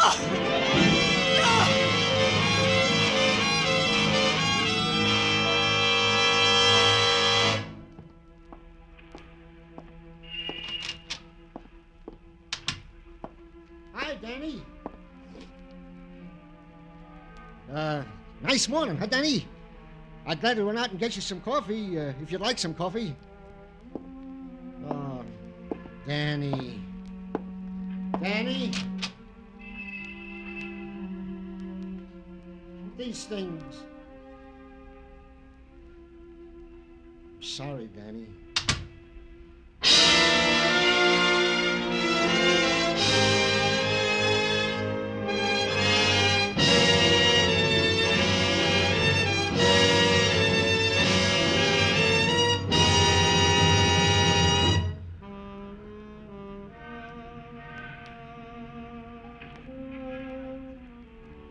It stretches out in front of you, this mirage called Broadway.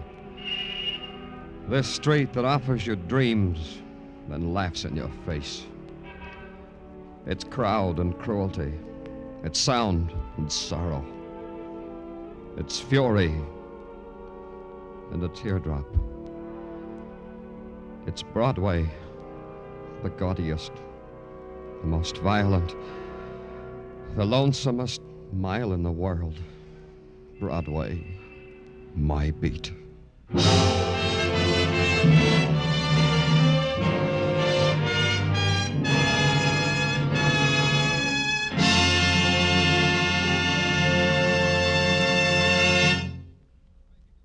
Broadway Is My Beat stars Larry Thor as Detective Danny Clover with Charles Calvert as Tartaglia. The program was produced and directed by Elliott Lewis. The musical score was composed and conducted by Alexander Courage. The cast tonight included Ann Stone, Virginia Gregg, Elliott Reed, Ted Osborne, Bert Holland, and Jack Crucian.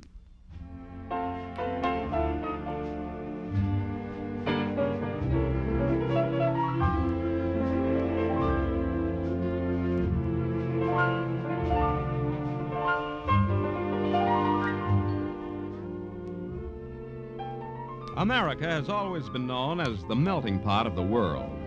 All peoples of all races and color and religions living together within the boundaries of a free democracy. The melting process has been long and difficult, but as each year passes, it becomes much easier because part of the mixture now is tolerance, and tolerance can bind a nation together. Help America to always retain her democratic reputation through your tolerance. Accept or reject people on their individual worth and for no other reason than that. Joe Walters speaking.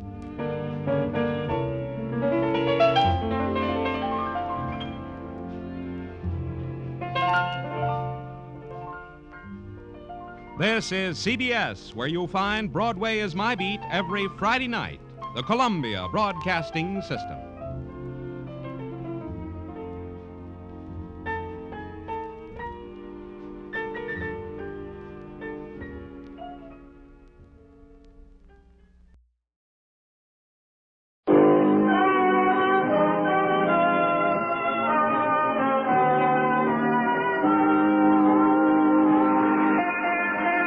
Broadway Is My Beat, from Times Square to Columbus Circle, the gaudiest, the most violent, the lonesomest mile in the world.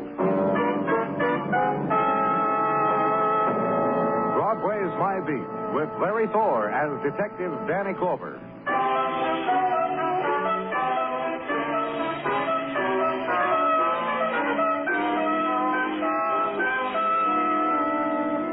Briefly, the white frozen sky of February holds, and Broadway cups twilight in its hands in curve of evening edition, in contours of quick-walking women, and watches day melt and flow into eddies of nightfall. And what was gray is sudden scarlet.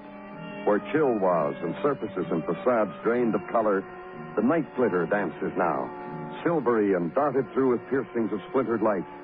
And on first tides of nightfall, shock gathers, waits for the revelers, and they drift to it and run, whirl in the dance of wind.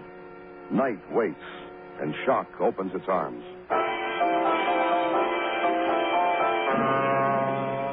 And on a side street, this side street, brief screaming ride from headquarters. Side street spilling into Hudson River dock. In it, this man hurled against its stone, man stabbed, man dead, and another man holding flashlight to the dead face, then switching it off, rubbing it against his cheek.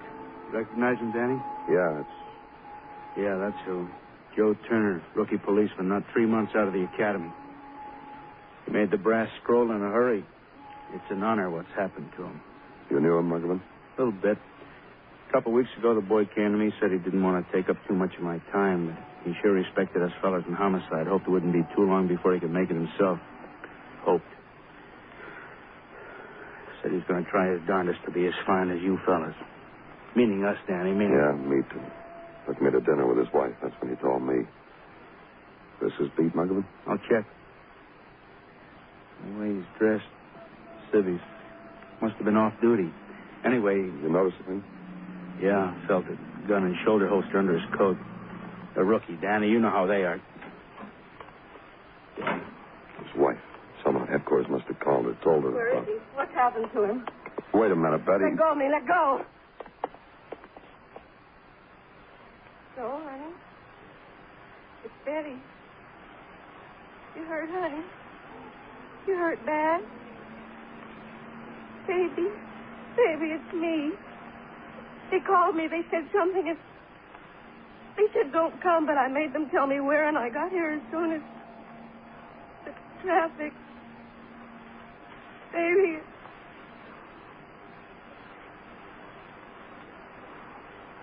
You don't care anymore, do you, honey?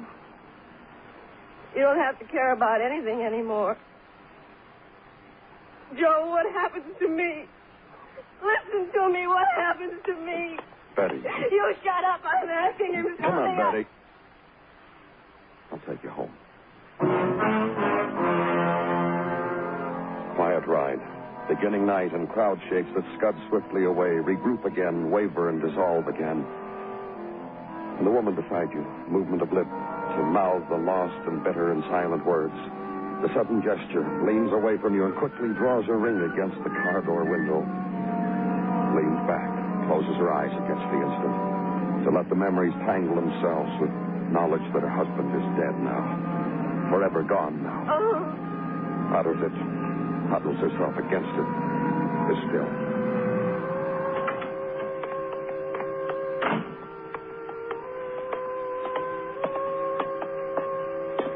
End of ride.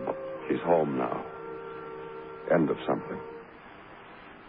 Hey, you better let me have those keys.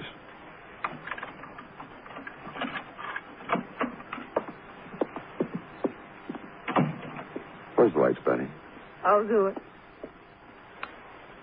You need the lamp, too? Betty. Radio? Betty.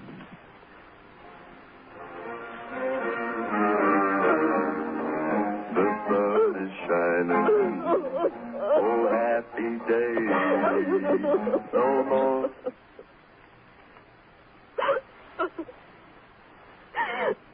Why did it happen, Danny? Now we'll talk about it. All right. Sit up, Betty. Yes. No. Tell me. About 5 o'clock, Joe got a phone call. From whom? An old friend of ours, a dear friend.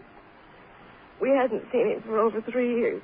Who was he? Roy Harlan, sailor, merchant mariner. He called and I answered the phone and I said, Joe, guess who it is? It's Roy.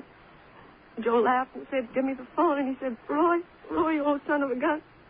Where are you? I'll be right down to get you. Betty. Where are you? Where are you? I'll go. Hello. Yes? I'm looking for Mr. and Mrs. Turner. Come on in. Betty, how's my girl? Roy. Oh, come here, Betty. I'm waltzing with my darling. Roy. Da-da-da-da-da. Roy, let me go. What's the matter? Where's Joe? Who are you, mister? Well, what's the matter here? Joe's dead. Joe was stabbed. Oh, what are you... This man's a policeman, Roy. Joe's dead. Joe was stabbed. Joe was murdered. Oh, He's on his way to meet you. listen, I waited. Joe didn't show up. That's why I came here. Betty. Don't make me cry anymore. Mister, Yeah? who killed him? Did you? You had to ask that, huh? Roy, stop! You had to ask that, Roy. He's a policeman like Joe. Joe, a cop? When? Since when? Danny, let Roy and me alone. I need to talk to someone. An old friend. I need... Where are you staying, Ryan? I guess on a boat, the Vulcan. It's docked at Pier 16. And Betty. Hi, Roy.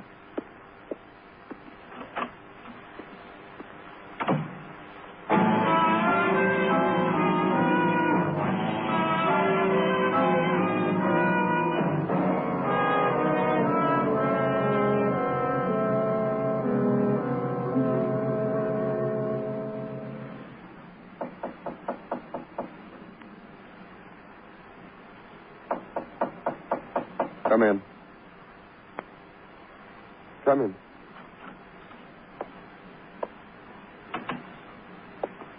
Thank you, Danny. Why the knock, Gino? Other times. Other times, other moods with other etiquettes of entry. This time you could say what has happened to us, Danny. And it's happened before, Gino. And each time the cut is a little deeper. Man of the force to be stabbed down in cold blood. One walks quietly, and one knocks so as not to intrude upon one's thoughts. Yeah, I understand, Gino. I have explained to your satisfaction the knock? Yes, Gino. Then I may proceed to what brought me to you in the first place. Of course. Thank you. Rundown on Joseph Turner, a policeman of the city of New York. Graduated from Police Academy, and let's see. Recipient of excellent marks. Standout in enthusiasm and willingness to take on extracurricular duties and studies. Mm-hmm. Head of the class in marksmanship and unarmed defense against armed hoodlums. A note of commendation from his platoon sergeant to wit, and I quote, "The boy has zeal." Assigned on graduation to a beat. Where?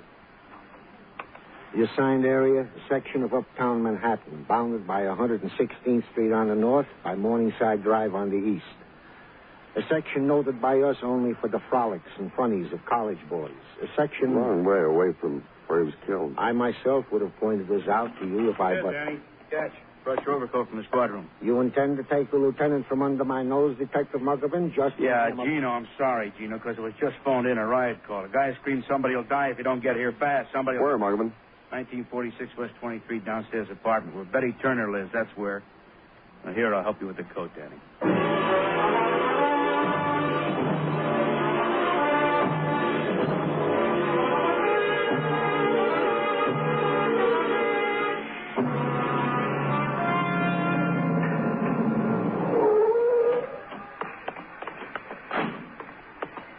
The blinds are drawn. Whoever screamed murder over the phone must have... Yeah. Suddenly everything sounds happy. Kill me, Roy. Please, Betty. Open up, Betty. It's Danny Clover. Come on. Yeah. I'll take that gun, Roy. Sure, take it. What happened, Betty? She went out of her mind. You killed him. You killed Joe. Murderer. Murderer.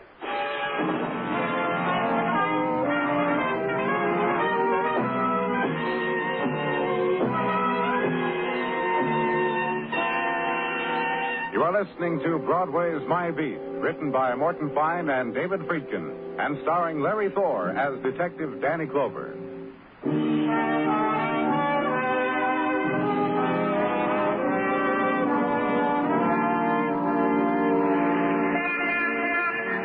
The end of a season is a time of promise on Broadway, for winter memories are strung with cold, gray images to be shivered against. Winter's dying, and already a wind sweeps in from a kinder part of the world, designed to gather up chill and icy fragments and ready the streets for March. And here and there a miracle appears. A mannequin who lives under glass is dressed in tweed. A pale moon becomes rimmed with yellow, and a new crop of conquerors begin to ride up the Hudson. Broadway flips a cigarette into the gutter and waits.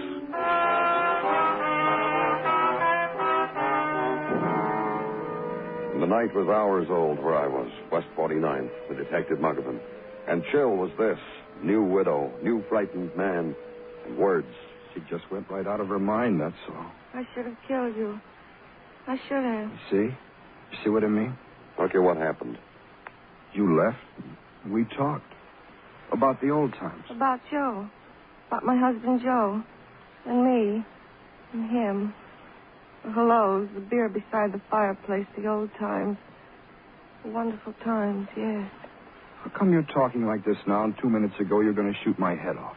How come she was going to shoot your head off and I took the gun out of your hand? When you knocked on the door, she turned and I grabbed the gun. It went off, but I grabbed it. She was about it, Betty. Oh, he's not lying. I was going to kill him. She had me backed up against the wall for the last half hour, begging me to say I killed Joe. How could I? You killed him, Roy. Betty. He was alive. You called. He went to you. He's dead. You killed him. Because you're here, he's dead. You killed him. Now, you see what I mean? What reason would Roy have for killing your husband? I don't know. You in love with her, Roy? What are you talking about? Are you in love with me? Listen. All I've gotten so far, you, Betty and Joe, good friends, always together, always... I come in port, I go see my friend Joe, who I grew up with. He got a wife named Betty, so this means to me what? Look, Roy... No, wait a minute. This means instead of bringing a present for just Joe, I bring a present for his wife, too. I have a home-cooked meal when I hit port and beer. And what I've been doing, what they've been doing, and hurry up, you kids, and have a baby so I can be Uncle Roy. What's this I'm in love with? Dad? He never touched me. Never tried. What about you? What? What Muggerman's trying to say, I know Betty, what he's trying to say. I know what happened. What? What Roy said. I've gone out of my mind. Forget it. Joe killed. Sharp. Betty. I tried to kill a man. You admit it, huh? While I was pointing the gun at him, I was wondering how it would be when I pulled the trigger. The noise and the color and the... We better go downtown, Betty. And the thing to be done, because within her a new cell of anguish had formed and grown, then split itself into hysteria and violence, and split again into something else. Kill him. gonna kill him, Danny. And once more, the quiet ride through Fleeting City. And at headquarters, Booker for attempted murder. And suggest medical attention. And next morning, another thing to be done. Check on a friend of the family. Check on a man who had sidestepped death because a door was flung open. Check on Roy Harlan. And a place to do that, Hudson River, Pier 16. And a freighter, the SS Vulcan. And men dangling at her side, scraping off her hull. The salt and stain and blisterings of other folks are called. Yell to one of them for the captain, and they yell back, he's in his cabin. And board a freighter anchored to February. And in a cabin, mahogany paneled against all climates and all seasons, a stocky man built low into the lines of his ship. You need something, mister? I'm from the police, Danny Clover. I knew that. Everything about you but your name. Want to tell me, too? The look in your eyes. All you landlocked boys get on a ship and your eyes fill up with green things. All right, cop. What do you need? One of your men... You want one? Take one. But for now, just information about him. Suggestion. I know a better place to get it. From the man. I want it from you. I haven't your weight, but we'll debate if you want. There's a murder goes for this one. It was a long haul to this port, mister, from Cape Horn. My men had a lot of time to lay on deck and think about things. Other men, women, land things. You want me to act open-mouthed surprised one of them killed somebody? Not in me, too. All I want is some information on Roy Harlan. Roy? Have to be Roy. Uh-huh. Good man. Tough man. Always a berth for a man like Roy. Anytime on my ship, anytime he wants. Captain. You need to know about Roy, huh? He signed on with me 3 years ago, right here in New York. Saw him with the other ABs on the dock. I saw him, chose him right off in my mind, but I made him wait his turn. He's been with you all that time, 3 years? Little more than 3 years. January 1st, 1950 was the day. Almost lost Roy in Liverpool, though. Oh? Roy had been sailing with me for a year. All of a sudden, he wanted to sign off. He tell you why? I asked him why. Me, I asked him. He said he'd heard we were bound for New York out of Liverpool. He said, filth on New York. Walked out. Then my orders were changed. I combed Liverpool, found him, told him orders had been changed.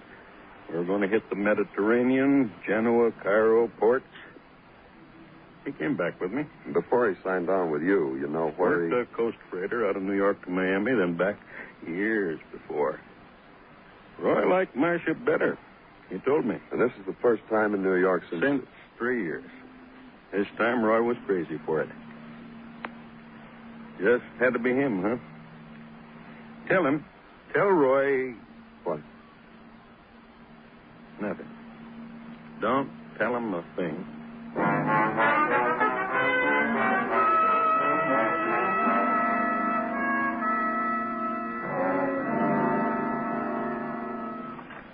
Danny?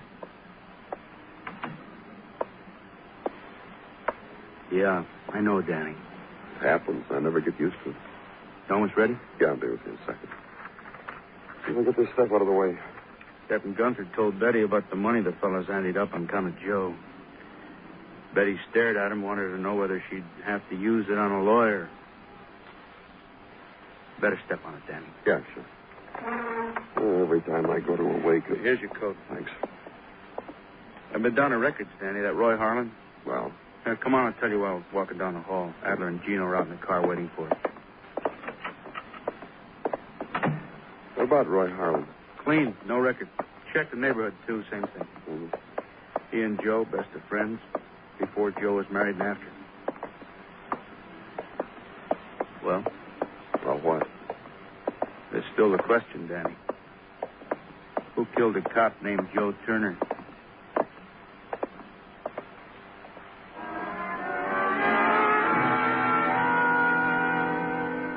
And the death of a man is this. A room in the place where he'd lived, arranged now for the occasion of his dying. Against wall, row of bright yellow wooden chairs rented for friends and neighbors, and winter light on the black-shawled women in them. And their men solicitous, gentle to their needs. Something is wanted from another room. A man rises, gets it, brings it back. an album of snapshots, and a woman flicks its pages, and others lean to her, look over her shoulder, and at a page the woman raises her hands to her face, covers the brief pang of memory. The man looks helplessly at her, touches for an instant the hands that hide her face, then looks around, as if it sees his gesture, then detaches himself from it, comes over to you, leans against the wall with you. It's hard. That's my wife over there. She and Mrs. Turner are good. Are you a friend of the Turners? I knew Joe from the force. It's real nice the way you boys turned out for him. Real friendly. My wife and I were talking about that just before she... I knew Joe real good. And when he was a kid, running the streets. Oh? From then, watched him grow up. Watched him get married. From buying penny candies in my store to pipes and cigars. Knew him real well. Yeah. Shame what happened to him. Clover's my name. Danny Clover. Real pleasure to meet you, Mr. Clover. I'm Pollock. Stan Pollock. Step out for a cigarette. Sure. Sir, Mr. Pollock, have one of mine. Thanks.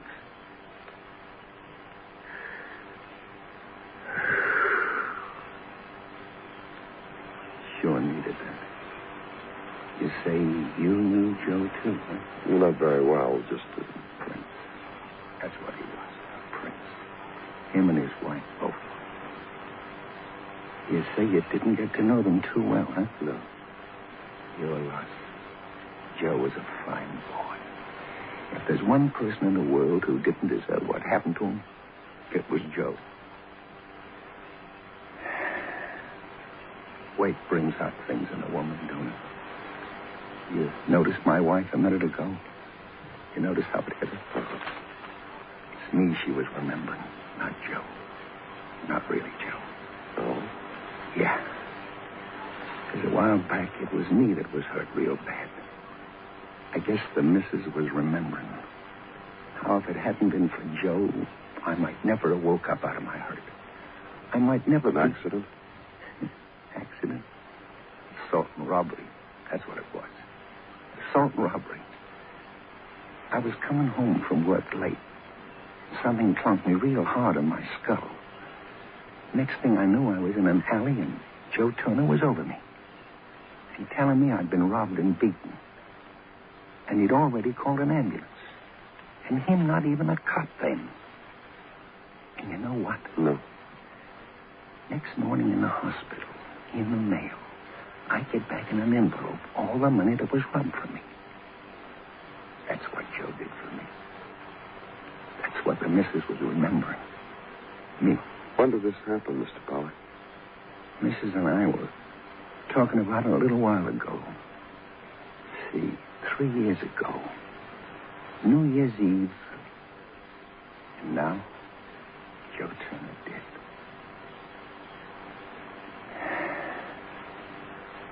You going back in? No.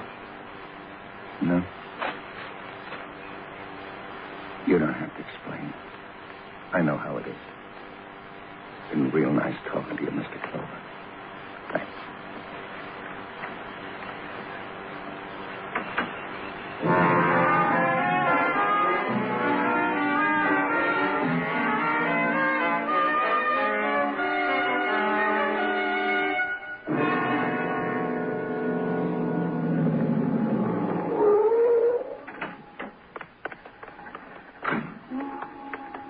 Tub. But many's the time I'd like to be on one like her. The Vulcan. He was something in myths or something, wasn't he? The same fella.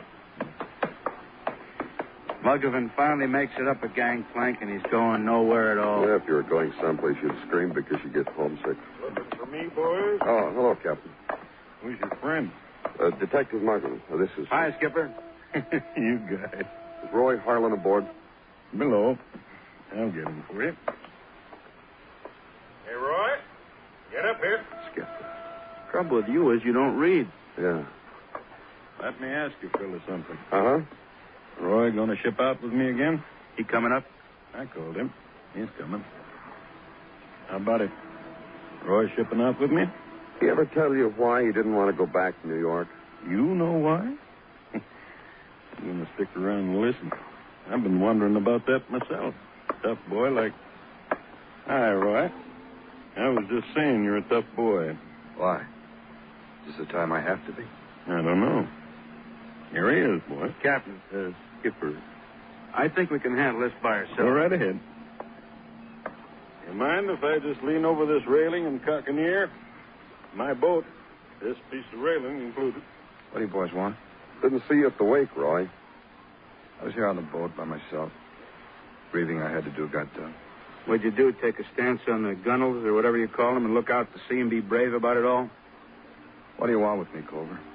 I asked you once whether you killed Joe. Remember what happened? It never got finished. I'm asking you again, Roy.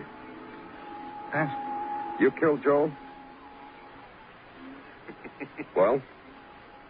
Two of you. You kill him? Why should I? He was a cop. So you killed him. My friend, and he was a cop, and I killed him. Why? You didn't know he was a cop, not until he met you. No. No, I didn't. Joe Turner was an eager boy. He wanted to make good, Roy. That's why he's dead, huh? That's right. 3 years ago... Now, wait a minute. 3 years ago, I was at sea. Where were we 3 years ago? Just talk to the fellas, Roy. I'm the watcher. New Year's Eve, and a man named Stan Pollock got beaten and robbed. The next day, you went to sea. So what have I got to do? Pollock got his money back. The way it figures is because Joe made you send it back. You told Joe what you'd done. So long, Roy. That's about it, Roy. You beat up a man, robbed him, ran away. Afraid to hit New York again. But when Joe got to be a cop, he remembered what you'd done. When you called him the other night, he met you. Tried to arrest you because you're a cop now, an eager one. You walked with him, trying to convince yourself that Joe was just kidding. Then you got convinced. Then you stuck him with a knife. Listen. I was misled, Danny. This boy isn't tough at all. Listen. Come on, Roy. All right.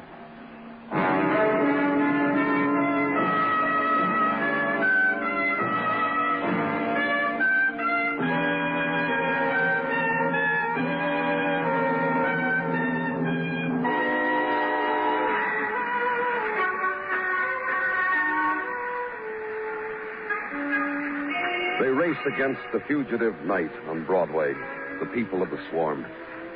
Each in his own way, make time stand still. That's the trick. But dawn comes, and the gutters are choked with the wasted minutes, the infinite man-hours of loneliness and tears. It's Broadway, the gaudiest, the most violent, the lonesomest mile in the world.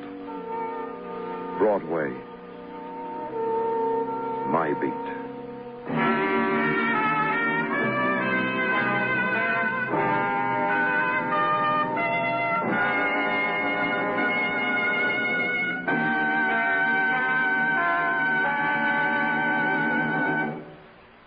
Broadway's My Beat stars Larry Thor as Detective Danny Clover, with Charles Calvert as Tartaglia and Jack Crucian as Muggavan.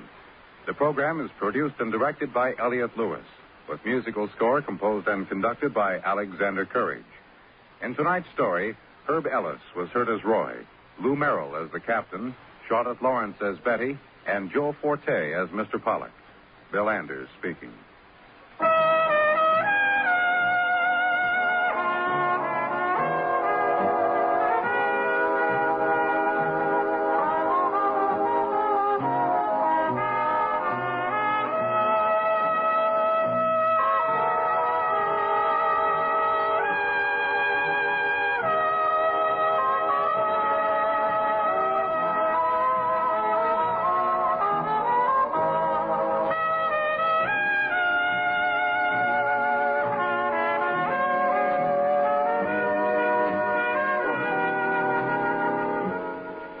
Broadway Is My Beat has come to you through the worldwide facilities of the United States Armed Forces Radio and Television Service.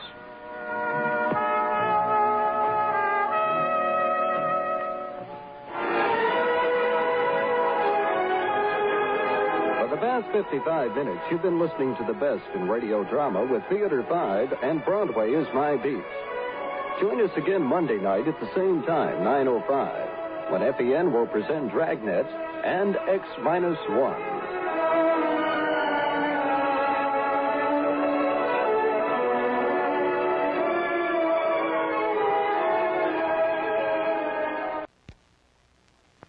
Broadway's My Beat, from Times Square to Columbus Circle, the gaudiest, the most violent, the lonesomest mile in the world.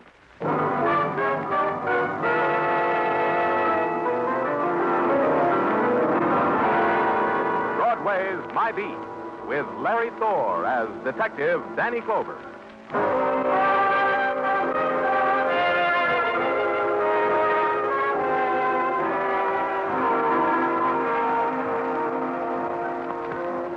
Broadway, where the fury of the night races against the time of dawn. It needs those hours to prove itself. The mob, the grinning faces, the voice that whispers. But hurry. Time's at your heels and the night lasts only so long. That's the word on Broadway. My Beat.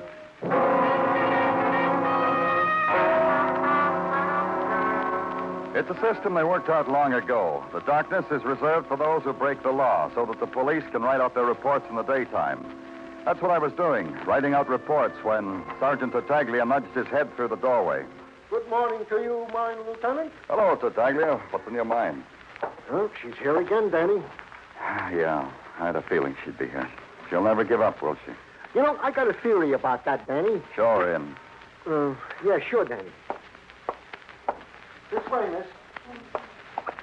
Are you going to help me, Mr. Clover? Are you? Don't send me away again. The girl who crossed the room and placed her fingers on my desk was slender. Her face seemed about to grow suddenly old. Her skin was pale, unveined, dead white. I've come back to ask you again, Mr. Clover. Sit down, Rhoda. No. A beggar who stands can keep some dignity. I like to think that anyhow. Maybe it's a lie. Rhoda. Did you say my name gently to show me you pity me? I don't want to be pitied. No, look, Miss Lynn, Danny was only trying Rhoda, to... listen to me. Listen. Yes, I'll listen.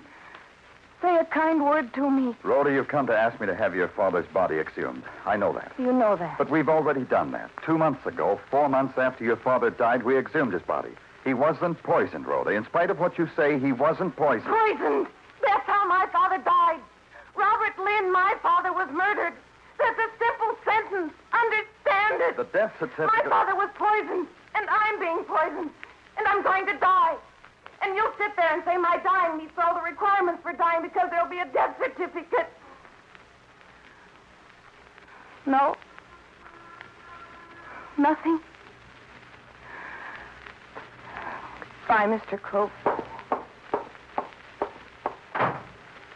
Danny, that girl needs attention of some sort or another. Talking to, by a doctor, by a parent, by somebody. Where does she live, Tartaglia? In a combination dentist office and living quarters on 147th Street, 1612, with her mother and stepfather. Stepfather? Yeah, her mother got married again. Hey, this mother must like dentists. The husband who died was a dentist. Now, husband number 2, one Bernard Burke, turns up also to have a talent with the drill. Hey, you going up there, Danny? Like I said, Rhoda Lynn needs talking to by somebody.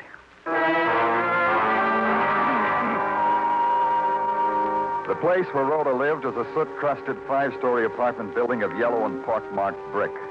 It stood on 147th Street, just around the corner from where Broadway tries to be suburban. And it had 2 things, an open court to grab onto whatever light and air that was left over. And the kids bouncing a ball against a brand-new gilt-lettered sign that said, Bernard Burke, dentist, 5 flights up, gas, no pain.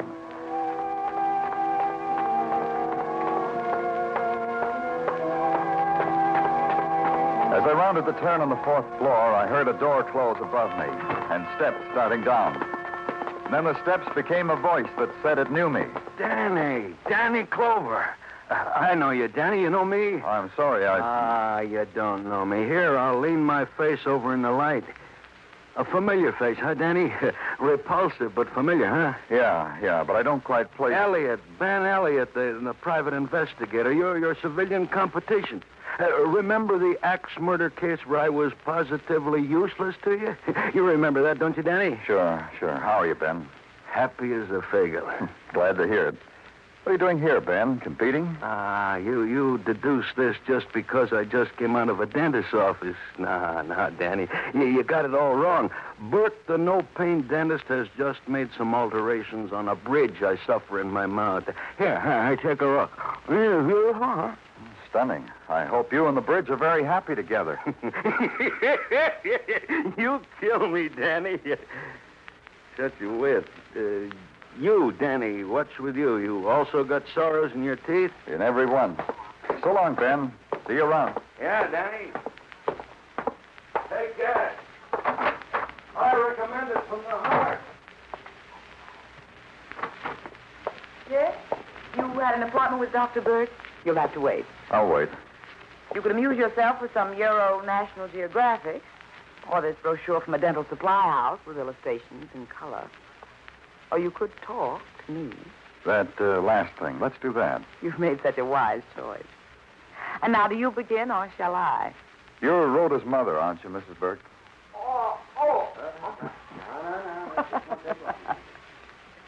Men are such babies about pain, aren't they? And my husband is such a dental dentist. You're Rhoda's mother. Yes, I'm Rhoda's mother. And Dr. Burke's assistant and wife. And you? One of Rhoda's numerous and nameless boyfriends? I'm Danny Clover of the police, Mrs. Burke. Rhoda was in to see me again.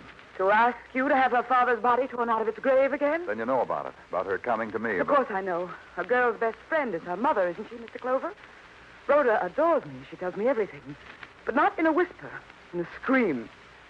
Like what? What does she tell you, Mrs. Burke? That I murdered my first husband, her father. That I'll murder her. That I... Oh, she's such a sick little girl. So sick. We try to help her, but we can't. She won't let us. The sickness that drains all the sweetness out of her. Sick. She's not like a mother's child at all. She's always so pale, Mrs. Burke. Have you had her to a doctor? Rhoda? Do you think she would let me take her anywhere, do things for her, tell her what she should do when she thinks that terrible, ugly thing about me? Answer me, Mr. Clover. I just ran into a man, Ben Elliott, a private investigator. What was he doing here, Mrs. Burke? Now. You just go on home, Mr. Raymond. Put a nice pack on it, and here's some sample aspirin. Take 2 every 2 hours, and a hot and cold applications during the night. You'll feel like a new man. Well,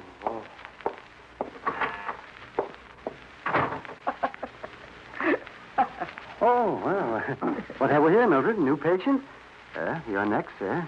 Not a patient, Bernard, a policeman. Danny Clover. He's concerned about Rhoda. Do you think we can help him? Well, I'm glad you're here, Mr. Clover. Will you step into my office, please? Bernard. Please, Mildred. We should have handled it this way in the first place. Will you go in, Mr. Clover? Bernard, I advise you to let it alone. Mildred, will you take care of those X-ray negatives? During office hours, you are my assistant. Thank you, Mildred. After you, Mr. Clover. Sit in the dentist chair, Mr. Clover. Very comfortable. It's almost paid for, too. Here, I'll adjust it. Yeah, isn't that nice? Never had it better. Now, Dr. Burke, what is it that you should have handled this way? I only ask because I'm curious. Oh, yes, of course. The theft of the gold. The gold I used to fill my client's teeth. Most durable, 14 karat, very expensive. Shines when brushed. Does that? Oh, beautifully. I'm reporting it to you because you're a policeman, and the only proper authority to handle it. Mildred tried to convince me otherwise. She did, too. Oh? Yeah, she looked in the classified and found the name of a private investigator, Ben Elliott. And I had him up here and told him all. I tried to tell her we should report it to the police, but she wouldn't have it. And that's why I'm glad you're here. Because now both Mildred and I have had our way. Yeah, I'm glad. I'll turn it over to the burglary detail, Dr. Burke. I'd appreciate it, Mr. Clover. That's nothing. Now, talk to me about Rhoda, Dr. Burke. Oh, I can't tell you much about her. She never confides in me. I'm her stepfather, you know. Sometimes it's very painful. Who does she confide in? Well, there's a boy, Frank Norman. Rhoda was always with him. Matter of fact, I had to go and bring her home one night because they were both too drunk, Mr. Clover, to maneuver by themselves. Where was that? Well, it's a bar somewhere on 52nd Street. Well, that street is home for that boy. You'll find my gold, Mr. Clover. It's very important in my business. Yeah, it's a promise, Dr. Burke.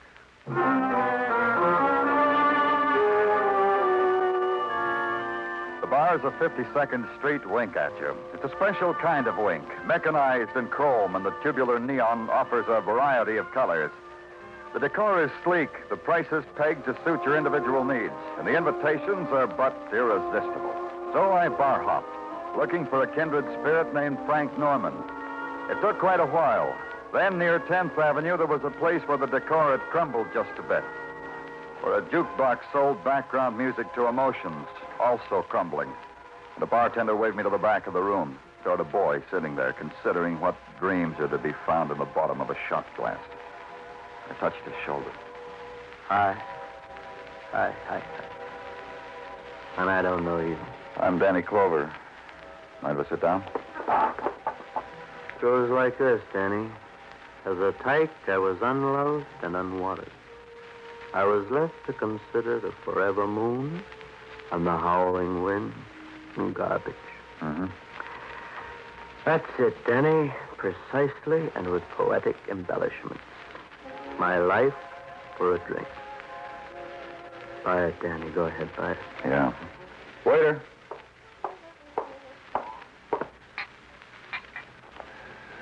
Yours, Frank.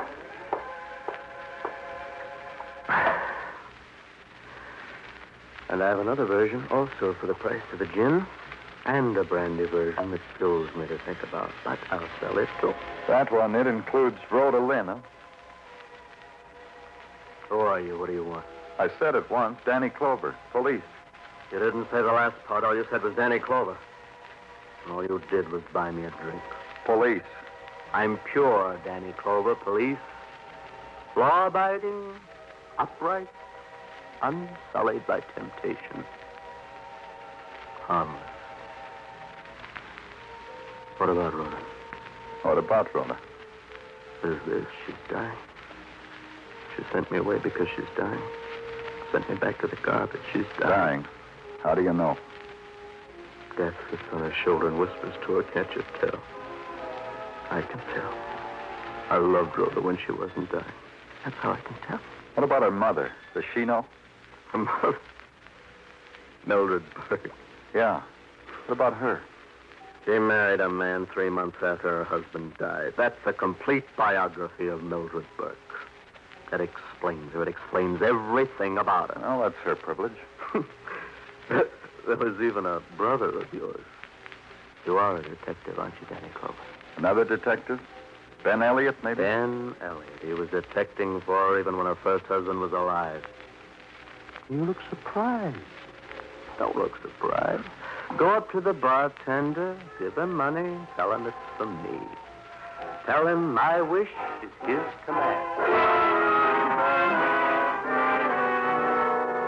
I stood there for a moment longer, watched him till his voice blurred and his eyes sought something far away. Then I left.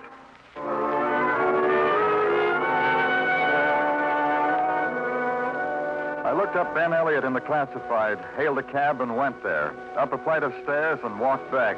The sign on the door said, "Come in." So I came in.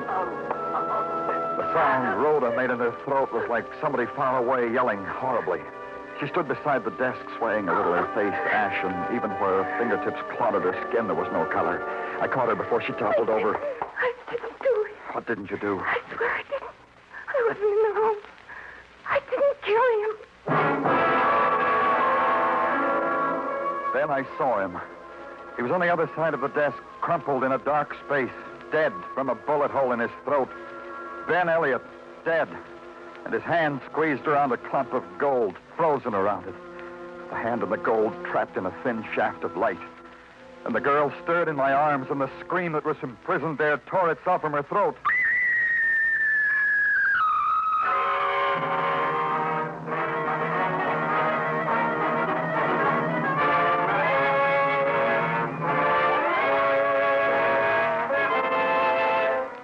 You are listening to Broadway's My Beat, written by Morton Fine and David Friedkin, and starring Larry Thor as Detective Danny Clover.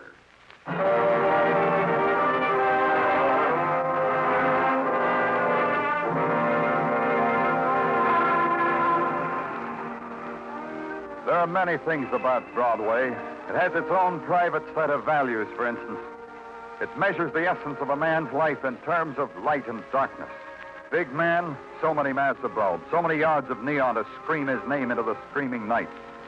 Little man is a portioned share of darkness, like a spectacular with burnt-out bulbs whispering into nothing. Ben Elliott was a little man. His only claim to distinction that he died holding a fistful of dentist's gold. But there was another thing. His murder was attended by a girl, pale and shrieking as death itself. I had to know a lot of things about her. Dr. Sinsky filled in a few. A very sick girl, Danny. So sick I can't tell you. Well, try, Doctor. Try to tell me anyway. She's dying, Danny, of a rare type of pernicious anemia. So rare I had to call my old professor at Columbia to find out what it was. He called me a numbskull, then the Latin word for schlemiel, and then he told me. What type is it? You wouldn't understand. You're a fine-type fella, Danny, but excuse the expression, you're also a layman. Some diseases are so mysterious, a doctor likes to keep them to himself. Wear them in good health. What about the poison? Did you find any evidence that she's being poisoned? None whatsoever. Only the toxic condition that the anemia itself sets up. Can I be so bold as to offer you some advice, Danny? I've got my own doctor. No. This isn't medical, Danny. It's the milk of human kindness. If you've got nothing on this girl, this Rhoda Lynn, then let her go. Let her die in peace and dignity. Because she's dying, Danny. Take my word for it. Got Rhoda Lynn out here, Danny. Want to talk to us some more? Yeah, bring her in, Muggavan. Come on in, Rhoda. Sit down, Rhoda. Would you like a drink of water or anything else? I just want to sleep. I just want to lie down somewhere and go to sleep. Can I go home, Mr. Clover, to my father's room? I've slept there ever since he died. Rhoda, why were you in Ben Elliott's office? I told you. How many times do I have to tell you?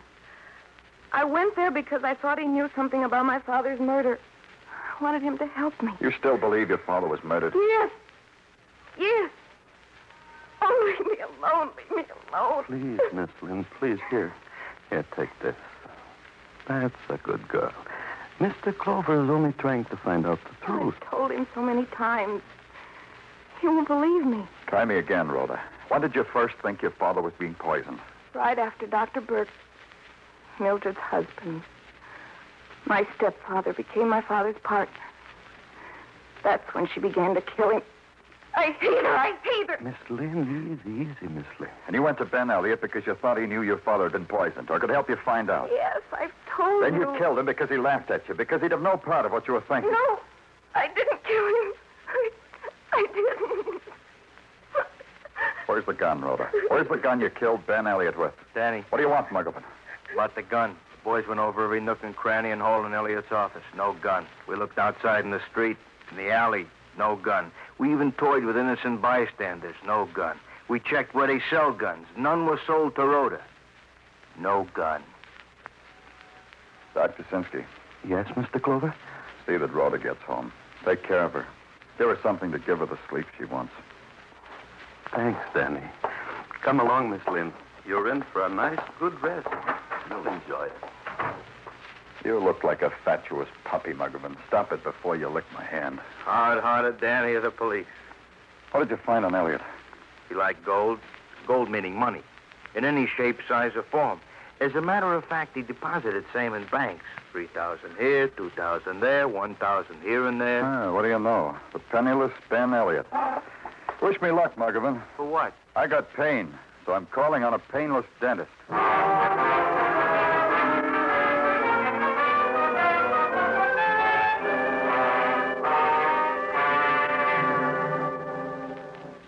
Let me compliment you, Miss Clover. Where did you find the gold? In a dead man's hand, Dr. Burke.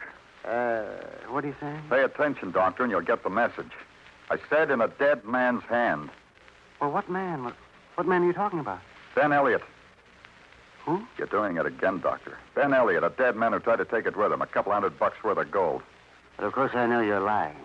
You're trying to make of this petty theft something mysterious. I suppose you detectives must do that to justify... I don't understand you, Doctor. You didn't react when I said Ben Elliott. I reacted. You just weren't perceptive enough to catch my raising of the eyebrows slightly. I raised an eyebrow, Mr. Clover. If she were my wife... You're cluttering the trim to the conversation. Wife? Your wife. Mildred? What's Mildred got to do with Ben Elliott? I don't know.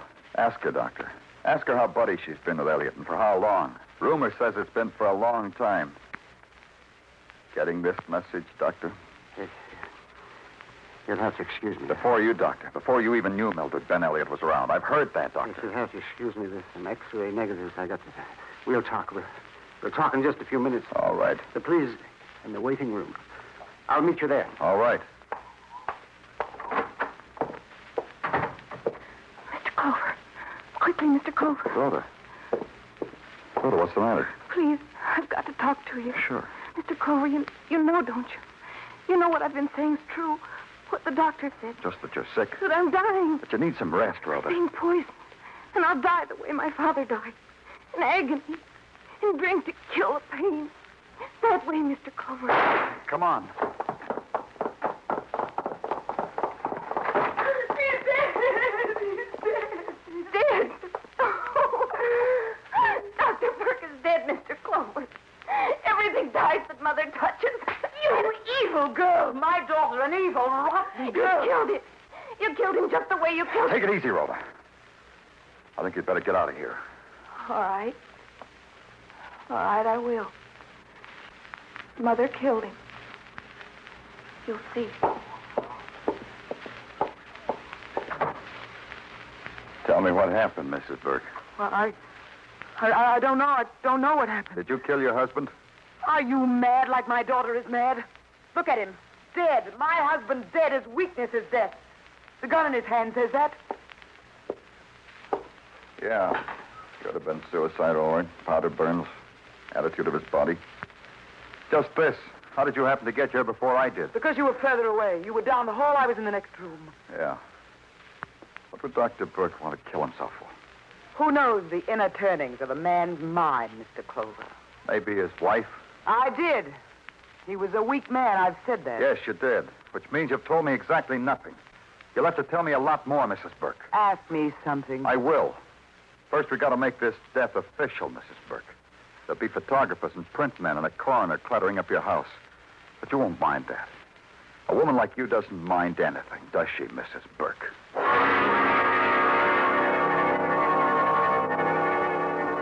I was right. Mrs. Burke didn't mind. The neat, efficient trampling over a little dentist's life and death, she didn't mind. The questions, like steel prongs that raked over her brain and her sorrows and her dreams, she didn't mind.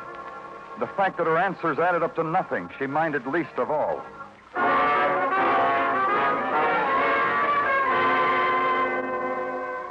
At headquarters, I slept until the reports and analyses and photographs had been cataloged and filed and stacked and restacked and mulled over. Slept until Sergeant Gino Tartaglia had watered them down. Well, you may awake now, Danny. I have digested everything and watered it down to simple terms even a child could understand.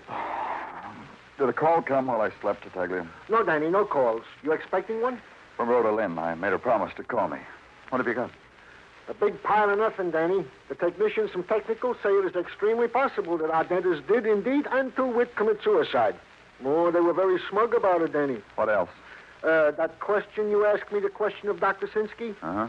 He answers it in the affirmative. He says the X-ray thing is entirely possible. It happened here in New York 2 years ago. What happened here in New York 2 years ago, Danny? Danny Clover speaking. This is Rhoda, Mr. Clover. I'm calling you just as you told me to do. Are you in your father's room? Yes? You won't be going out again tonight? No, I won't, Mr. Clover. I'm going right to sleep. Hey, Danny. Danny, you can't leave me alone without I know what happened in New York 2 years ago. Danny!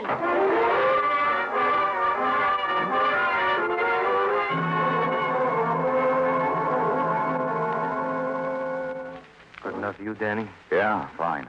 You have much trouble getting the people in this apartment to go to the movies? Well, some, but not much.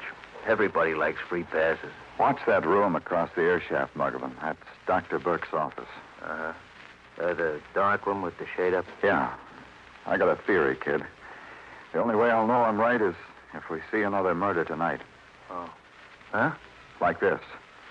Go on the premise that Dr. Lynn was murdered. Dr. Lynn, the first husband of Mrs. Burke, the father of Rhoda. Go on that theory, Muggavan. Okay, let's. Dr. Lynn, murdered because his wife wanted him out of the way so she could marry somebody else. Don't argue with women, Mugger. And then there's Ben Elliott.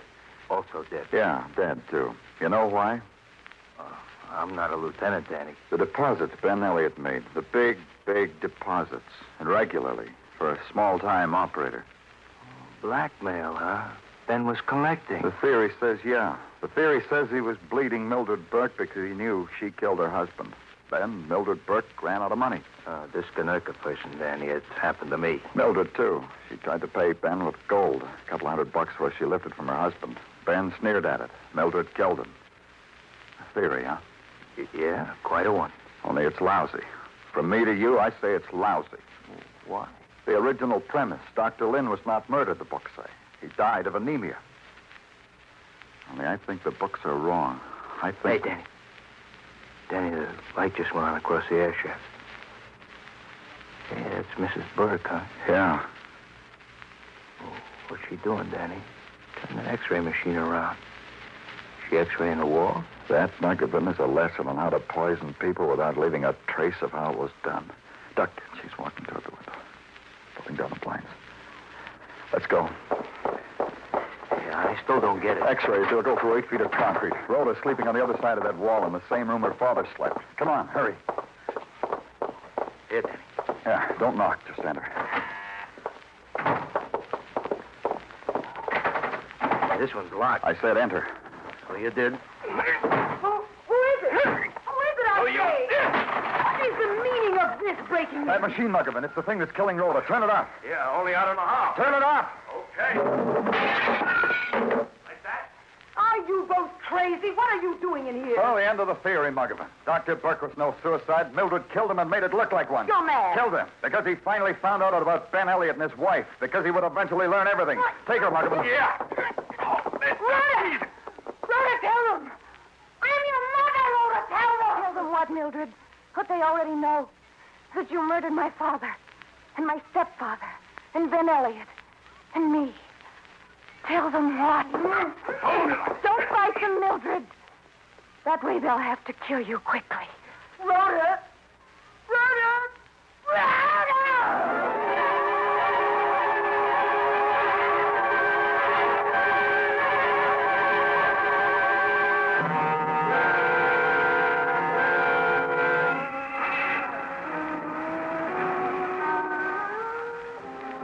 Broadway. It's the main trek through the jungle city, the wilderness of laughter and trumpet, and the rasping sound of life inside the earth. And the other sound, the sigh, the furtive sigh, the echo of a teardrop that no one hears. It's Broadway, the gaudiest, the most violent, the lonesomest mile in the world. Broadway, my beat.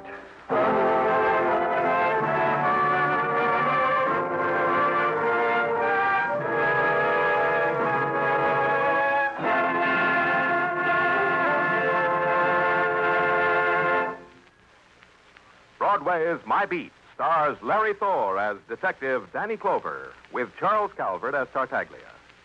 The program was produced and directed by Elliott Lewis. The musical score was composed and conducted by Alexander Courage. The cast tonight included Joyce McCluskey, Betty Lou Gerson, Jack Edwards, Howard McNear, Jack Crucian, and Lou Merrill.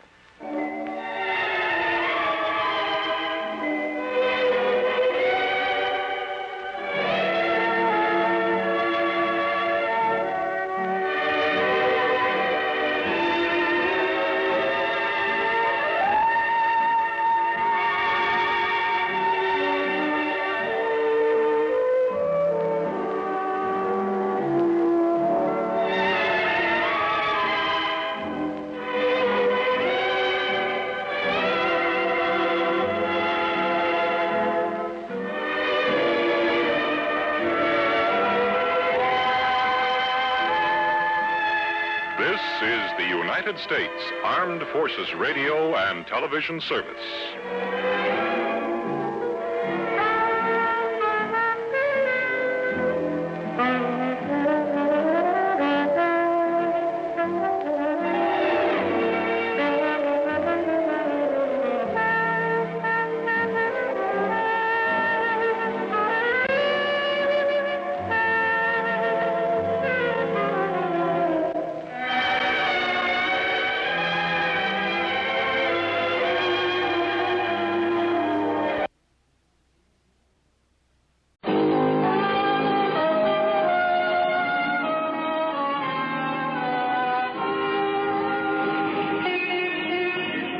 Broadway's My Beat, from Times Square to Columbus Circle, the gaudiest, the most violent, the lonesomest mile in the world.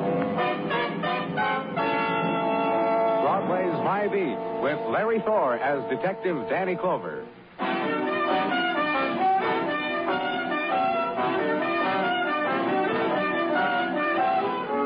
There's a time on Broadway when the splinters of night melt into dawn. It's a small time, a time that's slept through. The hour or so before the dissonance of the alarm clock shatters a city into waking. And the pavements glisten now, gleam and turn gray, gleam again, where it's touched by the steps of a leftover drifter. And echoes rocket against the channel street, make small holes in the city silence, ebb and die when the left owner turns a corner. And a small time, a time unnoticed, tail end of a dream time. And turn the corner and follow 3rd Avenue at 5 o'clock in the morning. There, where squad cars angled against curb, the width of the pavement away, outside a store lighted by a squad car spotlight, pet shop, where I was, and Detective Muggerman. There he is, Danny. See him over near the back counter. Just like the man said who phoned it in. Yeah, try the door. Oh, wait a minute. Huh? This card pasted back the door window. Case of emergency, notify owner, John Perry, 1212 4th Street. It's right around the corner. Okay, Muggerman, let's go inside.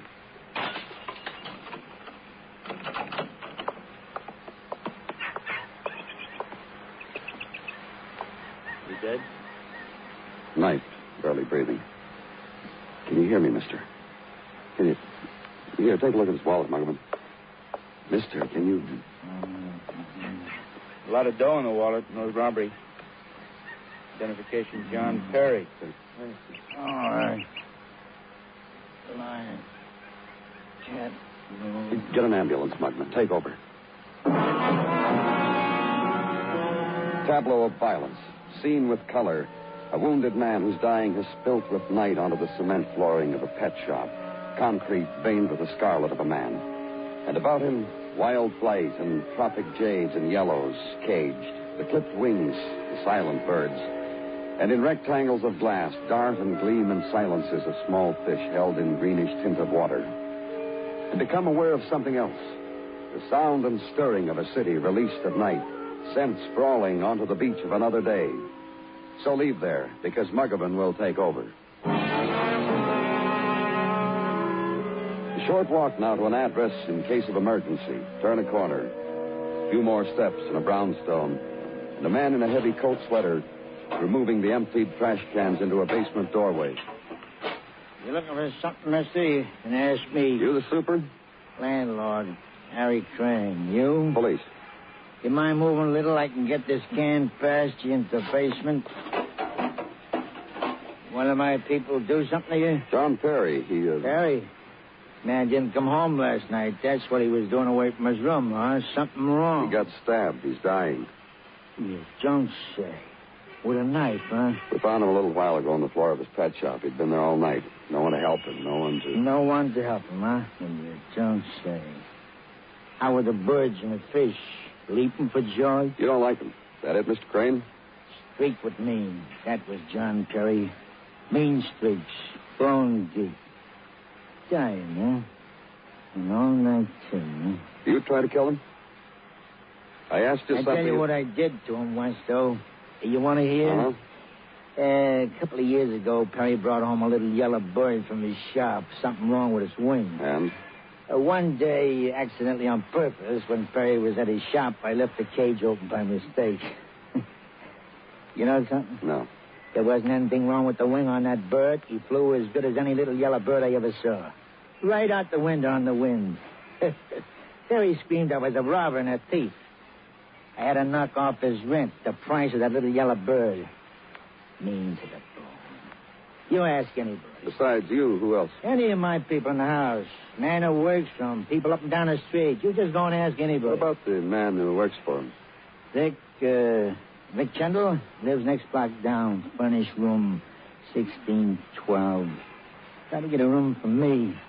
I was filled up, so I sent him down the street. You want to get out of my road here now?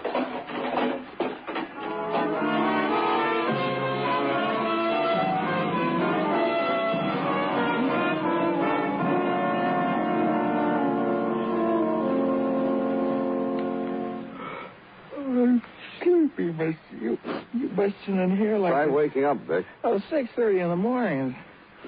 Oh, it's still to try to make some dream. Oh. Turn on the hot plate, huh? Oh. Enough water in kettle.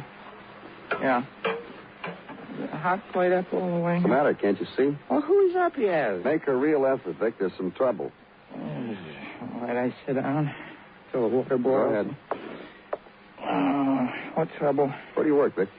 A guy named John Perry, a pet shop over on 3rd. What's the matter? Where were you last night? 3rd Avenue, 4th, around... Doing what? I was trying to meet somebody. Trying to? Who? Oh, come on. I don't know who. Anyhow what?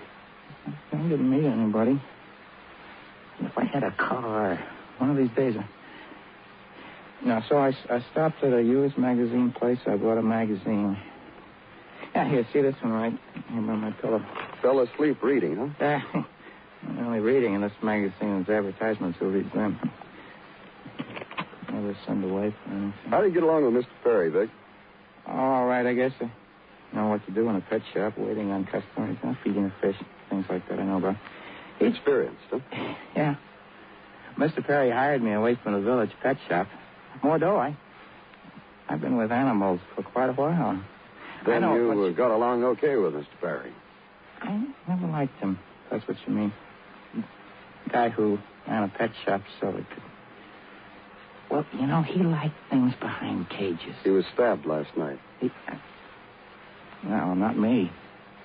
Look, guys like me are in demand. I don't like Mr. Perry. I just walk out and get another job. I don't stab him. How long did you work for him? A week or so. I broke in by a girl for a day, and she left. And... What girl?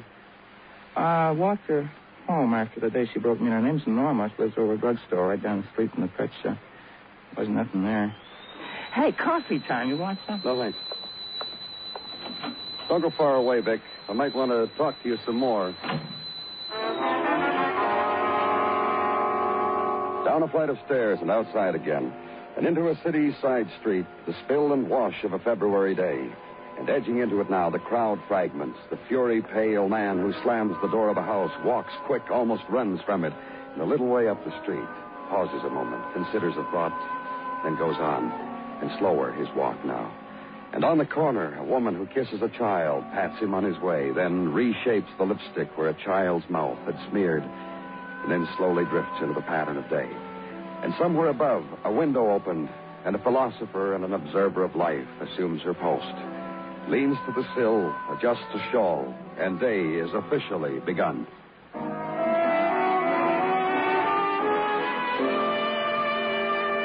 Past Pet Shop now, where earlier a man was found wounded and dying. Pass it, and a little way down, a drugstore. And next to it, a door opening onto a flight of stairs. And the landing, and the place of Norma Ford.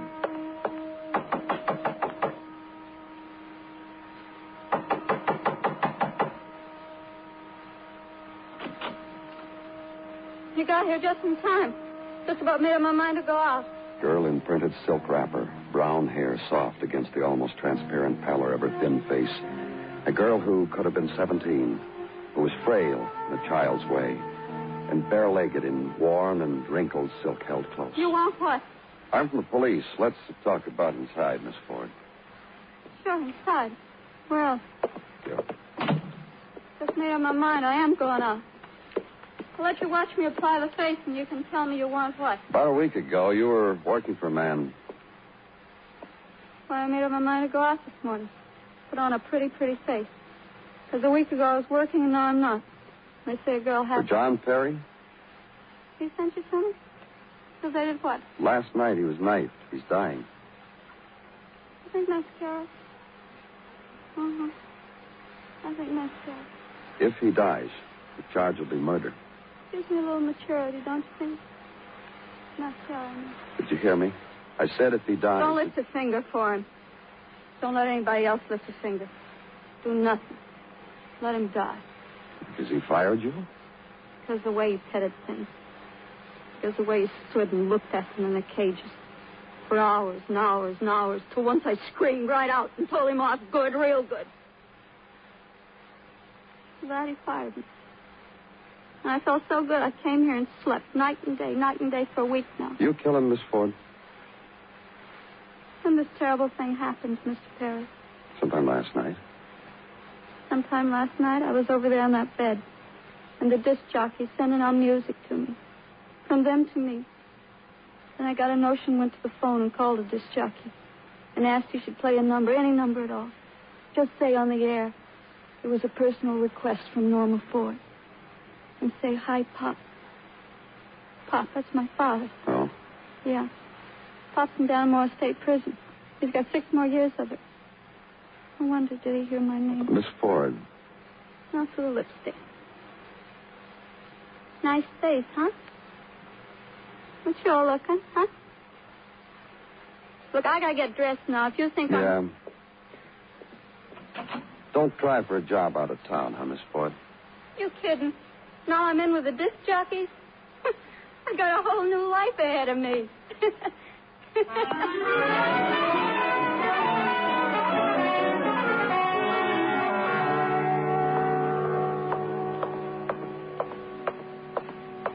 Danny, hurry up. I don't know how much I time... came over here as fast as I could, Dr. Sinsky. How is he? Well, Mr. Perry's been trying to talk. Huh? We had him in an oxygen tent. He seemed to get stronger, and... well, you'll see. Yeah. Mr. Perry. I'm a policeman, Mr. Perry. What happened? Cage. Yes, sir. Yes. Now me. Cage. And I'll never get out. Who stabbed you? I was wrong. Who? So wrong. Sorry. Listen. Please. Well, I'm right here. Mr. Perry. Doctor?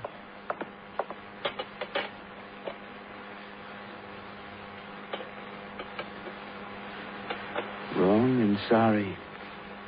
That's how he died, Danny.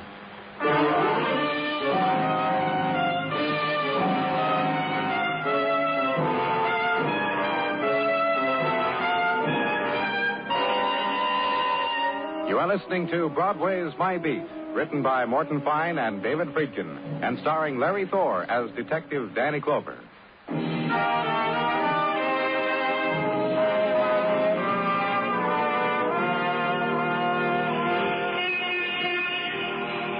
Against the chill hold of February night, Broadway's heart beats fast.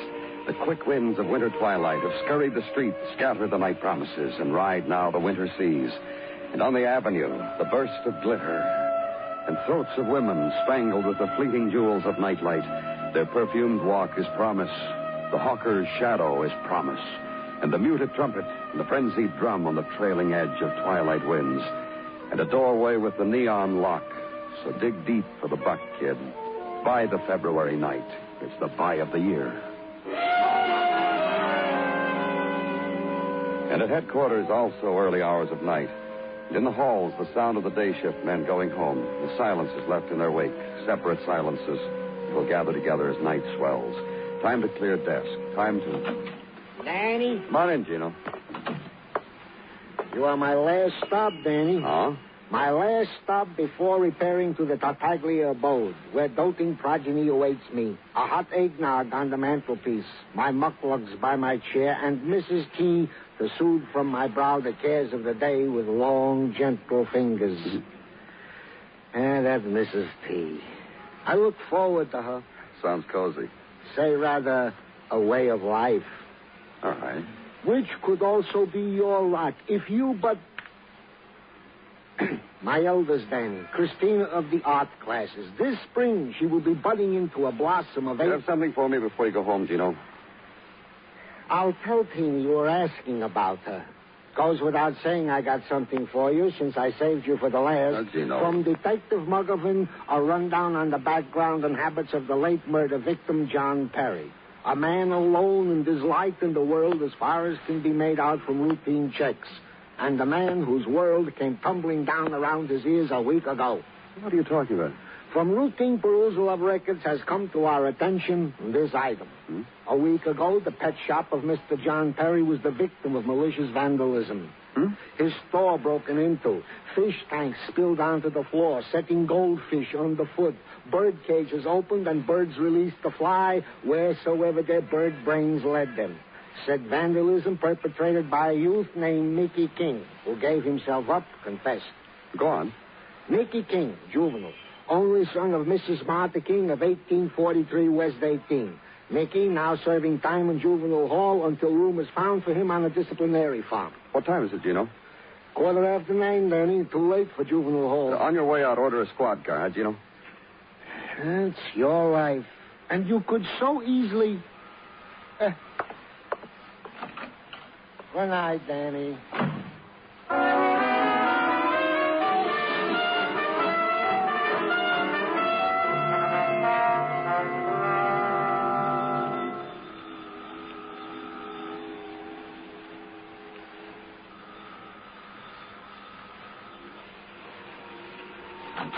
Yeah? Mrs. King? Yeah, what is it? I'm from the police. My name's Danny Oh, it Clover. don't matter. What do you want now? It's about your son. What do you want now? May I come in? Come in. Thanks. Look, it's late and I'm getting ready for bed. Now tell me, what do you want? Well, I just want to talk to you about your son, that's all. He's been talked about enough. He's been measured and weighed and tapped and put away. And at the present moment, the lights have been turned out where he's sleeping in a room with 20 others and outside a guard. Where he is. Is where he belongs? I didn't say that. He broke up a man's shop. Why did he do it? I ask myself that. I wonder about it. The days now, so many silences in them. Times to sit and let questions start and catch yourself shaking your head like an old woman. Because there are the questions and you miss the answers. Why did Mickey do what he did? That's what I came to ask you about. And today, this other thing. That man's dying. Mr. Perry. And Mickey in jail. And I thought... Maybe... Maybe what? Well, maybe Mickey didn't do it. Maybe whoever disliked that man enough to wreck his shop wasn't satisfied. So he come back and stabbed Mr. Perry. Your son confessed to it, gave himself up. Yeah. Look, my son, Mickey... Yeah? Well, he wasn't a bad boy. Not mannered, not gentle. He come home with little things that I knew he stole. Once even a car. And he would fight. And once I found a knife, but... Oh, but he loved somebody. So he was a poison. And he could be hurt and he could be made happy. And, well, he was my son. Loved somebody? You mean you? I suppose he loved me, yeah, but a girl, a young girl. They were going to be married. Too young, but it'd be a happiness for a while. I didn't mind. What girl? The girl who worked at that shop, Norma. Norma Ford. Mister, will you see Mickey? Tomorrow morning. Yeah. Tell him. Oh, I don't know. Just tell him you saw me and that I'm all right. And she touched my arm. And the other word she searched for somehow, not there. She turned from me. And I left. Home now, sleep now, long interval of nothing that separates 2 days. So work again. Call headquarters and say you'll be at Juvenile Hall. And go there. And Mickey King is summoned from one detail or another, is brought to you. Where you wait in a clean white room furnished with athletic trophies and steel grating over the windows. What do you want? Your mother wanted me to tell you she's all right. What's this? I'm Danny Clover, Mickey. I want to talk to you. For what? Have you heard about what's happened to Mr. Perry? Got snicked by a parakeet? What? He was killed. He was murdered, Mickey. I'm not even 18. I'm too young for you to talk to me like that. I'm too young. Who killed him? Let me tell you about these jails, Mr. Clover. After our evening meal, after dessert, which consists usually of some fattening morsels such as grape tapioca with walnut and whipped cream, gobs of, they give us an overnight pass. I know you didn't do it, Mickey. I want your help to Rely on me. About a week ago, you tore the place apart. Now the man is dead. Just a coincidence? That's a terrible thing to say about a guy being knocked off like that. Just a coincidence. Respect? Tell me about Norma. What about her? You see her? How is she? She's all right. When did you see her? She by herself? She look okay? She by herself, mister? She's going to marry you, isn't she, Mickey? She by herself? Your mother told me you and Norma plan to be married. I'm too young. Going to shake your finger and say, wait till you're through college? What is it with you, mister? Why did you tear that shop apart, Mickey? Young, mixed-up kid, what do I know? Because of Norma? Because of the way Perry... The way he was. He liked Norma? Norma liked him, huh? They try to kick your teeth, and they still can only keep me till I'm 18. I'm sorry. What? I said I'm sorry. I didn't mean to say that, Mickey. You're apologizing to me? Mm-hmm. The way he treated Norma and firing her. That's why I tore the shop apart. Go home. Why'd you give yourself up? All right, you listen, I'm going to tell you. I'm a kid, 17 years old. I'm supposed to be getting married, okay? Go on. Then I do a kid thing. Bust up a guy's shop. After that, I figure I'm going to get married. I'm going to be a man, so I got to act like one. Do something. Go to Perry and tell him it was me who broke up his shop, man to man. I work. I'm going to pay for the damage, man to man. Real grown up. What did he do? Yells for the cops. So now you can go home.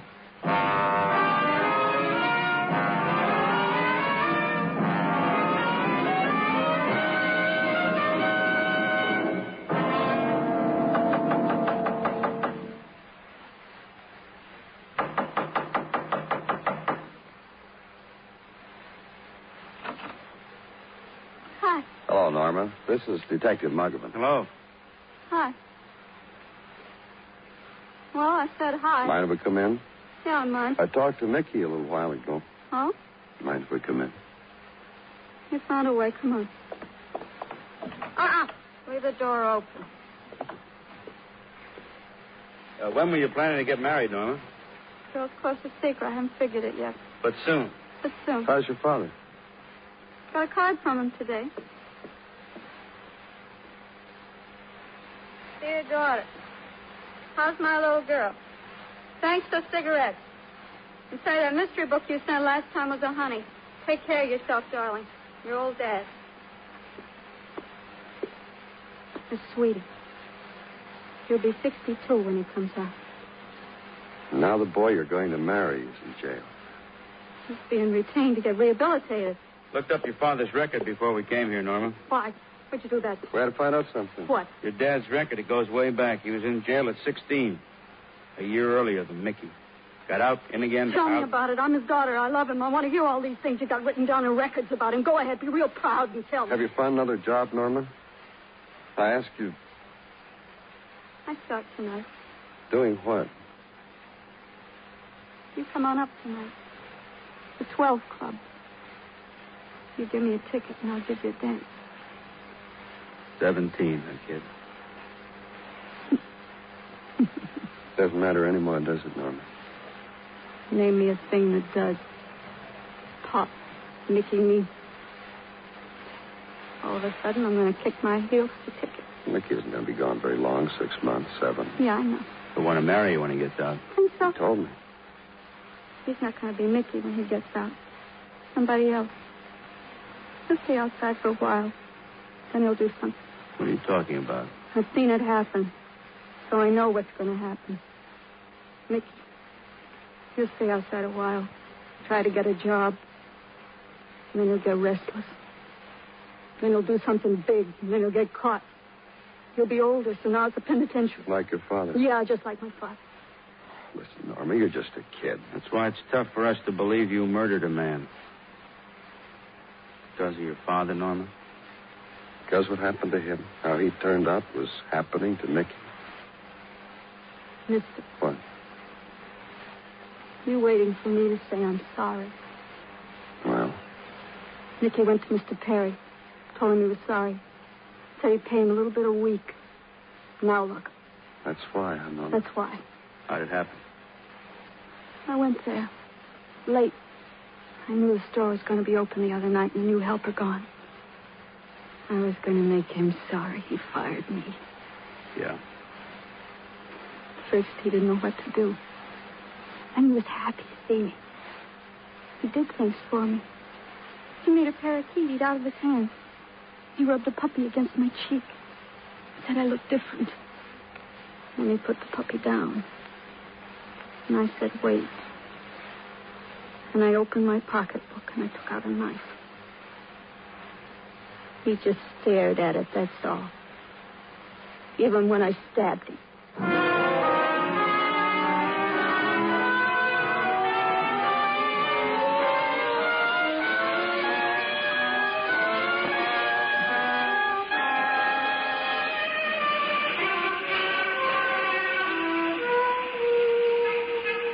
Night leaps down on Broadway. The crowd spills into the streets to embrace it.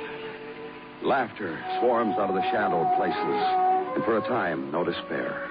Just small shocks and sweet promises. Have a drink on me. For a time. Just for a time. It's Broadway. The gaudiest, the most violent, the lonesomest mile in the world. Broadway. My beat.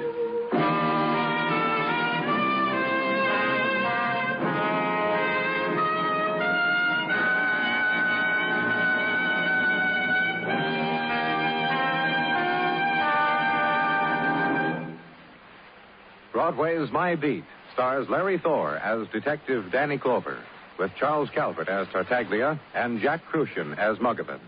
The program is produced and directed by Elliott Lewis, with musical score composed and conducted by Alexander Courage.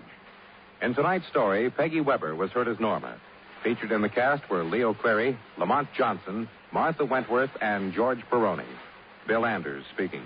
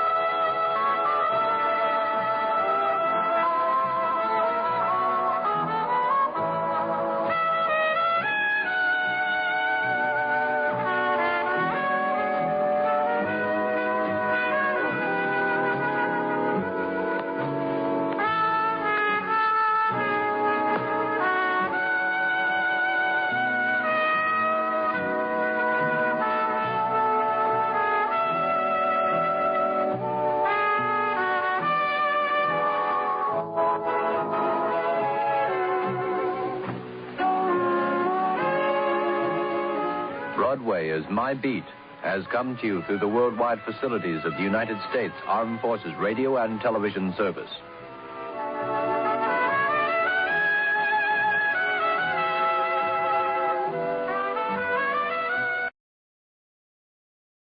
Broadway's My Beat. From Times Square to Columbus Circle.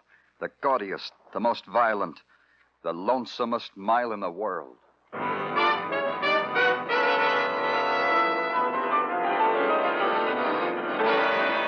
Broadway's My Beat, with Larry Thor as Detective Danny Clover.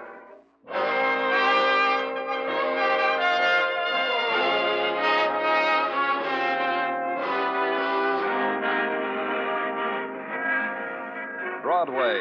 It's the marketplace for the vendors of laughter and agony, of terror and decay. Their shadows stand by the shadows of gilded pushcarts piled high with the remnants of dreams, the remnants of desires. And they'll bargain with you, these vendors. The dreams were dreamed on the edge of night, and the desires special, very special. And you buy because there's nothing else to buy. It's Broadway, My Beat.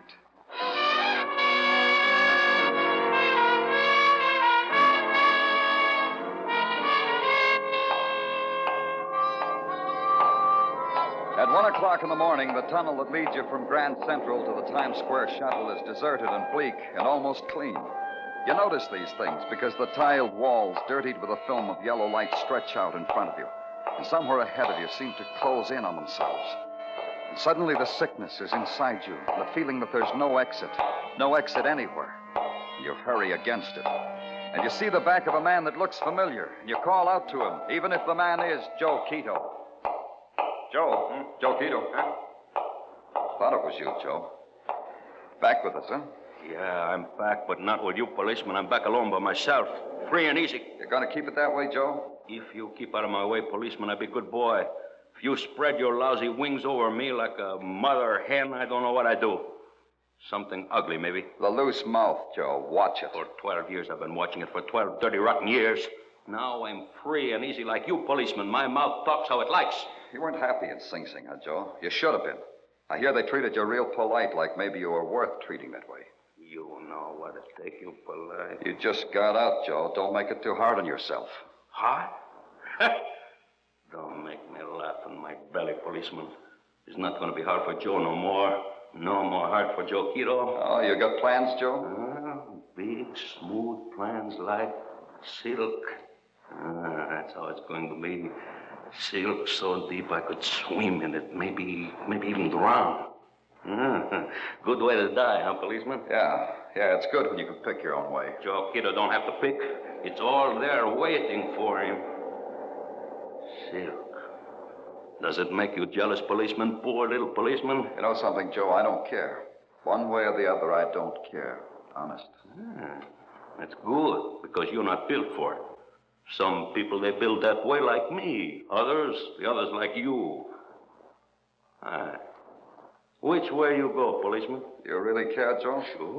Sure I care. Because whichever way you go, I go the other way. Till tomorrow, policeman. But don't look around for me.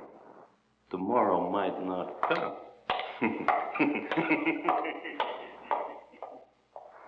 Like silk, huh, Joe? What? Police! Somebody help! What's the matter, lady? They're over there on that corner in the dark. Two men, one pulled a knife. He stabbed him over and over and ran away. Joe! Silk just waiting for me. For Joe Quito.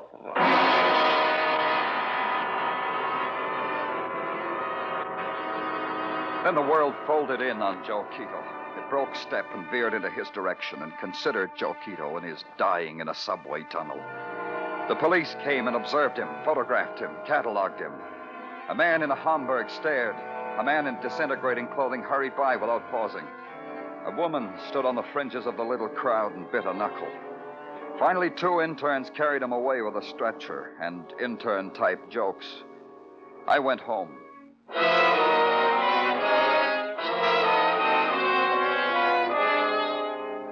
The next morning, I called headquarters, got the late Joe Quito's address.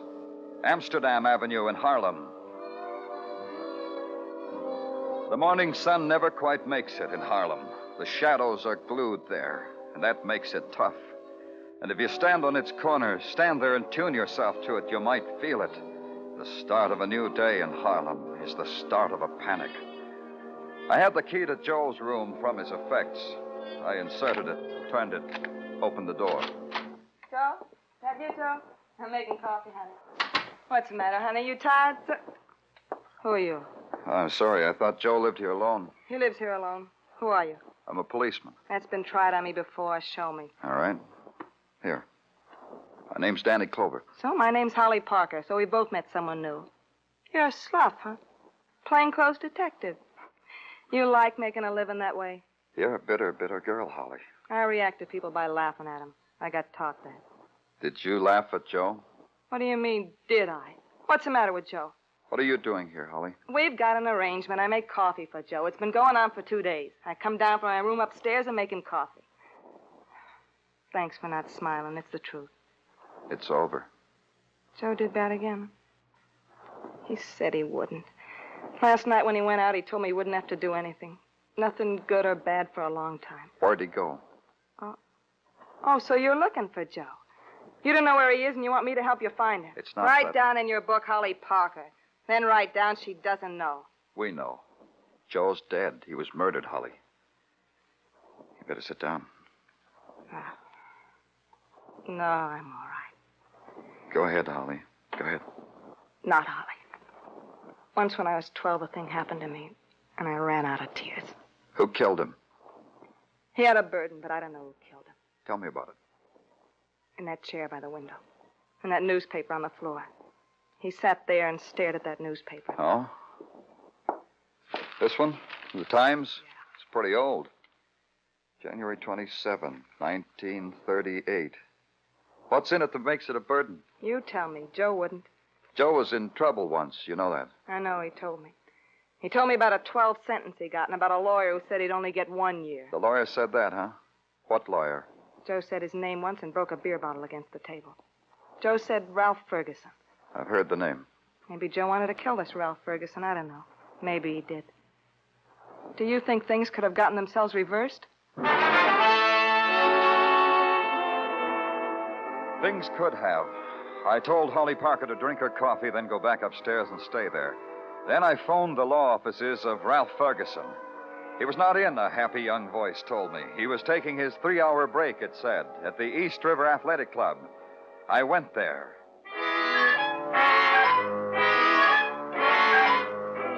I went there, and a man in biceps and white linen shorts led me through a door and along the tiled apron of a swimming pool. Shuttled me through another door and through the gallery overlooking the handball courts. Then whisked me through the area where the members felt they should do their rowing indoors. Through another door and pointed out Ralph Ferguson. Ralph Ferguson, a rosy, fat man on a table, getting some of the fat pounded off him. Take it easy, Mickey. Take it easy, will you? Ralph Ferguson? Your name, Ralph Ferguson? Later, pal, later. This is the part Mr. Ferguson likes best. Oh. Look. Now? Look, you can't have Mickey till I'm done with him. Go ahead, Mickey. Yes, sir, Mr. Ferguson. I'm from the police, Mr. Ferguson. Danny Clover. Come on, take your head out from under that towel and peek. See? Danny Clover. Sure, go ahead, Mickey, only not too much noise. I've got my business hours, Danny. Sure, I know. I just dropped by to tell you a thing. Joe Quito's been murdered. I read it. Tough. You kill him? Turn over, Mr. Ferguson. You kill him, Ferguson? Oh, you're kidding, Danny. No, I'm not. You were his lawyer. You promised him a 1-year rap. He got 12. You and Joe fight? Let me tell you about it, Danny. Uh-huh. Joe and a guy named Grant Murray and a guy named Lee Baker, 3 of them. 3 of them. They heisted a car 12 years ago. They pleaded noli contendere. The judge was in a bad humor. Gave him 12 years. That was January 27, 1938, wasn't it? Yeah, you got a good memory. Not so good. I read it in the newspaper. The late edition of the Times for that date. I found it in Joe's room. Mr. Ferguson likes this, too. Yeah. He isn't going to like this. Look, Ferguson, sit up. Sit up and talk to me. It's better. What about Joe Quito? What about those 3 boys? Dregs. That's what about them. Gutter dregs. They didn't have the guts to look over the top of the curbstone. Little gutter people. I lost their case, and society put them away for 12 years. Society owes me a thank you. What else? Nothing else. Go take a cold shower, Danny. It'll cool you off. Put the towel and soap on my tab. I thanked Lawyer Ferguson. Exercised great self-restraint in not helping Mickey slap some more fat off his fat mouth. And got out. A call to headquarters gave me Grant Murray's address. It was in a place I was getting to know, in Harlem.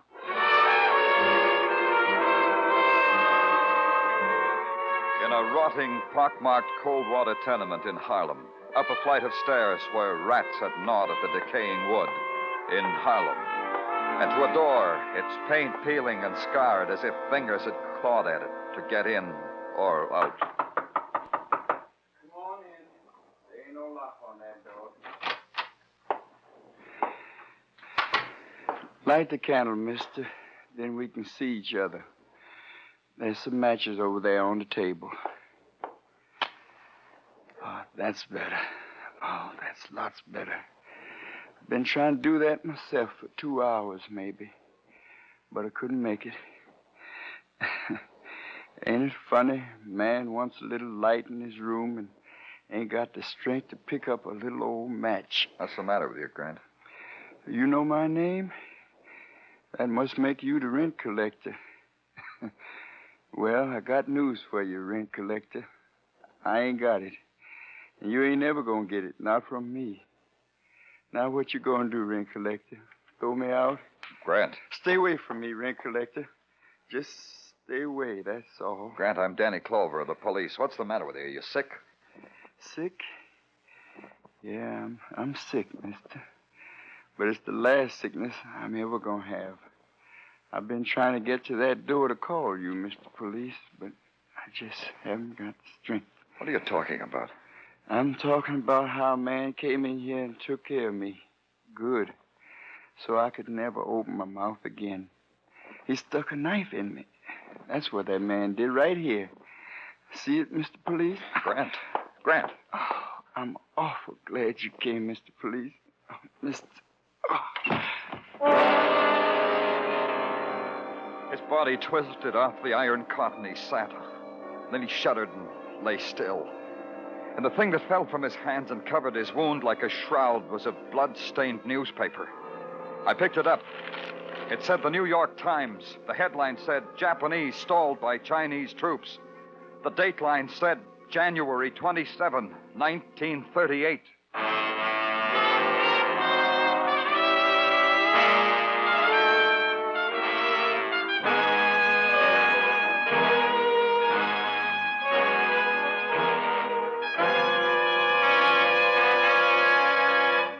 You are listening to Broadway's My Beat, written by Morton Fine and David Friedkin, and starring Larry Thor as Detective Danny Clover. That red-headed circus, Arthur Godfrey, is now on hand to entertain you Saturday nights on CBS. Godfrey puts together the cream of the jest from his daytime shows on CBS, mixes in the best songs of Bill Lawrence, Jeanette Davis, and the Mariners, and turns out a top half hour of Saturday night fun. Listen to the Arthur Godfrey Digest this Saturday night on most of these same CBS stations.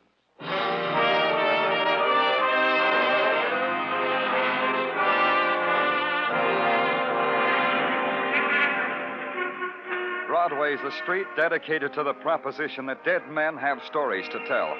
A person becomes suddenly famous when he becomes suddenly dead. Broadway grins, makes clucking noises, and wants to know all about this suddenly famous person. Right now, it had a double feature to get gay about. A man named Joe Quito, murdered. A man named Grant Murray, murdered. At headquarters, Sergeant Gino Tartaglia thought about it, gave it expert consideration, and thereby coined a phrase. Yeah, they're dropping like flies, Danny. That impresses you that way, huh? Yeah, and you would have nothing to worry about if you was just Frisbee Novotny. Tartaglia? Frisbee Novotny, Danny, the guy whom I've been trying to tell you about. You know, the hero of my favorite detective stories, the one who solves crimes and mayhem with a slide rule and formulas. He does that. How? Well, this Frisbee Novotny does like this. He makes X the corpse, Y the room the murder took place in, Z the time of the murder, A Here, Danny, here's some paper. My pen, the gift of the ever-grateful Mrs. Tartaglia. What's she got to be grateful about? Oh, Danny. Oh, I'm sorry, Tartaglia. It's these newspapers here on my desk. They've got me confused. These 1938 newspapers. Oh, 1938, huh? Hey, ain't that the year little orphan Annie celebrated her 40th birthday? Yeah, that confuses me, too. Tartaglia, I've got a feeling the reason why those two boys were murdered is right here in these papers. Ah, that's my Danny. Huh? Nothing, Danny. I've read these papers from headline to shipping news, and the only thing I can see that's interesting is this item right here on the bottom of page 3. Huh? Police today arrested 3 men in connection with car theft. The men gave their names as Joe Quito, Grant Murray, and Lee Baker. They are being held without bail pending hearing. That's all it says, Tartaglia. Well, this is information that the police department is already fully aware of. Uh-huh. The thing that bothers me is why the two boys kept these newspapers. For their scrapbook, maybe. Something else, Tartaglia. Something else. Something that's in these papers. Something that's staring me in the eye and begging to be understood. You got what I asked you for? Oh, sure, Danny, certainly. Straight from the parole officer. The third boy, Lee Baker, is employed at the moment as a garage mechanic. Mm-hmm. Yeah, ain't it wonderful the trades they teach up in Sing Sing? Where's he employed? At the garage in back of the Mobile gas station on 125th Street. Maybe Lee Baker's got a newspaper, too. Get me a squad car, Tartaglia.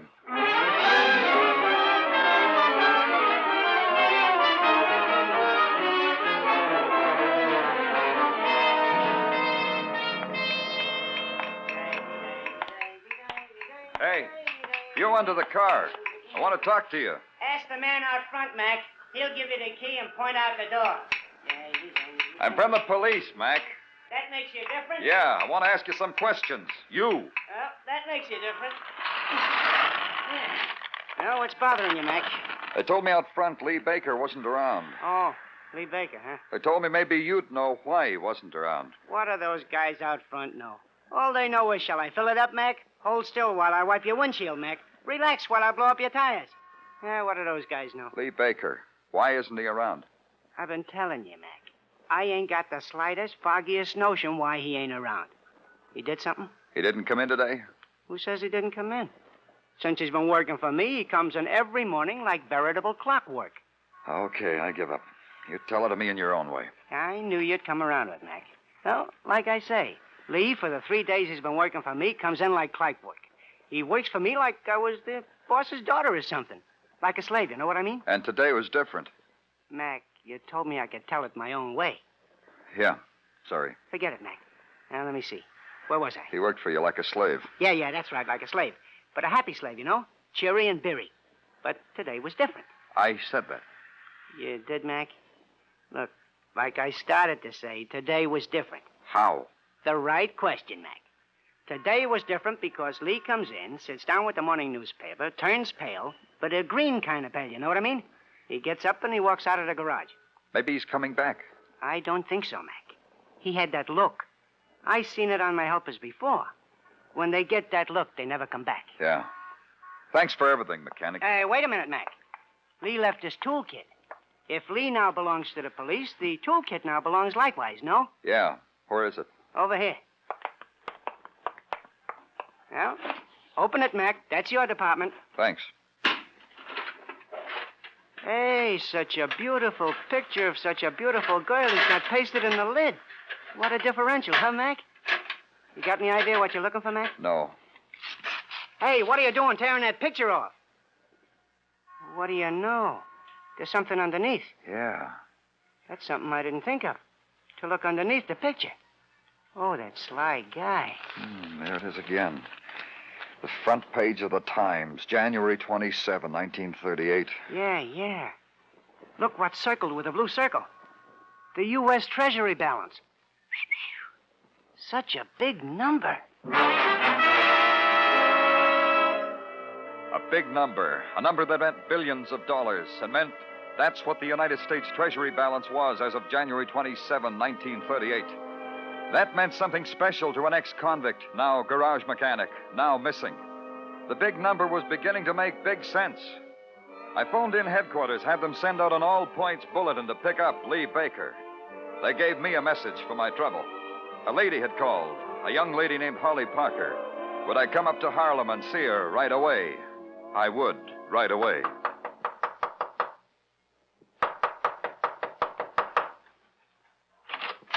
Oh, come in. Come in, Mr. Clover. Thanks, Holly. That chair over there is comfortable, Mr. Clover, but don't lean back in it. All right. You're going someplace, Holly? That suitcase on the bed. You were packing? Unpacking. Something changed your mind? I was going back to Michigan. Then I got to thinking, why Michigan? Why any place? You tell me. I read about Grant Murray's being murdered and Joe Quito. Grant and Joe were friends. I was a friend. Police. Something to run away from. I'm good at it. We'd find you, Holly. If we needed you, it wouldn't be too much trouble. We'd bring you back. I told myself that. That's why I unpacked. You're trying to tell me something you didn't tell me before. That's right. Maybe it means something, maybe it means nothing at all. What is it? This. A piece of paper Joe gave me the other night before he went out. He said keep it for him. He said don't let it get away from you. Here, take it. It got away from me anyhow. Thanks. There's nothing on it except a number, Mr. Clover. A number. 646. And a date. January 27, 1938. It all fits now, Holly. Why didn't you give it to me before? On account of the way I was educated. You're a policeman. My school motto was, don't trust policemen.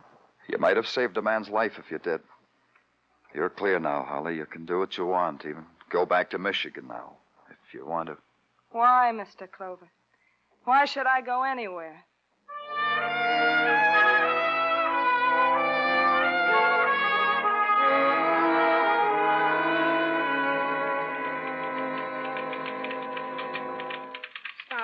champing at the bit, Danny. Patrolman Florio will have those records in here in a minute. I'm not champing, Coslow. I'm trying to breathe. Why do you guys in the record department live in here? Well, the grapevine from the city hall says we're getting an air conditioning unit right after the next election. Thanks, Florio. Well, here are the records, Danny. Mind if I read over your shoulder? I couldn't live without it. Hey, this Benny Fane kept interesting type books, huh? Mm-hmm. Benny Fane, the numbers king. These books he kept to do credit to the Chase National Bank. I understand Benny's now head librarian in charge of overdue fines at Sing Sing, Danny. Ain't it wonderful the trades they teach you up in Sing Sing? Huh? Yeah, wonderful. Hey, okay, Coslow, this is what I'm looking for. Oh, yeah? The number that hit on January 27, 1938 was 646, taken from the last three numbers of the Treasury report of that day. Mm-hmm. One ticket held on that number worth $100,000 bought by three men, Joe Quito, Grant Murray, and Lee Baker. According to the books, the payoff was made next day. Like you said, Coslow, these books do credit to the chick. They got Lee Baker, Danny. Good. Where? Just spotted him going into the Muncie building. Squad car just phoned in. Phone him back, Tartaglia. If Baker leaves the building, tell him to pick him up. Well, suppose Baker stays inside. Then he'll be where I want him. Exactly where I want him.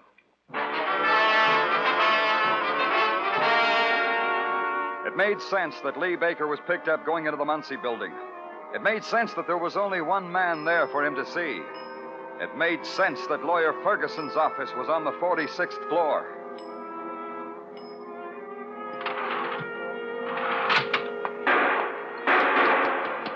And the shots that screamed down the long marble corridor made the most sense of all.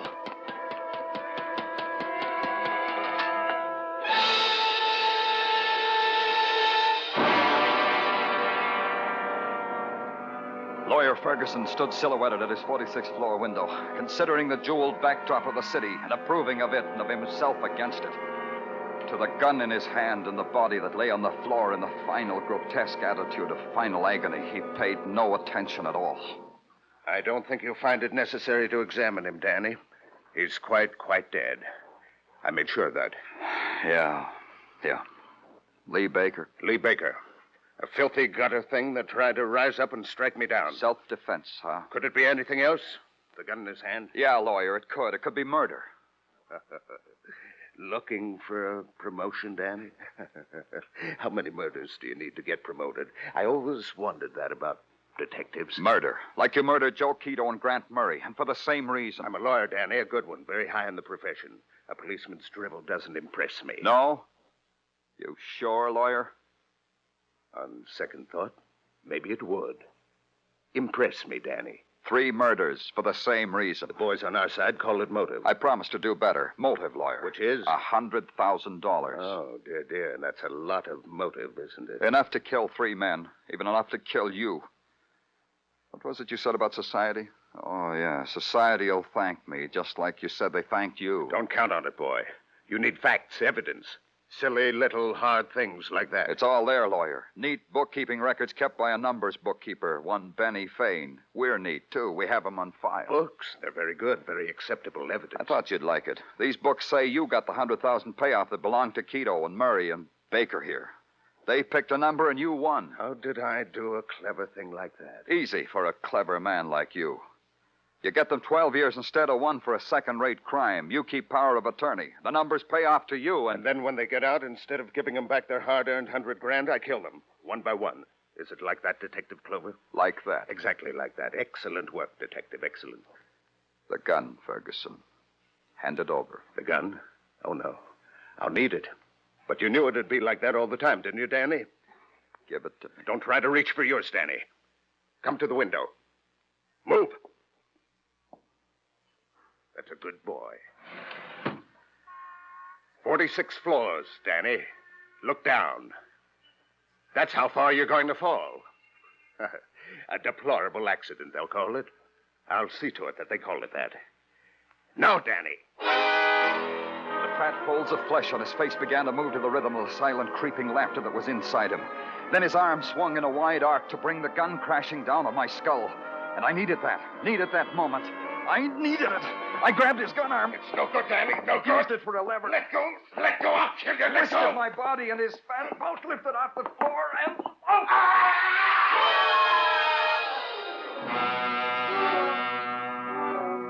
fell, twisting into space, a part of it.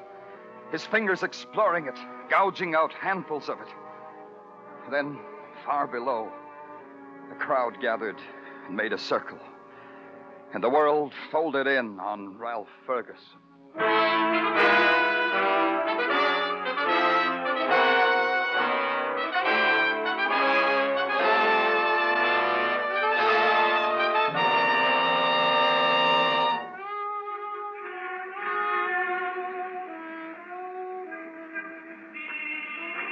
Broadway, where night bursts open like the sudden flame, and the crowd swarm appears, squeezed out from under the earth, roped off by the silhouettes of 1,000 buildings. And they dance their fury away against the time of morning until the sky soaks up the sound and pain and color and turns it into dawn. That's Broadway, the gaudiest, the most violent, the lonesomest mile in the world. Broadway, my beat.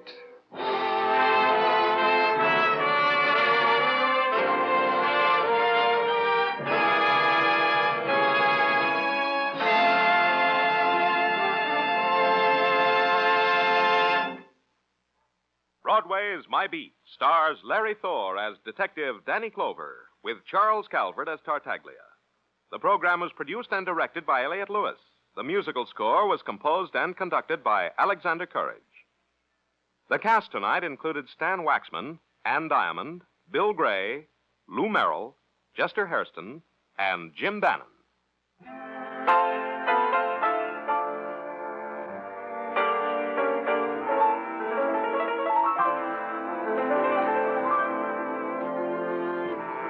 Lucille Ball and her sparkling comedy, My Favorite Husband, have now joined the CBS famed comedy lineup on Sunday nights.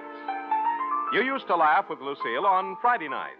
Now she's moved to Sunday. So be listening this Sunday night on most of these same stations when Lucille joins Jack Benny, Amos and Andy, Eve Arden, Charlie McCarthy, and Edgar Bergen, and Red Skelton on CBS. This is Joe Walters speaking.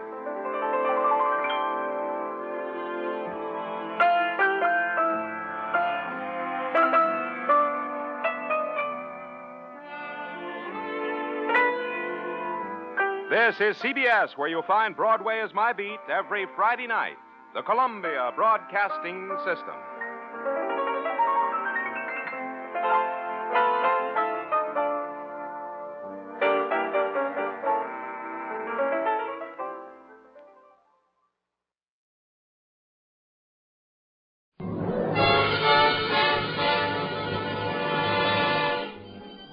Broadway's My Beat, with Anthony Ross as Detective Danny Clover.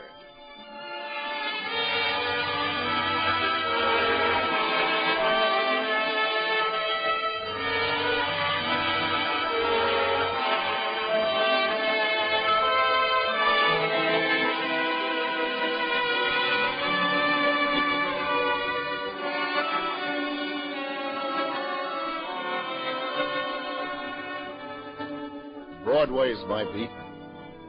From Times Square to Columbus Circle, the gaudiest, the most violent, the lonesomest mile in the world. It's not a street, it's a merry-go-round, where you can't tell whether that man in front of you is thinking about a milkshake or murder. Well, that's the street I'm walking. It's around 4 on a Saturday afternoon when I get to Times Square. I'm standing by the police information center there, thinking how cute the pretty kids, all dolled up and out with their boyfriends. I'm talking to the cop on duty when... Excuse me, officer. Just a second, ma'am. A nervous young doll, looks like from the 3-Eye League. Since she's from out of town, comes up to the duty sergeant. What can I do for you? Well, I know this is going to sound silly, but my husband... Yes? Well, I don't know what's happened to him. You mean he's lost? Well, I hope so. Huh? That is, I'd rather he was lost than run over or... Take it, Danny. Detective Clover, ma'am. Broadway squad. Maybe I can help you. Well, I hate to bother you, and I know it's probably all a mistake, but... Yeah? Well, Andy, that's my husband. Uh-huh. He left the hotel just before dinner time, about noon it was, and he said he'd be right back. But now it's after 4 and he's Hotel? not... Yes, the Astor right across the street over there. And he's never done anything like this before. And it's our first trip to New York, so I'm scared, maybe. Oh, I know he's probably all right. What's his name? Andrew Jenkins. He had his billfold with him with his name in it, so if Well, that's a help, man. And all our money in it, too. Hey, Sergeant. Yeah? Hey, call the precinct. Tell them to check the hospital. Man named Andrew Jenkins. Jenkins. Andrew Jenkins, age... 27. You got that? Right, Daddy. Hello? Carnahan at the information center. Come on inside and sit down, Mrs. Jenkins. Oh, well, thank you. That's right. I'm really embarrassed to come here with this story, but I don't know. That's perfectly okay. It happens all the time. And they always show up after, don't they? Sure. Say, where was your husband going when he left you around noon? Well, I don't know exactly. That's the trouble. Well, didn't he say anything that would give you an Well, he idea? just said he was going out on a mysterious errand. Huh? But that was just to tease me. You see, today is our wedding anniversary, and... But I'm sure he was just going out to get me a surprise present. Yeah, sure. Any word yet? They're checking. How long you been in town, Mr. Jenkins? Oh, we got here yesterday afternoon. Yeah, any friends, relatives in town? No. Well, ain't no place you can think of where he might have gone. Okay, thanks. Yeah, you do that. Nobody by that name has been received at 3 o'clock, Danny. Oh, can't you help me? Look, lady, the best thing for you to do is to go back to your... No, please, don't tell me to go back to my hotel room. I've been sitting there all alone for more than 4 hours. Yeah. Hey, Sergeant, call the Astor. Any messages for Mrs. Jenkins, you pick them up. I'm going to take her walking. Walking? Yeah, sure. Come on.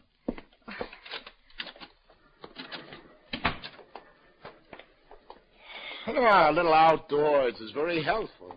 Oh, it's maybe not so good as the outdoors in Omaha or Idaho or one of them states like where you come from. We're from Indiana. Well, that's just as I figured. And you get to town yesterday. Yes. Now, what's the first thing you do?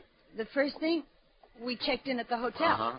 No phone calls to anybody? No. Well, then what did you do? Well, we went out to have a look at Broadway, just a couple of hicks. Uh-huh. No waiting for seats, seating on all floors immediately. No waiting for seats anywhere in the house. Well, which way did you walk? Well, from the hotel, just where we're walking now. Good. Now, you make like I'm your husband and you try to remember everything you said to each other. You know what you looked at, the stores, the people, the movie houses, everything like that. Yes, but... Yeah, now he went out to buy you a present, didn't he? He's never been in town before. The only stores he sees are these stores along here. Well, which one did he go to? That's what we want to know. So think. Well, we didn't want to go to a movie, not the first night in town. Yeah, so? And then, well, I remember this nut store, and he said he didn't like the smell of nuts roasting. Yeah, well, that's two of us. And there, we stopped in and looked at this window at the little turtle. Turtles? Yes. 10 cents a turtle. Write your name on it and send it home. Hey, would he have come back here to buy you a turtle? No. I'll think, Mrs. Jenkins. Yes. Wasn't there something you told your husband you wanted? Something that gave him the idea he should sneak out and buy it? I can't think, Lieutenant. I can't think of anything except where is Andy. Yeah, but you've got to think... I know. I'm sorry. No, I'm sorry. It's no good, Lieutenant. Everything I see reminds me of him. Yesterday, I remember how we stopped and looked at this window, all the jewelry they were auctioning off. Lieutenant, what's happened to him? Why can't you do something? Did you look at anything particular in this window? Well, what difference does it make? Wait, yes, there was something. An old-fashioned gold watch. Is it still there? Hmm? Now, do you see it anywhere in the window? No, it's gone. Come on. Let's go in. All right, $6.50 once. We'll make it $6.75. Another 2 bits for this elegant pen and pencil set. Do I hear $6.75? Going twice at $6.50. This is 18-karat gold watch, ladies and gentlemen. Guaranteed a lifetime of distinguished use. Do I hear? Sold for $6.50. Hi, Eddie. How's it, Lieutenant? Hey, could I speak to you a minute? Be right down. Now, don't worry, miss. We'll find out if he's been in here. I hope so. Anything itching? Well, it could be. Hey, tell your boy to take over a minute, will you? I want to talk to you. Anything for you, sweetheart. Arnie, take it. Okay, Danny, follow me.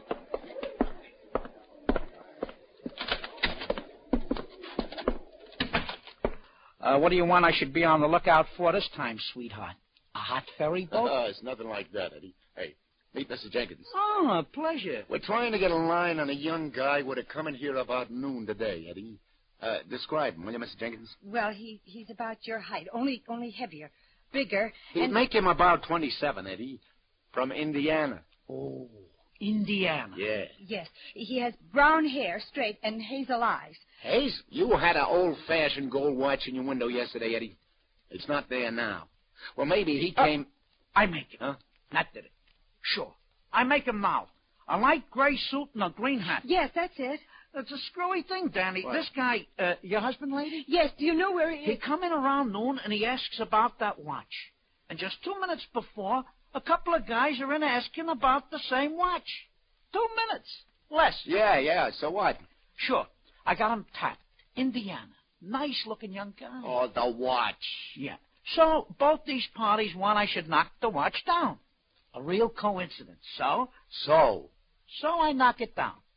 They're bidding against each other. They both want it real bad. Your husband? A stubborn character, lady? Yes, well, if he wants something... They bid this watch up. Yeah. I get $62 for it. It's white. I got news for you. It's white, maybe 25, the outside. Huh? How come? Beats me, sweetheart. The bidding's up higher than a cat's back. Yeah, but who got it? The young guy. Your husband, lady. He got it. Takes it away from me with a grin. If it had been any bigger, his face would have split. He goes out. The other two guys, the guys who's bidding against him, they go out too. Looking pretty sore at each other. They didn't have any more ready cash with them. Then where did he go? Which way did he go? Which way? Yeah. Who looks? I seen the three of them standing out on the sidewalk for a few seconds. All the time I'm trying to figure what's with this watch. They should get so grabby for it. Then all three of them head up Broadway together. Together? The young guy, your husband, lady, in the middle. But I don't understand. Why should he... Is all this around noon, Eddie? Give or take 20 minutes. But I know he doesn't know anybody in New York. The watch, Eddie. Where'd it come from? Routine, sweetheart. In a consignment from one of the upstate pawnbrokers. You want I should look it up, maybe? You tell me. Was there nothing special? You mean, was it hot? I give you my word, But Andy. why should Andy go with these men? Those men, maybe they killed him or kidnapped him. Oh, wait a minute. Hold on. Now count to 10. But you don't do anything. Where is he? Oh, look, I'll tell you how it was. He came in here to buy you this watch for your anniversary, right? Yes, he's feeling good because he got it, right? Now, like Eddie said, he's grinning. He goes out on the street. Probably he says to these other two, come on, he says to them, I'll stand your drink. Celebrate. It's his anniversary, too, remember? A very reasonable story. Yes. Yeah, but 6'2" and even, he's standing in a saloon right now having a friendly dram with his two new friends. But then why didn't he at least call me? Well, that's a question to ask him when he shows up. But don't let it louse up your holiday to New York. Sure, and don't stay sore at him, lady. Remember, he bought it for you. Come on. I'll walk you back to your hotel. I just hope that you're right. But I'm scared. I'm all alone. I'm frightened.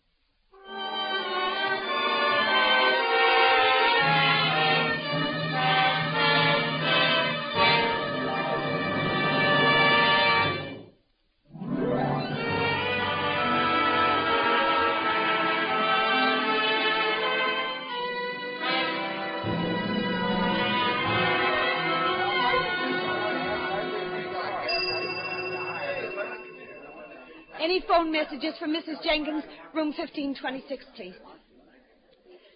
No, nothing. Oh, now just don't get rattled, Mrs. Jenkins. Look, just get used to the idea he's got this one wild oat he wants to stick in the ground, okay?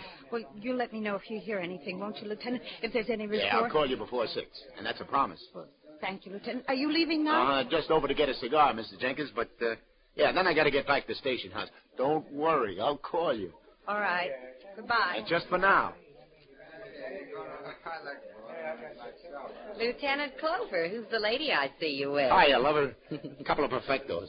If you can stop buffing your nails long enough. What'd you do to her? She don't look happy. Well, you can take warning, Sally. She had a husband, but she let him get away. Hey, let me use your phone to check in, will you? It's all yours. This is Clover, baby. Give me the precinct. What do you know for sure, Sally?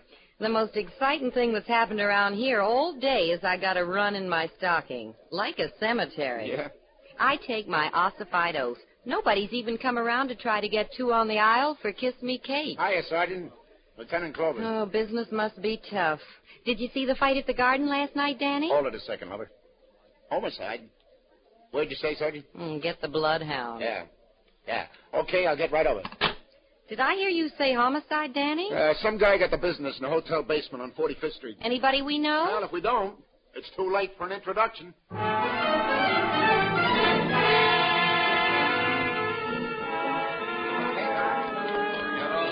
Hello, Danny.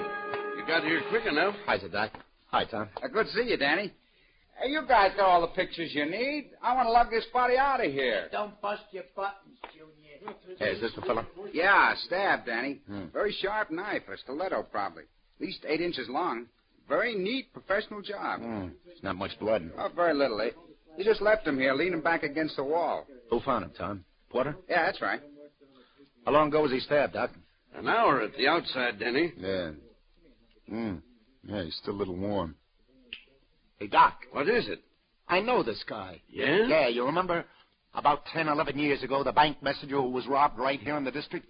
Right here on 46th Street it was, remember? Yeah, sure. And we got the 2 guys who did it but never found the money. This is one of them. Wait a minute. Schultz or Schwartz or something. Chance was his name. Kraut Chance. That's it, Chance. How about that? He gets it right back here on 45th. Hey, what was with his sidekick, the other guy? Druckman, wasn't it? You remember. It took you fellows a week to pick them both up. They were sent up the river, and Druckman died in the pen a couple of years ago. That's right. And this baby must have just gotten out, paroled. Am I right? You're right. All adds up, Danny. What do you got on him so far, Tom? Well, the clerk said that he and 2 other men checked in here earlier today, room 503. I've been waiting for you. Well, what are we waiting for? Let's go.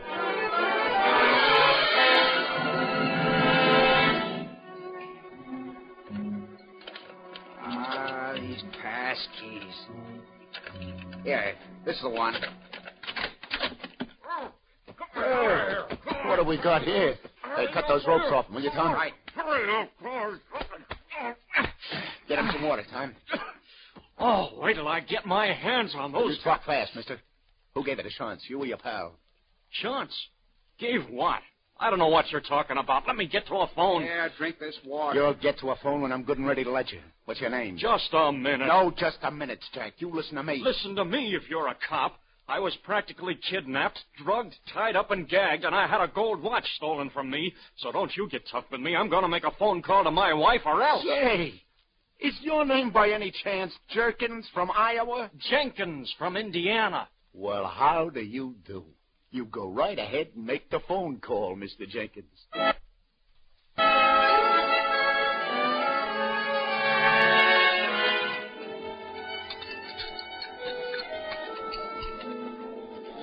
Coffee make you feel any better, Jenkins? Well, this is more like it. That's good. Now, look, I'd like to let you get upstairs and see your wife as quick as possible. I know you want to go, but first... What happened? Yeah. You want to know, huh? Mm-hmm. Well, I'm not too sure myself. I know I bid against those 2 men for the watch that Grace had said she liked. Yeah. And after, on the street, they suggested they buy me a drink. Yeah, well, then what happened? Well, we went to a bar up the street, and they started to get tough. Oh, shucks, I'd have given them the watch for what I paid for it if I knew they wanted it that bad, but they got tough with me, and I don't like that. That I learned. So when I said no, I guess then's when they doped one of my drinks. Next thing I know, I'm in that hotel room all tied up like you saw me. Now think. Did you hear them talk at all? Talk? Yeah. Yes, they talked. The younger one, he was laughing at something the older man said. Uh-huh. Something about how it had been right under their noses all along. The younger one? Yes, and I remember his name, too. The older man called him, Druckman. Druckman? What? Never mind. Go on. What else did they say? Well, then there was something about some gold or something. I think they were figuring on getting some money or some gold or something that had been hidden. It had something to do with the watch. Words. Remember their words. This gold they were looking for, somebody had scratched where the hiding place was on the inside cover of the watch. Well, now, once they knew where that was, why didn't they take off right away? Well, they said they couldn't right away. They said they had to wait for some reason. Yeah. Yeah, but what they said, the words. What was the reason? I just remember the young guy laughing and saying something about gold and golden. It was ironical, he said, about the gold and the golden. What was ironical? I don't know, Lieutenant. I was still pretty dopey, I guess. Hey, what was this gold, do you know? Yeah, it was the haul on a robbery. $40,000 worth of gold certificates. It was hidden somewhere. Somewhere near here, I'm sure. If only... Anyway, they left me my money. Here, I got the checks. Give it. Oh, well, okay, thanks. The thing that gets me sore, though, is today's my wedding anniversary, and Grace wanted that watch. No, I got to get along. Hey, you better get upstairs to your wife.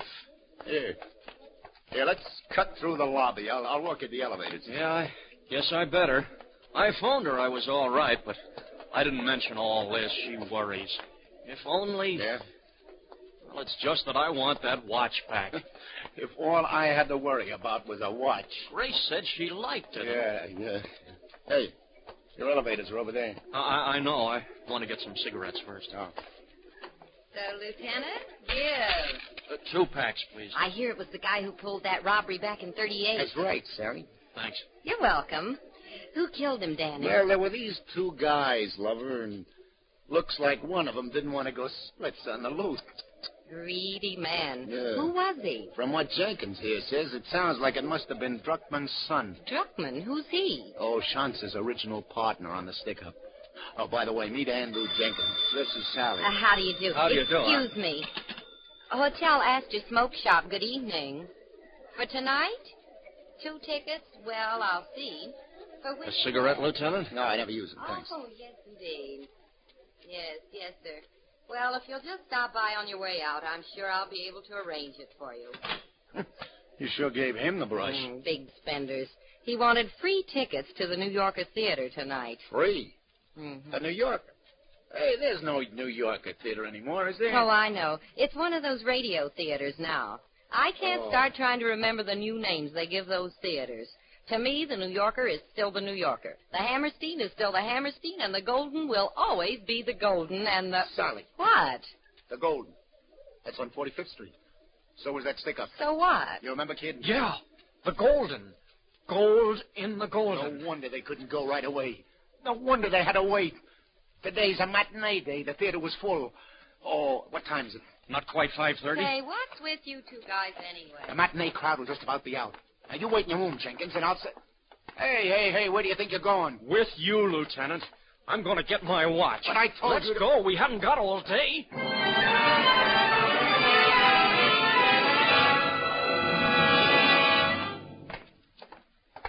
Now, listen, kid. I'm letting you stick around, but don't go getting any ideas you're going to be a hero. Don't worry, Lieutenant.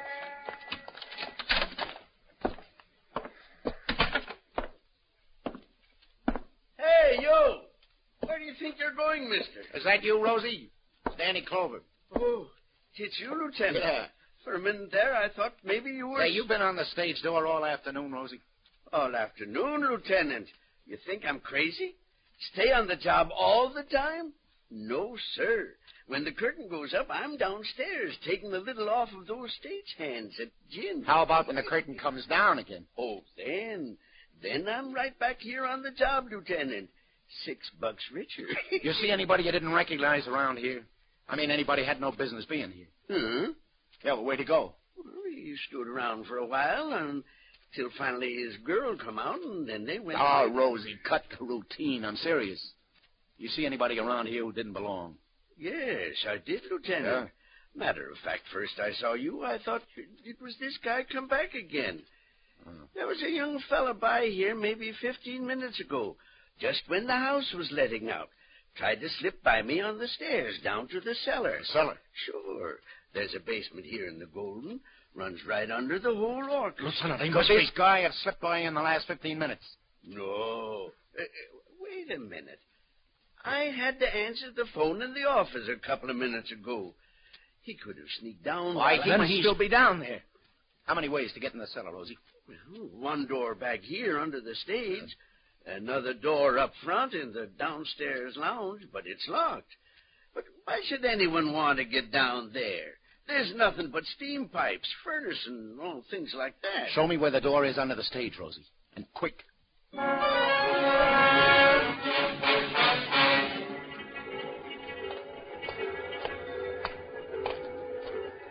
Is this it? Yeah, but here, let me open the door. Close it! Never open a door with a big light on back of you. Yeah. You might as well send the guy in there a special delivery telegram. But who would... Never mind. Turn the light off. Jenkins, get back there by the stairs. You too, Rosie. But listen, Lieutenant, Save it. The light. Turn it out, Rosie.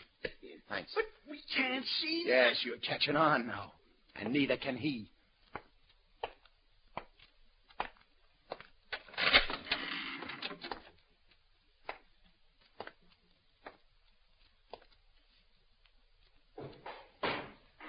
Getting nervous in the dark, Buster? That's 4. How many you got left? That makes 6. No, you don't. All right, come back.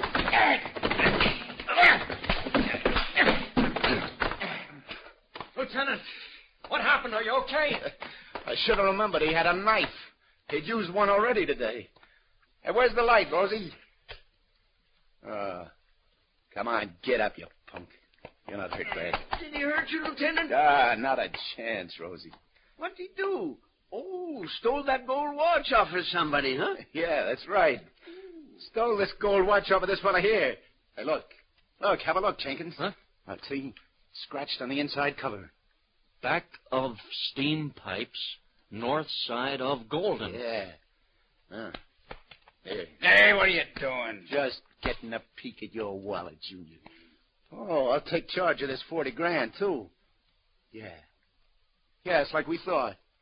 Her name is Druckman. So what? It was your old man that died in stir. It's no secret. I get it now. Before we picked him up for that stick-up, your old man hid the dough and scratched where he hid it inside the watch, but he wouldn't tell Shantz, right? They wouldn't trust him. You're telling it. He wanted to wait till they were both out of stir. Then your old man dies, and the prison sends the watch they've been holding to your family. And you're such a bright boy. You pawned the watch. You never knew what it said there. It took Shantz to tell you. He wasn't very grateful to Shantz. A knife in the back. Yeah, but the state will take care of that. Here. Let's get this guy to the station house. And then get you back to your wife.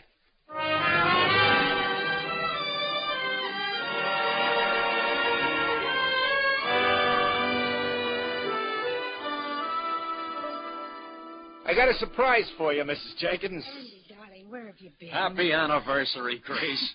Here's the watch you said you liked. Andy, but where have you been? I knew you were all right. I had a little more trouble getting the watch than I thought I would. Lieutenant, where did you find him? Oh, I walked into a room, and he happened to be there. And the man said you paid $62 for the watch, Andy. He said it wasn't worth any more than $25. No, I know, honey, but you're going to find out that watch is worth a lot more than $62, Mrs. Jenkins. I mean, when the insurance company cuts your husband in on the reward. Reward? What reward? For what?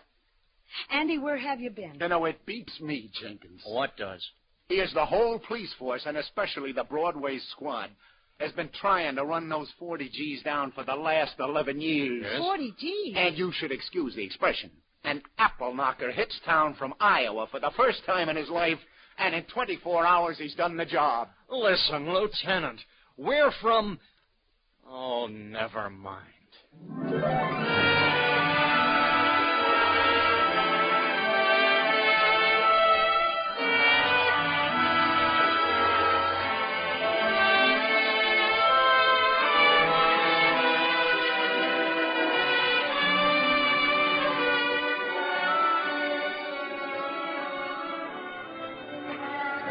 Indiana, Iowa. Anyway, they're both in the 3I League. Oh, the sidewalks are really crowded now. It's 6 o'clock. For me, the day is just beginning. The bright lights reflect green and white and red on the faces of the people. The people laughing, talking, hurrying by, on their way to what, I don't know. But chances are I'll have to make it my business when it happens. On the gaudiest, the most violent, the lonesomest mile in the world. Broadway, my beat.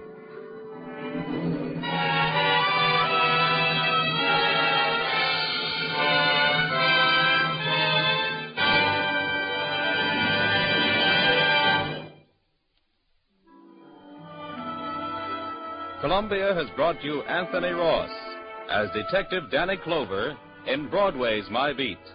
With him were Charlotte Holland as Grace, Gene Carson as Sally, Frank Butler as Andy, and John Forsythe as Tom. Others in the cast were Maurice Gottsfield and Tom Hoyer. Broadway's My Beat is written by Peter Lyon.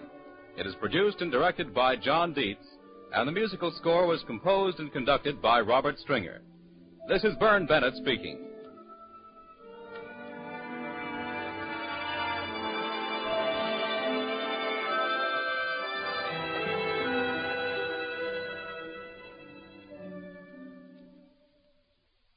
Now stay tuned for the Family Hour of Stars, starring Gregory Peck, which follows immediately over most of these same stations.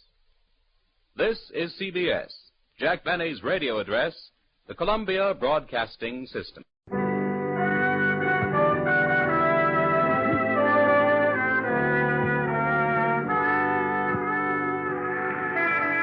Broadway's My Beat, from Times Square to Columbus Circle, the gaudiest, the most violent, the lonesomest mile in the world. Broadway's My Beat, with Larry Thor as Detective Danny Clover.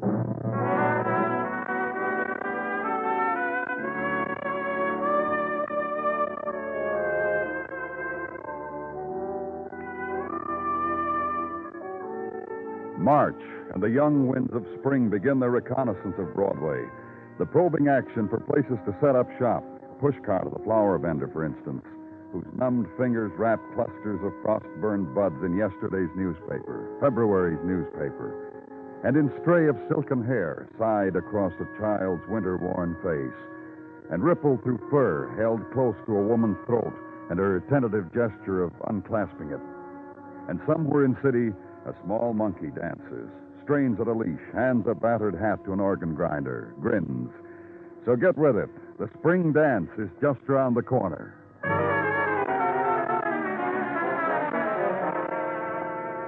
Early afternoon of March, and corridor of a rooming house where winter holds. And to a room, and a man staring into wall, hands clenched white on a rocking chair. Man in year-long winter room, rocking, staring, silent. And the detective who speaks for him.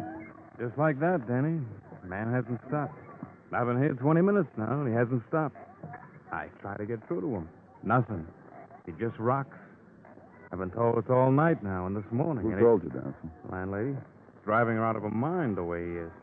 The creak the rocker makes through her sleep. She called in, said, get him out of here. I'm going out of my mind, she said. Who is he? She said he was Harry Carson. Rented this room for years. Never had trouble before with him, she said. A sick man. A lost man. That's big trouble, huh, Danny? Mr. Carson, what is it? What's wrong? Mr. Carson? Me too. I tried the magic words. Mr. Carson don't care. Mr. Carson don't talk. This he had, though. This 38 caliber revolver that was shoved in his belt. He didn't bat an eye when I reached over and took it away from him. Here, take a look. Have a smell. It's been fired.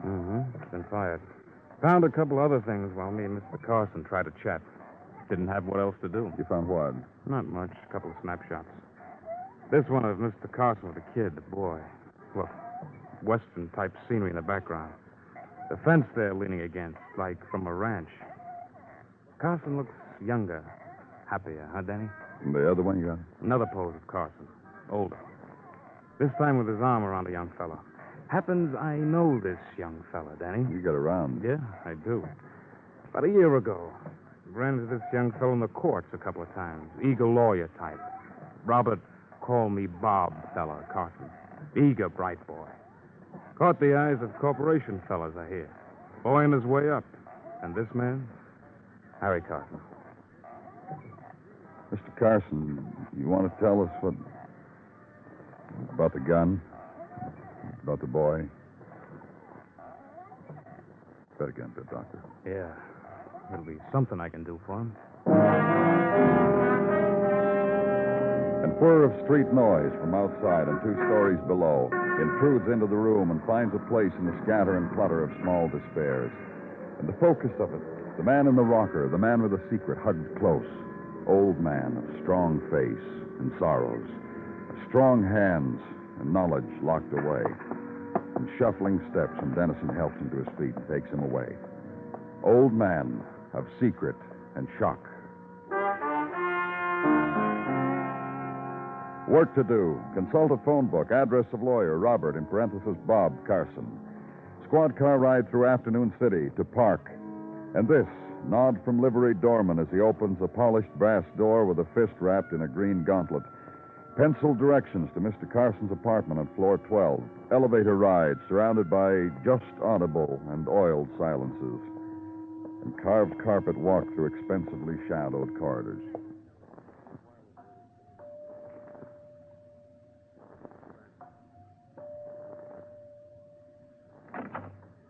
Yes? Mr. Carson? Yes.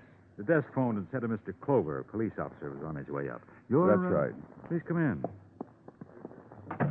I'll take your coat. Oh, that's all right. I'll just be a minute. If my wife were here, she'd fix us up something. She's kind of a wizard. It's about Harry Carson. About my father? We found him in his room, Mr. Carson. He'd been sitting for a day or so. My father? He had a gun tucked in his belt. It had been fired. He refuses to talk about it.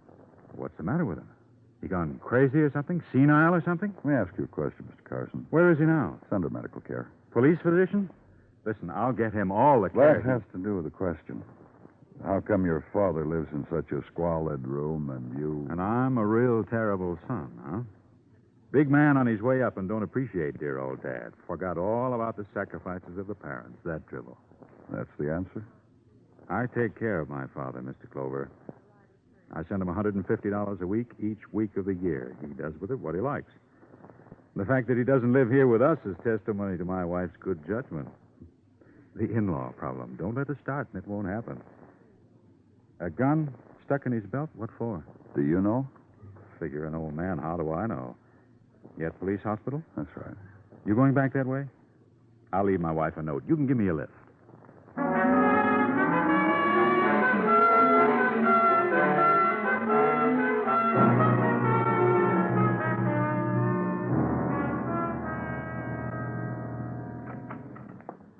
Why don't you turn on the light, Danny? Night's beginning to happen outside. You mind I do it? No, I don't mind. I think I got some things for you. Hmm? Yeah, I made a rundown on the banks. No account credited to Harry Carson. How is he, Danny? Dr. Sinsky called in a little while ago. Carson just stares. He hasn't changed. Go on. $150 a week from his son, Call Me Bob, and living in a room that's maybe $8 a week and all the rocking chair you can handle and all the nothing. $150 a week, free, no strings, and to live like that. Where does it go, all that money, I asked myself. So? All right, so? I walked Carson's neighborhood. I came up with an answer. And a reason, maybe. You want to meet him? What are you talking about? He's waiting outside in the hall. I'll get him. Litchfield? Yeah, you. Come on in. In here. Mr. Litchfield, Danny. Runs a small grocery down the street from where Carson lives. Danny Clover, Mr. Litchfield. Look, fellas, this is the best time in my store, this time of day. I shouldn't have come with you. I should be there, not here. Yeah, we understand, Mr. Litchfield. Just tell the lieutenant what you know about Harry Carson, and then you can go back. Well, what's with Harry? He done something? He steal? He rob? This man here comes into my place, asks questions, says Harry Carson... What do you know about him, Mr. Litchfield? What do I need to know about a man who trades in my place? I already told this man Now here... tell the lieutenant, too, Mr. Litchfield. And like I told this man here, once a week, Monday noon on the dot, Carson comes into my place. He hands me a check for $150 from his boy. I cash it for him. Keep 25 out, give him back the 125 and change. The 25 you keep. And for what, Mr. Litchfield? For groceries, staples, canned goods, beer, fruit. Things to keep a lonely old man alive for a week. For Harry Carson, it comes to $25 a week on the dot, in advance. Never runs over, never is less. It's the arrangement we made, Mr. Carson and me, a long time ago. And also on the dot, the other thing I told this man. I'd like to know, too, Mr. Litchfield. Like this. I get the 25 from Mr. Carson, give him back his change. 125 to the dot. He walks out of my place to the corner. Hands over the change to a fella waiting there. What fella? Who knows? A fella. Every week I notice this. First time by accident I see it, then I make a point to see it. And every week, Mr. Carson, the walk to the corner, the handing over of all that money to a fella. Yes? Tartaglia, Danny, and a good evening to you. Also, a man just brought in to downstairs. I'm busy, Gino. Man shot with a .38 caliber revolver, Danny, dead on arrival. In a vacant lot a block away from the rooming house of Harry Carson, behind a billboard. John Doe now in the morgue, Danny. I thought Thanks, Gino. Dennison. Yeah? Get Carson. Bring him downstairs. Mr. Litchfield. Listen, fellas, I gave you all this time. We'll need a little more. Let's go, Mr. Litchfield.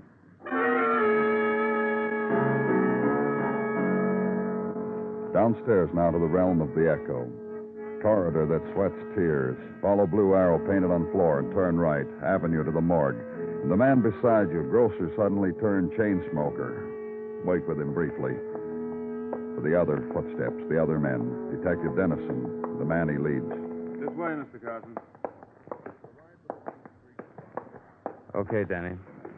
Hello, Mr. Carson.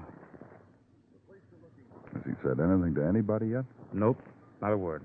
Not even to his son. Let's go in.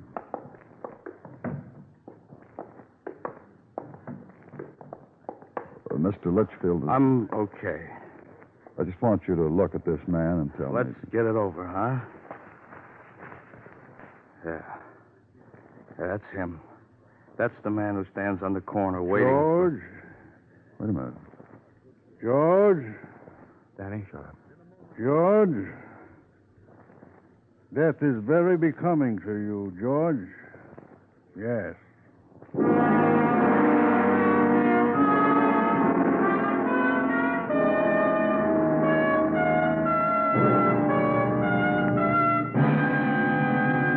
You are listening to Broadway Is My Beat, written by Morton Fine and David Friedkin, and starring Larry Thor as Detective Danny Clover. If you go for Western adventure, you'll go for the Gene Autry Show and for Gunsmoke, both later this evening on most of these same stations. Gene Autry brings you melodies as well as adventure in his colorful Western manner. Gunsmoke tells hard-hitting stories of a United States Marshal in frontier days, fighting for justice, battling the outlaws, helping move the nation's frontiers westward. CBS Radio presents them both later this evening.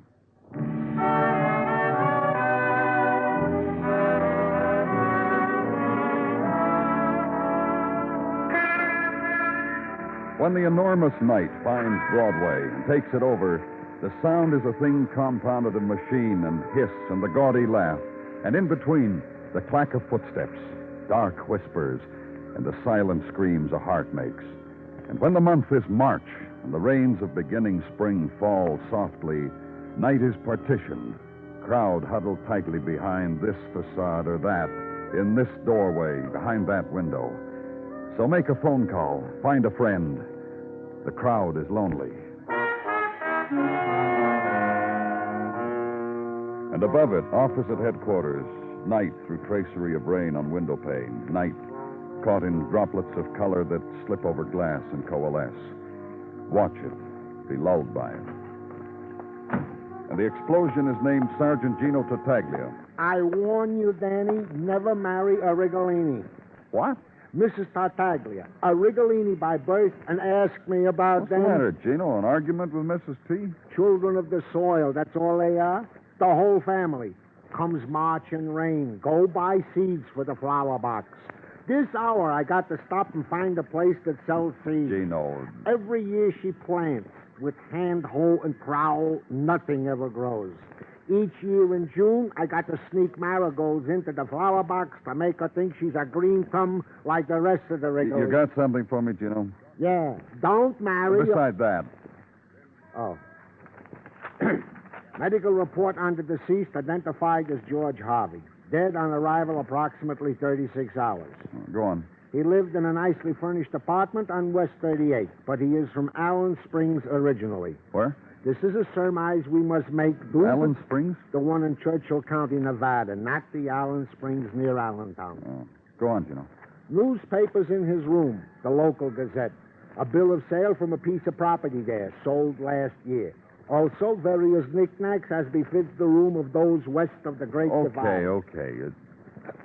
Also, initial questioning of his apartment manager revealed that his checking-in card said Allen Springs. Also, that he has lived at this address for the last year. Willy-nilly.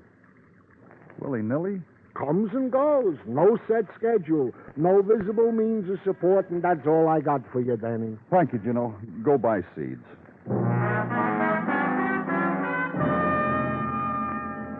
The next morning, legwork against squalls of March wind crested with rain, and on brownstone and pavement the great stains where the chill wet has sunk deep, and a small boy lifting his head to it, taking the slap of it across his face.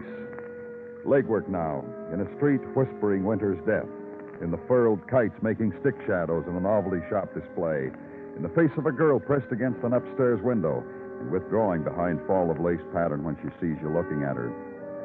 Neighborhood street for the piecing together of attitudes and emotions and reflections on the life of a man who had lived in this street and who was found dead in the winter weeds of a vacant lot not far away. Try his apartment house, and a neighbor, young woman, pale, drawn. Can't give you much time as she's sickly in the morning. George Harvey, dead, like I feel. What was to know about him? Except my husband said to me, don't bother to talk to him, Celia. Don't give that George Harvey the time of day, and don't accept nothing you hear. I'm telling you for your own good, Celia. And other neighbors, just because they happen to live in the same place with a man now dead, just put in your little book, no comment, mister. No comment, period. Back into the street. Try a shop. George Harvey, yes, he traded here. Good customer, paid off bills like clockwork. Not much to talk to, but a good payer, week to week, like clockwork. And another shop.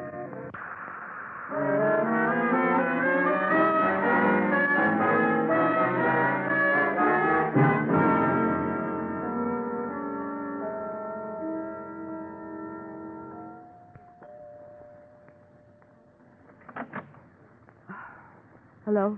Hello, is Mr. Carson in? He's in court today. Sorry. Just a minute. You'll have to see Mr. Carson. I'm from the police, Danny Clover. The gentleman who was here talking to Bob yesterday. That's right. Bob wouldn't want me to send you away, now would he? Come in. Thanks. I can phone Bob. Try to, anyhow. If he's finished at court, he'll be having a cocktail. I'll call the bar. Maybe you'd better not bother. Well, I don't mind. It would be something to do. Oh? Well, make up your mind. A couple of questions. Sit down. Thanks. It's about... Just say something exciting, will you? Remark about me and let me giggle girlishly and wag a finger. Better see if you can get your husband on the phone, Mrs. Carson. Just anything. Throw an ashtray through a window and make some noise. Real tough just sitting here, huh? I thought you were the man from the drugs with the double solitaire deck. My neighbor next door comes in later for double solitaire. Now, go ahead. Go ahead. Your father-in-law, Harry Carson, he's in jail under suspicion of murder. You know that, don't you? Yes, she answered. On suspicion of murdering George Harvey, do you know why your father-in-law would murder George Harvey? No, she answered. Do you know whether your husband knew George Harvey? No, she answered. I'll come back. Wait, please, wait. I'm sorry. Listen. Yes? I'm sorry about what's happening. I don't understand it. I'm apart from it. Like everything else in my husband's life. And I'm rude, and I... What about your father-in-law? I met him at the marriage 4 years ago. I haven't seen him since. My husband relied on him too much. Not good. I see. Stipulation of marriage. On your own 2 feet if you want me, Bob, she said. Me and whatever my contacts can do for your career. Neither one of us mentioned my bank account. We just look at each other and smile and understand. I'm not what you call a beaut, am I? What else can you tell me? Of course I'm not. But the smart young lawyer married me. And look what happened. What? 2 months ago, just called me Bob, big corporation lawyer.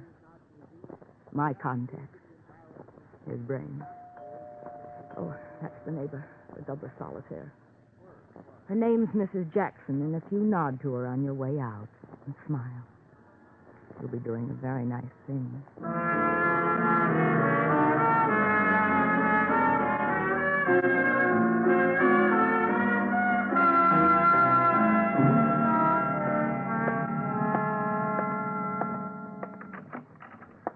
Oh, come on in, Danny. It's your office. Share it with me. Thanks. You mind?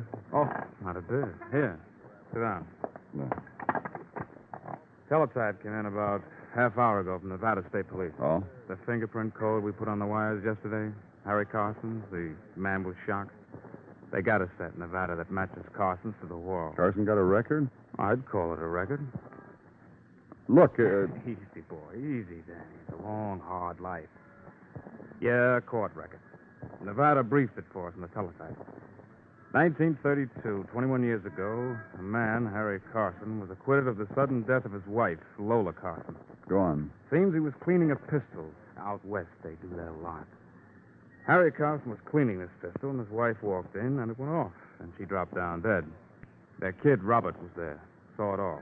And the peers of Allen Springs, Nevada, pronounced Harry not guilty. 21 years ago, way out west. Allen Springs. Mm-hmm. Same place George Harvey found dead in a vacant lot got hometown gazettes from. Same man, this George Harvey, who got a payoff of 125 smackers a week. Just for standing on the street corner every Monday around noon. Dennison... Yeah, I'll get him. Meet you in the interrogation room in about an hour.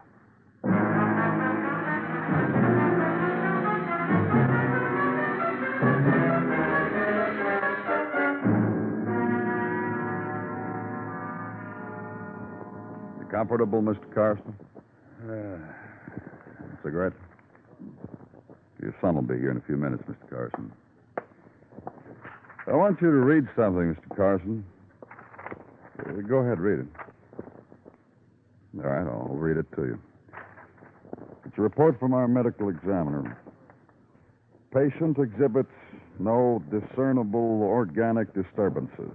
The fact of his having recognized a man in the morgue and having talked there, plus certain reaction tests, lead to the conclusion that the apparent state of shock is assumed. You know what that means, Mr. Carson? It means you're bluffing. Right in here, Bob. Hi, Danny. Fine. How you feeling, Pop? I'll have you out of here tomorrow. I was just reading Dr. Sinsky's report to your father. There's nothing wrong with him. Look, what do you fellas want me to do? I've got a wife waiting for me. She tell you to bring back a couple of decks of cards? Hey, now. That pose was in the Sunday supplement, Bob. Very good. Very, very good. Listen, I'm a busy man. I'm Yeah, a man big corporation lawyer. We know. Real proud of your son, aren't you, Mr. Carson? Let's take a word like motive and toy with it for a while, huh? Motive for what? The murder of George Harvey. George Harvey. Now, who is Your George? dad's buddy. Used to give him $125 a week. That's the basis of friendship, if I ever heard one. You remember George Harvey, don't you, Bob? Sure he does, Danny. After all, how big is Allen Springs, Nevada? Everybody knows everybody. Roping, steering, chivalries. Those people are folk out there. Everybody knows everybody. Oh, look, Danny, his eyes just lit up. He just said to himself, oh, that George Harvey. You boys got a formal charge to bring against my father. Now, you just try that, and I'll take it from the... Hello there, Mr. Carson. Glad you're having fun. Pop, shut up. Now we can clear it all up, Mr. Carson. We can do what your son said, bring formal charges against you. How you been, son? Just don't say anything, Pop. I asked you how you been. Now, don't be stupid. You're doing fine. You going to fix it, son? As long as you two men are talking, one of you can tell me who killed George Harvey. Don't be coy. Just one of you raise your hand. Son, I want to tell you something. Son. What? I'm tired. Said he's tired, Bob. Let's see what he could be tired about. Paying blackmail to George Harvey? No reason to be tired about that anymore. Harvey's dead. Just about the time when you could afford to pay more blackmail, Bob. Just about the time you got where you wanted to get, where your wife wanted you to get, where your father wanted you to get, up top. Big man. Son, you're my pride and joy, only I'm tired. Listen, Pop. Another scheme? Tired of those, too. Blackmail. Mr. Carson paying it to a man who knew a secret. The blackmail ante went up. The man who knew a secret is dead. Son, you ought to have a good answer for that. You got a good education. I sure saw you got one. These guys have got nothing, Pop. My educated son says you fellas have got nothing. Then let me just fumble around for a moment, huh? About the secret. About your wife, Mr. Carson. Tell you men something. Go ahead. Silence is a wonderful thing. All this time I've been keeping quiet. All this time I've been faking. Did a lot of good. Most of the time I was left alone. Most of the time I've been thinking. About your wife, Mr. Carson? How she died? How she was killed? All sorts of things a man thinks about, especially at my age. A man takes time to think. He can arrange things orderly. Which one of you killed George Harvey? How's it going to sound coming out legal talk, son? You don't know what you're doing. No, I wouldn't say that. All these years, I guess I knew what I was doing, too. Seeing you got along covering for you, like I figured a dad should do for a son, especially if he's a bright kid like you. Tell him, son, for the love of heaven, be a man for once. Tell him you killed George Harvey. Crazy. How you got me to cover again, convinced me you'd work it all out. Crazy old man. Maybe I am. When a man's got a 12-year-old boy who shoots his mother, he figures it's just a boy in a terrible accident. He tells himself that, and he believes it, and he tries to cover. It's out of his mind, you can see that. Then George comes along, a fellow who knew what happened 21 years ago, found a way to get some money on account of my son was getting important. Well, I'm tired. Get a stenographer, Dennison. Yeah. We'll want to get this all in writing, Mr. Carson. Sure. You wrecked it, didn't you, Pop? I didn't mean to do it honest, Papa. Here, you take the gun. You make it all right. 21 years ago. And again the other day. And 21 years ago, I didn't even whip you.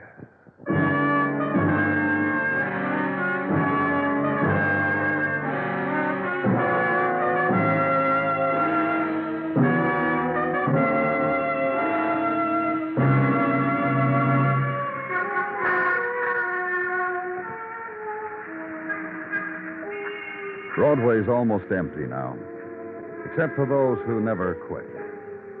Those who wear peepholes for eyes, the dream walkers, the people who want to laugh. They search behind doorways, in alleys, through shuttered windows. They never go home because they can't. It's Broadway, the gaudiest, the most violent, the lonesomest mile in the world. Broadway, my beat.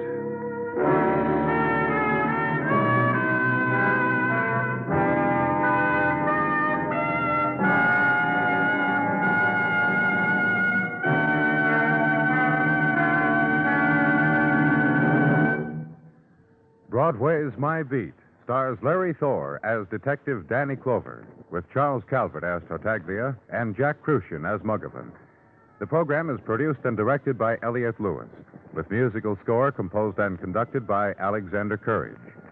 In tonight's story, Herb Butterfield was heard as Harry and Whitfield Connor as Robert Carson. Featured in the cast were James McCallion, Lorene Tuttle, Jerry Hausner, and Eddie Fields. Bill Anders speaking. CBS Radio's new Sunday evening Theater of Stars finds Robert Taylor in the spotlight tomorrow evening. Mr. Taylor will play a Westerner who sends for a mail-order bride, and when she arrives, brother. Somehow or other, a whale of a rancher's feud develops.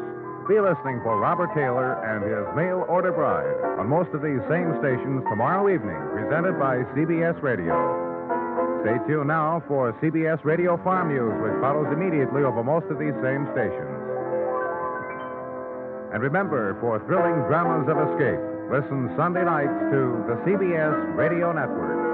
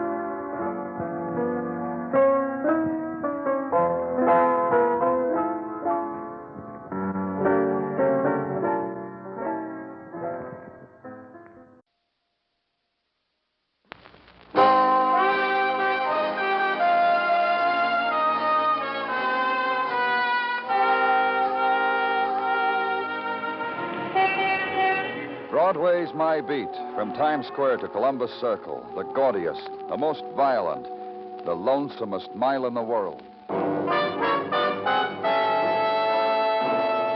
Broadway's My Beat with Larry Thor as Detective Danny Clover.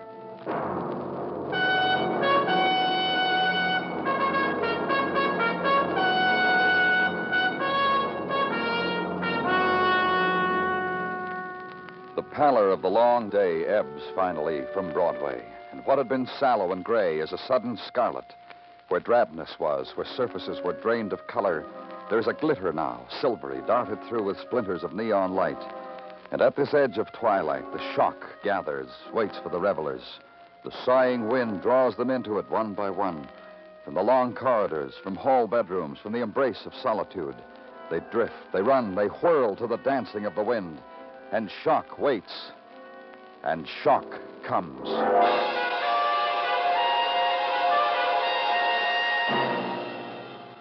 And answer a call from Spanish Harlem in the barrio, in a room of cracked and dusting plaster. It is lurid and grotesque and somehow of a piercing and dread beauty. A dwarf who sits on a cot, tearing from his guitar a savage lament, tears in the furrows of his earthen face, for the girl at his feet, for the dead girl at his feet. I'm from the police. This your place? Did you hear me? I said I was from the police. I want you to tell me what happened here. Put that thing down and listen to me. Who are you? Look at it. Look at this badge. Sí. Police. That's right, police. Tell me about it. Perdone, no comprendo, señor. You live here? Is this your room? No comprendo. This girl. Muerte. That's right, Muerte, dead. You kill her? Sí, muerte. You kill her? Preciosa. Ay, muerte. This thing that killed her, this barb, what is it? Look at it, tell me. Banderilla. Banderilla de carida. Banderilla de carida. No comprende? No, I don't understand. Hi, Danny. Hello, Valdez. They put you on this, too? Yeah. Call just came through from headquarters to Harlem Precinct. They sent me over. Thought maybe I could help you. You can. He doesn't speak English. You talk to him. Get everything we need. The girl's a beauty, Danny. Why does it have to happen this way to a beautiful girl like... You stick bulls with those things. Talk to him, Valdez. Sure thing, Danny. Oiga, viejo. Deje la guitarra y escuche. Soy de la policía, Antonio Valdez. Este hombre también es detectivo. No. La mujer murió herida de un banderí. Una muerte muy fea para un como ella. Sí, es fea. ¿Quién es usted, viejo? Cádiz, del cartilla de Juancito de Sevilla. ¿Usted es de Juancito, viejo? ¡Qué honor! Cádiz, su mozo de estoques de Juancito. You get something, Valdez? This man, this dwarf, this is Cadiz, a sword carrier for Juancito. The most brilliant matador since Manolete. Juancito of Sevilla. Cinto, now, the man... slow down, kid. Just tell me about it. Cinto's in this country, Danny. He just came here from Sevilla. He's on his way to fight in Mexico. The Spanish language papers have been headlining it ever since he got here. This man is part of his troop? Yeah, his sword carrier, Danny. The driver's license in the girl's purse identifies her as Eve Hunter, Park Avenue address. Ask him if he knows her. Viejo, ¿conoce usted a esta muchacha Eve Hunter? Ella también de Juancito. Doña quiere que haga una corrida. Sevilla, Barcelona, Madrid. Donde quiere que ella esté, también está ella. En la plaza, después, a su lado. He says she belonged to Juancito also. Wherever he went in Spain, wherever he fought, she was there. Ask him if this is Cinto's room, if Cinto was here. ¿Es el cuarto de Cinto? ¿Estuvo aquí el Cinto? Es el cuarto de Cádiz. No es bastante bueno para Cinto. ¿Dónde está Cinto? Quizás en Hotel Lorma. Con su esposa, con Nicolás, el apoderado. This is his room, Danny. It's not good enough for Cinto. Cinto's at the Hotel Lorma with his wife and manager. Ask him what happened. ¿Qué pasó aquí, Cádiz? Llegué a la casa, abrí la puerta. Allí a la muchacha muerta. De esta manera tan trágica. Eso es lo que pasó. ¿Dice usted la verdad? Le digo, ¿qué pasó? La muerte. Se terminó. He says he came home. He says there's death and it's ended. Found the girl like that. That's all we'll get out of him, Danny. I know my people. That's all we'll get out of Cadiz, the sword carrier of Juan Cinto. You helped, Valdez. Thanks. Now get him to headquarters. And leave there and out into the streets of the mild evening. And briefly let it wash over you. A special corner of the world, the barrio. Flooded now with sounds of restlessness, of beginning spring, and lost memories from another time. And shake it off and make a phone call to the residence of a murdered girl, Eve Hunter. No answer. So to the squad car and the drive downtown to Park Avenue near 70th to the Lorma Hotel. And the doorman with medals opens a door with grill work. And the clerk of the Carnation smiles the smile taught by the management and gives you Juan Cinto's suite number on the 10th floor. Juan. Oh, The face of the woman who opens the door holds disappointment and dark beauty. I am very sorry. I thought it was my husband, Juan. But then, how could I think that since Juan would not knock? My name's Danny Clover. I'm And from the... I am Senora Cinto. Please come in. Nicolas? Senora? We have a visitor, Nicolas. Senor Clover, it pleases me to present to you Senor Nicolas Menacho, the manager of my husband. Buenas tardes, senor. How do you do? May I ask you whether your husband is home, Senora? No, he's not. He's seeing your city of magnificence. I wait for him. Nicolas and myself. I'm from the police, Senora. There's been a murder uptown. There seems to be some connection between your husband and a girl who was found dead in the barrio. A girl in the barrio? That's right. A girl named Eve Hunter. She was found in a room rented by a man named Cadiz. Cadiz, of course, we know. One of the quadrillo. But this girl, this... Eve Hunter. Aye. You know her? In Sevilla, in Spain, I first saw the Senorita Eve Hunter. And in Barcelona, in Lisbon, in Cordova, in these places and others. The flame of this girl and that of my husband. You mean Eve Hunter followed your husband around? And why not, senor? Then you didn't mind the fact of this girl? Juan Cinto is to me. I am his wife. The holder close at him. Of this girl's death, I am sorry. Yet I know it. There will be other Eve Hunters. Nor will I mind. My husband is not home.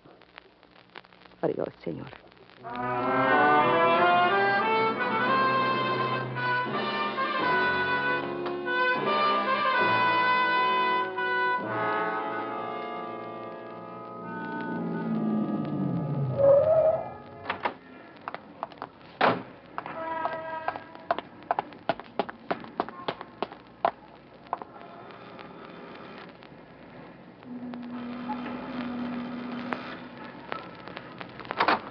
Yes?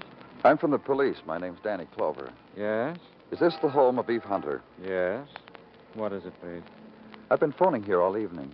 Which lends itself nicely to coincidence. I haven't answered the phone all evening. And why am I dangling this intelligence in front of you? Who are you? Very well. So that we may have some basis for rapport. Identification. I'm a believer in it. I'm Ted Hunter. And since you mentioned Eve, an added tidbit. We were plucked from the same parents, therefore we have the same face, and I am her brother. Let's go inside, shall we? Mischief about Eve. Tell me, please do. Tell me. She's dead, Mr. Hunter. In here, please, the study. How did Eve die? I suppose you'd call it by stabbing. With a steel barb that bullfighters... Under you? That's right. To grieve for a sister, Mr. Clover. How was it done?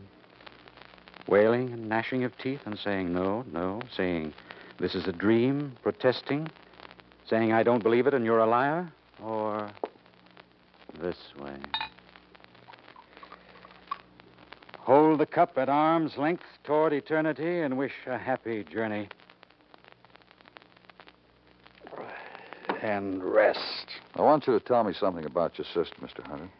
Look around you, Mr. Clover, at this room and share her with me. You, a stranger, and I, a stranger. Those things on the wall, under ears. Again, under ears. Photographs, bullfights. Lances, and here a torero's costume given to her by an admirer. And here, the ear of a bull, a dedication. What kind of woman was my sister? You tell me. A seeker, and so a stranger to everyone. To me, I hardly knew her. She wondered, I wondered. She had her places to see and taste. I mine. I've learned that your sister spent a good deal of time in Spain. How about yourself? I've been in Spain, but mostly after our parents died, I traveled all about South America, the Celebes. And who killed your sister? The question distilled from the banter. The essence squeezed from the situation. Who killed my sister? I don't know. But this. Yes?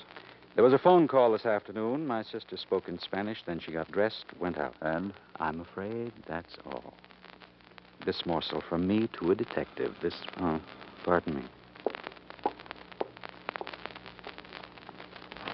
Yes, the light starts with too close. I suppose that's his man. Come right in here. This gentleman wants to see you, Mr. Clover. Well, I was waiting for you. Just came over on the squad car radio. What did, Valdez? Juan Cinto. Rumor around the barrio he's supposed to put in an appearance at a little nightclub on 112th. Let's go.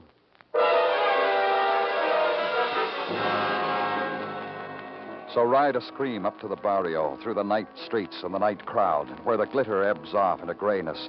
Take a turn and uptown again. And the barrio slides in to meet you. The people of the stoop and the cushion and the windowsill. The light somehow always dimmer, shadows more clustered. That's it, Danny, down the street. El Prado.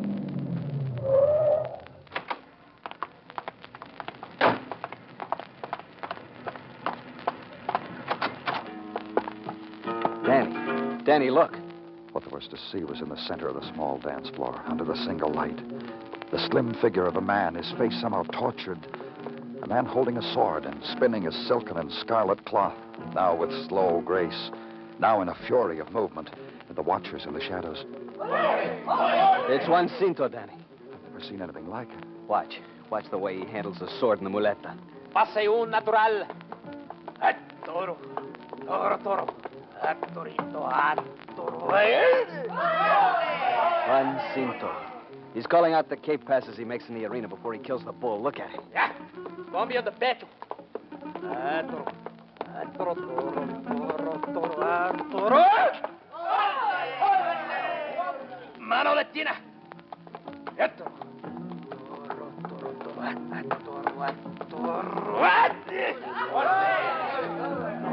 Pase de la muerte.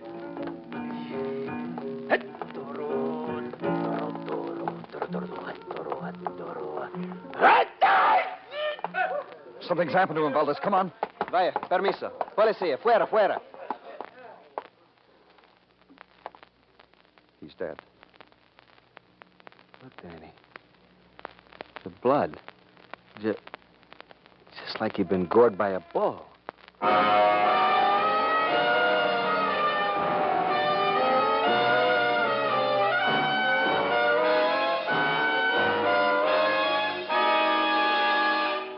You are listening to Broadway Is My Beat, written by Morton Fine and David Friedkin, and starring Larry Thor as Detective Danny Clover. And now a message from the Veterans Administration. Why the Veterans Administration? Well, because one of these days, a lot of you servicemen will be out of the armed forces, back home again as veterans, ready to apply for education and training under the Korean GI Bill. Well, the VA has all the answers to that. Here are a few to tuck away for future reference. You may want a high school diploma or a college degree, or maybe you'd like to become a doctor or a lawyer, or perhaps a carpenter or a machinist. The choice is pretty much up to you. You select your own training program, and if they're willing to enroll you, you pick your own school. But if you want to take a course that's usually considered to be recreational in character, you'll have to show the VA that it will contribute to your future career. As for courses, say, in dancing, bartending, and personality development, they'll never be approved by the VA under any circumstances. So keep those things in mind, fellows, for use later on.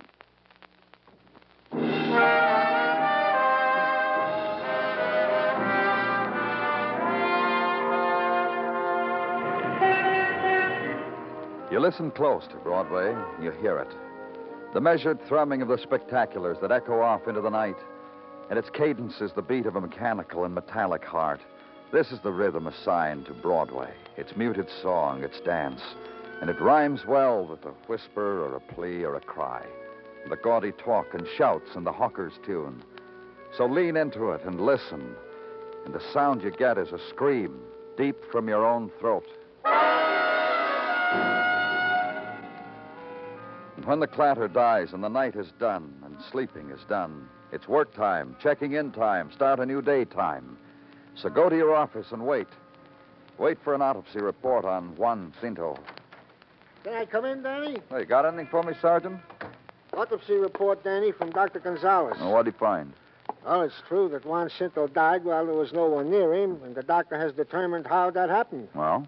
The bullfighter was shot earlier in the day. The bullet removed by an amateur causing damage, and the wound dressed like many bullfighters have their wounds dressed. Huh? Was stuffed with gauze. Juan Cinto knew he was dying, the doctor believes, and sure enough, the exertions of his mock fight, which you witnessed, did just that. Killed him. Yeah. What are you thinking, Danny? I think someone found Eve Hunter and Cinto in that room in the barrio. Killed Miss Hunter and thought he'd killed Cinto, and the killer ran. Yeah?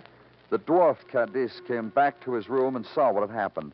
Extracted the bullet and bandaged Cinto's wounds the way he'd done a lot of times before. Then hid Cinto someplace. That's what I think. That's why we're holding him. Yes? Oh, come in, please. Sit down. Sergeant Tartaglia, Senor Nicholas Menacho. Hi. How do you do? I was just going out for coffee, senor. Anything I can get for you, por favor. Gracias, no. Well, buenas, everybody. What can I do for you, Senor Menacho? As manager and friend of the great Cinto, I wish to make the necessary arrangements for the remains to be sent back to Sevilla for burial. I see. It'll be arranged. Senor Menacho, See? I want your opinion on the death of Juan Cinto. I will explain.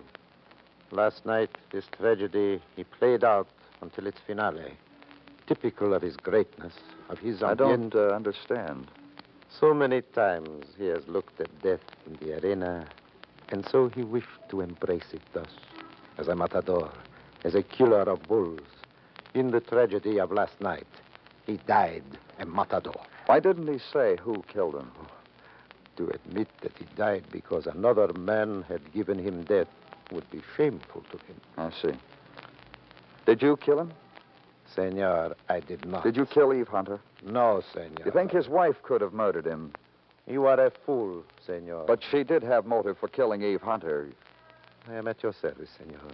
Whenever you wish to talk with me of the arrangements for the body of Juan Cinto, I will speak no more of foolish things.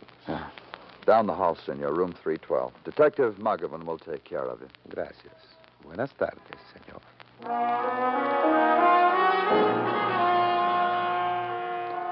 Go back now to the Lorma Hotel. Ask for the Senora Cinto. Be told she had gone out for the afternoon to a Spanish-language theater, El Cabre, 116th Street, off Lenox. And when you get there, the wind-torn posters blazing with Juan Cinto, the doorman announcing in English and Spanish the hour-long newsreel in memory of a dead matador. And inside, the scattering of afternoon wanderers. Se trata de Juan Cinto en la tarde de su triunfo en Córdoba. Un triunfo que siempre se acordarán en la And against the darkness and the puppet image of her dead husband, the light of the old film spangles across the face of a woman whose beauty you would have found in any shadowed place. Pardon. La corrida. La corrida de Córdoba. Senor Cinto. Sally, wait.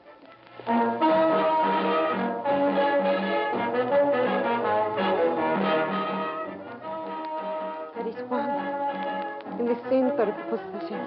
Ma bonito. Mi marido. Mi niño. I want to talk to you, senora. Of what? Juanito is dead and the world weeps. What then will you talk? We want to find his killer, senora. A moment. Look. There is Cadiz. Look how he hands my Juanito the sword to give to the bull. And Juanito with the muleta. Oh, Dios. Juanito. Come, senora.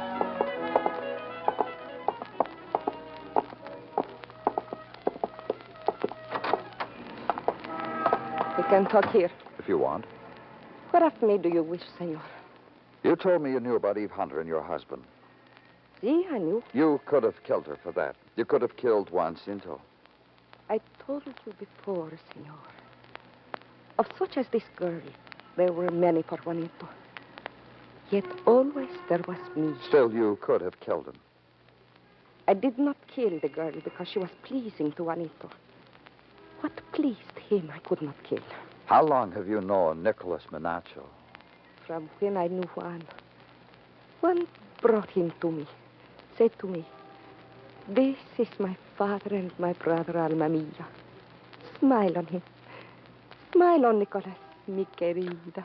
Menacho is a man who could kill out of jealousy because he was jealous of Juan's fame, his woman. You have seen Nicholas? Talked with him?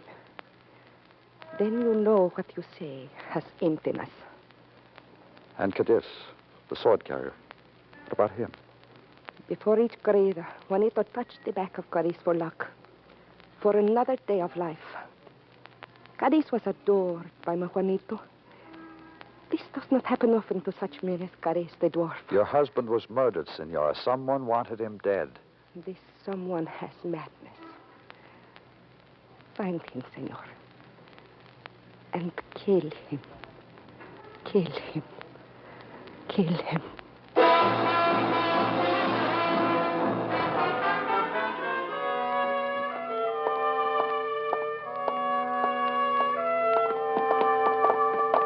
Hey, Danny, wait up, wait up. What's on your mind, Gino? That's Senor Cadiz, Danny, the dwarf. He's been screaming for you. He wants to talk to you. Beats his fist to the wall. Says he wants to talk to the detective. How do you know that's what he's saying? How do I know?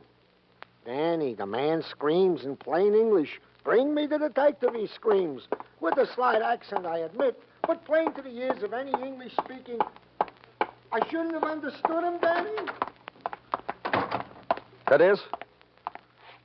They told me you wanted me. To tell you of the dying of Juanito Cinto. You could have told me before. You pretended you didn't know English. Why? Then Juanito was not dead. Tell me about it. Juanito asked me for my room. He wished away loneliness with the girl, with Eve Hunter, while I played the guitar. But I left him. I left Juanito. And when you came back, you found her dead and Cinto dying. You treated his wound, hid him from us. Why? Because he killed the girl, then tried to kill himself? He wished not her death. Juanito asked that I hide him and then help him to find the murderer. You've known all along who the killer was. Perhaps. Who? A nameless one, but known to me. You know him, but you can't name him. In Spain, wherever was Juanito for a corrida, was this man also, grinning down from the far seats of the plaza. After in each place in the street, the cafe, he come to me, say, talk with me about Juanito and the girl, Juanito and Miss Hunter. Tell me of them, he say to me. Whisper, he say. I turn my back to him. He's here? He followed you and Cinto here? Perhaps. Such a man would do this. A man who had the face of Eve Hunter. A man... Guard, open this cell. I want this man released. Let's go, Cadiz. Let's go identify a man.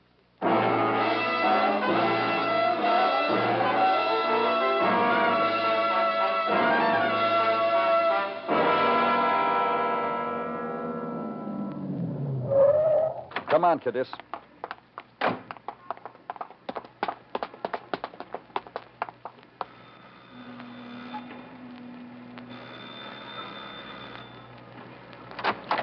Ah, Mr. Clover, with friend. Mind if we come in? I had poured myself a drink, and when I drink, it's a time for solitude. Inside, Mr. Hunter. You can have your drink, and we'll turn our backs. That'll make it lonely for you. You want me to invite your friend in here? Well, the large muscle of the law. Come along, you two. This is the house of the dead girl, senor? That's right, Cadiz. In here. You. Tequila. No tequila, senor.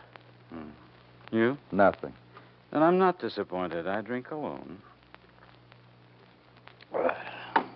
And now? This is Cadiz. He traveled with Juan Cinto. These pictures on the wall, all of them of Juan Cinto. And now? Cadiz told me of a man who followed Juan Cinto and your sister around Spain. He would come to Cadiz after the fight and ask him to talk about your sister and the matador. Really, now? This picture of Juan Cinto, I remember.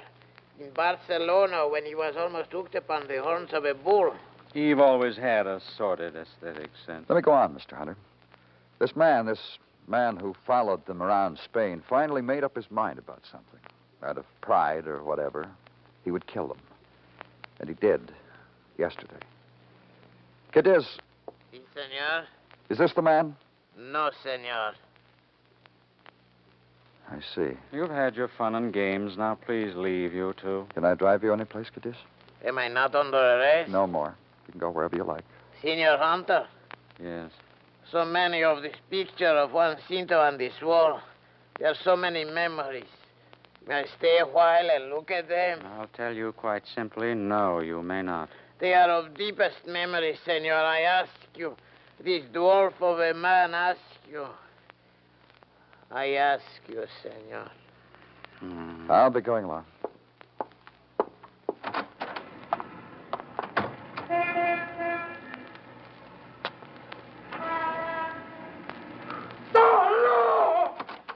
Put them down. Put them down, Cadiz. I'll stitch him with these banderillas. I kill him for Put one. them down. I don't want to use this gun, Cadiz. He is the man, senor. The killer, senor. Get away from me! You killed them, didn't you? Just get away from me! Cadiz! Because you say. You killed Mr. Hunter. Why? My sister with that butcher with that rubbish. That killer of bulls, my sister. In a world of filth and sweat and screaming peons and dwarfs. My sister, mine. Such a man as this, and I am called a dwarf. Let's go, Mr. Hunter.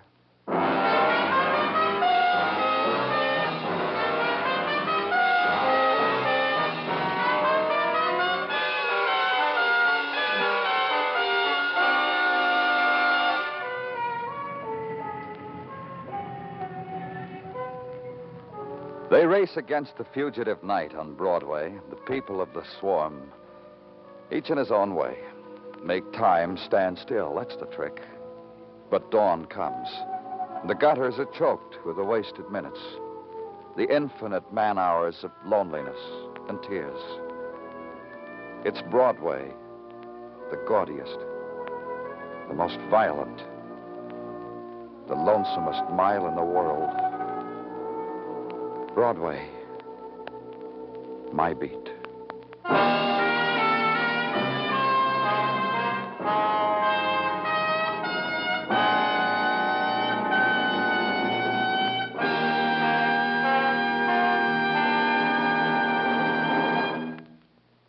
Broadway's My Beat stars Larry Thor as Detective Danny Clover, with Charles Calvert as Tartaglia and Jack Crucian as Muggavan.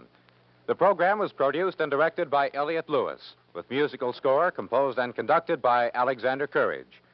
In tonight's story, Paul Frees was heard as Cadiz, Whitfield Connor as Teddy Hunter. Featured in the cast were Virginia Gregg, Edgar Barrier, Anthony Barrett, and Harry Bartell. A brief look into the crystal ball for the benefit of you future veterans who may want to take education and training under the Korean GI Bill. The Veterans Administration says your choice of a program of study is pretty much up to you, but you've got to decide upon a goal before you start.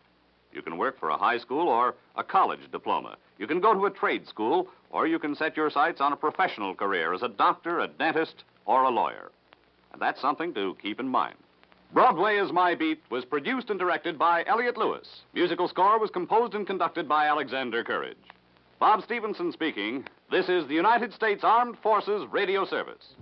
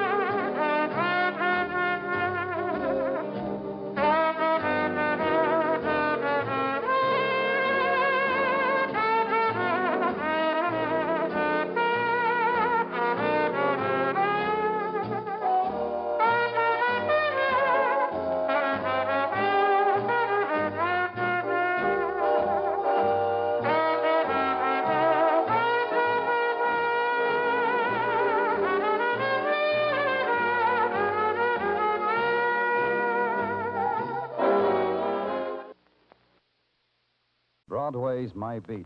From Times Square to Columbus Circle, the gaudiest, the most violent, the lonesomest mile in the world.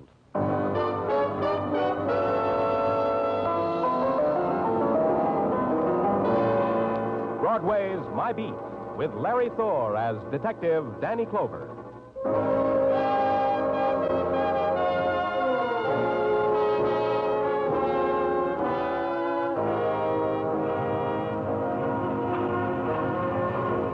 Broadway. It's an enchanted island or a prison cut off from the rest of the world. It all depends upon the mood you're in. The sudden sounds that dart from doorways, call them fury, or make yourself believe they're promises dimly heard. Or con yourself that the stare that just trailed by you had nothing to do with hunger. You can kid yourself on Broadway because that's what it's here for. It's Broadway, My Beat.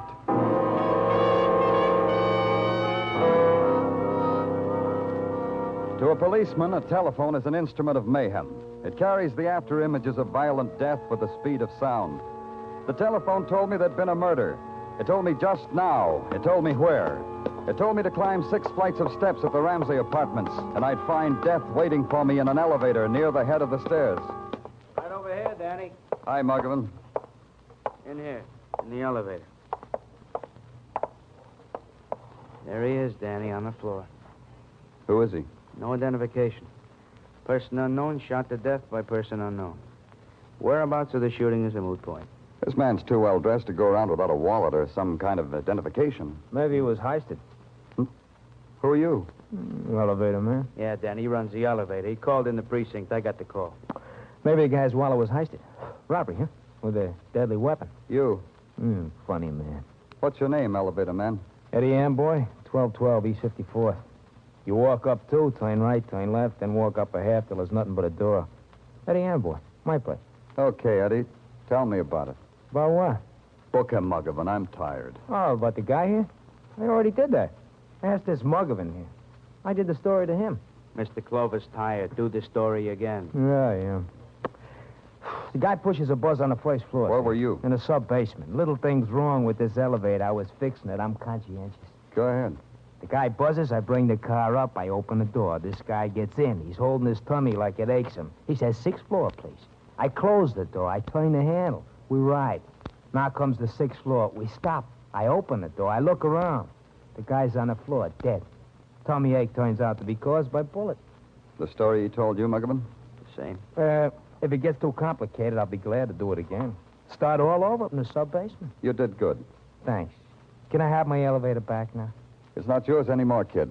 When a man gets murdered on an elevator, the elevator suddenly belongs to the world. A man's dying takes many shapes, occurs in many places. It's rare that he has a choice. But the unknown, unnamed man whose face was now gaunt against the pressure of his cheekbones, whose eyes held no reflection of the light shining into them, seemed to have made one. He chose not to die in the street, but to crawl within the metal walls of an elevator, and the plain, the prosaic words, the dying words on his lips, he must have chosen too. Because for him they had meaning. It was my job to find out their meaning.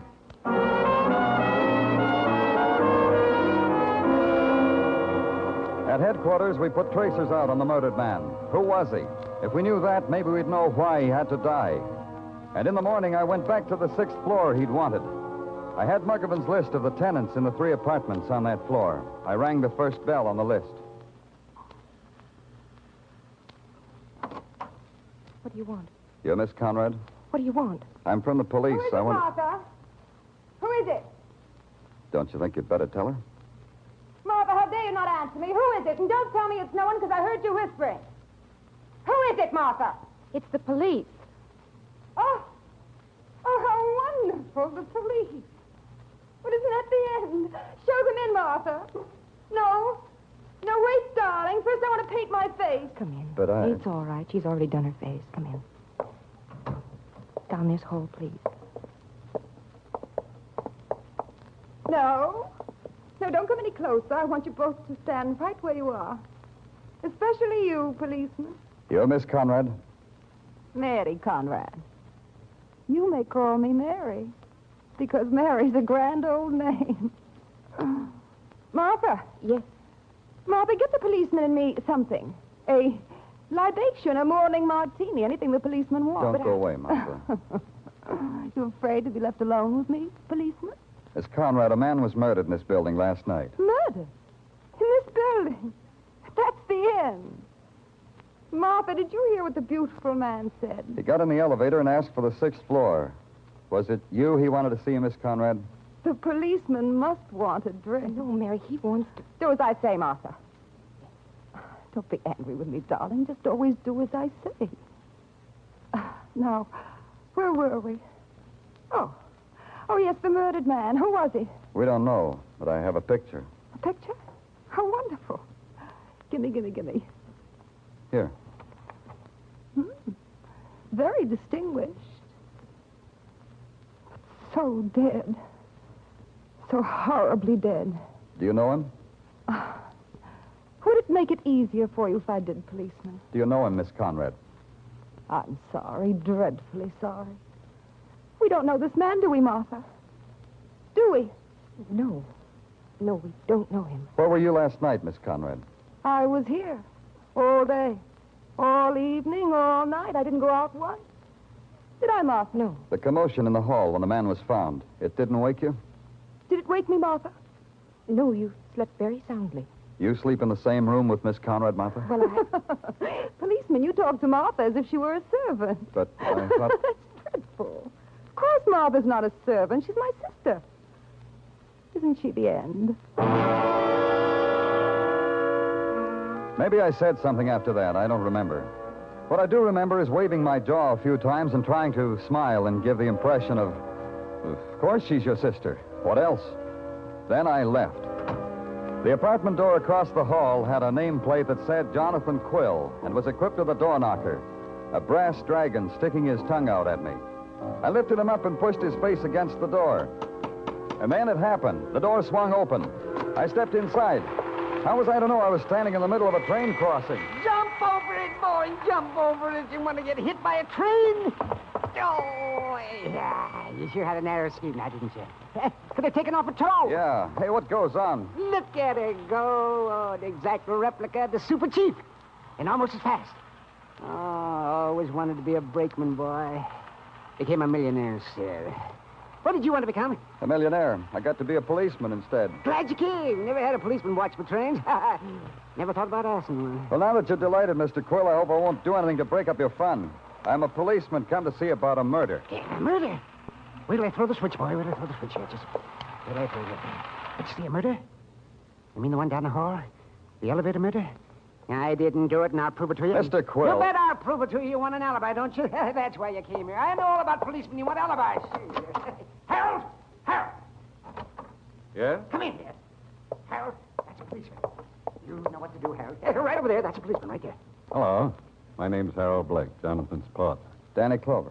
You seem to have gotten Jonathan excited. Jonathan gets excited. Tell him, Harold. Tell him. You know what to do now, Harold. Tell him. Well, ever since the elevator boy was in here last night... Eddie Amboy? He didn't say anything about that. I didn't know he came in the apartment. Well, he reported the murder from here. You mean he used your phone to call the police? Yes, that's right, to call the police. I was here visiting with Jonathan. I live in the next apartment, you see. I see. Pretty late for visiting, wasn't it? By some standards. By some standards? Frankly, Mr. Clover, and you've probably never gotten an alibi like this in your life. We wanted to watch the trains on what we call the milk run. That's our alibi. Tell him what else, Harold. Go ahead. Oh, I don't think that's necessary. Go ahead. Tell me what else. Well, it's about the elevator operator, about Eddie. Jonathan thinks Eddie is the murderer. That's what I think. Oh? Why? Because Eddie is mean and spiteful and tried every which way to make an honest dollar. He's the type that murders other types. What else? Need there be anything else? Eddie is the killer. It's a hunch I have. I have made $1 million with my hunches. You see how it is, Mr. Clover? No, I don't see. But I'm going to try. Where there's peace, gentlemen, and quiet. Away from trains, gentlemen.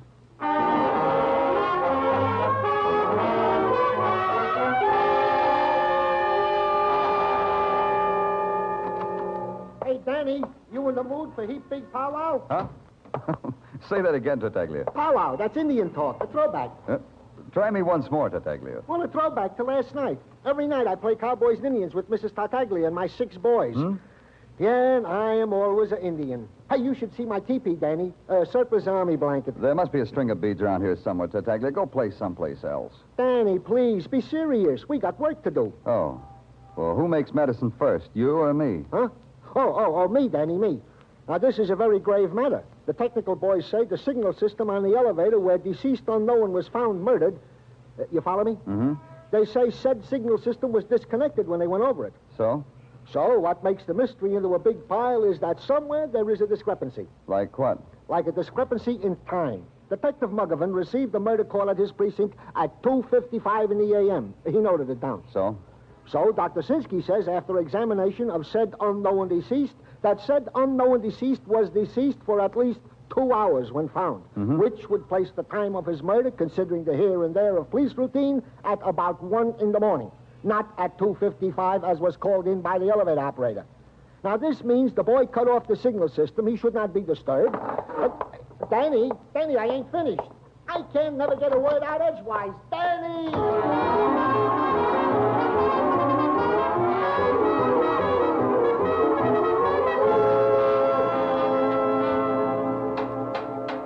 The doorman told me I'd find you here, Eddie. Oh, it's the hard detective, huh? Where else would you find this elevator boy, Bloodhound? I'll answer that.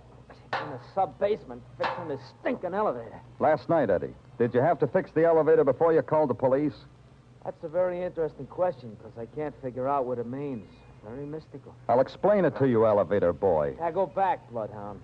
You come under here with me, you might get your throat caught in a steel cable or something. Under here is for experts. From here, then. The call you made to the police, Eddie. How come it was almost an hour late? That's a long time, an hour. Hey, you're good. You boys are real good to find out a thing like that. We got experts, too, Eddie. So maybe you better put your elevator away someplace and come out here and talk to me. Expert to expert. Yeah, I'll do that. One more tap and it's tummy. Hey, who's that? Eddie, get out! Get out! I can't! My foot is caught! Help! Oh! No.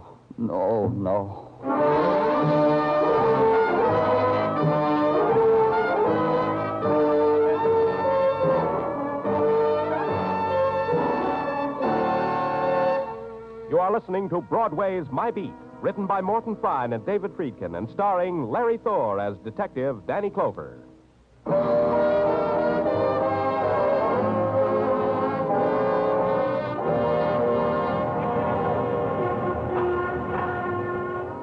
Broadway is a place that mourns the dead only in passing. The cold whisper of death winds its way through the neon chasm, and Broadway notes it, shudders, and huddles in on itself. To the murder of an anonymous man in an elevator, to the crushing out of another man's life by that same elevator, Broadway reacted true to form. It read the headlines, shrugged, and flipped them neatly into the nearest trash can. But at headquarters, it isn't that easy. Even Sergeant Tartaglia didn't think so. It ain't easy, Danny. 20 years into business, and, well, it still ain't easy.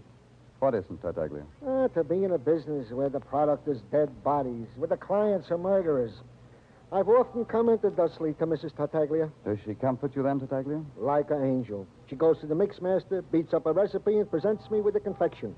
I happen to have one here now, Danny. Homemade halva. Here, have a piece. Go on. Thanks.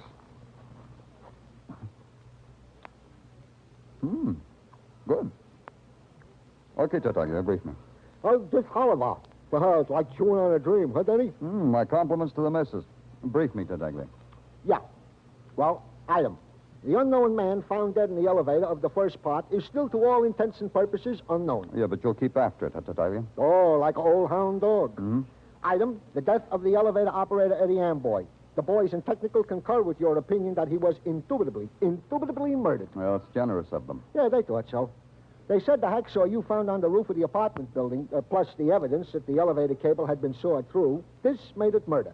What else, Tartaglia? Well, we have checked on the background of Eddie Amboy. Found he ran an elevator, and in his room had a wife, Mrs. Eddie Amboy. She there now? Oh, yeah, Danny, yeah. The boys are even now, keeping tabs on her. Tartaglia, give me the rest of that halva. I may need it for comfort.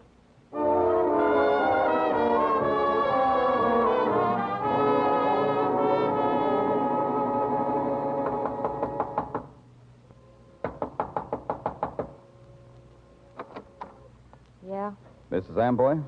Who are you? I'm from the police, Danny Clover. Well, May I come in? you're from the police. You want to see me about what? About Eddie, about your husband. He's dead. You're late. You should have come months ago. Eddie's dead.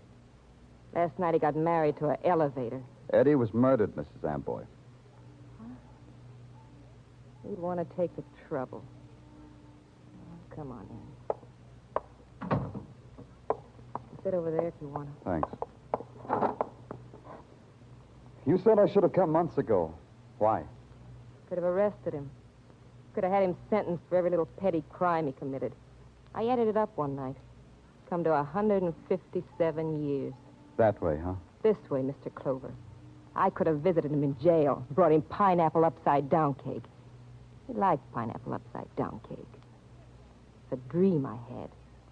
To watch him eating pineapple upside-down cake behind bars. You sound bitter enough to want to kill him. And wreck that dream I told you about? Myself? That was Eddie's department. You were around when Eddie was killed? Still doubt me, Mr. Clover. Don't doubt me. I've been on vacation, mister. To Washington, the District of Columbia, to our nation's capital. 2-day all-expense tour by bus to gawk at the White House, Lincoln's Memorial. Miss Amboy. Eddie sent me away. He had a girl. When did you get back, Mrs. Amboy? This morning. Time to read the papers. And time to know that Eddie was dead. Time to come back here and sniff perfume I never had. Another woman. We'll check that. About the trip to Washington, I mean. Yes, sure. You know what I was just thinking, Mr. Clover? What? 6 years. I get my first 2-day vacation in 6 years, and it becomes a matter for the police. How long will it be before Eddie leaves me alone? You've seen women like me before, mister. Help me out. How long will it be? We'll just check about that bus trip. No longer than that. Wait a minute. Don't go yet, Mr. Clover. I got it right here. Here. Take this wallet. What about it? Before I burned Eddie's clothes this morning, I went through them. Maybe he'd left me $5 insurance money. I found this wallet. Eddie never had no wallet like this. Anyhow, it's empty. Not quite empty. A picture of a man. An identification card. You know him? Not really, Mrs. Amboy, but I know about him. He's a man who didn't get off an elevator. He tried, but he didn't make it. Mrs. Amboy's eyes glittered through the shadows of the room filled with shadows. And all that was in them was the hard crust of a hatred finally resolved.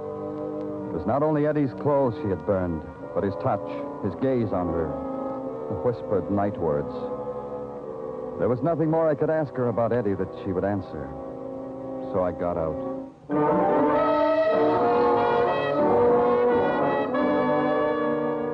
The picture, the identification card, and the wallet she gave me belonged to the man who had been murdered and found in the elevator. Now I knew who he was, but I needed more than that.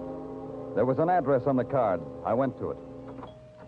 Oh, well, I'm afraid you'll have to come back some other time, sir. Dr. Stafford is not in. I know that. I'm from the police. Danny Clover. And you? The attendant. I help Dr. Stafford. We have a small hospital here. Only Dr. Stafford and myself. Police? Yes. I want to... Well, I'm afraid you'll have to take up whatever it is you want with Dr. Stafford. I'm not in a position. What is it you want, Mr. Clover? Something like this. How is it you don't seem to know that Dr. Robert Stafford is Well, dead? he often takes trips away from here for 2 or 3 days at a time. I never could. Dead? Murdered. That's impossible. Well, he was so hale and hearty when he left here. He was so... Murdered. I knew it would happen someday. I knew it, and I told him so many times. Why? Why did you tell him that? Because of the nature of his profession. Dr. Stafford was a psychiatrist, a very competent one. Some of the people he treated were mad. Murderous and mad. You've only to read their records. Appalling. Where are they? What? The records. Where are they? Oh, in his office in there. But you've no right. You've no right. Those are Dr. Stafford's. Please, Mr. Clover. These papers here on the desk? Are these records? Yes, Dr. Stafford was studying those the night he went away. I haven't touched them. Dr. Stafford didn't like Case anyone. history, Conrad. Doesn't make sense. I can't understand what's written here. Psychiatrist records are like that, Mr. Clover. Mr. Clover, you can't take those with you. They belong to Dr. Stafford.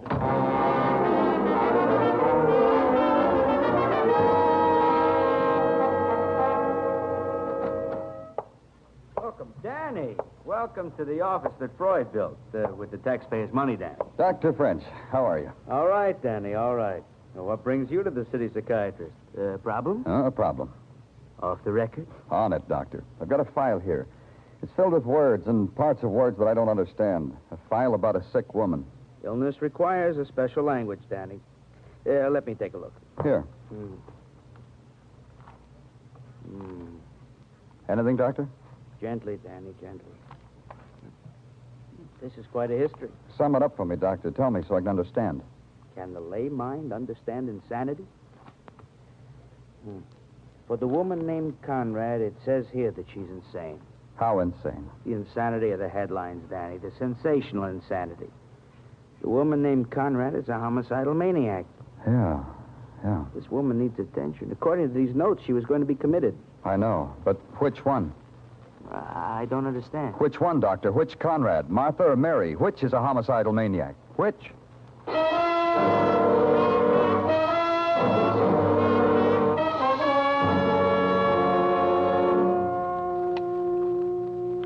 Tartaglia, get in here.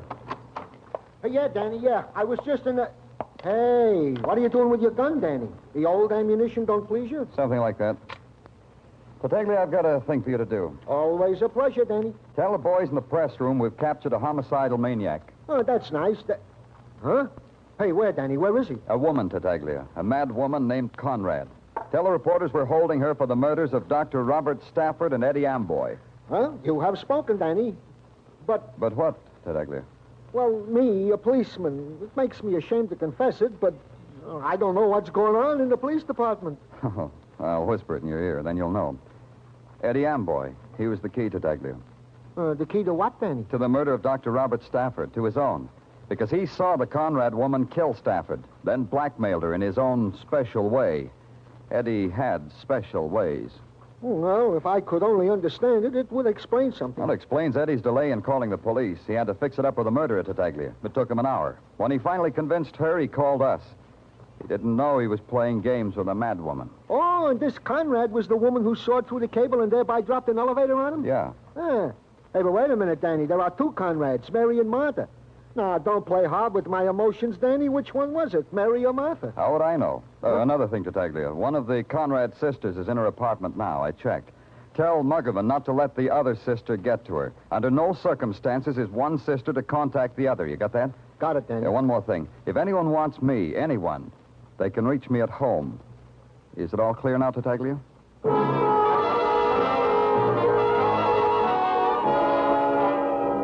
So I went home. I tapped on the landlady's door, told her I was expecting visitors, told her to send them up. In my apartment, I hung my shoulder holster with a gun across a chair, then sat facing the window, trying to hold on to at least one of the answers that kept nudging themselves through my mind. But they were fleeting and of no consequence. A murderer might come calling tonight. This was the thought that crowded out the rest of the thoughts. And then, below me, captured in the pool of light spread by the street lamp, a silhouette. A woman. A woman who looked for a house number, found it, walked to the door beneath me.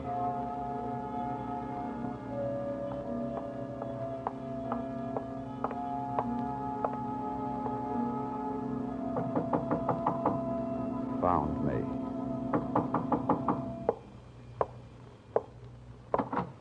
Good evening, Miss Conrad. May I come in? I want you to. Over there, Miss Conrad. Sit down. No. I'd rather stand. All right. Why did you come here? What have you done with her, Mr. Clover? What have you done with my sister Martha? You've seen the newspapers. The police have her. She'll see the psychiatrist in the morning. You know that, Miss Conrad. You know she needs medical attention. I know. I know that. But you'll put her away. You'll put her away like an animal. She'll die in a cage. My sister. Your sister murdered two men. Yes. Why didn't you come to the police? You knew she murdered Dr. Stafford, knew about Eddie Amboy. She'll die in a cage. crawling in the cage. Come in. Martha. Martha, what are you doing here? I don't understand. That policeman, he said... The papers said... They were holding you, Mary. I thought they'd finally caught you. Finally. Oh, Mary. Mary. It's a trick. It's a trick. Let's run. Let's get out of here. No more running. Come on. No more. You're sick. Let's go. You're sick, Mary. Huh? Don't you know that? Huh? I tried to help, but these men, this killing. Oh, Mary. Don't touch me. You've turned on me. Now he knows. Now he knows, and you... I'll kill you both. Mary, put down that gun. I'll kill you. Kill you.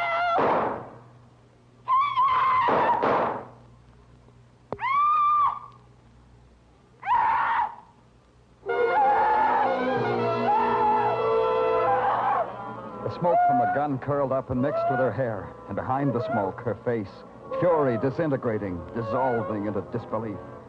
She stood there, her body taut, her mind clutching for one fleeting instant of sanity that it was through, over, done with. The simple recognition that the gun had been harmlessly loaded. Then she rejected everything.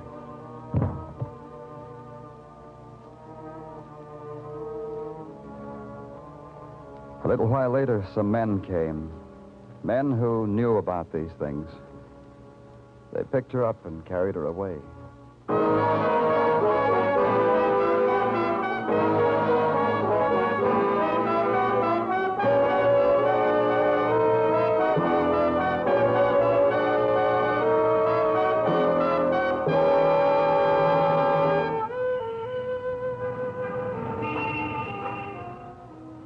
Broadway's deserted now, except for those who never quit. Those who wear peepholes for eyes, the dream walkers, the people who want to laugh. They search behind doorways, in alleys, through shuttered windows. And they never go home, because they can't. It's Broadway, the gaudiest, the most violent, the lonesomest mile in the world. Broadway, my beat.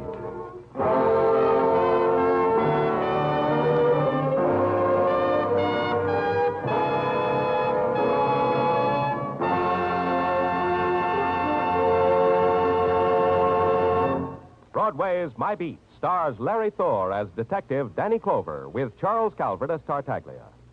The program was produced and directed by Elliott Lewis. The musical score was composed and conducted by Alexander Curry.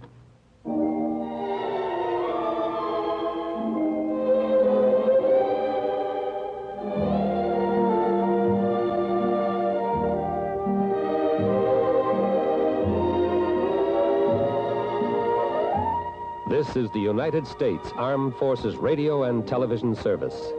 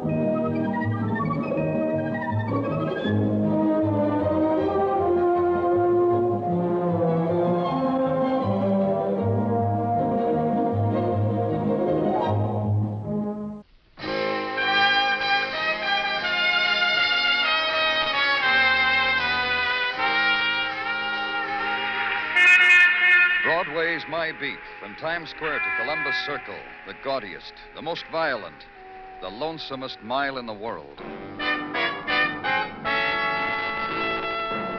Broadway Is My Beat, with Larry Thor as Detective Danny Clover.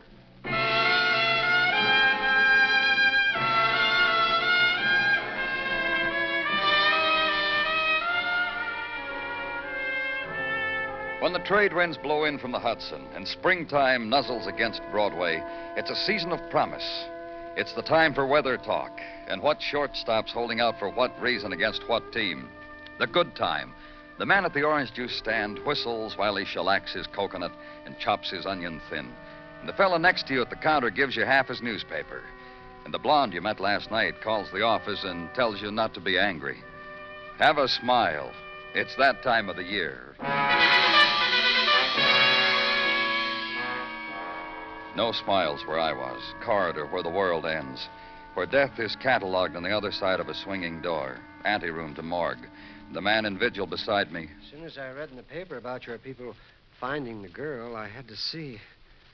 I have to look at her, Mr. Clover. I doubt whether this is the girl you're looking for. Well, Mary Varden is about 32. She has dark hair that she combs straight back. Well, I know, Mr. Dorsey. We've got missing person, aren't we? For a week you've been coming here. And the color of her eyes is blue. She's a very lovely person. Yes. Now, Mr. Clover, this girl you're going to show me now. Not identified. Found in a cheap room. Asphyxiation. Faulty gas fixture. Probably accidental. Oh, what would Mary be doing in a cheap room? I'm trying to tell you. Well, please. Please, I have to see her. All right. I never expected to meet anybody like Mary in my whole life. I've been coming to New York regularly. But this trip I met her. That was 2 weeks ago. I asked her to marry me at the end of the first week, and she said yes, and then all of a sudden she disappeared. That was a week ago. That's why I've been coming down here every day to see if... Okay, Mr. Dorsey. Wait. Wait just a minute now. Please don't let it be Mary. Go ahead, Mr. Clover. Well? Oh, the poor girl. Is... No. Truly... Yes? Truly, I'm sorry for this poor girl, and I'm thankful she's not Mary. You must understand, of course. Danny? Yes, what is it, Sergeant? Morgan just called. Homicide. Alley, back of West 3rd. Here's the address. Yeah. You all right, Mr. Dorsey? Oh, I'm all right. But, I wonder... What? Would anybody mind if I just waited outside? They'll be bringing other people into this place, won't they? Wait if you want. They'll be bringing other people in. Get me a squad car, Sergeant.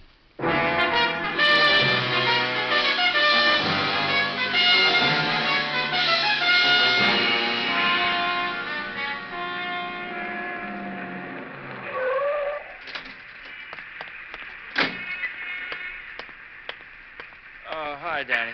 Mugman, what about him? Beaten, face, head. When we get him downtown, we'll probably find other marks. Looks like that kind of effort was made on him.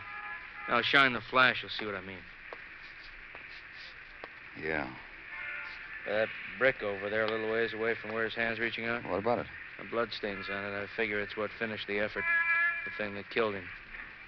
Where his hand's reaching out. Did you find anything that... Yeah, a couple things. Roll of bills in his pants pocket, $50 all told. It's a robbery job. Let's see, cigarettes, breath sweeteners in his coat, inside breast pocket, this wallet. Identification card, name Tyler Gosden. Address, Lane Hotel, West 39th Street. Case of accident, notify. That part's blank. Go finish up here, Mugman. Yeah, I'll make the time for it.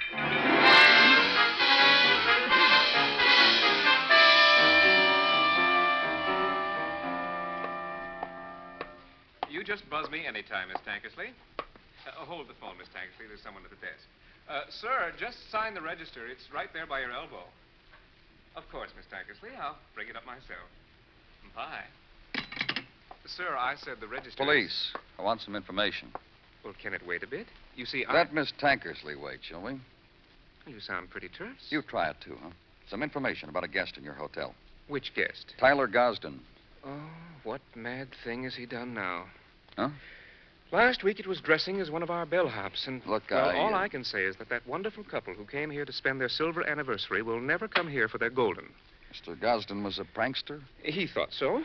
If you call using brown paper bags filled with water as bombs funny, if you call climbing into that potted palm over there... Mr. Gosden is dead. He was found beaten to death. Oh. Well, please understand. What? His funnies were never offensive, sir. At least, not to me. I certainly had no reason to dislike the man. So Who certainly... did? Well, sir, I wouldn't know that.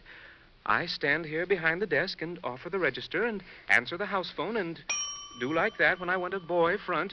Never mind, boy. I was just showing the... That's all I do. Well, all you've told me so far about Mr. Gosden is that he was a practical joker. Well, that's all I know about him. He did these funny things, and everybody loved him. Who were his friends? Well, he was friendly to everybody, made everybody laugh. He had two very dear friends, lady friends, who called often. And when he was out, they always left their number. So often that I think I know it by memory. That's good. That's very good. Here, I'll write it down for you so it won't slip your mind. There. He'll really be missed, Mr. Gosden will, by those of us here. Sadly. Use the house phone for a call to headquarters. Check a phone number against an address. And in a little while, be given it. 58th Street, off 1st Avenue, near the East River.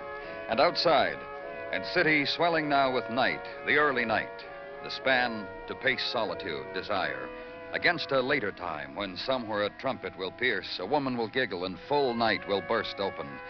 But now, the time of easier rhythms, the smiling search, and ride it uptown to a quieter street of river sounds and river longings, and a house softly lit, softly admitted to. Please come in. And into a room, lamp shaded in pink and fringed silk, and couch velvet and rose pink, and in corners cylinders of hand-painted glass holding sprays of flowering peach branches, pink blossoms, withered, and in a carved cabinet, radio tuned to the gentler air channels, and the woman of the house also. Oh, I could dance, I could dance, I could dance. Mrs. Pfeiffer. Dinah, the other name. So, I don't know. Dinah. And we'll get along famously. Oh, dance. I really could. This music is You understood, didn't you? You understood I'm from the police. And you were called Danny. And you don't frighten me one whit, you don't, you and your police.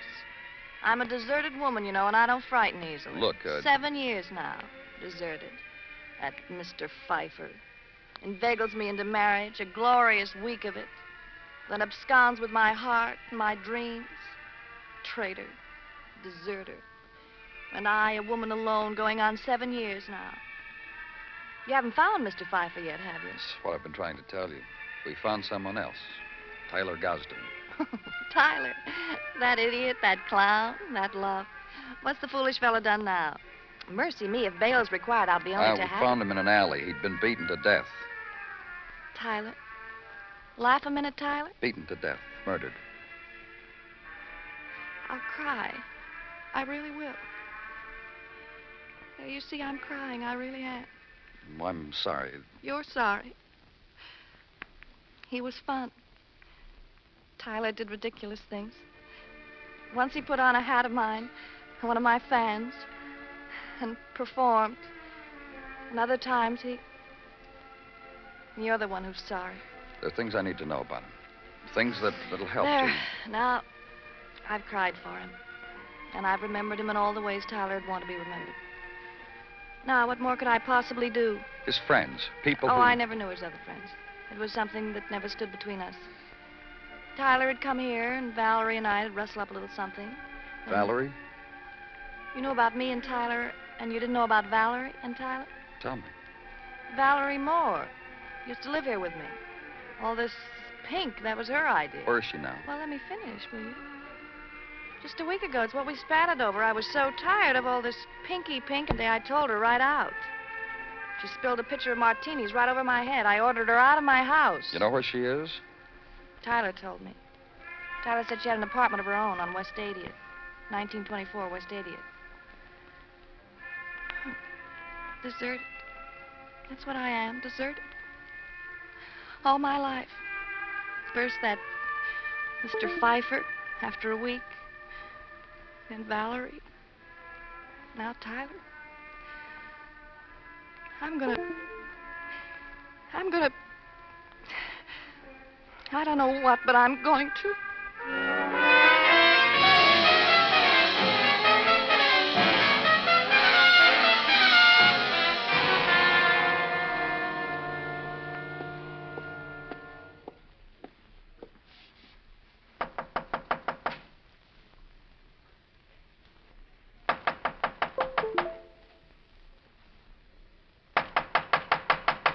Miss Moore?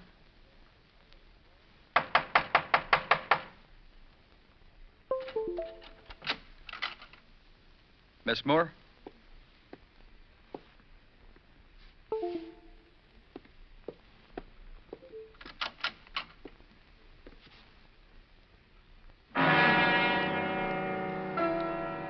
The nighttime is in full possession now.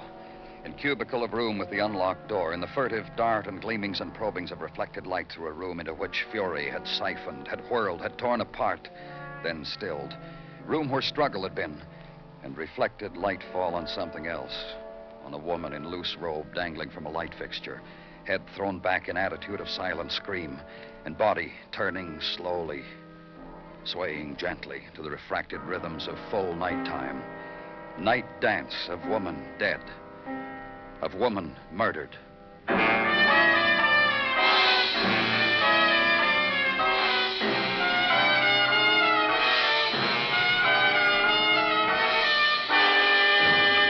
You are listening to Broadway Is My Beat, written by Morton Fine and David Friedkin, and starring Larry Thor as Detective Danny Clover.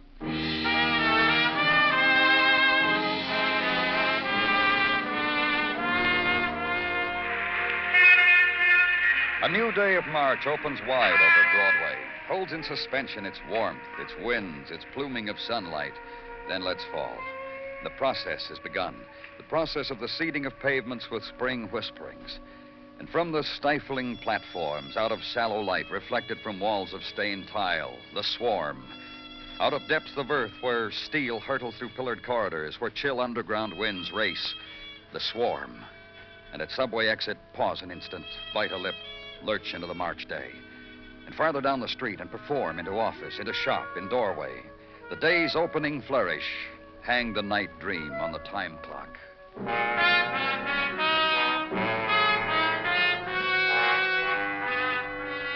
And at headquarters, Sergeant Gino Tartaglia, a man with methods and devices of his own. Pardon me, Danny, but... Not enough sleep last night, Gino? Go there. I beg your pardon? Well, what's the beg? You asked, did I have enough sleep last night? I merely answered, that's all. Oh, Don't mention it. I tell you, Danny, comes another spring, I am not going to place myself at the disposal of Mrs. T. Mrs. Tartaglia kept you awake, is that it? First, maybe the chiffonier was on the wrong side of the bedroom. Maybe should be on the other side. So get up, hoist it to the other side, as I do not wish a debate. Then, of course, suddenly the bed is in the wrong spot. Should maybe be by the window so a lady could peek out and look on the moon in case she cannot sleep and so desires.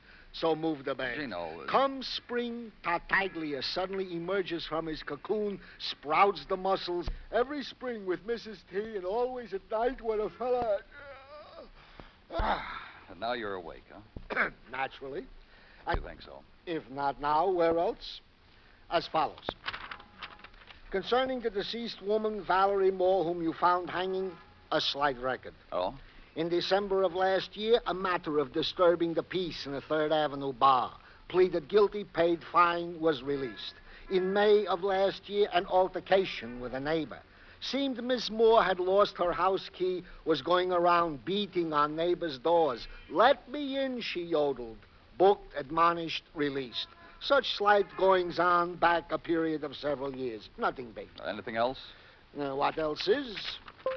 That up until a year ago was employed as clerk accountant in the mail order firm of Metropolitan Products Distribution, Inc., Lower Manhattan, West 3rd Street. What else is? Has been living with a Mrs. Dinah Pfeiffer until a week and a half ago, where you found her last night. Neither of these two ladies, one deserted, one divorced, employed, according to routine checks made by Detective Muggerman, as of now. Nothing else, huh? Who says this is what else? That up until his being beaten to death in an alley, Tyler Gosden was employed also at Metropolitan Products District Manager. Gino...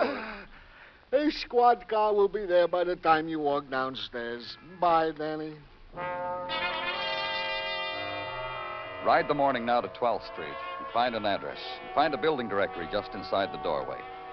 Metropolitan Products Distribution Incorporated, 4 flights up. Past the dealer in stamps and old coins and through the glass door. the gray hair and serenity of a small man seated with a book and a smile. At next flight, collection agency, large man, ledger, and no smile. And upstairs again, Body Conditioning Institute with sign proclaiming that a Mr. Wilkins, who military pressed 812 pounds at the Chicago World's Fair, will do just the thing for your particular problem with Mr. Wilkins' patented process. Up again, fourth flight.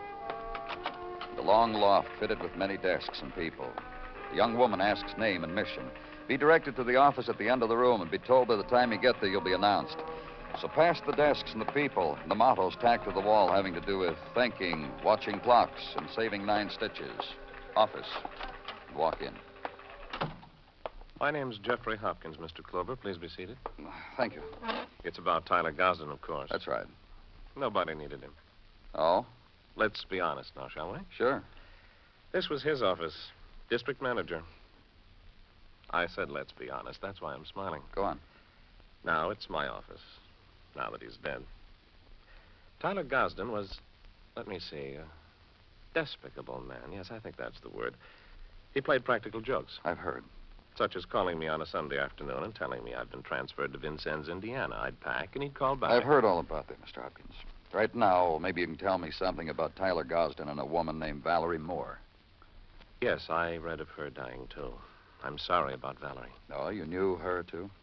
After she left our employ, she came up here a few times, waited for Tyler. I did my best to entertain her. You liked her? How does a married man like another woman?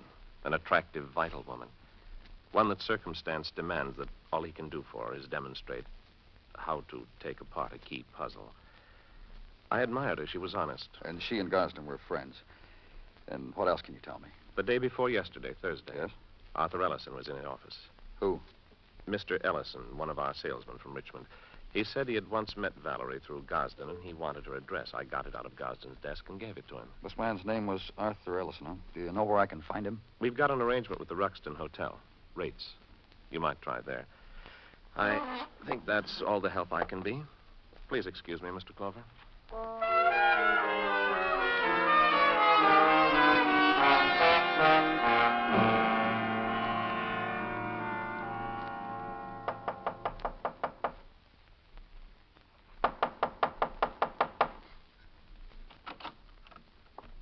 Howdy. Hello. What can I do for you, friend? You Arthur Ellison?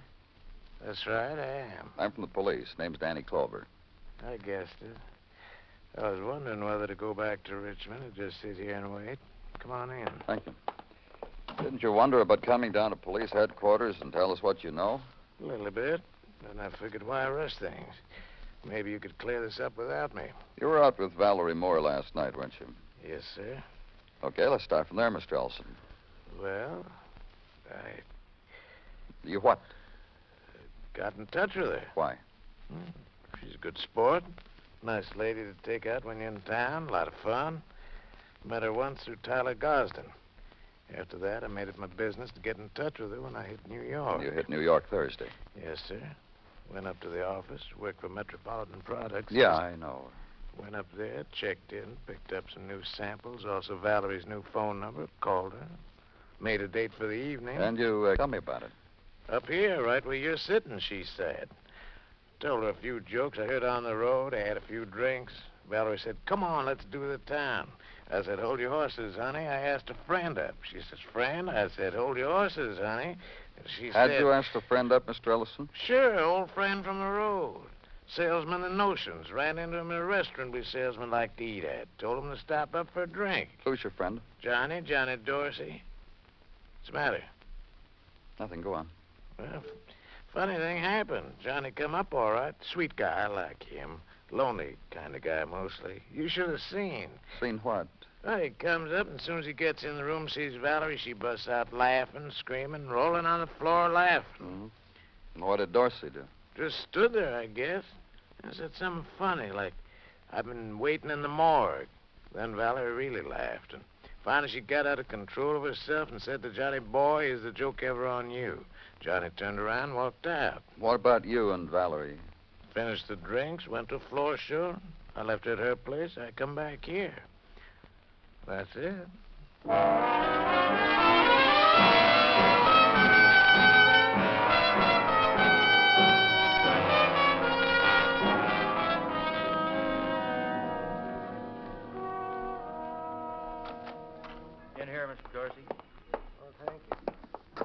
remember Lieutenant Clover, don't you? Oh, of course. Hi, Lieutenant. Well, I'm all right. Sit down, Mr. Dorsey. Thank you. Detective Muggerman tells me that yesterday you waited a couple of hours at the morgue, then you left. Well, one woman was brought in, but she was older. It wasn't Mary. What did you do for the rest of the day, Mr. Dorsey? I wandered. I looked into the crowds. And... For Mary, huh? I'll always look for her. Tell us about Mary, Mr. Dorsey. I've already told you.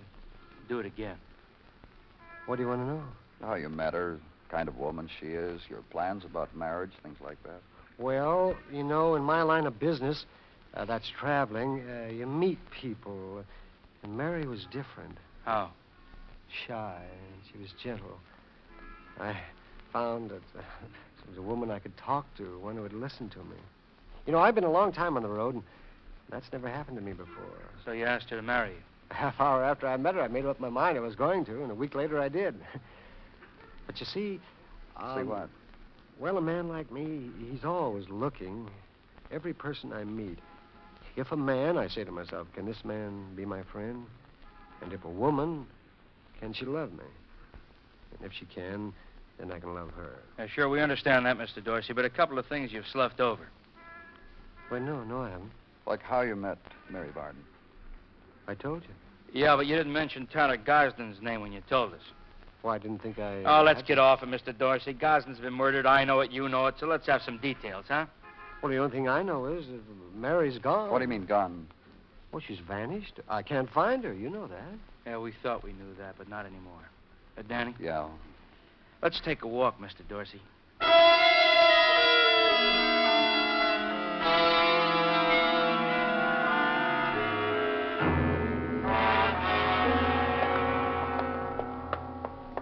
Round this corner, Mr. Dorsey. Well, Mr. Dorsey knows his way. You think you found Mary? You tell us.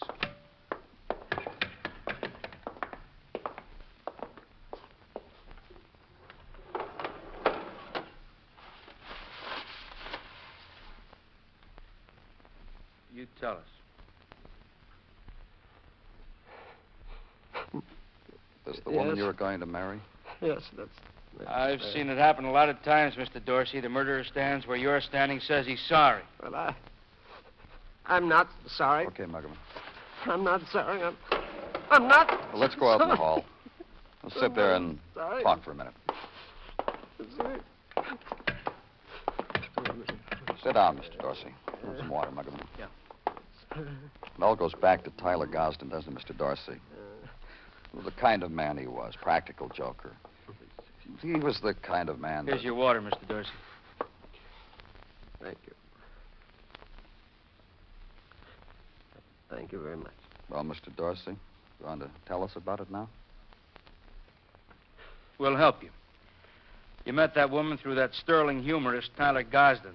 That woman, Valerie Moore. Big Joke was introduced to you as the sweet, shy, lovable lady you could talk to, Mary Varden. I waited so many years. And I thought that finally I'd... Yeah, we know.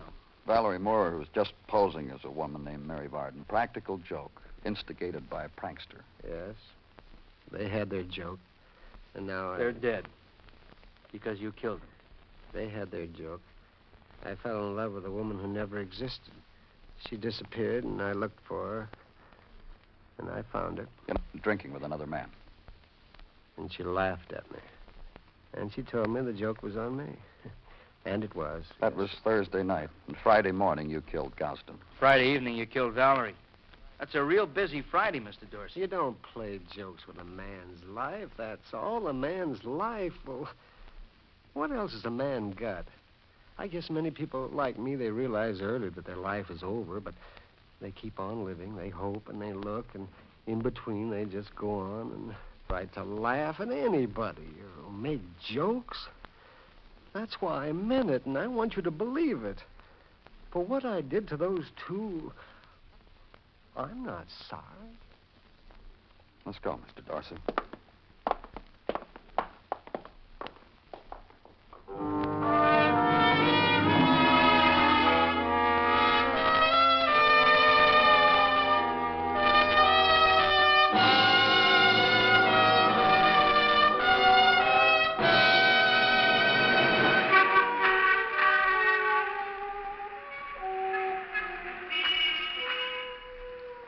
It's the gathering place of all the sleepless nights, this Broadway, and all the unwept tears.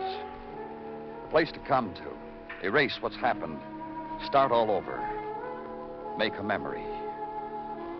The street is littered with odds and ends. Fit them together any way you want. It's Broadway, the gaudiest, the most violent, the lonesomest mile in the world. Broadway, my beat.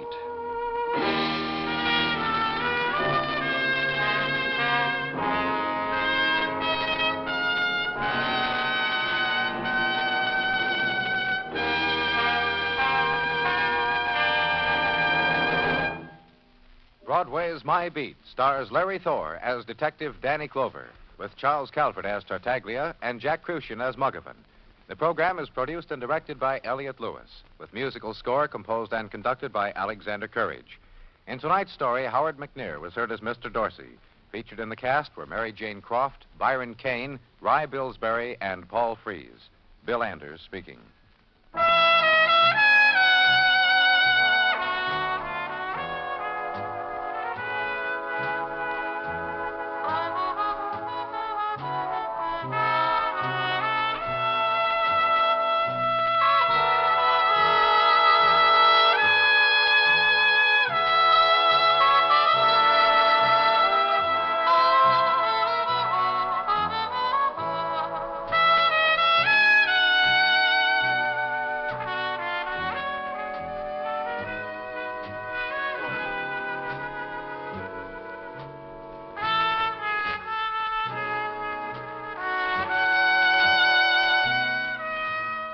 Broadway Is My Beat has come to you through the worldwide facilities of the United States Armed Forces Radio and Television Service.